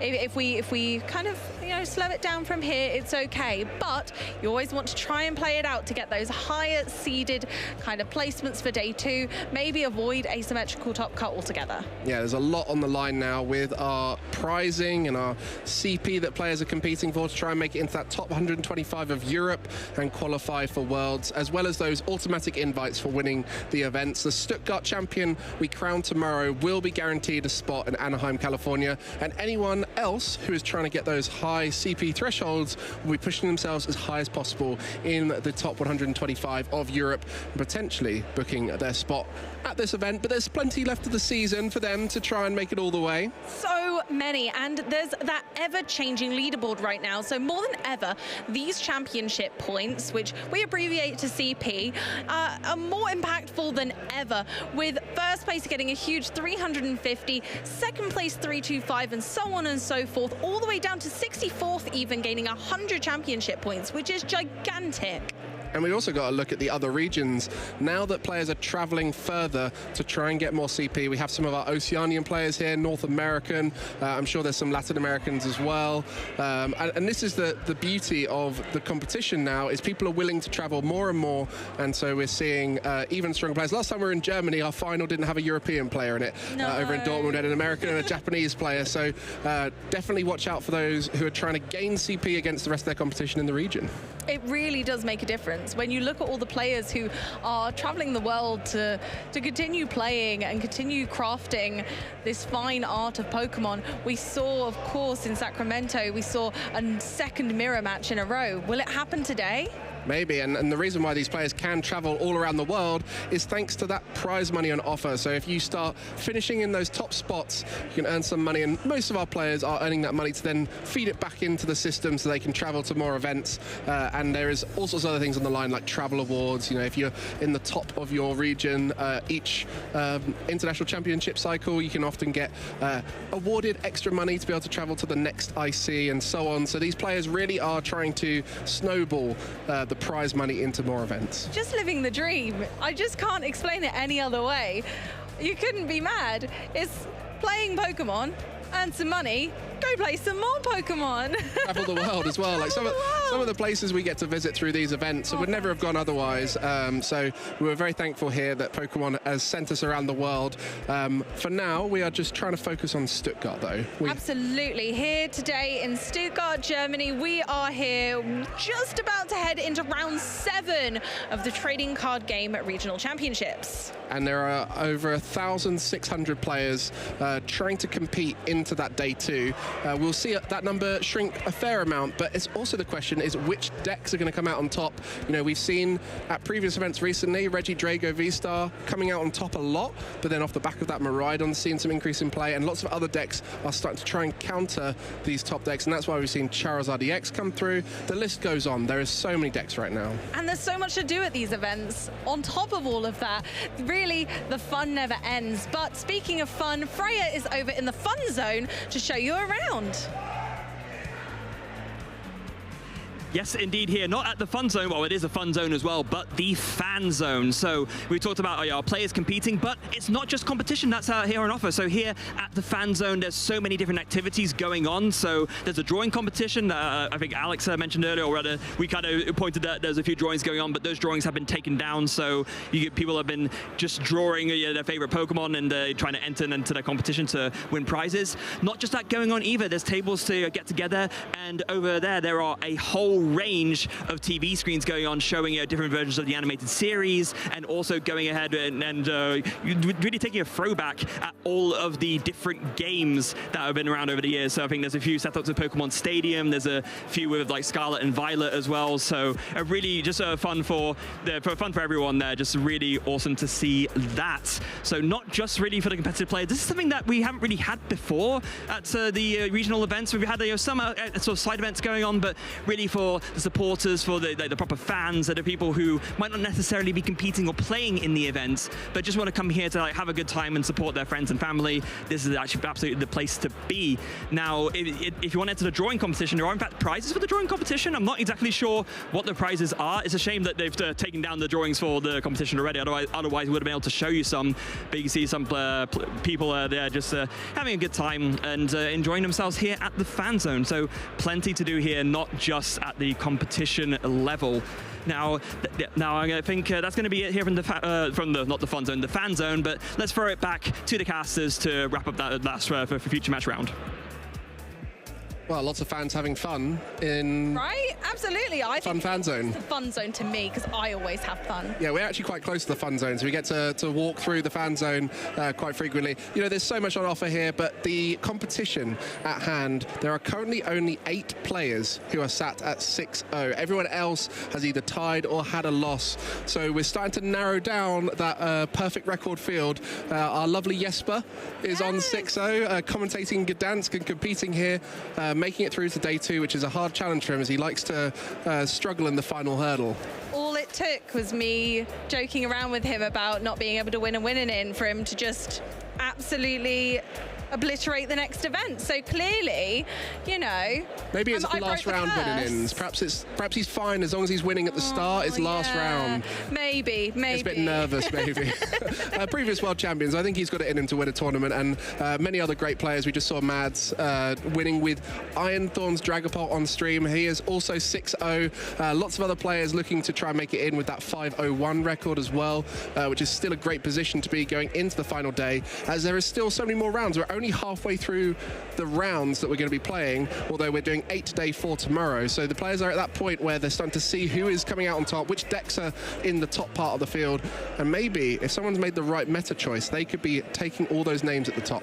Absolutely, and if you've made the right meta call for this really challenging event to make that call out, where we've had back-to-back events with mirror matches in the final, it can be really daunting to know exactly what to take in when it feels a bit like a rock, paper, scissors meta. Yeah, there's so many decks, and I mean, we've featured 8 different decks on stream already, and I'm sure we'll get to close to 14, 15 different decks as we go through the tournament. So if you guys at home are wondering what you want to play, you know, maybe you're thinking, oh, I want to try something different, keep staying tuned as we'll show you something new that you've probably never seen before. Honestly, this is the place to be and to get the, you know, the hottest masterclass on broadcast right now, because you're going to get to watch those top players play those decks to perfection. So you really couldn't ask for anything more. Yeah, and for those of you at home who are wondering which decks you'll be able to see on stream, make sure to say in chat. We're always looking and seeing what you guys want. If there's a particular deck, you know, earlier on we featured Archaladon EX off the back of you guys, so you definitely can let us know what you want to see. And if we can, we'll try and get it on stream with one of our players who is succeeding well with the deck. Absolutely, we always want to hear from you, but make sure you put #PlayPokemon in any of your posts, no matter where they are. We will see them much easier if you use our #PlayPokemon, whether it's what kind of decks you're enjoying, what you want to see, any whether players. Your friends. Yeah, I was about to go there. Oh, sorry, I jumped in too soon. I was thinking of the players that I want to see, and I was like, the players, we got to feature the players. No, you're so right. All of your friends or even family who might be here, give them a good shout out, and you know, you might see them or us on screen. Yeah, and I think there's lots of players that people typically ask for, but sometimes it's quite nice to hear a story of an unknown player potentially, or someone who's been doing well, but we've not had a chance to feature them because they've just been missing out on the match, whether it's the last flurry towards the end of the tournament, or they weren't in the quite right matchup for us to show. So if you've got a story, tell us the story and we'll see if we can share it. Yeah, absolutely. Or whether it's your first event, or if this is someone's first ever tournament, I'd love to hear how the day has gone for them and their story. Well, and all of you watching at home, I hope you're enjoying the coverage. As we mentioned, we're going to be getting into our round 7 shortly. Just finding the right players to show you on the matchup. I think there's still some round 6 games finishing off as well. Maybe they've just finished, actually. Perfect timing. Round 7 is just being paired up now, so we'll find a match for you and get it on the stream. But as promised, we will have a little look at a couple of socials posts from you guys at home. Raichu? I think this person likes Raichu. I don't know. I think Pichu's their favourite. So the rats are ready for a good night's sleep so they can take Stuttgart by storm tomorrow. Oh, Sam must be playing in the event. Hi, Sam. I hope you're doing well. Looks like they've gone with Miraidon to try and facilitate that Raichu, and we love that when people have got a Pokemon they particularly like, and when it comes into the meta, it's always a great feeling to be able to utilise it. That looks like a hotel room, unless Sam has really, really, really neat and tidy bedding, not like mine. And so they must have brought all those Raichu with them. That's quite the squad. Well, you know, we do like mascots here, and a variety of Raichu as well. You know, we've got the Sleepy Raichus and the Alolan Raichu. Yeah, and the Alolan Raichu looks like it's ready to give you a hug. I like that. Yeah, one of my favourite artworks back in the day was the Raichu, Alolan Raichu tag team. And there we go, Professor Cup Stuttgart champion. And Professor Cup, an amazing event for our professors here in Stuttgart. Absolutely, where the professors get the opportunity the day before an event to have a little play themselves before they get into the thick of the action. Usually an unusual format, and it looks like Stephen Kent took the win. Yeah, some of our professors are very good players. They're not being a professor because they haven't got the ability. They're doing it because they want to support the community, and a lot of them amazing people within the Play Pokemon community. I know our local judge is here, an amazing community member for us, and we always love seeing them go off to the big events, and I'm sure you're the same. There's so many people within our community that make it happen, and without them, we wouldn't be able to have our locals, we wouldn't be able to have this many judges, and everyone's always asking for bigger and bigger events, and one of those things that is really tough to get is get enough people to come along and judge. So we're very thankful for all those supporting the event and making sure it runs smoothly. Absolutely, and it looks like we may well have our table, and I'm gonna say it, Mike, I think we've got 2 different decks again. Another one, and with a good friend of mine actually on one of the tables, so I'm really excited to see her play. That's very exciting. I mean, honestly, I'm excited for you and your friend, but I think if we can keep this trend going for the rest of the tournament, we show 2 new decks every game. I think everyone at home is going to be very happy to see that no matter who's on stream. But speaking of, let's have a look at the Swiss standings to remind ourselves who is doing particularly well in this event so far, Mike. Like I said, only 8 players on 6-0 still. Rahul Reddy, who we featured earlier on stream, playing Clorf Terapagos, doing well. Mads Jensen, who we just had on the stream with that Iron Thorns Dragapult. It seems like this is the event to mash 2 decks together and see if they can make their way to the top. But as we start to go down the leaderboard, there's still a lot of great players who can make it all the way to that top. There's still 6 more rounds of this Swiss. So at this stage, yes, this record is an amazing place to be, but any one of these players could get challenged to the top. Absolutely, there's still all to play for, and although we're probably going to quite happily see a lot of these guys in day 2, and they're all running a large variety of decks, as we've well mentioned. They still have so much to play for because we're still looking at those top spots. We're still looking at those travel awards and those CP. Well, we'll see what the 2 decks coming up. You didn't give any teasers, and we'll hopefully find out soon as they get to the table. The bigger the venue, the longer it takes for the top tables to walk over to the stream table. It's a journey, so we'll hopefully get them over as soon as possible. I'm sure that they'll be ecstatic to be on stream and very ready to show us all what they've got, because I know at least one of these players has been testing very heavily with a particular style of deck to bring us today. So I'm very excited. You guys better be glued to your seats for this one, because you're going to need to concentrate, okay? Ooh. I feel like everyone's trying to guess in their head. Guess in chat. What do you think that means? What do you Sounds think? A bit control. My friend is playing. Maybe control, but we'll find out in just a moment. And for this event, Stuttgart, we've come here multiple times before. It's our 3rd year in a row we've been in Stuttgart, and it seems like the venue is a bit of a home for a lot of players. They keep coming back. It gets bigger and bigger, and the same names climb to the top, and that's one of the exciting things about these events, is we're seeing those regular faces making their way through to the top tables, and that just shows you how skillful the game is right now. If you couldn't do that, we see a whole bunch of different people, but we're in a very amazing spot with Pokemon that the best players rise to the top for a very good reason. That's because of how much skill is involved in this format. And they do it again and again. Yeah. That's why we see those names on those graphs quite often, is that they're just incredible players. They own their craft. A lot of the time they'll pick a deck archetype and we'll see them play it again and again and again to fruition. But just like Rahul, actually now that Lugia doesn't feel like the right play, it's bring a different deck, but you still see him on that graphic.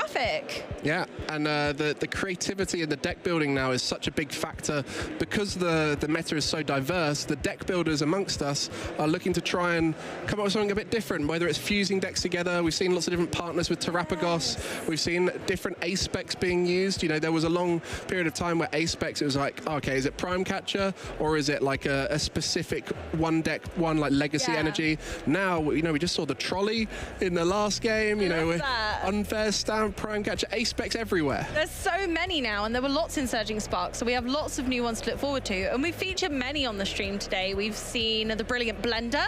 We did, yeah. Saw that earlier, and of course we've seen Precious Trolley a couple of times. So choice of ace spec is finally a very big decision. There is no ace spec that you can tell me that is like the correct ace spec to put in a deck anymore.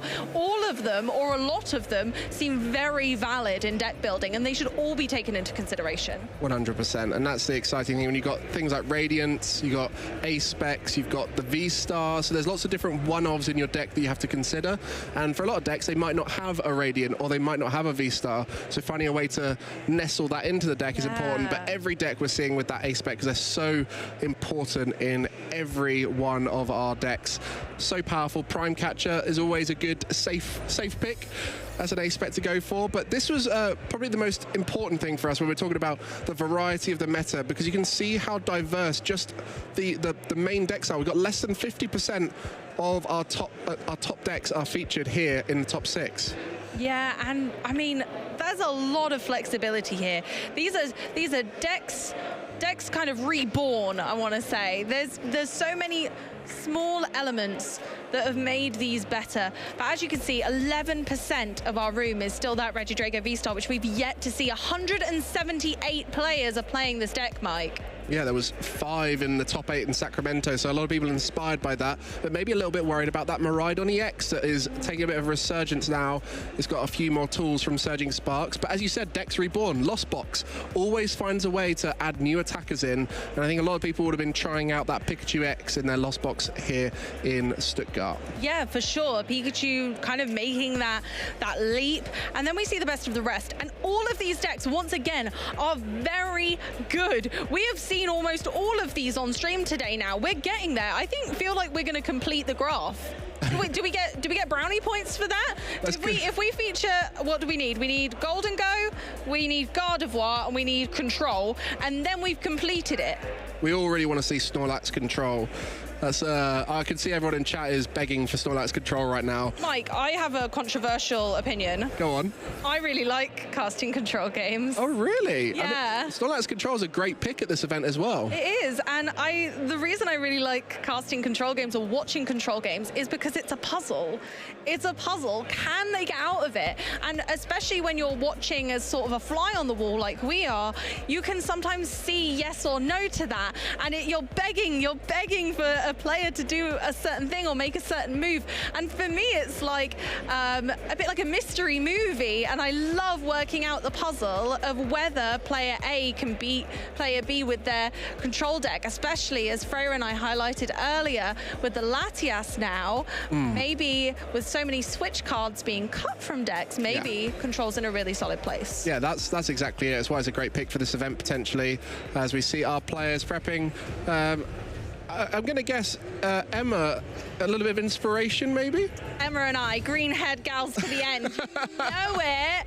Absolutely. When Emma and I first met, we looked at each other and went, oh, we're friends now, aren't we? And that was kind of it. And then Emma went, oh, I'm not the only green-haired girl at events now. And I went, it's okay. I won't take your title or your crown. So I'm over here on the desk, and obviously Emma's doing fantastic today, as she is up there doing so well on 4-1-1 at the moment against Sebastian. And for this event, that 5 wins, 1 tie will make you a day 2 competitor. So we are watching a win and in match, 4-1-1. 1 win here would take you through to the next stage. And Sebastian, seems like they're having a great time. I think that's the key here, is seeing players getting a chance to feature on stream where they maybe haven't had a lot of experience on the stream or in later stages, getting a chance. Imagine how amazing it would feel for any player to get their first win and in featured and filmed live. Absolutely. Emma's got some great accolades, but honestly, seeing her smiling and chatting to her opponent makes me think this is going to be a really fun game regardless. Well, we still don't know the 2 decks that you hinted at, that we have 2 new decks on the stream. Yep, 2 that haven't been featured yet at all. If you know Emma like I do, you know she only plays 1 style of deck ever, and she has stayed true to herself in this instance. So when you see that card flipped over, you'll either be like, ah, typical, or you'll think to yourself, oh my, what on earth is going on here? And I love it. And it even has one of our cards from Surging Sparks that we've yet to feature as well. One of ours on the community bracket yet to be voted for. Oh, excited to see that. So lots of teasers here from you, Amy, as to what we might see as our little Snorlax mascot sits patiently waiting for Sebastian to kick things off here. Just shuffling up after a mulligan, I think, there. And Sebastian also having a very interesting deck, one that, again, if you see a card flipped over, you're always intrigued as to what the rest of the cards might be. Absolutely, and Sebastian once again rocking a Surging Sparks card that we've yet to see on stream. Wow. It's all kicking off here at Stuttgart as we see the first hand. I think you guys have already clocked on now exactly what Sebastian's playing from that preview. Yeah, a little bit of Lost Box, and you know, with Regidrago V-Star being so popular right now, it's definitely a risky decision to make, but if you can dodge and weave around them, there's definitely a great matchup into a lot of the field. And we're going to be kicking off our round 7 here, win and in for Sebastian and Emma. Here we go, straight on with Sebastian's turn. We always love going first with Lost Box because you want to get as many cards in the Lost Zone as possible, and going first just means you get the first opportunity, the first gun-ho to start achieving that. Yeah, a solid looking hand we saw when we saw the Comfey being put down into the active. Lots of options, and the Buddy Buddy Poffin being a big factor when it comes to that, you know, being able to put as many flower selecting Comfey down as possible and really allow you to start searching through that deck, build up that lost zone. Exactly, and one of the very key parts of Sebastian's deck is energy, and that's exactly what he's counting right now. It's just working out exactly which energy types, how many of each we've got available, so that Sebastian could properly plan all of his turns out. Yeah, I remember with Lost Box, there was a point where people started to add in the 4th energy type, and everyone was a bit like, no, that's too inconsistent. And then we got to a stage where actually people were fine with 4 different energy type, and what we're seeing now is decks like Lost Box can have so many different attackers in them because people are willing to take those risks, and Pikachu EX being one of those that can sneak into a deck, having some crossover with other good attackers due to that lightning energy, really allowing Pikachu EX to flourish in a Lost Box scenario. And that's the thing, although Pikachu has, you know, a slightly awkward attack cost of 3 different kinds of energy. That's exactly what Lost Box just has proven through the years now that it excels at, being able to go ahead and use Topaz Bolt rather than just have Pikachu for its Resolute Heart ability is just a big bonus. So we look at a Pikachu, it has Grass, Lightning, Metal. You also have a Radiant Greninja, which is very useful attacker, so having water energy in there is important, and you need 3 of those to be able to use Radiant Greninja reliably. But then you're also thinking, hang on, Sableye is quite a good attacker, so we need a Psychic Energy in there too. So actually, we're seeing a Lost Box with 5 different energy types. So Sebastian checking those energy was so key to know what is available and what attacks can be utilized. Absolutely, getting those Comfey on the board nice and early, and we're going to see our first ever Comfey flower selecting of the stream. Going for the boss's orders first of all, and probably not knowing what Emma's playing right now, because Blood Moon Ursaluna is so flexible in so many decks. Emma probably hasn't really given away what deck she's playing yet. Yeah, I mean, we haven't really spoken too much about it. We'll let the game unfold and reveal what Emma's going for. Absolutely, why not? We're going to continue the mystery, guys. If you think you know what Emma's playing, you pop it in the chat, but we're starting with Blood Moon Ursaluna EX, which is very nondescript. Yeah, we saw some hints in the prize cards. I think there was the Wellspring. Yeah, Alex's caster choice. Yeah, he'll be watching, hoping for the Wellspring Ogerpon to do well. But there we see the Cramorant, a great early attacker for the Lost Box. Needs 4 cards in the Lost Zone to be able to use Spit Innocently for 0 energy, and that's 110 damage, which is a great early pressure card. Absolutely, so we're going to go for the Attach Retreat. Again, popularizing the Lost Zone with another flower selecting. Ooh, Pokestop or, yep, Nestball going in the Lost Zone as well. 2 cards in the Lost Zone now, and going for that Pokestop. Oh, Pokestop, what a card it's been at this event. We did just see in the last game, Mads recognizing how good Pokestop was by having the Toad Scroll that stops any of those Pokestop cards going into the hand. That's because Pokestop's everywhere. So many different decks are playing it, and that's a strong start there for Sebastian. 2 in the Lost Zone, and a little bit of card draw through Comfey and Pokestop. Here she goes, the Emma Flare. We're going ahead and ultra balling away that Counter Catcher and Penny, which we're definitely not going to need yet. Eyeing up a Pidgey, and Emma's deck is very tilted around needing a Pidgeot EX to just keep the flow of the game going. So we're going to need that pretty early on. But going for Rotom, as we still have a Forest Seal Stone in hand and another Ultra Ball. Actually, this is a pretty fire hand from Emma. And yeah, you're going to be able to see more cards off the back of that Rotom. The duo that lets all sorts of different control archetypes work well is Rotom plus Pidgeot. Seeing lots of cards with Rotom, tutoring lots of cards with Pidgeot, and it does mean you can have these very unusual combination of cards which can constantly change based off of what you're expecting to see. And if you hadn't figured it out yet, Mike just let it go. Yes, Emma's playing control, but it's a very fun build, I can assure you so. Don't go anywhere, because you're not going to miss the beautiful ribboned Pokemon that's in this deck. Oh, a little teaser. And, you know, there's players in the community like Alessandro Cremascoli, who's shown the power of Pidgeot control and the different options you can take. While there's also lots of players in the community who are inspiring Lost Box. And I think these are both archetypes that have potentially been counted out at times. Definitely. And all it takes is a strong finish from any of them to then inspire others to take it on. With such a diverse meta right now, everyone's always uncertain of what they should be playing at an event, and they need that affirmation from a top player, and Sebastian right now trying to show exactly why Lost Box is a top deck.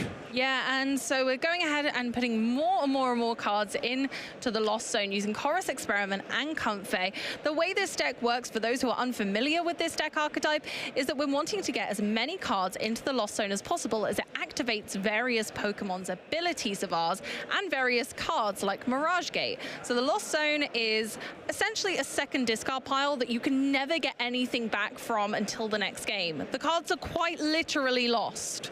Yeah, so the discard pile it sometimes feels like that, but so much ways to get it back, like Power Pad. You've got Super Rod, Night Stretcher, Energy Retrieval, Super Energy Retrievals.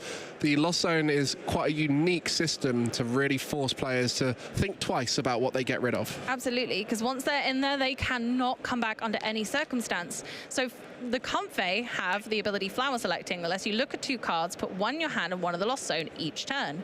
Wow, Spit Innocently on the lone Pidgey. That's going to put a lot of pressure on Emma to try and establish that Pidgeot. Might have to try and find another Pidgey. Might even have to look to bring it out through Thornton if possible. Yeah, Emma's now going to have a little bit of a tricky situation, but going ahead and drawing some cards with Pheasantipity EX, we're really blessed with a lot of different Pokemon that help us draw cards and see supporters in this format, like Rotom, like Pheasantipity, so that if we do need to take a slower approach to a setup, that generally speaking is okay. Yeah, and there's the Double Nest Ball, Pidgey and Girafarig. Girafarig. Okay, look, this could be a common theme here. Is what does that card do? It's okay, Mike. I know these ones quite well. We'll be okay, I promise. Just hang on in there. Girafarig evolves into Farigiraf EX with Armor Tail. You prevent all damage done to this Pokemon by basic EX Pokemon. So, for example, Pikachu wouldn't be able to attack it. What's really interesting with controlling archetypes that have evolving Pokemon like that is if your opponent doesn't know what Farigiraf does, you put that Girafarig down and you're not giving away anything, because they're like, I know there's a Farigiraf that can do something. What does it do again? Yeah. And that's so poignant in this matchup, especially because Sebastian's playing quite a well-known archetype of deck with a few new cards littered in. Emma's playing some control, absolute nonsense, but it works so well at what it wants to achieve, and she can use that element of surprise to her advantage. She's gone for the instant charge, which lets her draw 3 cards, but then her turn does end, so we're back over to Sebastian for a Chorus Experiment. Yeah, well, that Lost Zone is really doing so well there. Oh, just making sure to get 5 from that Chorus Experiment, but at 7 currently, has found a Chorus's Experiment on all the support turns so far. Okay, we've got the Mirage Gate in there and an Iron Hands. Those feel quite tempting to me. I feel like you may want to take both of those. The Mirage Gate, again, is active already because there's 7 cards in the Lost Zone. So you can search your deck for 2 basic energy. So again, this is one of those cards that's activated by the Lost Zone being populated, and pop them onto your Pokemon as long as they are 2 different types. Yeah, and the Water Energy earlier being put in the Lost Zone does mean that any water you see after that getting put in the Lost Zone would take away Radiant Greninja, but Radiant Greninja is prized, and so Sebastian might be more comfortable getting rid of the water for that. We decided to put the Iron Hands in the Lost Zone, so we're not going to be seeing any of those kind of coveted, kind of expected 2 prize knockouts, but maybe it's because of Iron Hand's large retreat cost. Maybe looking down at a typical control build, they're thinking, maybe that's not on the cards. Yeah, and that's again the challenge of looking at a control build. You have no idea what they might have. You know, there could be accompanying flutes, there could be Erica's Invitation. There's all sorts of cards that you have to think about, and consequently it puts it in favor of the control player who gets to dictate the pace of the game. Okay, going in for our Psychic Energy with the Night Stretcher, retreating with the Rescue Board, and now we're looking at our first Lost Mine of the day. There are 10 cards in the Lost Zone exactly, so we're going to be able to place 12 damage counters across Emma's board in whichever way Sebastian would like. Wow, going to get rid of the Girafarig, which does mean the Pidgey will survive. Maybe that was Emma's plan. Maybe it was a distraction. That would be incredible. I mean, the Farigiraf is kind of useful, but it's not the main attacker in this matchup. No, it's not the be-all and end-all, really. And so, actually, maybe the Girafarig was enough of a distraction because Emma can possibly get that back later, even. So maybe, you know, that was a distraction tactic to kind of think, okay, well, if my opponent doesn't know what the Girafarig does, then actually maybe Pidgey will stay on the bench this time. And that it has. So Emma going to try and evolve into that Pidgeot using the Ultra Ball. I assume to find the Pidgeot EX here. Such a good card, and ever since it's come out, it's always opened up archetypes to be able to do all sorts of different shenanigans. You know, we've seen it in Terrapagos recently, especially where they struggle to find energy. It allows them to do that, and any of those extra combo pieces. For Charizard, for Dragapult, many of these big evolving decks that have rare candies already in makes so much sense. But for this deck, it's all about Pidgeot being the center of the attention. Absolutely. Going for the Ino off the Pidgeot's quick search ability. Quick search lets you just pick one card from your deck once per turn. Whatever you fancy, Mike, you can just have it. And there we go. I mean, Ino has won a few games on stream so far. Oh, very much so. Very, very much so. But not only that, but Emma's managed to get 3 energy total now on this Blood Moon Ursaluna, which means it can attack because Sebastian's taken 2 prize cards. Exactly, and this is something people forget about these Pidgeot decks, is they often attack quite early on compared to some of our other controlling archetypes that are popular in the format, like Snorlax, which choose not to attack for the majority of the game. So this Blood Moon Ursaluna is going to really try and take some knockouts, setting up a disruption and attack strategy. And we get to see that Sylveon in Emma's hands, something sneaky from Stellar Crown that we haven't seen yet. There we go. That was the ribbon Pokemon you were hinting at? Oh, yes, very much so. One of my favorites. I mean, that Sylveon, the attack is just so powerful. Like, when you think about the actual effect of it, it is incredible, and it's just finding a deck that it works in, and maybe this is the key. Maybe Emma has found out the way to use the Sylveon and choose 2 of your opponent's bench Pokemon and shuffle them and all attached cards into their deck, which can really disrupt. You can't use it 2 turns in a row. No, but we have Magical Charm to keep us in the game. 160 damage, then you take 100 less damage on the next turn. So really, we're looking like an effective 370 HP for this Sylveon. So shuffle them in, be a big wall. Shuffle them in, be a big wall. So on and so forth. The Sylveon is a difficult card to get rolling and to get working, but maybe this is the archetype that it was meant for. Well, we'll see how the turn pans out for Sebastian. Still plenty on board to be able to string another attack in. Lovely Pokestop. And that is why Pokestop is featured in so many decks right now. Oh my word, that was beautiful. And look at this sequencing. Wouldn't have got that energy if you hadn't have Pokestopped first. That was spot on. Buddy popping into the Lost Zone as we keep the grass type energy. Yeah, and with such few energy, you have to be really careful about Lost Zoning them. On this occasion, we're going to be seeing the Natural Retreat with the rescue board and a Poké Gear going. And at this stage, Sebastian is mostly thinning with a lot of these decisions to try and make that end game less disruptible. Okay, Colruy's Experiment again. We're going to draw 5 cards. 3 of them are going to go to the hand and 2 more are going to go to the Lost Zone. Although we don't need any more cards in the Lost Zone at this point for any of the effects of cards, we still want to be drawing cards and thinning out ones that we don't really need right now. And sort of saying, you need to disrupt me every turn now. Sebastian is trying to get as many resources as possible and forcing the hand of Emma of what they can do each turn. That's the thing about control. Like, you want to play slow into it to give them a chance to get going, but if you do get a nice early aggressive start, especially as Lost Box like this, you are looking to try and just put the pressure on to ask as many questions as quickly as possible. You absolutely have to. And now this Pikachu is down, we kind of see why the Girafarig was maybe targeted at that stage, because Pikachu would not have been able to attack it. However, Pikachu is now online for that humongous 300 damage with Topaz Bolt.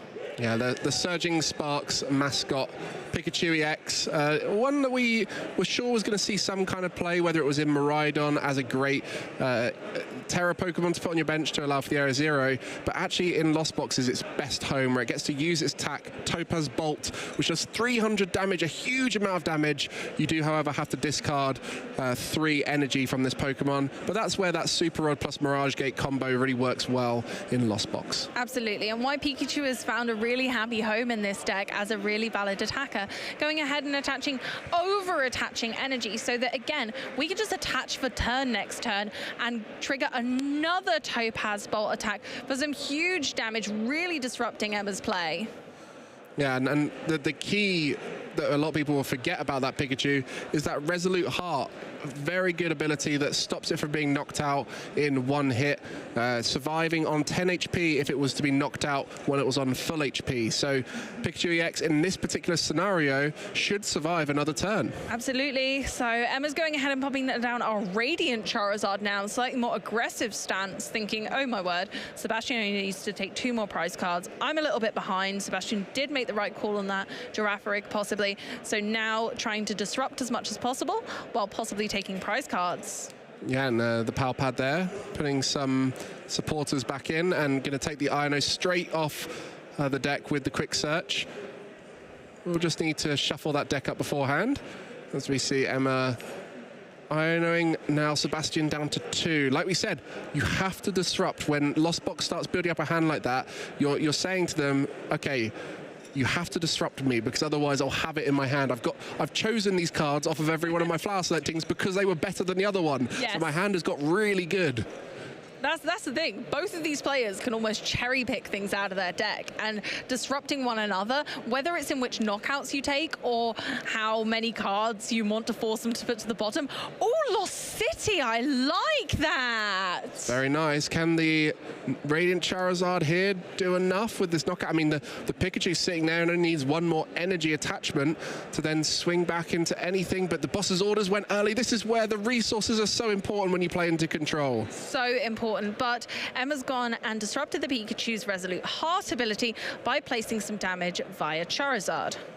Was that Chorus's experiment? I mean, when you disrupt your opponent down to 3, you're hoping they don't find a Chorus experiment, but that is the case here, and that Mirage Gate will be, 2 Mirage Gate, in fact. I was going to say, this is a really tricky decision, actually, because we've got the Blood Moon Ursaluna. Oh my gosh, this is a really good hand. No, we don't want we don't want any of these to go away. That's going to be tough. On the Blood Moon Ursaluna, we've got multiple Mirage Gates. This is a tricky decision. And I think the Gust for Sebastian has been used up. So may have to just knock out this Radiant Charizard. I think maybe the pool of resources is too thin for Sebastian. It's very, very tough, this decision, because we're going to need all the resources we can get. Sableye as well. And was that a Super Rod on the end? Yeah, Super Rod, 2 Mirage Gates, Sableye and Blood Moon Ursaluna. I'm going to put in a bet that that's the worst Chorus experiment I've seen in a hot minute. Yeah, there's a sweet spot with Chorus experiment of enough good cards that you get the 3 you want, but not too many good cards that you have to get rid of them. And we've gone for the 1 Mirage Gate of the 2 and the Blood Moon Ursaluna. Wow, and with that Lost City, this is potentially where those resources run out, like you mentioned. This is a huge end game now, and as is often the case with control decks, they're happy to go down to those final few prize cards, knowing that the comeback is possible. Yeah, even 1 prize card, Emma could potentially get Sebastian just kind of stuck in the mud, especially with a deck like Lost Box, ever so at the moment, ever so much more because of the limited choices of energy. If too many of those or too many of those choices kind of end up in not ideal places, then we can be left with not enough resources to kind of continue functioning. Yeah, and then after this Pikachu attacks, 1 more knockout would be required, but the Pikachu gets sent to the Lost Zone through that Lost City. That would be quite challenging for Sebastian because Iron Hands and Blood Moon Ursaluna are both in the Lost Zone currently. So this has got more interesting than I thought. It looked like it was all for Sebastian at that point, but then that Chorus experiment really threw him off. It really did, because that was really a very non-ideal situation. And being forced into attacking this Charizard, although it takes Sebastian down to 1 prize card, it's just not enough. Yeah, and just shy of the victory. Emma's going to recognize that now. Knocking out this Pikachu would be the dream. Still got to find an attacker. Emma does have to find a way to get a knockout here, otherwise the Pikachu would just swing again. But with plenty of draw and that Pidgeot, definitely going to be able to find what she needs. There might be something in possibly even retreating the Pidgeot into Pheasantipity or Rotom and making that into the Charizard, but I wouldn't want to waste the Forest Seal Stone because Emma hasn't utilized that yet either. The Charizard unfortunately went to the Lost Zone because of the Lost City that was put down by Emma. Oh no! I mean, at this point, the Blood Moon Ursaluna attacks for free, so That's be a good true. option. Actually, if you could get your opponent into a position where they can't KO your Blood Moon Ursaluna, you could end up taking quite a few prize cards with that. Penny loop it, and the advantage with Pidgeot, not only is it a great way to tutor cards, but it's a free retreater. So if you ever pick anything up with the Penny, just put that Pidgeot forward and retreat back into it. Right? That's crazy. I love those sorts of plays where you can, like you say, loop with Penny by playing a Penny, picking a Pokemon up, putting it back down, and potentially continuing to do so throughout the game. So your Pokemon that you would like to stay in play continue to stay in play. Or you can activate their abilities multiple times that way too. Yeah. Pick up a Penny, put a Pidgeot, and play a Pokemon down. Lots of alliteration. You can do that. Inspirational, Mike. I like to think of myself as a poet sometimes. You were a poet and you had no idea. Exactly, Yeah. even though that was alliteration and not really rhyming. But anyway, the Wellspring Ogerpon is coming out, and Sebastian is going to have a little look at it just to check out what's on offer. And the advantage of that Wellspring Ogerpon is it is going to be able to attack for 1 energy, doing enough damage to knock out the Pikachu, where maybe some of the other attackers would be too much energy to get going or too risky to put in play. That's crazy that we're going to see a knockout from Wellspring Mask Ogerpon EX with Sob, which is traditionally used to kind of trap the defending Pokemon in the active with its secondary effect. So during your opponent's next turn, the defending Pokemon can't retreat. In this instance, it may be used for the latter effect of just 20 damage. Just 20 damage. That's Could be enough. We need. It's all we need. Just for that 1 energy. And this is one of our caster picks, Alex Dow, picking Wellspring Ogerpon. And I don't think this was why it was picked. Not for that raw 20 damage to knock out a Pikachu EX, but it is going to be a great choice here. Oh, actually. Ooh, going into Pheasantipity, and we're using Rotom, acknowledging that Pikachu can't attack without 3 energy attached. Maybe Emma's thinking, okay, that's a tall order. Let's see if they can do it. Let's see if Sebastian's got it. Interesting. So opting to not take the knockout there. And, you know, at this stage, there's a lot of resources gone for Sebastian. Emma doing the calculations, trying to work out what it is that's gone. And maybe looking to find a different way. But there, the energy put back in. Back in with a Super Rod. And, I mean, again, what, 210 HP on Pheasantipity? It is a slightly tall order for Sebastian, even with the remaining Pokemon. Even though Pikachu is really easy to retreat, it still becomes tricky. Yeah, and that Mirage Gate, I think there's no more in the deck. I think either in the Lost Zone or has been used. So I think that's a pass straight back from Sebastian. Wow. As we see the Thornton now. And him, maybe comes the Blood Moon Ursaluna. No, the Girafarig with 1 Water-type energy on it now. And it looks like we're going to be going into Farigiraf. Here we go. Yes, of course, we're needing to read that card. But Farigiraf has a fantastic ability called Armor Tail. Prevent all damage done to this Pokemon by attacks from your opponent's basic Pokemon EX.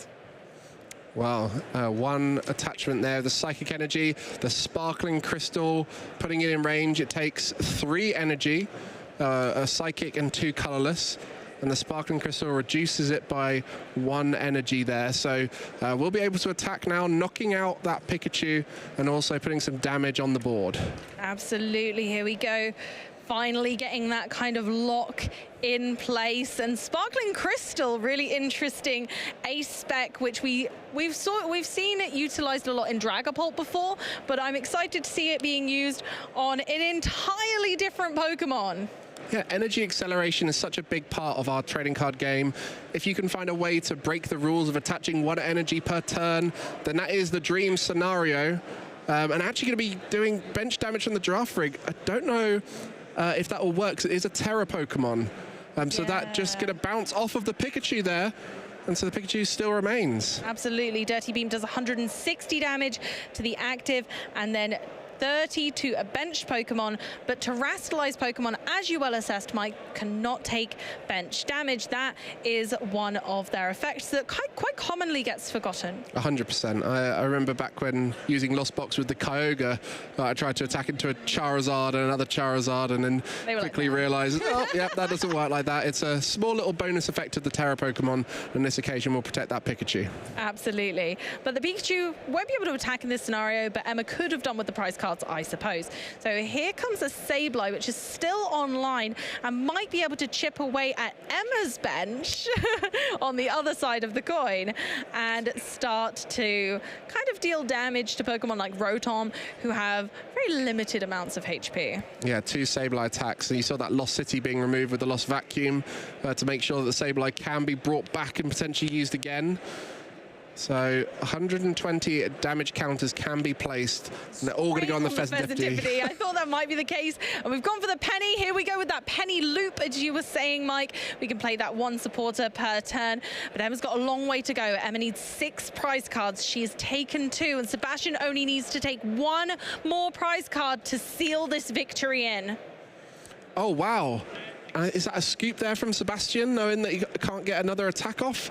I think it might be. I think it might be that Emma successfully managed to kind of take Sebastian's resource pool away, and Emma was the winner of that round, not necessarily having to take prize cards, but instead making sure their opponent had run clean out of resources. And that's it. When you're playing against a control deck, your resources are so key, and there were some really tough decisions there for Sebastian, which is always the case with Lost Boxes. You're having to decide, what do I keep? What do I get rid of forever? And on this occasion, too many of those useful resources were gone forever. Absolutely, and it can be such a confusing style of game when we see these, but when you pay attention to exactly all the steps that Emma was taking, then you see it pieced together.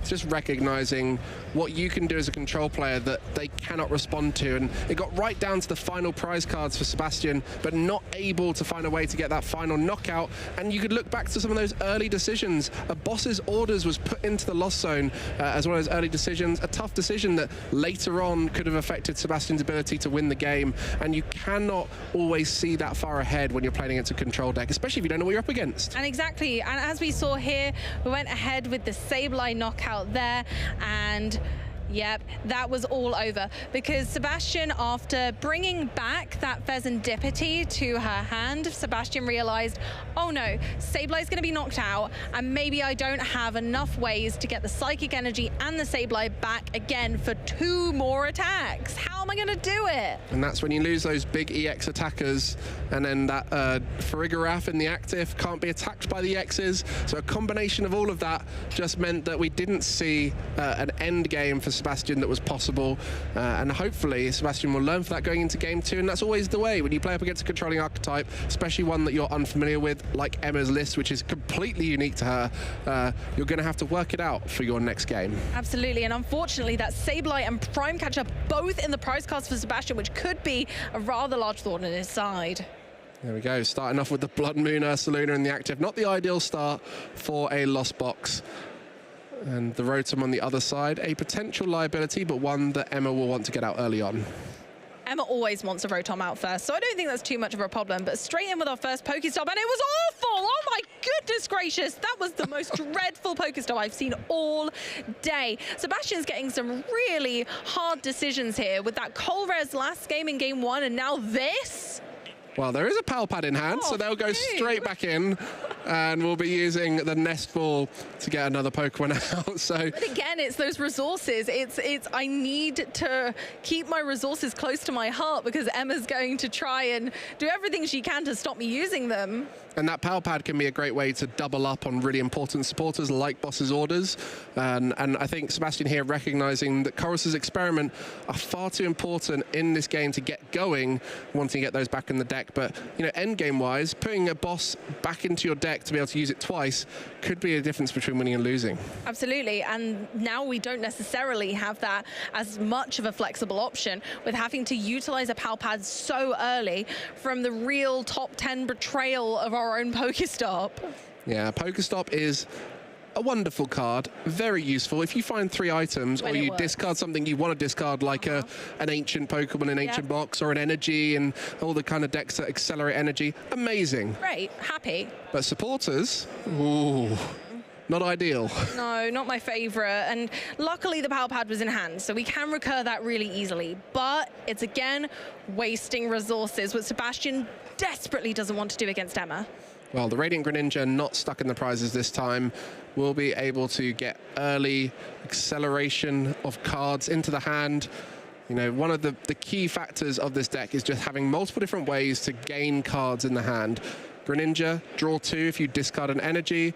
Comfey with the flower selecting allows you to see more. But at this stage, that Blood Moon Ursaluna, too awkwardly positioned in the active.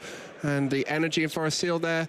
Soon heavy ball for Emma. Anything good in the prizes? I don't remember if there was anything in Emma's prizes of note, but I don't think there was. But let's have a little look. I think I was focused on Sebastian's poor prize cards there because they weren't fantastic. I'll take a Pidgey.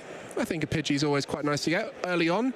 Really what you want is a Pidgey and a Rotom. Absolutely. That's what we saw from game 1. It worked out very well for Emma. So establishing a strong board here. The rest of those, of course, go back. Notably, Penny and a Palpad, I think, are the only kind of possible thorns in Emma's side there. But I think, generally speaking, we're okay. Well, as is the case often with these controlling matchups, they tend to take a little bit longer. And on this occasion, it's going to be really tough for Sebastian to get ahead because nothing available. That Blood Moon Ursaluna blocking up the active spot. And so it's back to Emma to establish a strong board. Yeah, once again, getting that Pidgeot so early on. We needed that, just like last time, to be able to continue to have that consistent setup, and consistency wins the day. I mean, anytime you get to use lots and lots of Pidgeot, it's a dreamy scenario. Torrential Pump, are we seeing it? Is it going to happen?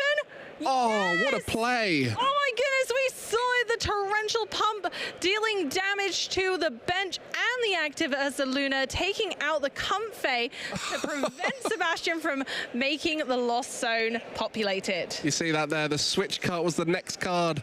A little bit too late, and some great cards off the Pokestop, but not ones that Sebastian wants to see now. Oh, this is just not going at all well. First game had too many good cards coming into the hand. This time, seeing nothing of use. None of them. It's just wild how different and polarizing those moments can go. With Ogerpon just being there, 100 damage to the active, and then again 120 to a benched Pokemon. Comfey couldn't quite handle that washout. There you go, the 3, Comfey in the discard pile. Going to be going back into the deck with a Super Rod. It's just not been fair. Poor old Lost Box, and any of you who've had a chance to play Lost Box know that games can go this way sometimes.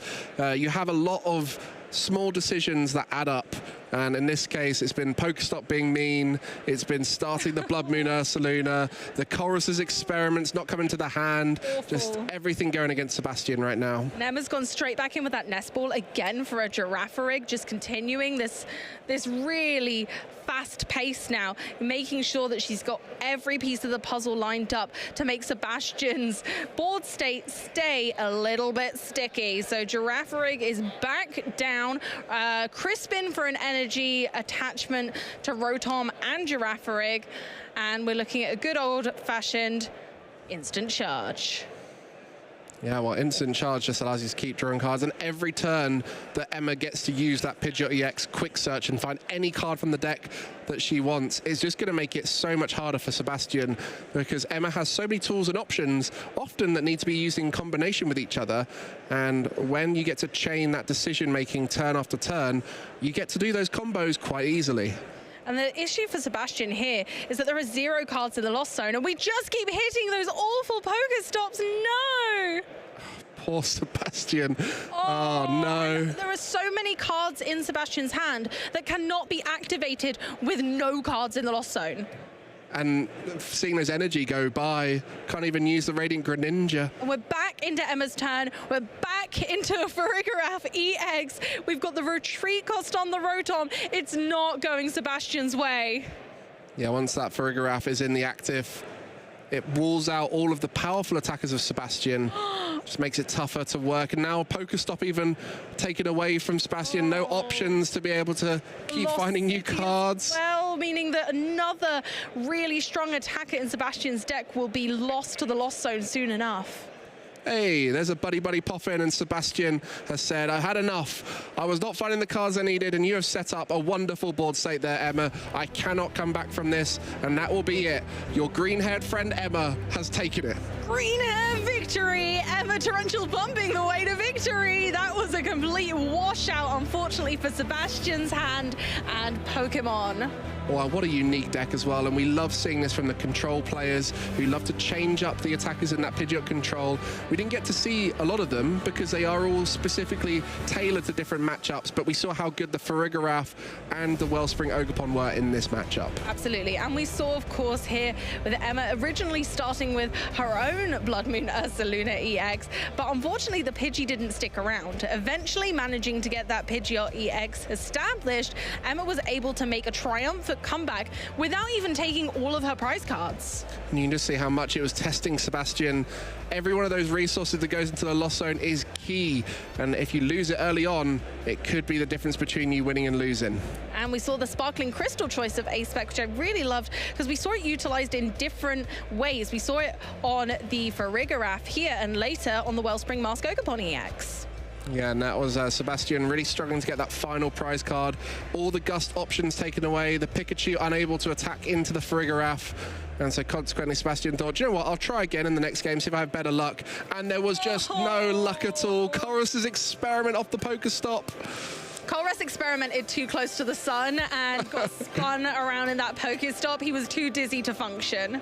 You can see good humor about it, Sebastian. You know, on the inside, dying every one of those moments. And oh my goodness, that Wellspring Ogerpon, perfect. But you don't see it often, but Alex will be absolutely thrilled that Ogerpon took a lot of knockouts. And Sparkling Crystal, just such a great way to unlock all of these unusual energy costs within the deck. We didn't get a chance to see the Sylveon EX, but that is the prime reason why it would be in there. And unfortunately, Sebastian just couldn't get it going in game 2. Not at all. And that's the beautiful thing about these control archetypes. We didn't see Sylveon. This probably isn't the matchup that Emma has that in there for. No. So don't need to worry about that. Emma's avoided using it entirely, but very purposefully because she knew that wasn't her win condition. Yeah. And we saw lots of different ways that game could have gone, and that's the beauty of Pidgeot control.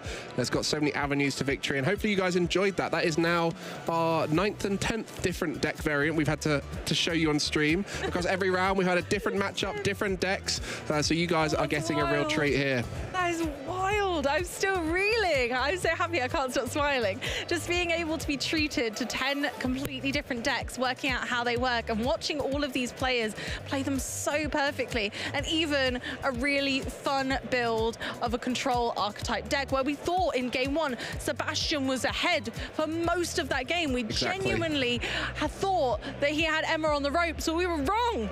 We were wrong. That's why we're on the desk. That's why we're on the desk. I mean, that is the beauty of the Pidgeot deck. It always has a way to come back, whether it's through attacking, whether it's through disruption, taking away resources. And it's always fun seeing a controlling archetype that does have a knockout win condition rather than the deck out win condition. So well played there, Emma. Win and in that was. So 5-2-1 now with another round. Lovely. So her next round will obviously be to push her further into that tournament structure. So hopefully Emma will go on to win another. But of course, Sebastian will have more opportunities to get into day 2 himself. So best of luck to Sebastian as well going forward in the event. Yeah, next round, Sebastian has to win it to make it through to phase 2, where we have 4 more rounds tomorrow. We have 1 more round today for you who are watching. Make sure you're sticking around for that. I'll hopefully show another 2 new decks as we've been enjoying doing that. I don't know how long we can keep this up. I know I can think of a couple in my head, and I'm just, they can't be them on win and ins or top tables, surely. We haven't shown Regidrago V-Star. We haven't shown Miraidon. We haven't shown Golden Go. Yeah, we literally have so many different decks that we could show. Gardevoir, yeah. Like, it's getting unreal. The amount of cards that are in our card pool right now that you can build decks with legitimately, and they be really strong decks, is unfathomable. And I love that with our game. I love that our hobby has so many avenues, and that means there's even more chance that your favorite Pokemon can be built into a spectacular deck. Exactly. I'm just waiting for Metagross to come back and, we'll wait. Show it. I mean, it's had some good cards in the past, so I'm fine. It's had its time. It will come back soon enough. But that's exactly it. We're seeing so many different decks, but the challenge now is how have you got a deck that can maintain itself across 12 rounds? Absolutely. Well and good having one that can beat, 50% of the decks in the room, but you have to be able to beat everything, or at least have a good chance with everything. Maybe have a few bad matchups here and there and hope you miss them, but you really do have to be able to take on the whole field, and that's why Regidrago V-Star has done so well, because it is that box attacking deck with Apex Dragon. It can take out so many different archetypes based off of what the correct attack is for them, whereas a lot of the other decks are relying on, please don't face off against Iron Thorns, I don't want to see Iron Thorns, or whatever it is. Pidgeot Control. I think a lot of people want to avoid Pidgeot Control. I think they certainly do. There'll be a couple of decks in the meta still that kind of don't mind it too much, but it does feel like a really big puzzle to unlock. But it's time for us to quick search for Emma to see exactly what she has to say about that game. Thank you very much, both. Yes, I am here with our Swiss Round 7 winner, Emma. Congratulations. How are you feeling? Thank you. I'm feeling awesome. I'm just so grateful for the chance to both showcase my deck and to be on stream for once.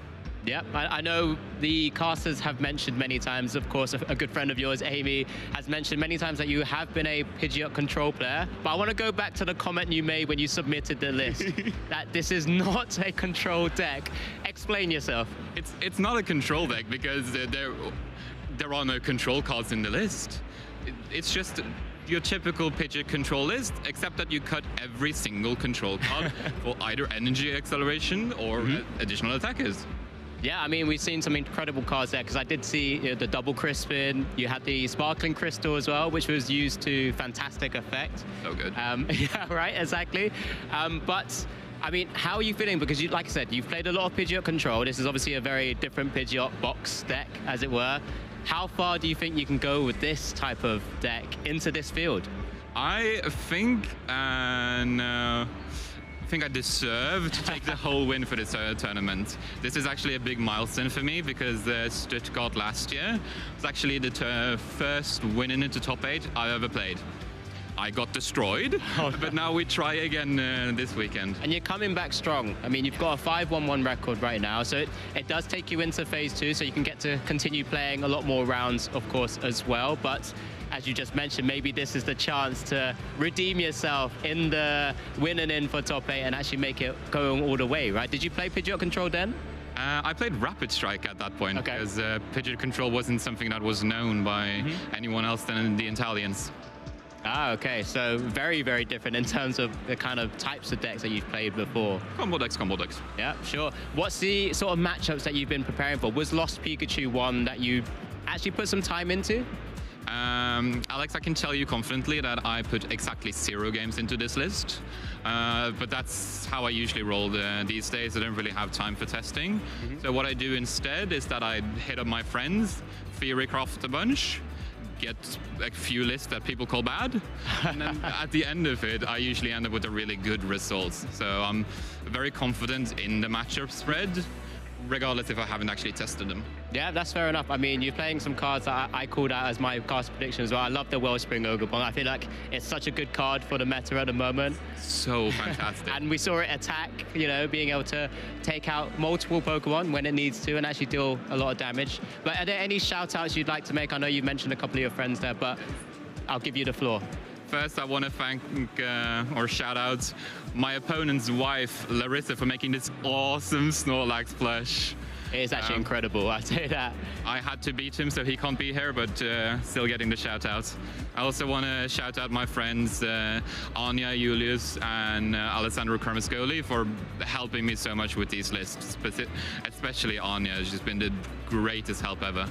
Okay, amazing. Thank you very much for the showers. And yeah, they're great people. I mean, I know a couple of them as well quite closely. It's fantastic to have you here, and hopefully you can continue progressing, maybe get that opportunity to avenge your winning in loss from last time in Stuttgart. But just for the time being, you know, congratulations to our round 7. We will have round 8 pretty soon, as we've got a little bit of time still, but we want to just show you a couple more things. So don't go anywhere and stay with us.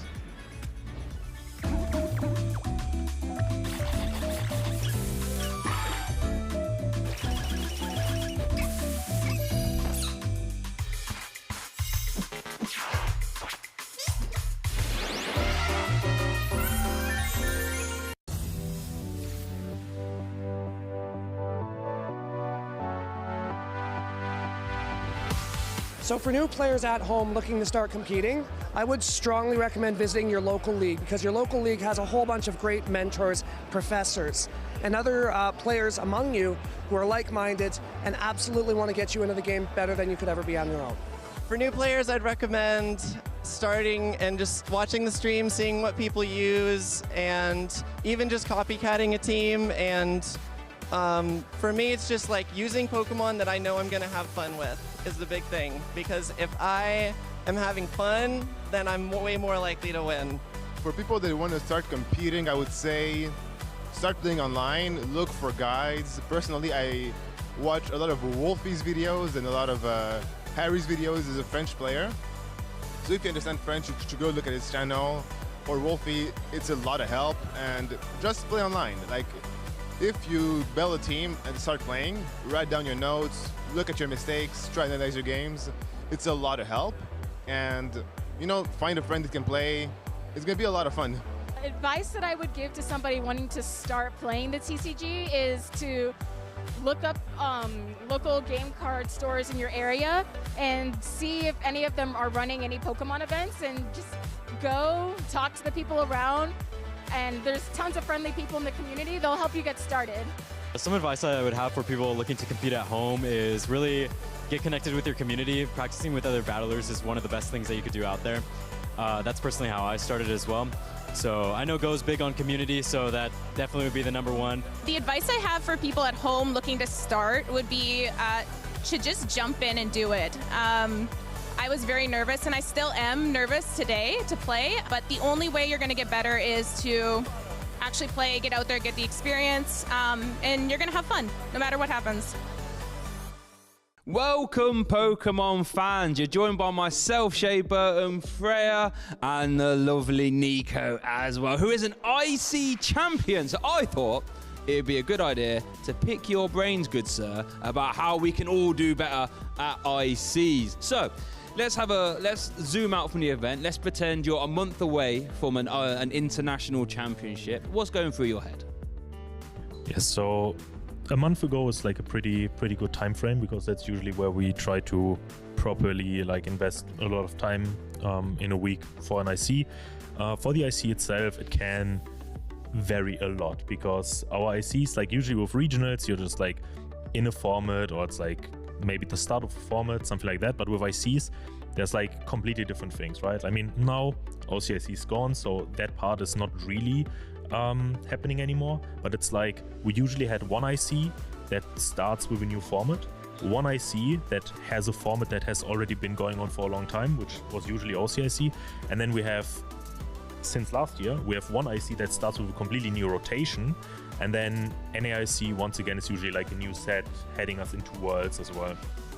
So yeah, it can vary a lot. Like for the first kind, like for LAIC for example, just looking at the new set, trying to figure out, okay, what's good, especially nowadays keeping track on like online results and Japanese results, because Japan has the same format as us, but like months before. Online results already happen like as soon as the set hits live, for example, but still like a couple of weeks before the IC, so it's nice to see, okay, where's everyone else's mind heading, what are like the standard kind of lists, so that you also know not just what you have to prepare for, but also that you can test your deck against those decks. Like if you, for example, for LAIC, if you were testing Screamtailing Gardevoir, right, like you would have to know, okay, how good are the new archetypes, how good is something like Iron Valiant, how good is Roaring Moon, can we deal with those, do we need to do something? Because it's not just as easy as being like, yeah, okay, Countercatch and Screamtail are the new cards, let's just slam them in and we're good to go. But you also have to like think about how the meta evolves. For example, one very good like example for the last format is everyone was thinking, okay, GM-Pow is going to be the deck to beat. And then turns out GM-Pow can't deal with Countercatcher plus Iono at all. So the deck has almost disappeared completely. And if you just invest that time in testing, you can figure that out earlier than anyone else and can prepare for that. Then we have an IC like OCIC, not the case anymore. It's just like preparing for any other regional. You're in a format already, you might even have your deck.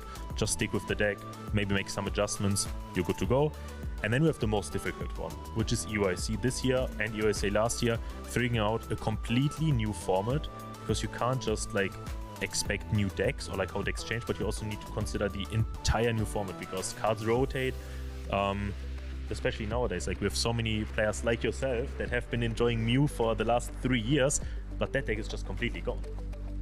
So where do these players head, right? Like how does the format change? Like where do players like adjust to? Because you don't really have the knowledge from prior tournaments. For example, now you can be like, okay, in EU, Gardevoir and Mew are like very popular. So if an IC was happening next week, we could expect about the same meta as we're expecting for Dortmund regionals, right?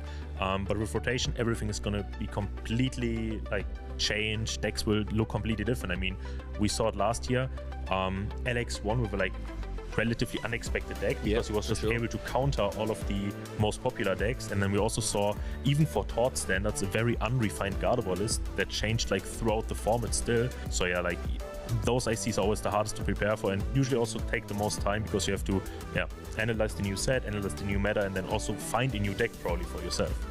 I hope you're taking notes at home. That was a very, very comprehensive analysis of how to do well at an ICs. Absolutely phenomenal stuff.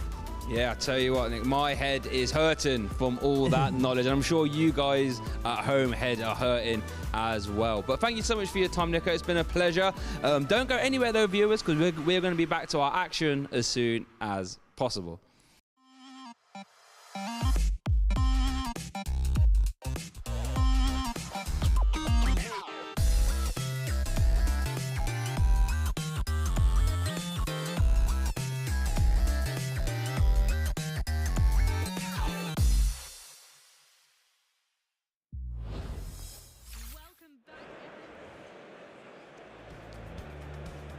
We're okay for a little bit. They're doing this. Yeah. Hey. I'm supposed to be one of the experts, but I'm not sure. Oh, you're so humble. Everyone, welcome back to the floor. My name is Amy Wasley, and this is Geordie, our deck check expert. Now, can you tell me, what's a deck check, Geordie? I mean, a deck check is when we first take randomly decks from the floor to be sure that the players are playing exactly what they send it to us, what they submit on their list. So we need to be sure that what they are playing, if they're playing the correct deck, and if everything is okay. If there's no tricky things, no market cards, the sleeves are pretty well, and they are playing the correct sleeve, the ones that are accepted.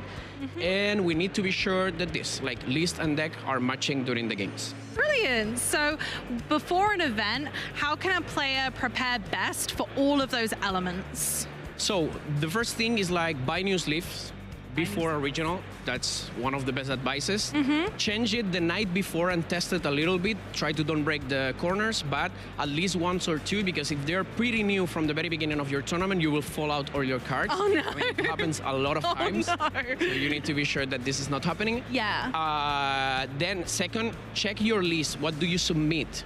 Check it on night. Check the list. And check it on morning too. Check it twice. Yes. If you check your list and you match with your deck, nothing will happen. We're good. If you're not sure, you can ask us before start the tournament, because we can correct things before, because this tournament didn't start. So if you're not sure. Exactly. I never knew that. That's such a fun fact. Thank you so much. Where would I go? How would I contact a judge about that? You can go directly to one of the TCG judges, ask him about your submission and your deck list, or tell them hey, I got a deck error, and we will try to help as much as we can with this. There is rulings about, but at least you can play whatever you want to play instead of play an incorrect deck. That's fantastic. Are there any other tips the trainers should think about before they come along? Yeah, first of all, take care how you shuffle. Ooh. Because, for example, if you smash too much the cards, you can break corners. And then imagine that you mark just one card, and this corner is your one-off. This is a huge problem. Oh. From our perspective. Yeah, because you're not sure whether that was intentional. Exactly. So if I've got one off card in my deck, I need to make sure that my sleeves look pristine and that none of them can stand out from the crowd. Is that right? Yep. That's amazing. True. Second, take care, because sleeves get dirty and get damaged during the tournament. So if you're jumping to a day 2, please change your sleeves again. Please. Okay, that's a great knowledge that you need to have during tournaments. And the third one is, as always, check your list, check your deck during the tournament too, just to be sure that you are playing whatever you want to play.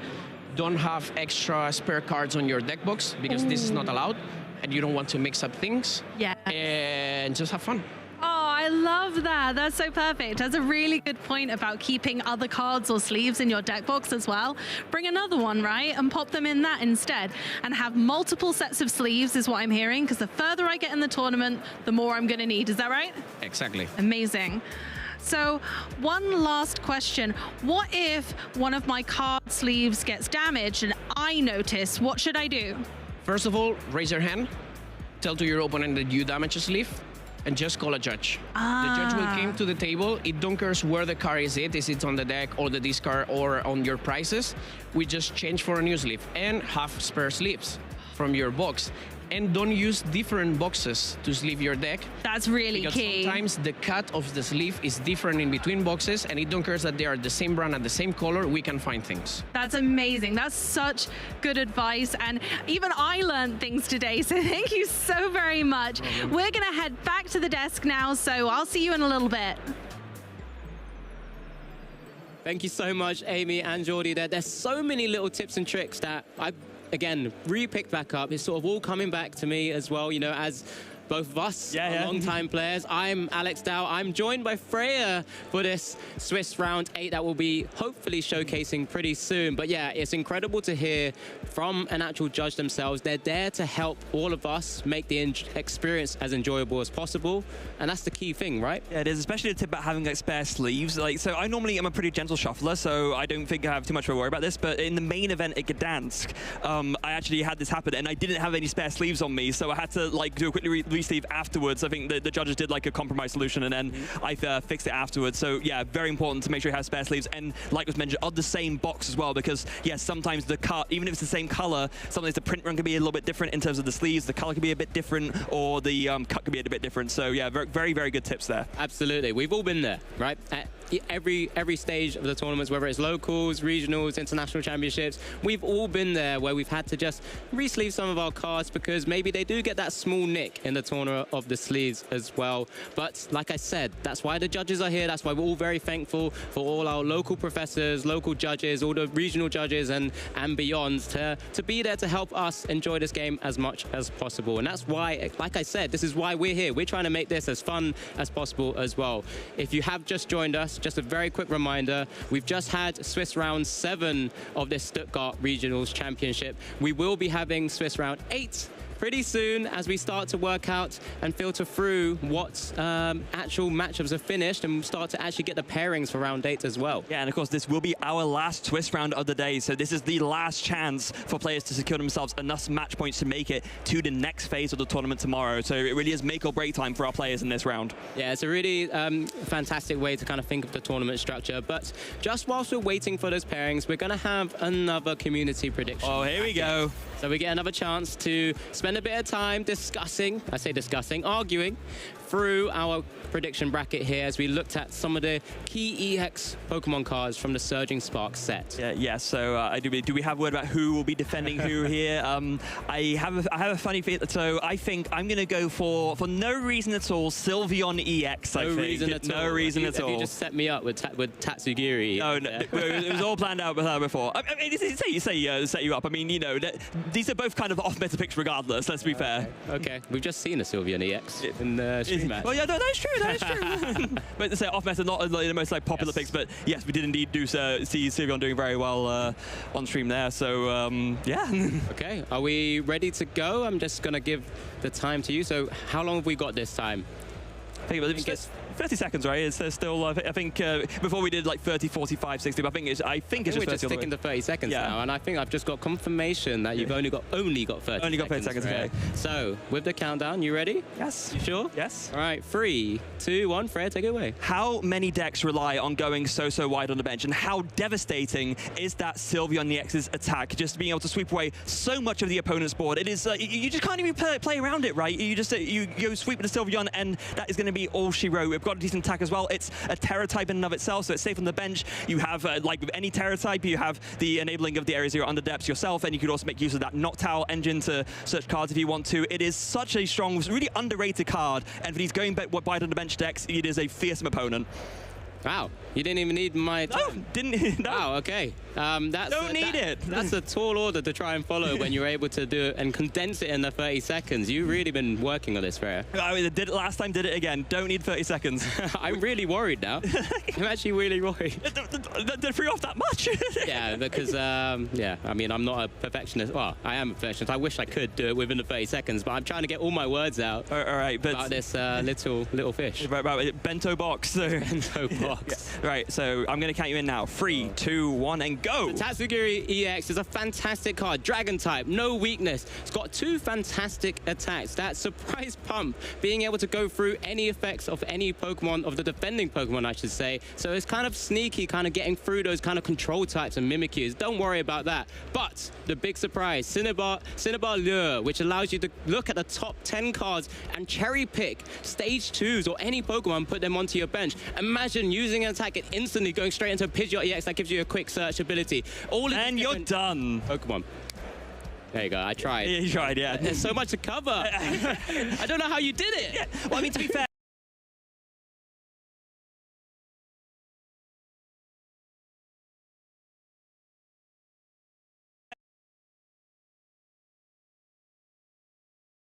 it's a Tatsugiri, it's kind of more of a, it's very complex in the sense that, yeah, you got like, all these different stage shoes. I mean, the amount of stage shoes you could talk about that Tatsugiri can access. Right? Yeah, like, I mean, but I have to just talk about Tatsu, unfortunately. Yeah. But, yeah, for everyone at home, hope you guys just caught that 30 seconds of Sylveon EX versus the Tatsugiri EX. Which card is the better card from the Surging Sparks set? We'll give you the chance to vote on that as well, and then we'll get the results as soon as possible. Yeah, so get their voting. Only on twitch.tv can you vote. So go over to Twitch, twitch.tv/Pokemon TCG. If you want to get your votes in, make sure you get in and you do your vote either for Sylveon or for Tatsugiri, whatever you want to go for, but you have to do it on Twitch. Can't do it on YouTube, unfortunately. I'm actually a big fan of the Sylveon because you've got the Eevee that allows you to instantly evolve. Yes, that's true. And then you've actually got an attack which is a bit of a throwback to Pledgex. Yeah, yes, yeah, right? it is. And it was so powerful you can only use it once back then. This time, and went to hand, of course. Yeah, yeah. This time, they shuffles it back to the deck, and you can use it multiple times. Yes, not back to back, but that's crazy in my opinion. And that's what I was saying in my argument, right? There are so many decks that go so wide. Even if it's not like a deck that goes super wide of Area 0, there are so many decks where every single bench slot is so valuable. So it's insanely strong attack. Yeah, it is really cool. It's called Angelite, it's called, right? Angelite, yeah, I remember it well. Yes. Very nicely done, Freya. But of course, it's down to you guys watching us at home to see which one actually takes the crown. Of course, we will have further community prediction brackets as we progress along as well. This is only the third to enter the top 4 of what we considered our top 8. I don't know who actually ended up picking the top 8 at the end of the stage, but this is Surging Sparks, this fantastic new set. This is our first regionals with Surging Sparks legal in Europe. Yes. Okay. Thank you, though. Thank you. Saving me just in case I missed out. Well, I almost missed it earlier. I had to catch myself. I was saying, first regionals with Surging Sparks legal in Europe. Oh, we do have the results of the bracket. Yes, Sylveon, let's go. Oh, okay, right. 2 for 2. Got trounced there, but at least I had some believers as well to be able to try and make it in. But yeah, I think Sylveon probably deserves its space in the top 4. And equal consideration in return, honestly, Tatsugiri, one of my low-key favorite Pokemon in general. not so much like the card necessarily, although it is really cool. But I have all 3 of like the different forms of Tatsugiri as plushies together, just because I think it's so cute. I love Tatsugiri. I mean, just on its like alt art card, not the EX, but it has all of them. Yeah, such a cool little unique artwork of all of the Tatsugiris, as it were. But it's definitely a fan favorite of a lot of people, and that's probably what helped it get to even just 24% there, in my opinion. Yeah, and I mean, it's a shame that kind of unlike in the video game, of course, there's the combo of the Tatsugiri with the Dondozo. Dondozo hasn't really seen. There are Dondozo cards, but they haven't quite seen, you know, the meta play in the tournaments, unfortunately. Yeah, never say never. Yeah, that's true. When there are fan favorites, they tend to come up trumps at some stage at some point. But for the time being, it's just Tatsugiri by itself. Yeah, but Sylveon taking the win there. So I mean, this actually it's been a while since I had this good a result, like 2 for 2 on the community prediction brackets. I had I'm not going to lie, LAIC had a few stinkers. Like, my arguments weren't that great, and I kind of ended up flopping a little bit, so I'm glad to be back on my game for this one. Yeah, redeeming yourself. Yeah, and just a bit. rubbing it in our faces, is it? Yeah. Okay, all right. Let me have this, Alex! Let me have this! But no, obviously, it's great to get an opportunity to cast for yourself. We've known each other for a very long time. Gosh, we have. Now, I mean, we even went to the last World Championships that actually happened in Anaheim. Oh my God, yes! Together, didn't we? Yeah, that was... So, that's fantastic. And this is what... How do you do that, Worlds in the end? I can't remember. I can't remember either. That's probably the worst of it. Oh no! But you know, this is what remember all of our competitors are at the end playing for, that opportunity to compete at the World Championships. You know, we're at the stage now. We're going into the very final round. Swiss Round 8 will be coming very soon with hopefully the pairings as well. Maybe we'll find a chance to showcase some even more new decks. I mean, I think it's very possible considering, you know, when we do our day one meta analysis and the best of the rest, there's already 12 decks there. So we've still got plenty to go through. So there's still so much to see, I think, but it's everything on the line here. Yeah, it is. I want to go back a little bit to what you said about Anaheim. So, like you just said, we're both kind of active players and casters, right? So, and especially, I mean, not only that, Anaheim, that was actually the last Worlds I was able to attend. Oh, yeah, yeah. okay. It's other life stuff have gotten in the way, but with the other ones, which is a shame. But I really, really want to be there. Either as a player or a caster, I don't mind. I really still, even though being a caster, I am hungry as ever to get a big result. So I'm basically every tournament where I'm not casting, this season I am playing, and I really, really want to get there. Yeah, aren't we all? As we get a chance to see some of the players who are going for that automatic invite by taking down a regional championship. Some of these players are 7-0, Freya, after 7 Swiss rounds. There's 4 of them now. That's my nice to deceive me. Is that Jesper I Can't Day 2 Eriksson? They're at 7-0 here in Stuttgart? Very true. I mean, there's some fantastic players alongside him as well. Some players we already have seen on the stream. There's also some other world's very top tier players. Maze Brennickmeyer, a world finalist at 6-0-1. Julius Brunfeld, who we've seen also at LAIC competing and performing super, super well as well. As there are so many good players here, and all of these have made it to phase 2, right? They're already at the at least 18-point record, and they're now just looking to try and push themselves up and up.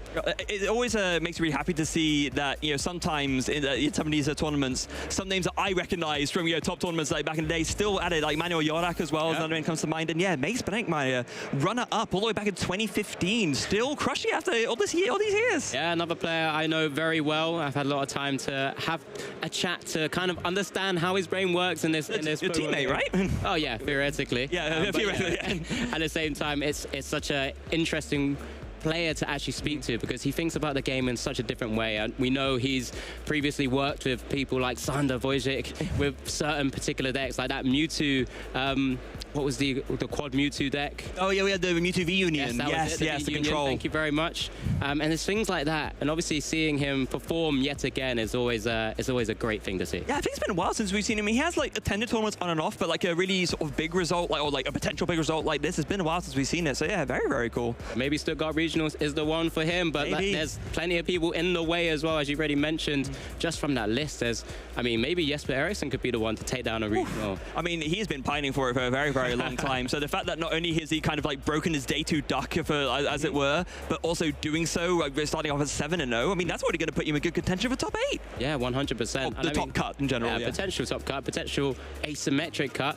I mean, one of the key things now, of course, because we've had that mid-season changes to the tournament structure, there's a lot more opportunities for players to actually make it into phase 2 of the tournament, now requiring a minimum of 16 points. So that's like a 5-2-1 record or sort of equivalent to make it into phase 2 and potentially keep playing more Pokemon, which is what we all love to do, and try and, you know, take down some more prizes, some more booster packs, maybe push themselves into the upper echelons of some cash. You know, there's so much opportunity. Yeah, it's important to talk about how, the way it works now, it isn't necessarily, if you make it through to the next phase of the tournament, you're not necessarily guaranteed to be able to make the top 8 or the top cut, but there is still so much to play for regardless, and especially with the new ranking system for championship points, every single single point counts. So, you get a good enough top result and you get an extra few championship points from that. That could be the difference between making the top 125 or not. Yeah, 100%. Thanks for clarifying that as well. That's actually really useful and really good information for a lot of people now.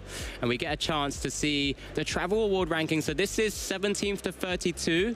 So these players will be able to get the priority registration for some of the larger tournaments, such as those international championships, which is what they'd be able to attend. I think this is the actual 17th to 32 for EUIC. Yeah, yes, yeah, well, rather for NAIC rather. So it's for this season going into, like, is that the travel awards as it stands currently, or is it not? EUIC, and that's coming up in February. Yeah. No, but if you could, right now you're earning the awards for the next IC, right? Because like the earning period is from now until the current IC to get an award for the next IC. You make sure we'll make sure we get some clarification. Yeah. This is very similar to the list I might have seen before, basically at the end of LAIC. Oh, okay, in which case that would make sense. Yeah, in which case that would make sense, yeah. I think this would be likely to be. Yeah. We'll get clarification, of course, but it's just interesting to see just effectively this being our championship leaderboard right now, right? Yeah. Top 32 players. Alberto Conte, our Gdansk regional champion, just able to continuously progress and do super well. Daniel Magda is one player I'd love to shout out, just simply because the consistency of a senior who's aged up, coming from a NAIC finalist position in the seniors division in June, that's just gone, into the Masters division where we've had back-to-back top fours. And he's locked up in automatic invite because of that top 4 from LAIC as well, hasn't he? Yes, absolutely, yeah. So that's why we see on the other graphic, of course, the 4 players with their invites already guaranteed. Because Daniel's, I think, the only one on that list who hasn't won a regionals necessarily, but through that top 4, still has guaranteed himself that invitation to Anaheim, California. Yeah, I mean, there's we don't need to keep shouting out about all of these players because they're all top tier players at the moment. They're all vying for those positions to maybe just keep pushing themselves to the upper echelons of that stipends list, or even just the overall championship list, to make sure that they, try and get as much as they can out of the tournaments. I mean, but they're so consistent at it.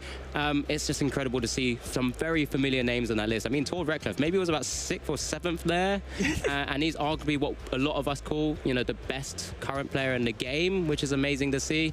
But, make sure you guys are letting us know who you are following throughout tournaments via that hashtag #PlayPokemon on all the channels that you can follow us on as well. Yeah, how are you feeling about your Worlds invite, Alex? Actually, I say that as a half joke, but I do believe you're currently the TCG caster with the largest amount of championship points. I mean, Jesper might change that. Oh, that's true, actually.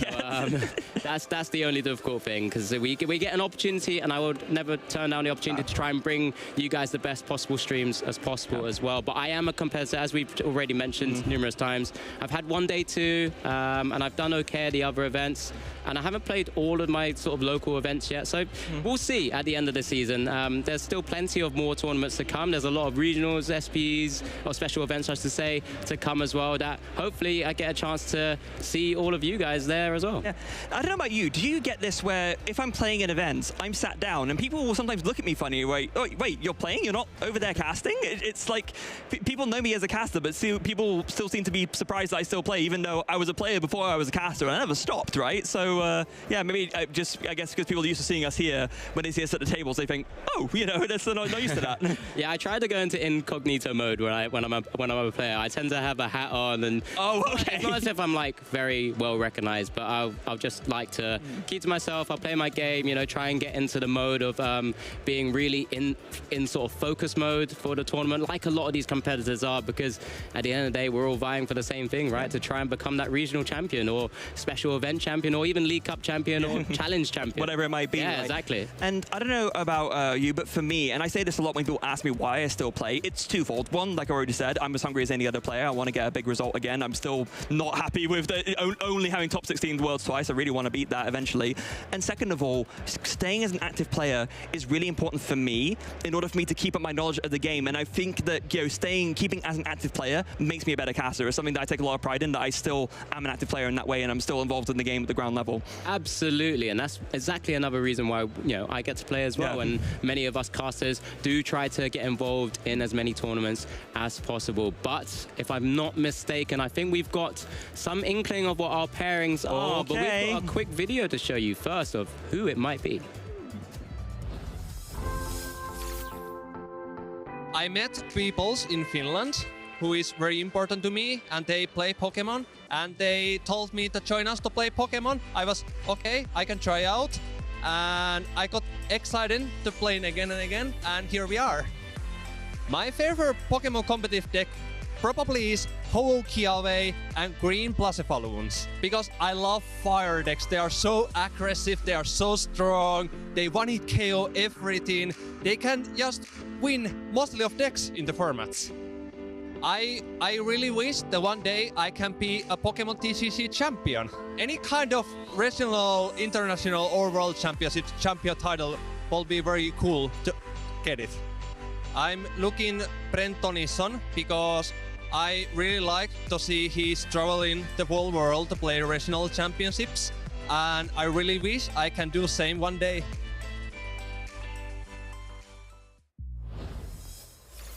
Thank you, Julius. I mean, you're a champion in our heart. I mean, we get to point out that you are part of our Swiss round 8 of this tournament, our last Swiss feature match that we're going to be showcasing. Julius, I mean, look at that accomplishments. Yeah, top 16 twice at LAIC. Did, of course, make that asymmetrical cut at the most recent one, but was knocked out. And yeah, on a personal note, honestly, Julius might be one of my favorite people in the whole community. I went to Helsinki recently with my husband, with just a surprise trip, and then we met up with Julius and he showed us around. He is an asset to the community, both locally and globally. You have so much love and respect for Julius, and it's so lovely to see him here on stream. Yeah, I mean, I think I can say it from everyone. He's probably one of the nicest people in the community. 1000%.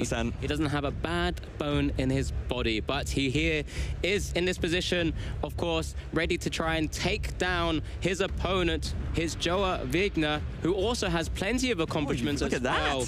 We've got a pretty good, interesting matchup as well of two decks once again that we have yet to see on stream. Yeah, well, yeah, both decks that we've not seen on stream yet, but we're familiar to everyone at home. It is going to be Gardevoir and Regidrago V-Star. Yep, exactly. So Joa is playing that Gardevoir deck, sort of rebuilt in recent times, following the sort of trend that Henry Chow has done with the sort of rare candies, kind of being able to burst into an attacker earlier than what has been in sort of the last few tournaments. And Julius is there taking Regidrago V-Star once again, you know, sticking with the archetype. He loves fire-type Pokemon. Well, he's got a fire-type in there for you. Yep, he's absolutely has. And this is, of course, the deck that he did do so well with in LAIC as well, where they were playing Regidrago there, so sticking with it. And now, important to note, both these players, they're already through to the next phase of the tournament. They are currently standing at 6 wins and 1 tie. So this game is really going to be to increase that Swiss record and to try and boost your match points so that you can make it to that top cut. Yeah, it's all about putting yourself in the best possible position to make it into cut and potentially become the Stuttgart Regional Champion. As we do get a chance to see both players just kind of enjoying themselves there. Got Julius again on the screen. We're gonna get, well, how do you feel about this matchup? I'd actually like to ask you quickly. I think if you're going first as the Regidrago player, it can be quite favored because you can essentially do like clever damage placement to pick off things very nicely, and that's with the copying, and especially with the Trifrost as well, can be devastating if you're not playing Manaphy. Yeah, very true. I mean, it's a very hefty attack to sometimes utilize it. So we did just see the die roll, and everyone's sort of thumbs up. Julius has got opening potentially with that Cleffa, that free retreat Cleffa, which is probably the best starter you can have. And with search cards in hand too, yeah, that's a really, really good hand. I would love to see Joa's hand as well, but we're going to see the prizes come down now as our players are preparing for this Swiss round 8. If you're just joining us, both players 6-0-1 records. Here are the prizes. That secret box prize right now. Oh, that's brutal. That's such an important setup piece for Joa. So having that in the prize early on, very rough going, but looks like both these players, they have got their Pokemon set up. They are almost ready to go. There's the fist bump. We are kicking off our last Swiss round feature match here for day 1. Yeah, it looks like Joa's kicking us off with the first draw of this Swiss round 8. Double route, sorry. Not yet. I'm getting ahead of myself, and it's just an attachment to the active and the pass. But remember, going first against a deck like Regidrago, they're not going to be doing too much themselves, but this gives Julius a chance to maybe start setting up using that grasping draw Cleffa. Yeah, sure, it could well be indeed. So starting things off with the Ultra Ball, going to get rid of, Boss's Orders and Giratina V-Star. Both cards either you want in a discard pile or aren't very useful right now, and we'll have a chance to look through that deck and see, the prize card's honestly pretty good for Julius. There's nothing too too, awkward to work with on the Regidrago V-Stars, a couple of grass energy, but I think you have enough other energies to work with that you're pretty fine with the prices, honestly. Yeah, I mean, this is just an opportunity for our players to double-check maybe what is prized. As a reminder, there was the Regidrago V-Star, Super Rod, a couple of grass energies, an Iona, an Earthen Vessel for our viewers, just to kind of follow along as well, as we do see the Teal Mask, Ogopon, and double Nest Ball being played out from Julius as well. Julius's list, of course, playing stuff like that Squawk ability EX, if he wants to continue bursting through, has a couple of new inclusions from the Surging Sparks set as well. He's playing the Alolan Executor EX, which has that really, really cool attack. Not too sure it's going to be too useful in this matchup particularly.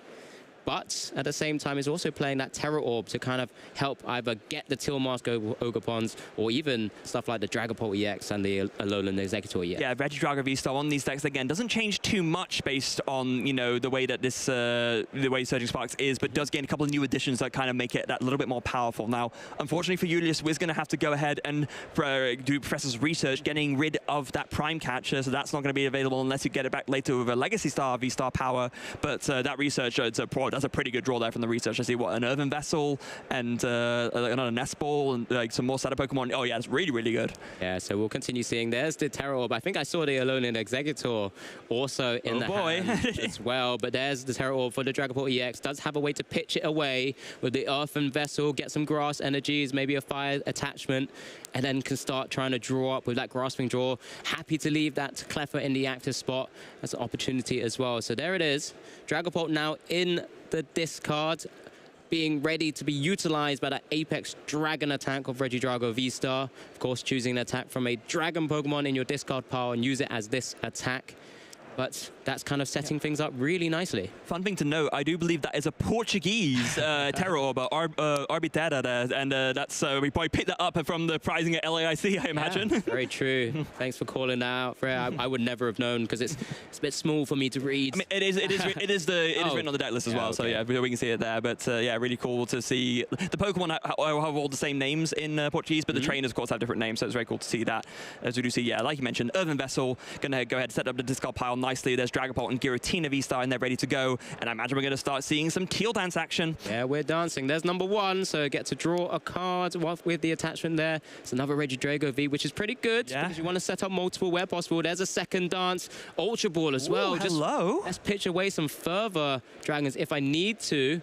As we do see the Nest Ball first. At the same time, it can continue to kind of put his hand down to a certain size so that Cleffa can be used, but Julius is going to keep bursting through here. And honestly, I like this a lot because it's not necessarily 100% likely to happen, but if you can get a Fire Energy and 2 energy switches, you can go ahead and Dragon Laser this turn. Oh, yeah, it's definitely very possible. I mean, he's pitching away one of the Regidrago V-Stars that was in the hand. One is prized, as a reminder. Yeah, that is true, yeah. So if he uses Squawk and Seize. But I mean, you've benched it, right? There's no reason you wouldn't use it at this point, I'm fairly sure. That's the concern right now, but Julius is actually just bursting through the deck. I mean, think about how many cards he would have seen at this point. There's a second Regidrago hit the field. Squawk and Seize. Radiant Charizard also hitting the discard. He did a literal Squawk and Seize, dropping the cards on the floor, like emulating that Squawk ability there very nicely. It's the Fire Energy as well. And the double energy switch. He can do Dragon Laser this turn. Wow, that could really sort of set back Joa's turn. But is that the direction you want to go down? It's a lot to commit in this turn here. It is, but I mean, why wouldn't you, right? I mean, this turn one, like, Regidrago doesn't normally do turn one aggression, but here you just can. So I guess, there it is. A Dragon Laser coming in. 130 to the active and 30 on this bench rolls. Turn one, Dragon Laser to take the first prize of this Swiss round 8. Really putting the emphasis. And Joa on the clock now. So what can Joa actually work out? Is that Pheasantipity in hand now as well? Sure is. Maybe draw up some cards, but this is... It is very aggressive, but I think it makes sense to do because, like, essentially you limit Joa to only one rolls this turn, so it has to be either a Curlier or find a rare candy, which is going to be tough to do. So I think it makes complete sense for Julius to go for this here. Yeah, it was a great. I mean, just being able to draw it almost kind of telepath what he was doing. But just especially when you're just seeing 2 routes on the other side of the board. There's an Iono from Joa first, just to see some fresh new 6 cards. Of course, what was in hand goes to the bottom of the deck and can continue continue drawing more with that flip the script ability, Pheasantipity EX as well. Yeah, and you also know you're at no risk of getting KO back this turn, right? It had to be such a bonkers combo turn to put together a KO with only one Ralts out. So I think Julius is feeling pretty safe knowing that he's not going to get KO'd back by doing this Dragon Laser. So yeah, I really, really like the aggressiveness there. Never say never, but yes, I completely agree. I think this is actually Joa's first deck search as well. So having to just double check what actually is prize or what could be prize, trying to work that out to know what outs to play. You know, just because we have this brilliant cast view and we showed it for viewers earlier, that secret box was in there. There is one Routes in there as well. So there's only one more Routes left in the deck. So it can be quite tricky to kind of build up this board state, as we do see the Klefki come down. Oh, okay. Buddy Poffin. Yeah, so this is, we have seen it earlier, of course, on stream used, but here again, just to remind you what it does with that Mischievous Lock ability. If it's in the active spot, all basic Pokemon in play have no abilities except for Mischievous Lock there on the Klefki. So we'll be shutting down that Teal Dance on the Teal Mask Ogerpon especially, which is big. I mean, the scary thing is, Yoa doesn't actually play Manaphy, and without getting them evolved up to a Gardevoir, this could be really tricky, as Yoa is going to continue trying to see more cards themselves with that Radiant Greninja hitting the board, but Julius already has pitched away that Kyurem into the discard pile, so just an evolution up could see a pretty big board wipe of many Psychic Pokemon that kind of just sit in Yoa's current field. I mean, the fact that you basically, you only need a Regidrago V-Star to pull it off. Everything else is already set up, and that'll be another reason why Julius decided to go so aggressive, right? You just want to make sure that your discard pile is set up so you can really capitalize on an opportunity like this, as we see Pheasantipity coming down. Flip the script. No rare candy into Gardevoir yet. There's nothing there. There's a counter catcher at the moment, so maybe you can just try and stall a turn, as we do see the Regidrago come to the active spot.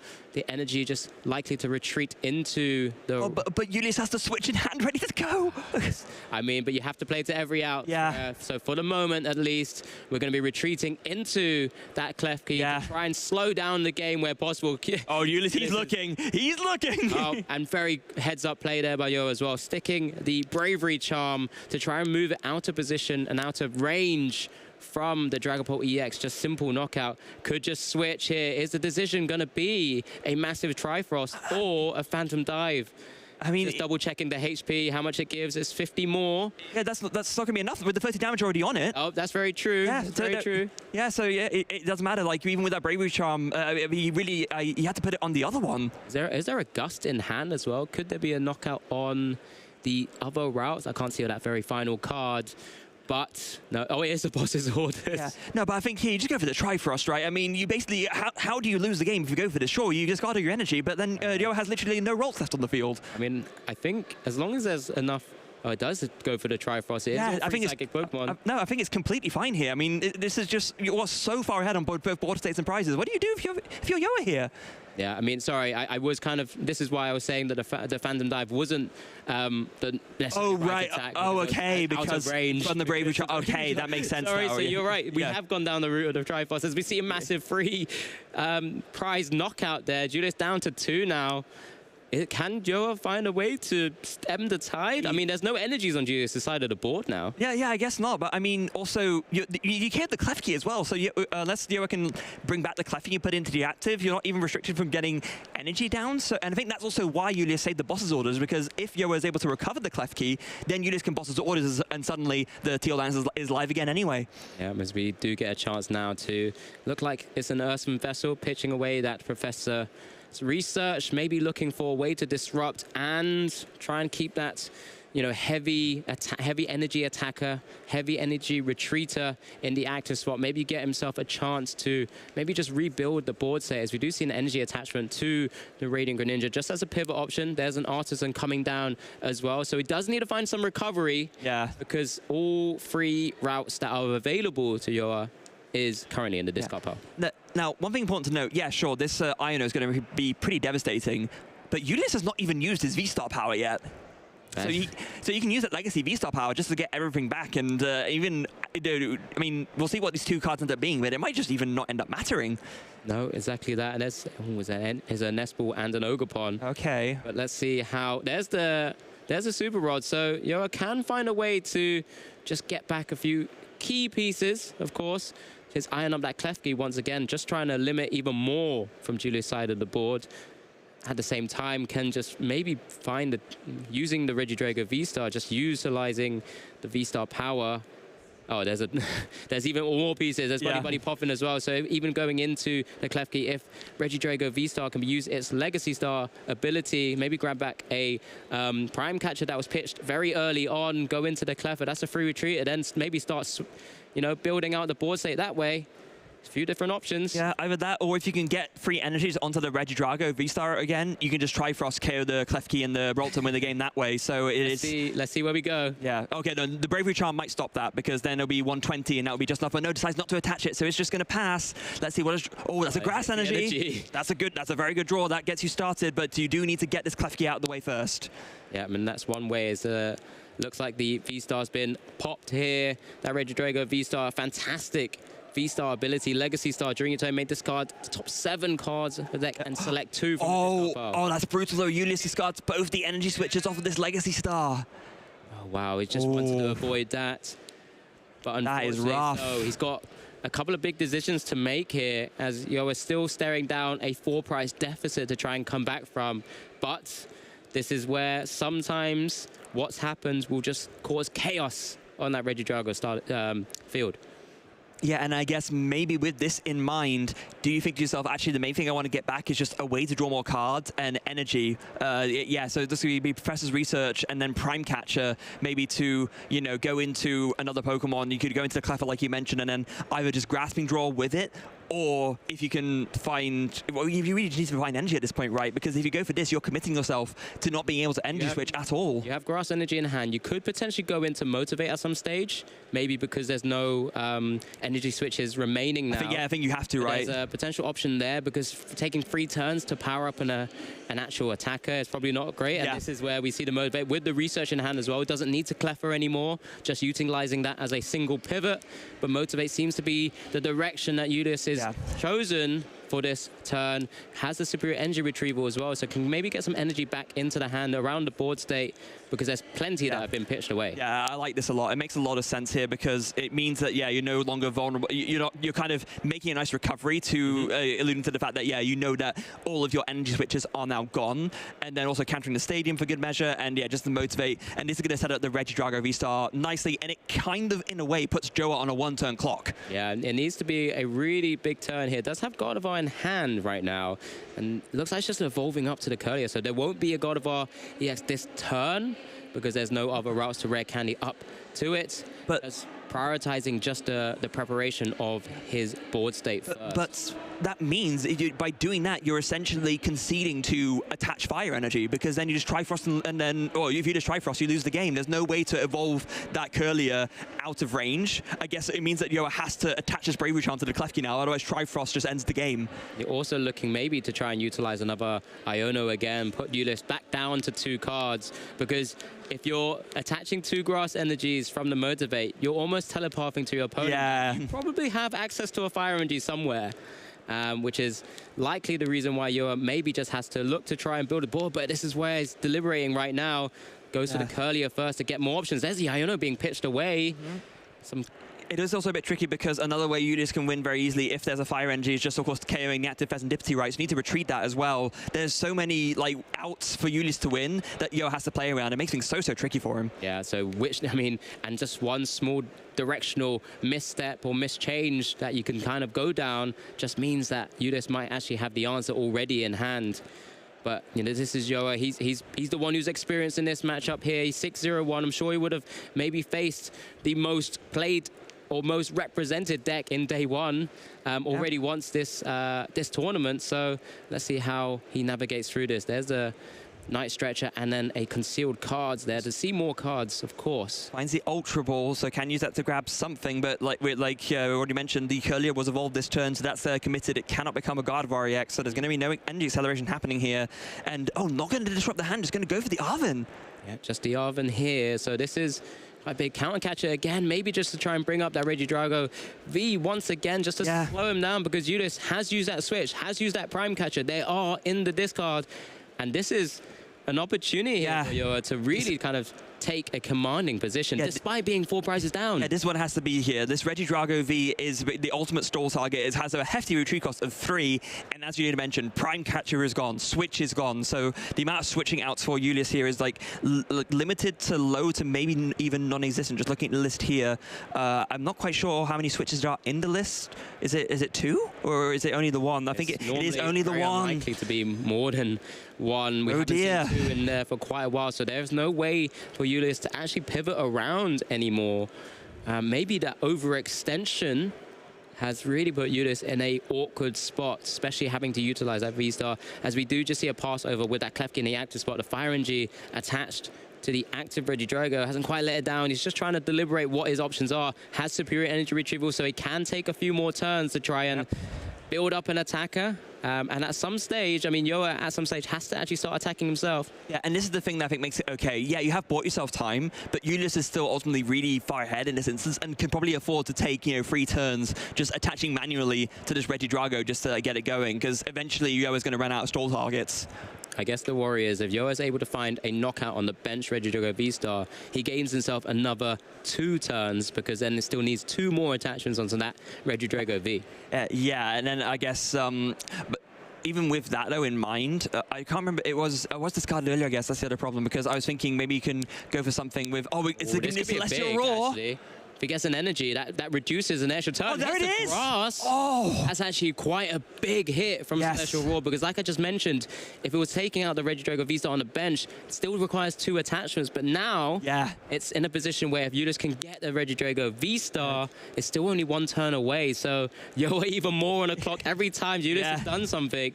It is a gamble for sure, but absolutely the right gamble to go for, and it paid off. Now, Yoa knows that no matter what, there's 2 Regidragos, and each of them is only 1 energy away from attacking, so Yoa really needs to play this Ino if he wants to make sure that Julius can't attack with a Regidrago and close up this game 1.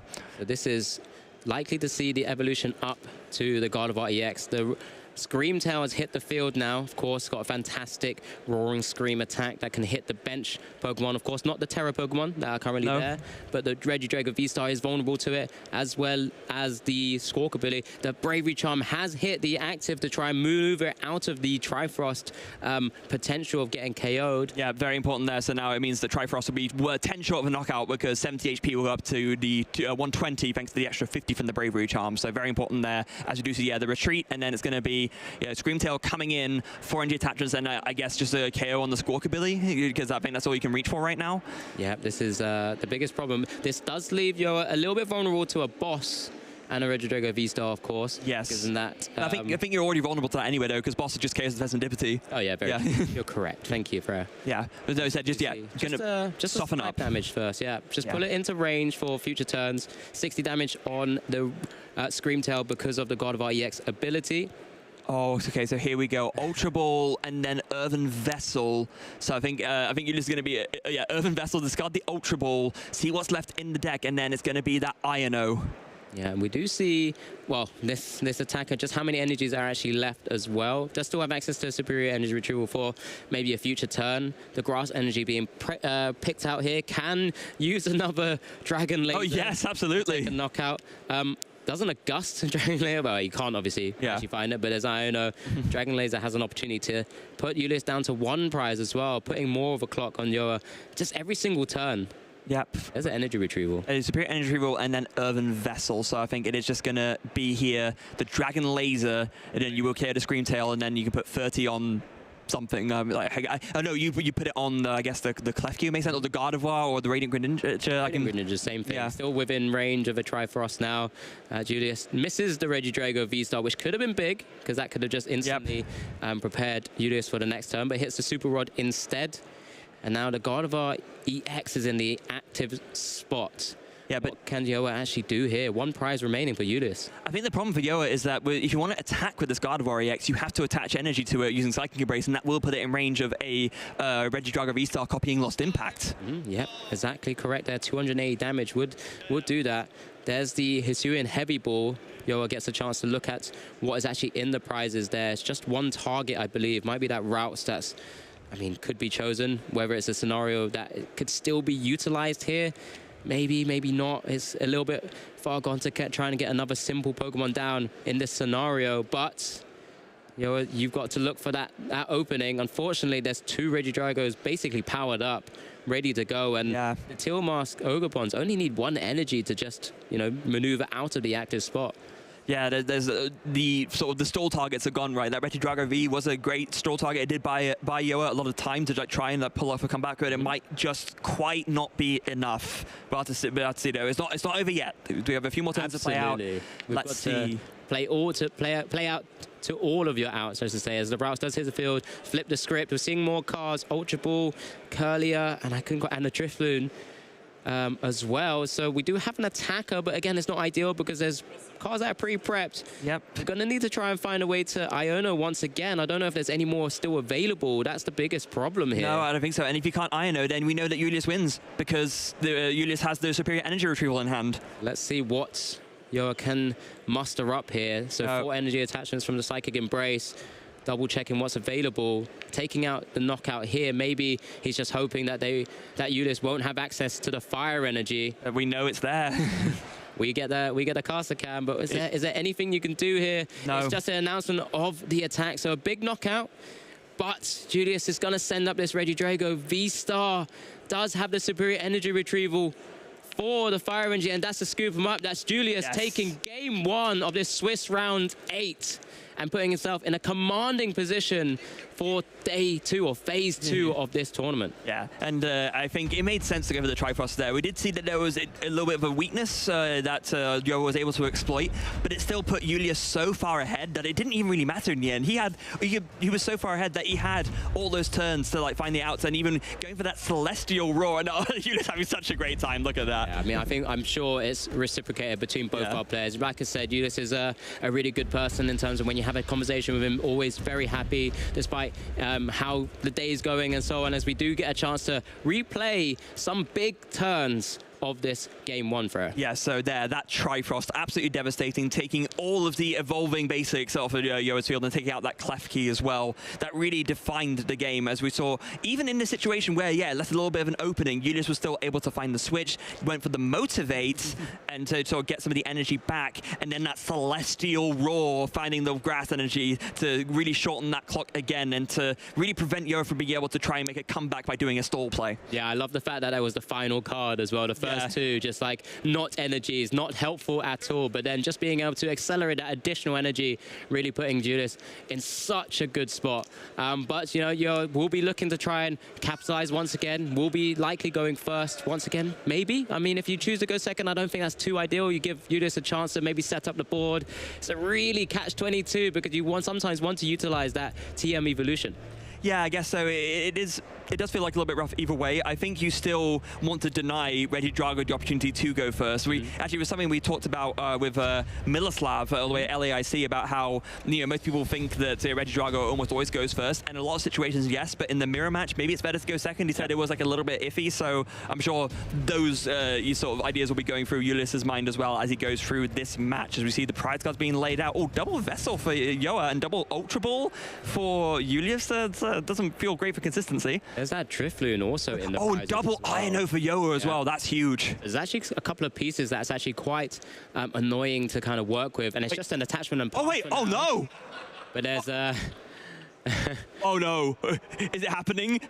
We've seen it already again. Oh, that's a top deck research as well. Oh my goodness. Julius, I think maybe just showcasing that he does have the Teal Mask Ogerpon that he could have maybe started with as well. Does have another Nest Ball. I was thinking before he top decked that research, maybe having to go into something like that Squawkabilly just to burst through, because I don't think that hand was too strong, other than some Dragon Pokemon that were there in the hand as well. He's counting. He is seeing how likely is it that I get that turn 1 win. We have seen a turn 1 win from a Regidrago many times before on stream. We saw it at LAIC. We might be ending our day 1 of Stuttgart here with it again.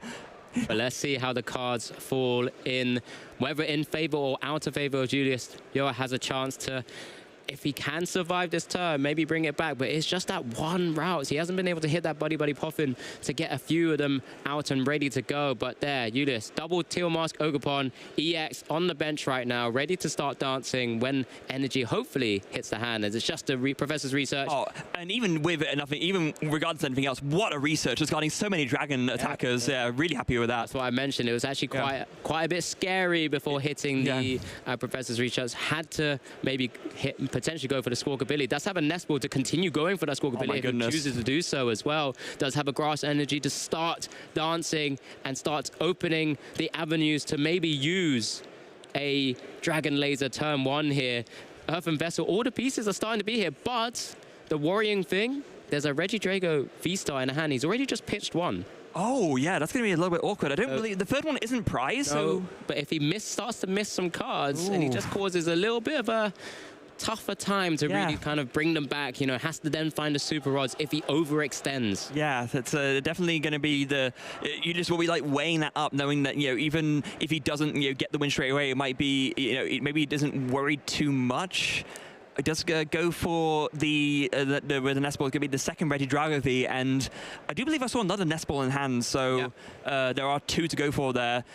Were it not for that, I would see this as telegraphing that he wants to like play it safe here, but no, I think he's still going to go for it. Yeah, I think let's see what happens first, because there's some teal dancing. Let's see what this might draw for me. There's another research, not as useful yet. Fire Energy to the active, so is double E-switch away from a instant knockout here and taking the game, but he's playing it safe, playing it slow. He does have some pretty important cards, doesn't want to waste another Regidrago V-Star, so it's just a pass over, and it looks like an instant benching of that top deck of that Radiant Greninja to the board state, and it's just deciding whether he'd like to maybe Iona and push Julius to 6 cards. Sometimes you don't want to give him that option.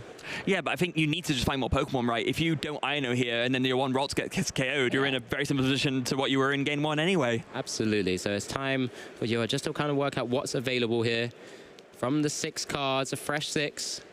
There's a Buddy Poffin, so we will be able to see more routes here, but Yoa isn't playing the Manaphy, so again, leaves it a little bit susceptible to some shenanigans from Julius's side of the field, but we will see the Buddy Poffin played now, able to grab 2 Pokemon with 70 HP or less and bench them instantly, as it's just a quick double check of what is prized. Yeah, but now this is where Julius's safe play is really going to come to reward him, because now the Regidrago V-Star, well, okay, it was ready to go in hand, no longer, of course, because it was Iono'd away, but if you can get into that Regidrago V-Star, we do see there's a Kyurem there ready to go in the hand, or you find one Ultra Ball and you're absolutely golden here, and then you just need to go ahead and energy switch away, and you basically do exactly like you did in Game 1. You try Frost and KO 3 Rolts, and it doesn't necessarily guarantee you to win, but it gets you pretty darn close.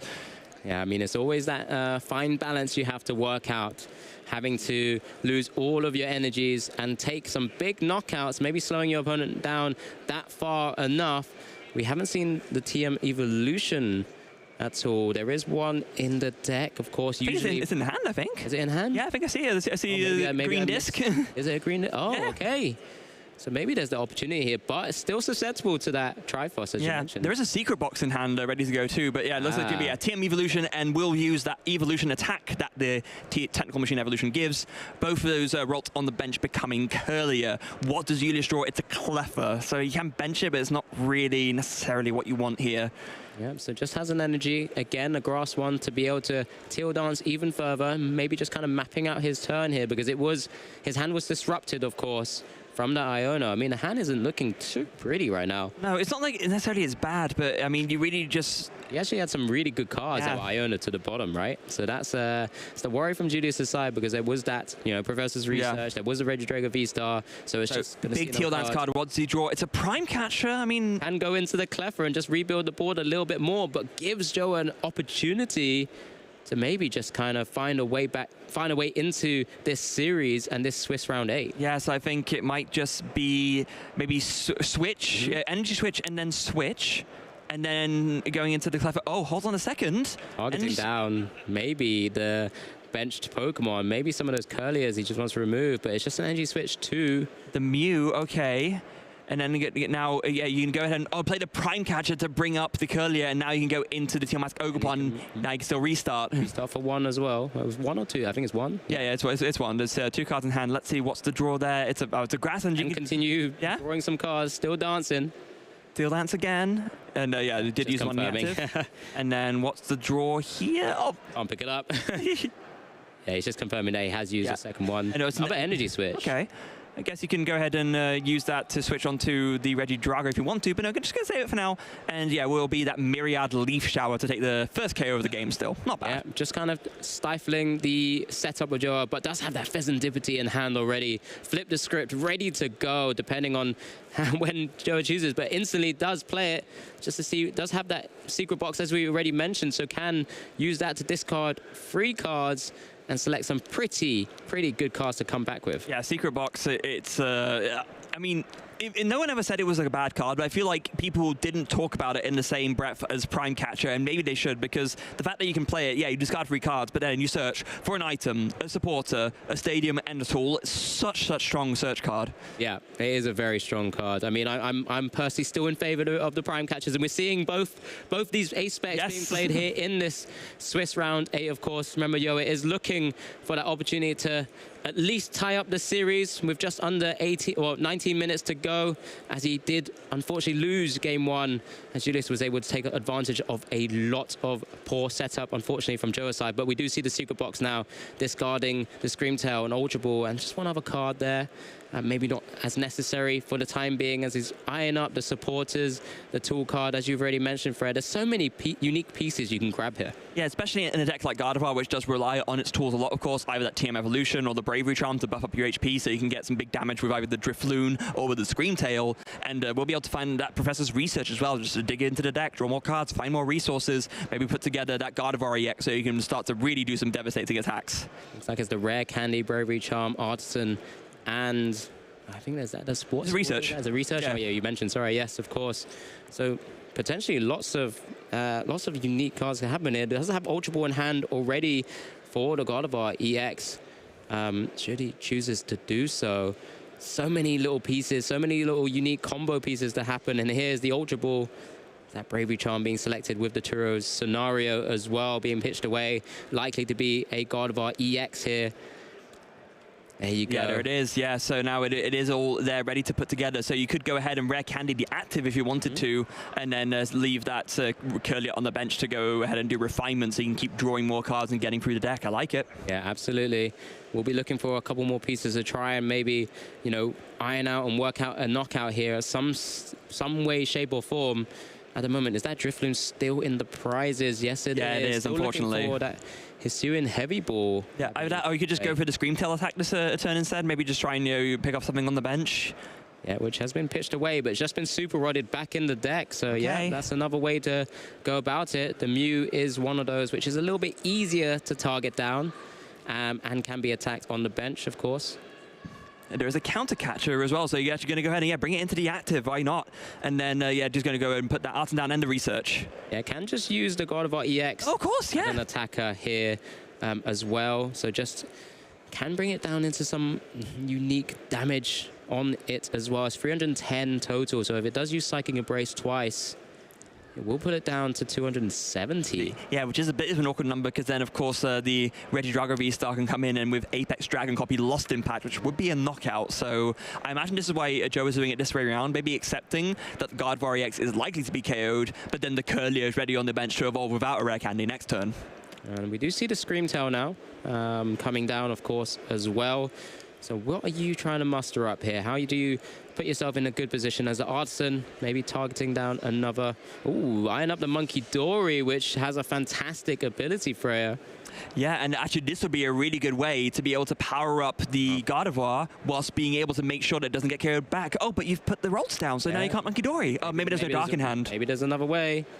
Yeah, I think there's just no Dark Energy in hand, so you can't do that play. Would have been a great way to, like you said, to cause that not to be a problem. But of course, the Screamtail does now head into the active spot. A manual retreats with Psychic Embrace to the active Gardevoir EX.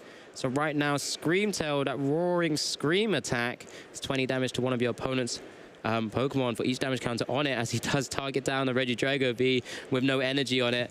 Again, just trying to find a turn where maybe you can just put some chip damage to begin with, to prep it for future turns. Yeah, did have to burn through like a couple of gusting cards though, which I imagine doesn't feel great for whatever. Like he had to brought up the Mew, and now again he had to use another one to bring up the Regidrago because wasn't quite able to piece together the ideal turn. But let's see what Julius has to work with here. This was a bit of a stretch when he utilized the Tilmask Ogrebon to attack with. Hasn't been able to shuffle the deck as of yet since that Iona, where he put a lot of really important pieces to the bottom of the deck. So the hand isn't actually too strong. Right now, are we going to see Celestial Roar again and switch Celestial Roar?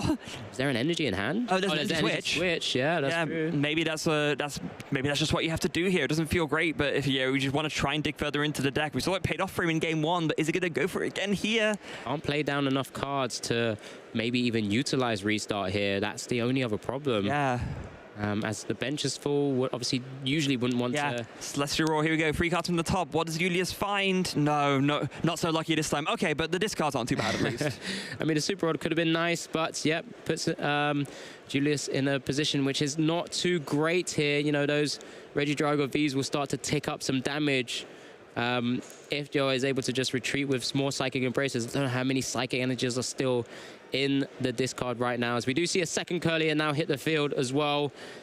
More refinements to come, and that's just one way of being able to... it gets the Bravery Charm as well, and an Iono being played, giving you this an opportunity to even showing back.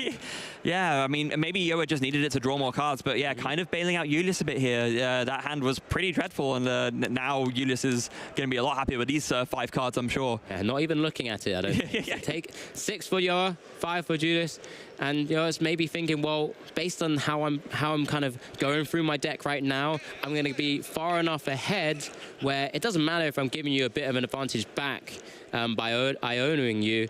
I'm going to be taking a big knockout here. Bravery Charm on that Screamtail is an option to just kind of start swinging away at what is on Julius's bench. Yeah, and going to go ahead and attach to the active as well. 1 Psychic Embrace will be enough to pay for that 2 retreat cost on Curlier, and then going to have to put the 20 damage on there, of course, for the Psychic Embrace. Retreating into the Screamtail, a bunch of energy going to be going on here, and that Roaring Scream is going to be doing a ton of damage right now. Yeah, like I said, it was 20 damage to one of your opponent's Pokemon for each damage counter on it. There's 3 additional energies going on it from Psychic Embrace, so 100 in total. Would typically knock out a Screamtail, despite not being allowed to do that with the ability, but with that Bravery Charm does increase the HP to a whopping 140, and it's just swinging away with that Roaring Scream and taking the knockout, an easier knockout on the Mew, and just saving the damaged Regidrago on the board for the time being, because knowing if it ever does come back up as an attacker is a little bit easier to stretch for anyway. Yeah, it is, but now there's going to be a big opportunity here for Julius. He's going to be,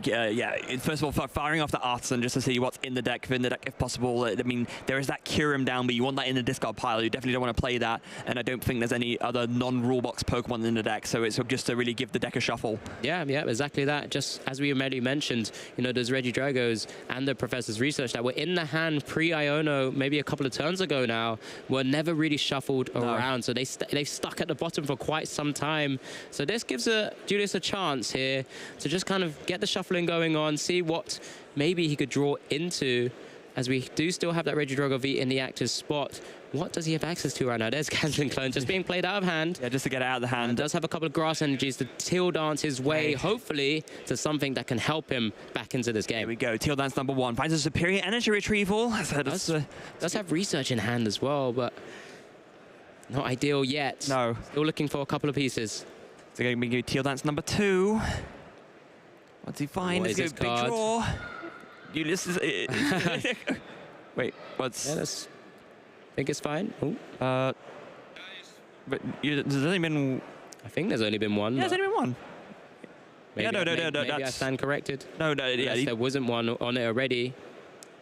But it's going to be a Dragon Laser, it looks like. So both players, maybe it was the energy that was energy switched off that Tilmask Ogrebon to the active in the previous turn when it had no energy on. I'm fairly sure you didn't use a Teal Dance yet this turn, but anyway, doesn't matter. They've moved on. Yeah. As we do see the Professor's Research now, that Regidrago V is now fully powered up, of course, which is massive if Julius can find, well, it has hit the Ultra Ball already, but okay, yeah, there we go. V-Star. If I can hit it raw, it's fine. Yeah, probably wants to get both the Regidrago Vs evolved ideally, because you want to make sure you have multiple attackers to go with, and it's going to go ahead and bench that Pheasantipity X as well with the Nest Ball, having a look through to see what else is left in the deck. And after that, I imagine we'll be going for that Flip the Script. Yeah, likely. I mean, it's a card we see in so many decks now. We've seen it so many times already during this tournament. It's a card that's really just kind of shaken up the format because it helps very aggressive archetypes, continue to have draw power. It's helped decks like Gardevoir still have some sort of support to see even more cards and combo pieces. We do see Flip the Script now. Here we go, 3 cards drawn. What does he find here? Does he? Oh, there's Super Rod, that's pretty good. Earthen Vessel and a Hisuian Gudra V-Star. Okay. Now, I think here, again, it feels a bit risky, but because you haven't used your V-Star power yet, I think it's fine. You want to go for another Trifrost here. I'm seeing a Trifrost plus KO 2 prizes to close out the game kind of map here on that Pheasantipity EX. I think that's Ulyss's best way forward here. Would extend a lot, though. I mean, having to still discard 7 cards from your deck can sometimes be very detrimental, but maybe that's the way forward. I'm not too sure. But I think you don't have to do it now, though, because, you can Ultra Ball for the Kyurem, and then, Earthen Vessel or Ultra Ball it away, and then you set up both your Regidrago V-Stars, and then all you need to extend for is the energy and double energy switch, because you have so many energy on the field already, so the double energy switch and then just a fire energy will get you there, and then, all you need to do is KO, after doing the Trifrost, you just KO 2 prizes to close out the game. Absolutely. I mean, it's always a scary position, though, when you end with a Regidrago V-Star without any energy on it at all. But it's just a Vessel here for fire energy.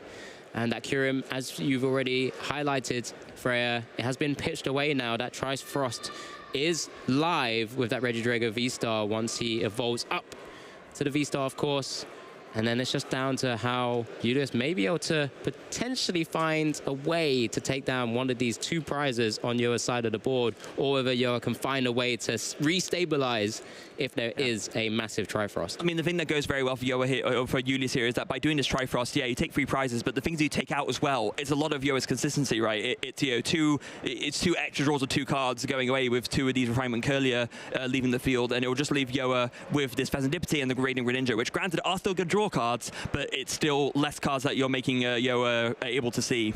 Yeah, Ulyss is now just deciding. Here he is. He is going for that big Trifrost. I like it. I like the play. Targeting the 3 weaker Psychic Pokemon that's on the field. That will take Ulyss down to 2 remaining prizes of this Swiss round 8. Just under 8 minutes on the clock. If you've just joined us, Ulyss did win game 1, and Joa is looking for a way back into the game now, but without those Curlier draw powers that he would obviously love to have. And I think the other big thing here, of course, for Yoa is that Drifloon is still in the prizes. So Yoa now needs to find this Hisuian Heavy Ball post-haste. And with 2 Curlier taken on the field, Yoa has a lot less draws to find that Hisuian Heavy Ball than he would have done otherwise. Absolutely. We do have the draw power with the Radiant Greninja. Still Psychic in hand, though. Further 2 cards. Looked like a nice stretcher, at the very least, for one of them, so can start to pull some cards together. We do see some Flip the Script as well. You've got to be careful not to draw the whole deck, but there's still enough cards. So there we go, and further 3 cards, Buddy Poffin, Arven, and another Psychic Energy.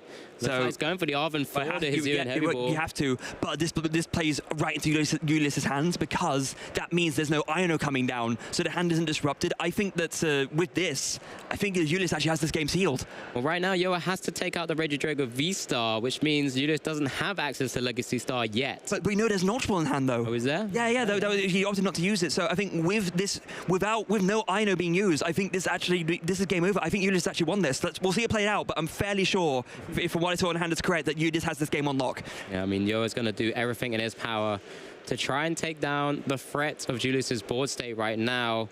As you've already mentioned very correctly, has utilized the Arven, so no supporter can be played. Doesn't play anything like the Unfair Stamp, which we've seen a lot of the Gardevoir list play now. He's playing Secret Box, of course, to kind of put himself into the game. As we now just kind of work out these final turns. There's just under 6 minutes to go. Julius feeling like in a pretty good spot based on what he's done so far. Yeah, I'm looking at the hand, and I think literally, I think the only thing that's missing is a couple of energy switches and something to bring up a 2-prizer. So I think that's literally all you need here to close out this series, and you put yourself in 7-0-1. So as long as off of like this Serendipity you find one of the pieces you need, you can then Legacy Star for the other 2, and you will win the game. Yeah, it's definitely there. It's definitely all there for Julius. Joa, though, won't have access to that kind of knowledge of what is in Julius's hand right now. For sure. So has to, again, continue just playing it all the way out. We do see the double energy attachments from Psychic Embrace to go into the Drifloon here with that Bravery Charm currently attached to it as well. That Balloon Blast will be doing 30 times the number of damage counters on this Pokemon. As we do see 5 hits, Drifloon, that's a very, very strong amounts of damage there with 10 damage counters on. That's 300 damage. It will be swinging its way against a Regidrago V-Star. So, free retreat to Cleffer in the active spot. Hits the boss as well. He's got it. That's massive. I think, Freya, you're correct. It's just double checking what's available left to him. Because there's definitely a Regidrago V-Star still in the deck. Even if there wasn't, you can super rub one back. And, I mean, you don't even need to do it this way, but I think Julius is making extra sure that he can draw his entire deck to guarantee it. You could even just attach a Fire Energy. Well, that also does it. You can just, also does it. Yeah, you just bench fire, like, just do it even easier, right? Oh, no, Julius is going to do it in style. Okay, I see how it is, Julius. You don't want to go ahead and just Radiant Charizard for the win, Fire Energy, KO the Fez. No, Julius wants to go out in style here. I love it. Absolutely love it. Yeah, that Radiant Charizard is an option with that Excited Heart ability. 1 less energy cost for its attack for each prize card that has been taken by your opponent, I should say. Combustion Blast dealing 250. What if he just realizes that he can just win by doing Radiant Charizard KO onto the Serendipity? Like, I mean, it's just so easy to get lost in the moment, right? You think, oh, yeah, but yeah, this will do it here. Boss's Orders is going to bring out that Serendipity X, and then Legacy Star, the V-Star power comes in, discards the rest of the deck, and then you just get 2 energy switches, and then you come in with the Regidrago V-Star, and you will win the game and the match. There it is. And there's the hand extended out. Julius Brunfeld has taken Swiss round 8, 2-0. His Regidrago V-Star taking down Yoa's Gardevoir deck. But both players, of course, have already made it into phase 2 of the Stuttgart Regional Championship. But Julius putting himself in a commanding position, ready to try and make it into potentially a asymmetric top cut. Yeah, and I mean, he's done it once already, right? He did it at LAIC, and he is in a very, very good position to do it again, and perhaps even go further. I mean, Julius has had Julius is very much in like the Miloslav brand of players in the sense that had like a lot of big results, done very well in terms of like top cuts, so not the top cuts, but like top 52s and top 16s, top finishes, but not quite had that win yet. Speaking of winning, let's see how Julius won that series. Yeah, exactly. This was game 1. Remember, taking that turn 1 big knockout with 30 damage on the benched routes as well with that Dragon Laser attack, that being able to swing quick damage. And then we've seen it in both games, that massive Trifrost really just stifling Yoa's board. And from there onwards, Julius was in such a commanding position. Yeah, Yoa played very, very well. Let's make no mistake here. Found an opportunity to try and make a comeback here by doing some stalling on that Regidrago V, but then the Celestial Roar with the clutch grass energy to just essentially accelerate Julius's recovery by a turn, and then able to Dragon Laser again to take 1 more prize. And after that, Yoa again trying to put it all together, but with superior energy retrieval just got back the Fire Energy for the last attack to win the game. Yeah, just too far of a stretch here. But in game 2, we did see the very first initial knockout with that Myriad Leaf Shower of that Teal Mask Ogerpon, just trying to stifle the actual draw power with a lovely little smirk and smile there. You know, he's always having a great time. He knows he's in such a commanding spot from some of these games. But we do just get to see the Myriad Leaf Shower there on knockout on the Curlier. The range of expression is something else. He can go from like the most stoic man imaginable to look at that, to just like the biggest laugh and the biggest smile in the whole community. Again, love this guy so much. Yeah, maybe that Iono play from Yoa where Julius was a little bit stuck. Maybe just, unfortunately, just gave too much for Julius to actually come back from that. Quite an awful hand in reality. Yeah, I know, really sort of bailed them out there, and there we see again in game 2, like you said, Alex, Trifrost coming in again, taking a big free prize knockout on 2 Curlier, and that Screamtail just taking out so many draw options for Yoa. And forcing the Yo to then play the Arvin instead of the Iono, which meant that Julius already had the game on lock from the cards in hand. Yeah, just because he had such good access to so important cards, and that top deck into the boss's orders as well just simply meant he only needed 2 pieces, as you just said.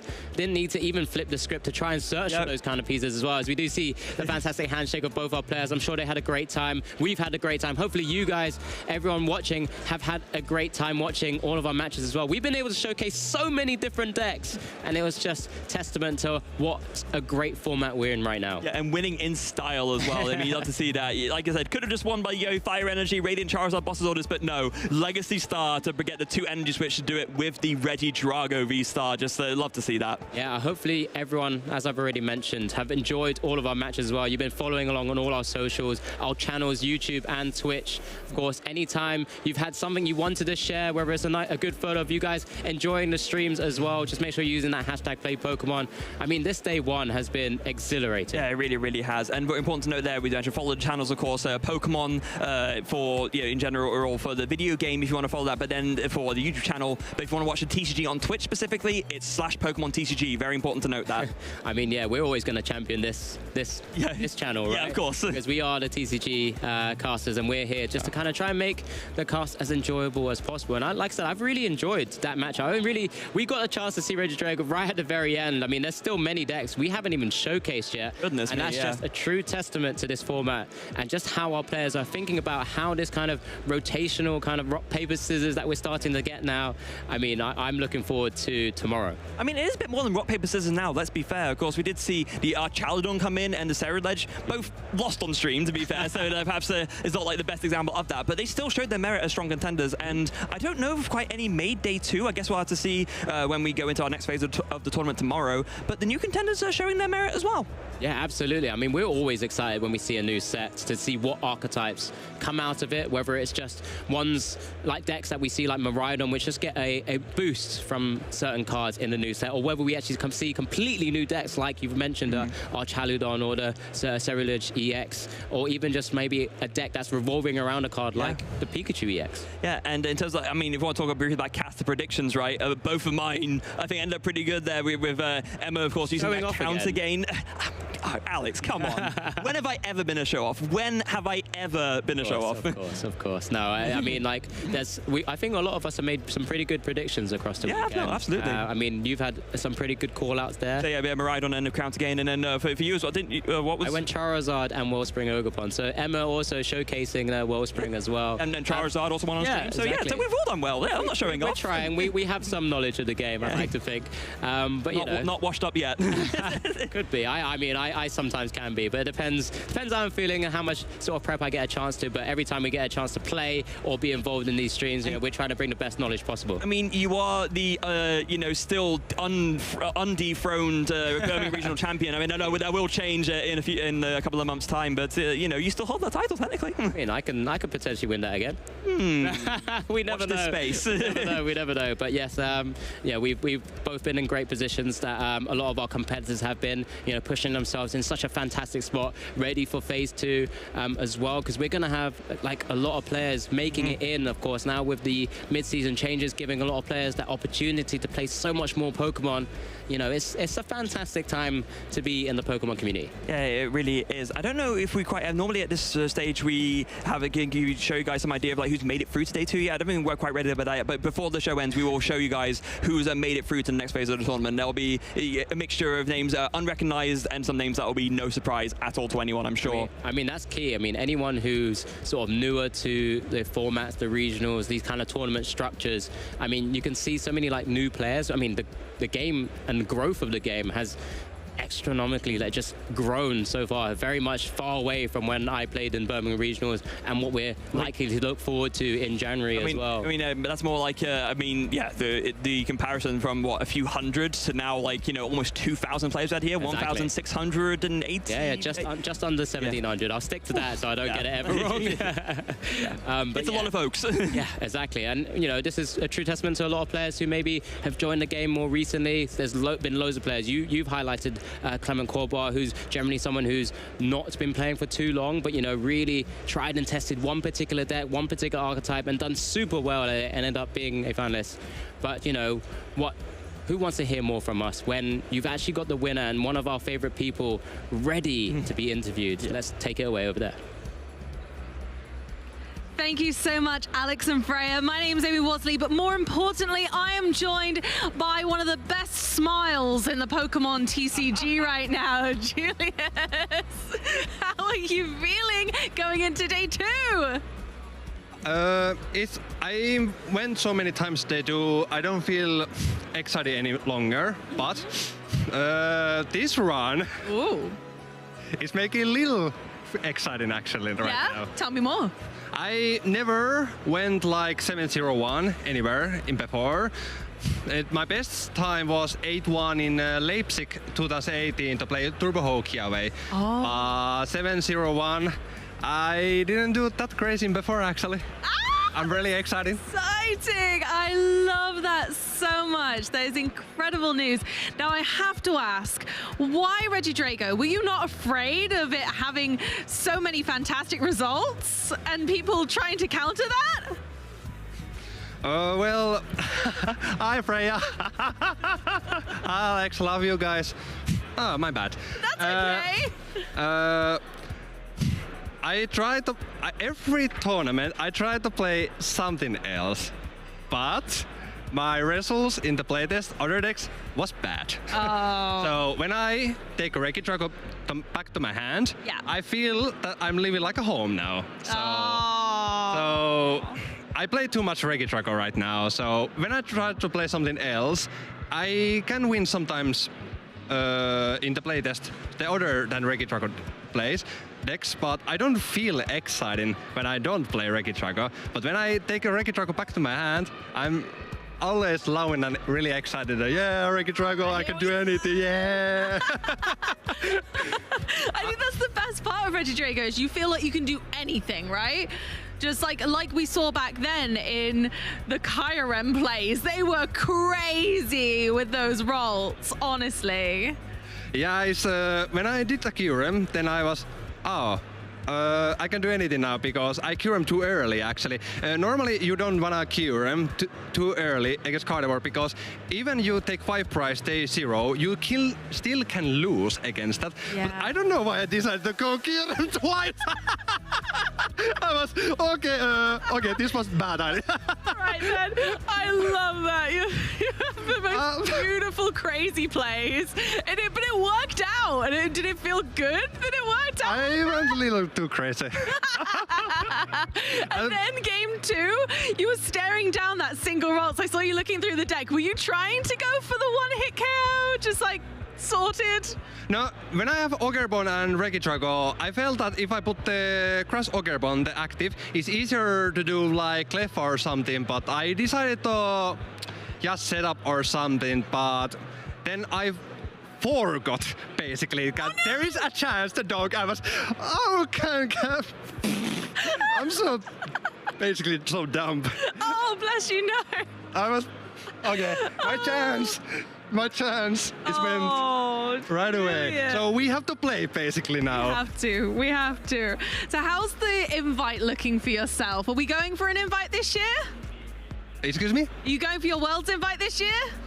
Yeah, I already have invite because top 60 and top 32 in internationals, the champion points is 100 difference. Ooh. So it's so massive advantage. If you make top 60 international or top 8 regionals, you basically lock it yourself in the invite because top 60 and top 8 regionals points is 120 difference, right? Yeah, exactly. Yeah, and then top 16 international to top 32 is 100. It's so massive. It's massive. And huge. In Latin America, there is a lot America and other countries of Europe players who made top 16 and who went top 4 are locked invite now. Yeah, so I'm pretty safe now, the invite, so I can just chill and have fun. Oh, you can have fun. You can make your silly Regidrago plays. Yeah, exactly. You said it, not me. Yeah, you say what I want to say, actually.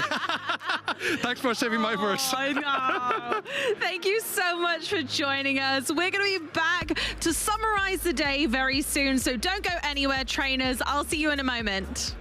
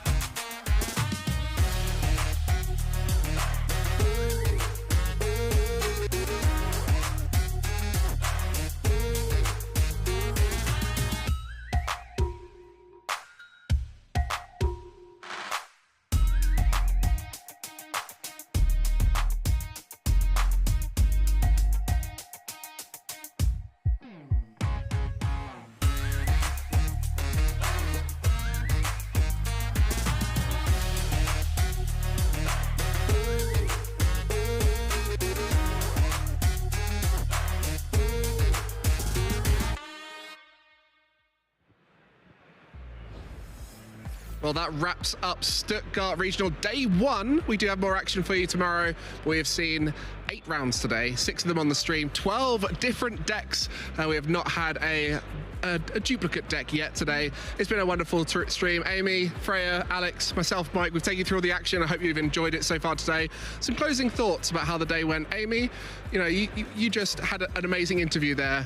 I'm sure that's one of your highlights, but what's been your favorite moment today? Honestly, I think seeing the Ceruledge deck really early on was a lot of fun for me. I love seeing kind of a comfort deck on early for me in a day. Really settled me in and made me feel at home. And it was a great match too.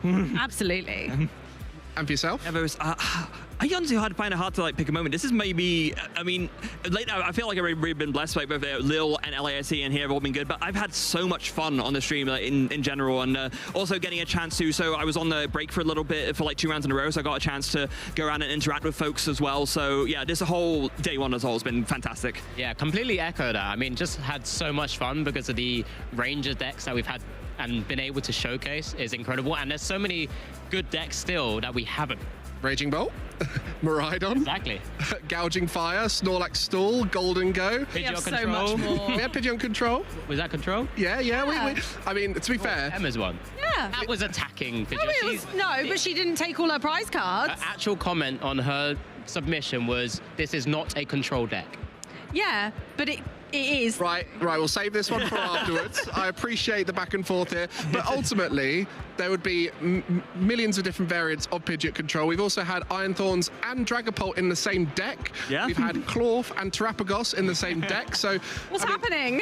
Everything's just like a fusion. There's lots of different deck types here. Honestly, we're having so much fun seeing all different decks, and tomorrow we'll be showing you more of that action.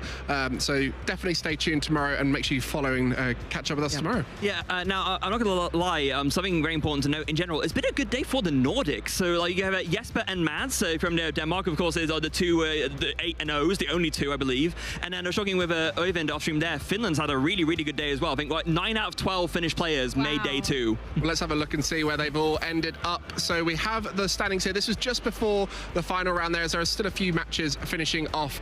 And you just mentioned a few there who are still on XO. So Mads and Jesper managing to get through to 8-0.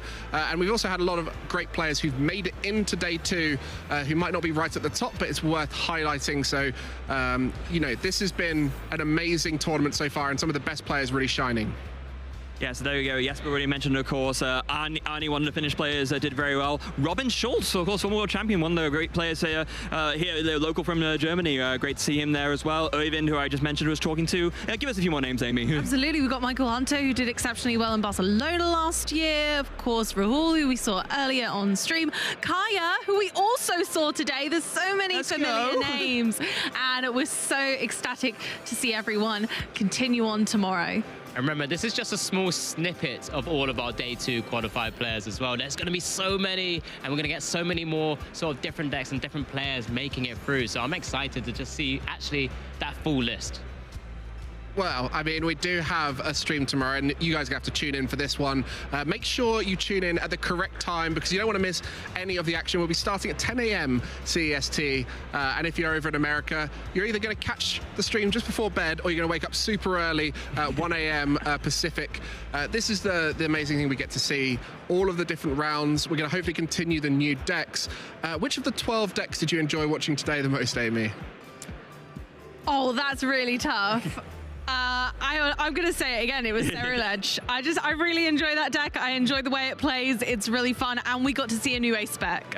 Yeah, it was fun. I mean, we're going to be carrying on the season after Stuttgart. You know, we've got tomorrow's action, but it's not just here in Stuttgart for you guys to keep in tune for. We have Birmingham followed by London fairly soon, and then after that we do a tour of Europe. Yeah, absolutely. Starting off a UK doubleheader, as it were, Birmingham to London, and then going from Stockholm, and then we go from our regionals to our special events. So we have like the trifecta there with Sevilla, and then Utrecht and Bologna, who I mean, I'm not sure if I'm able to make it all to all those, but I would love to if I can. And it's Bologna especially had such a good time last year. Would love to go again. The food in Bologna was divine. I definitely define. Are you Ross? Definitely define each event by how great the food is. The food's been great here in Stuttgart to be honest. It has, actually, yeah. And then culminating at the end there in Anaheim, California, the Worlds, which is going to be the toughest Worlds so far to qualify for, with that top 125. Really tricky for a lot of our players. That's why they're making their way to as many events as possible to try and get past that threshold. There is no threshold. There is a moving threshold of top 125.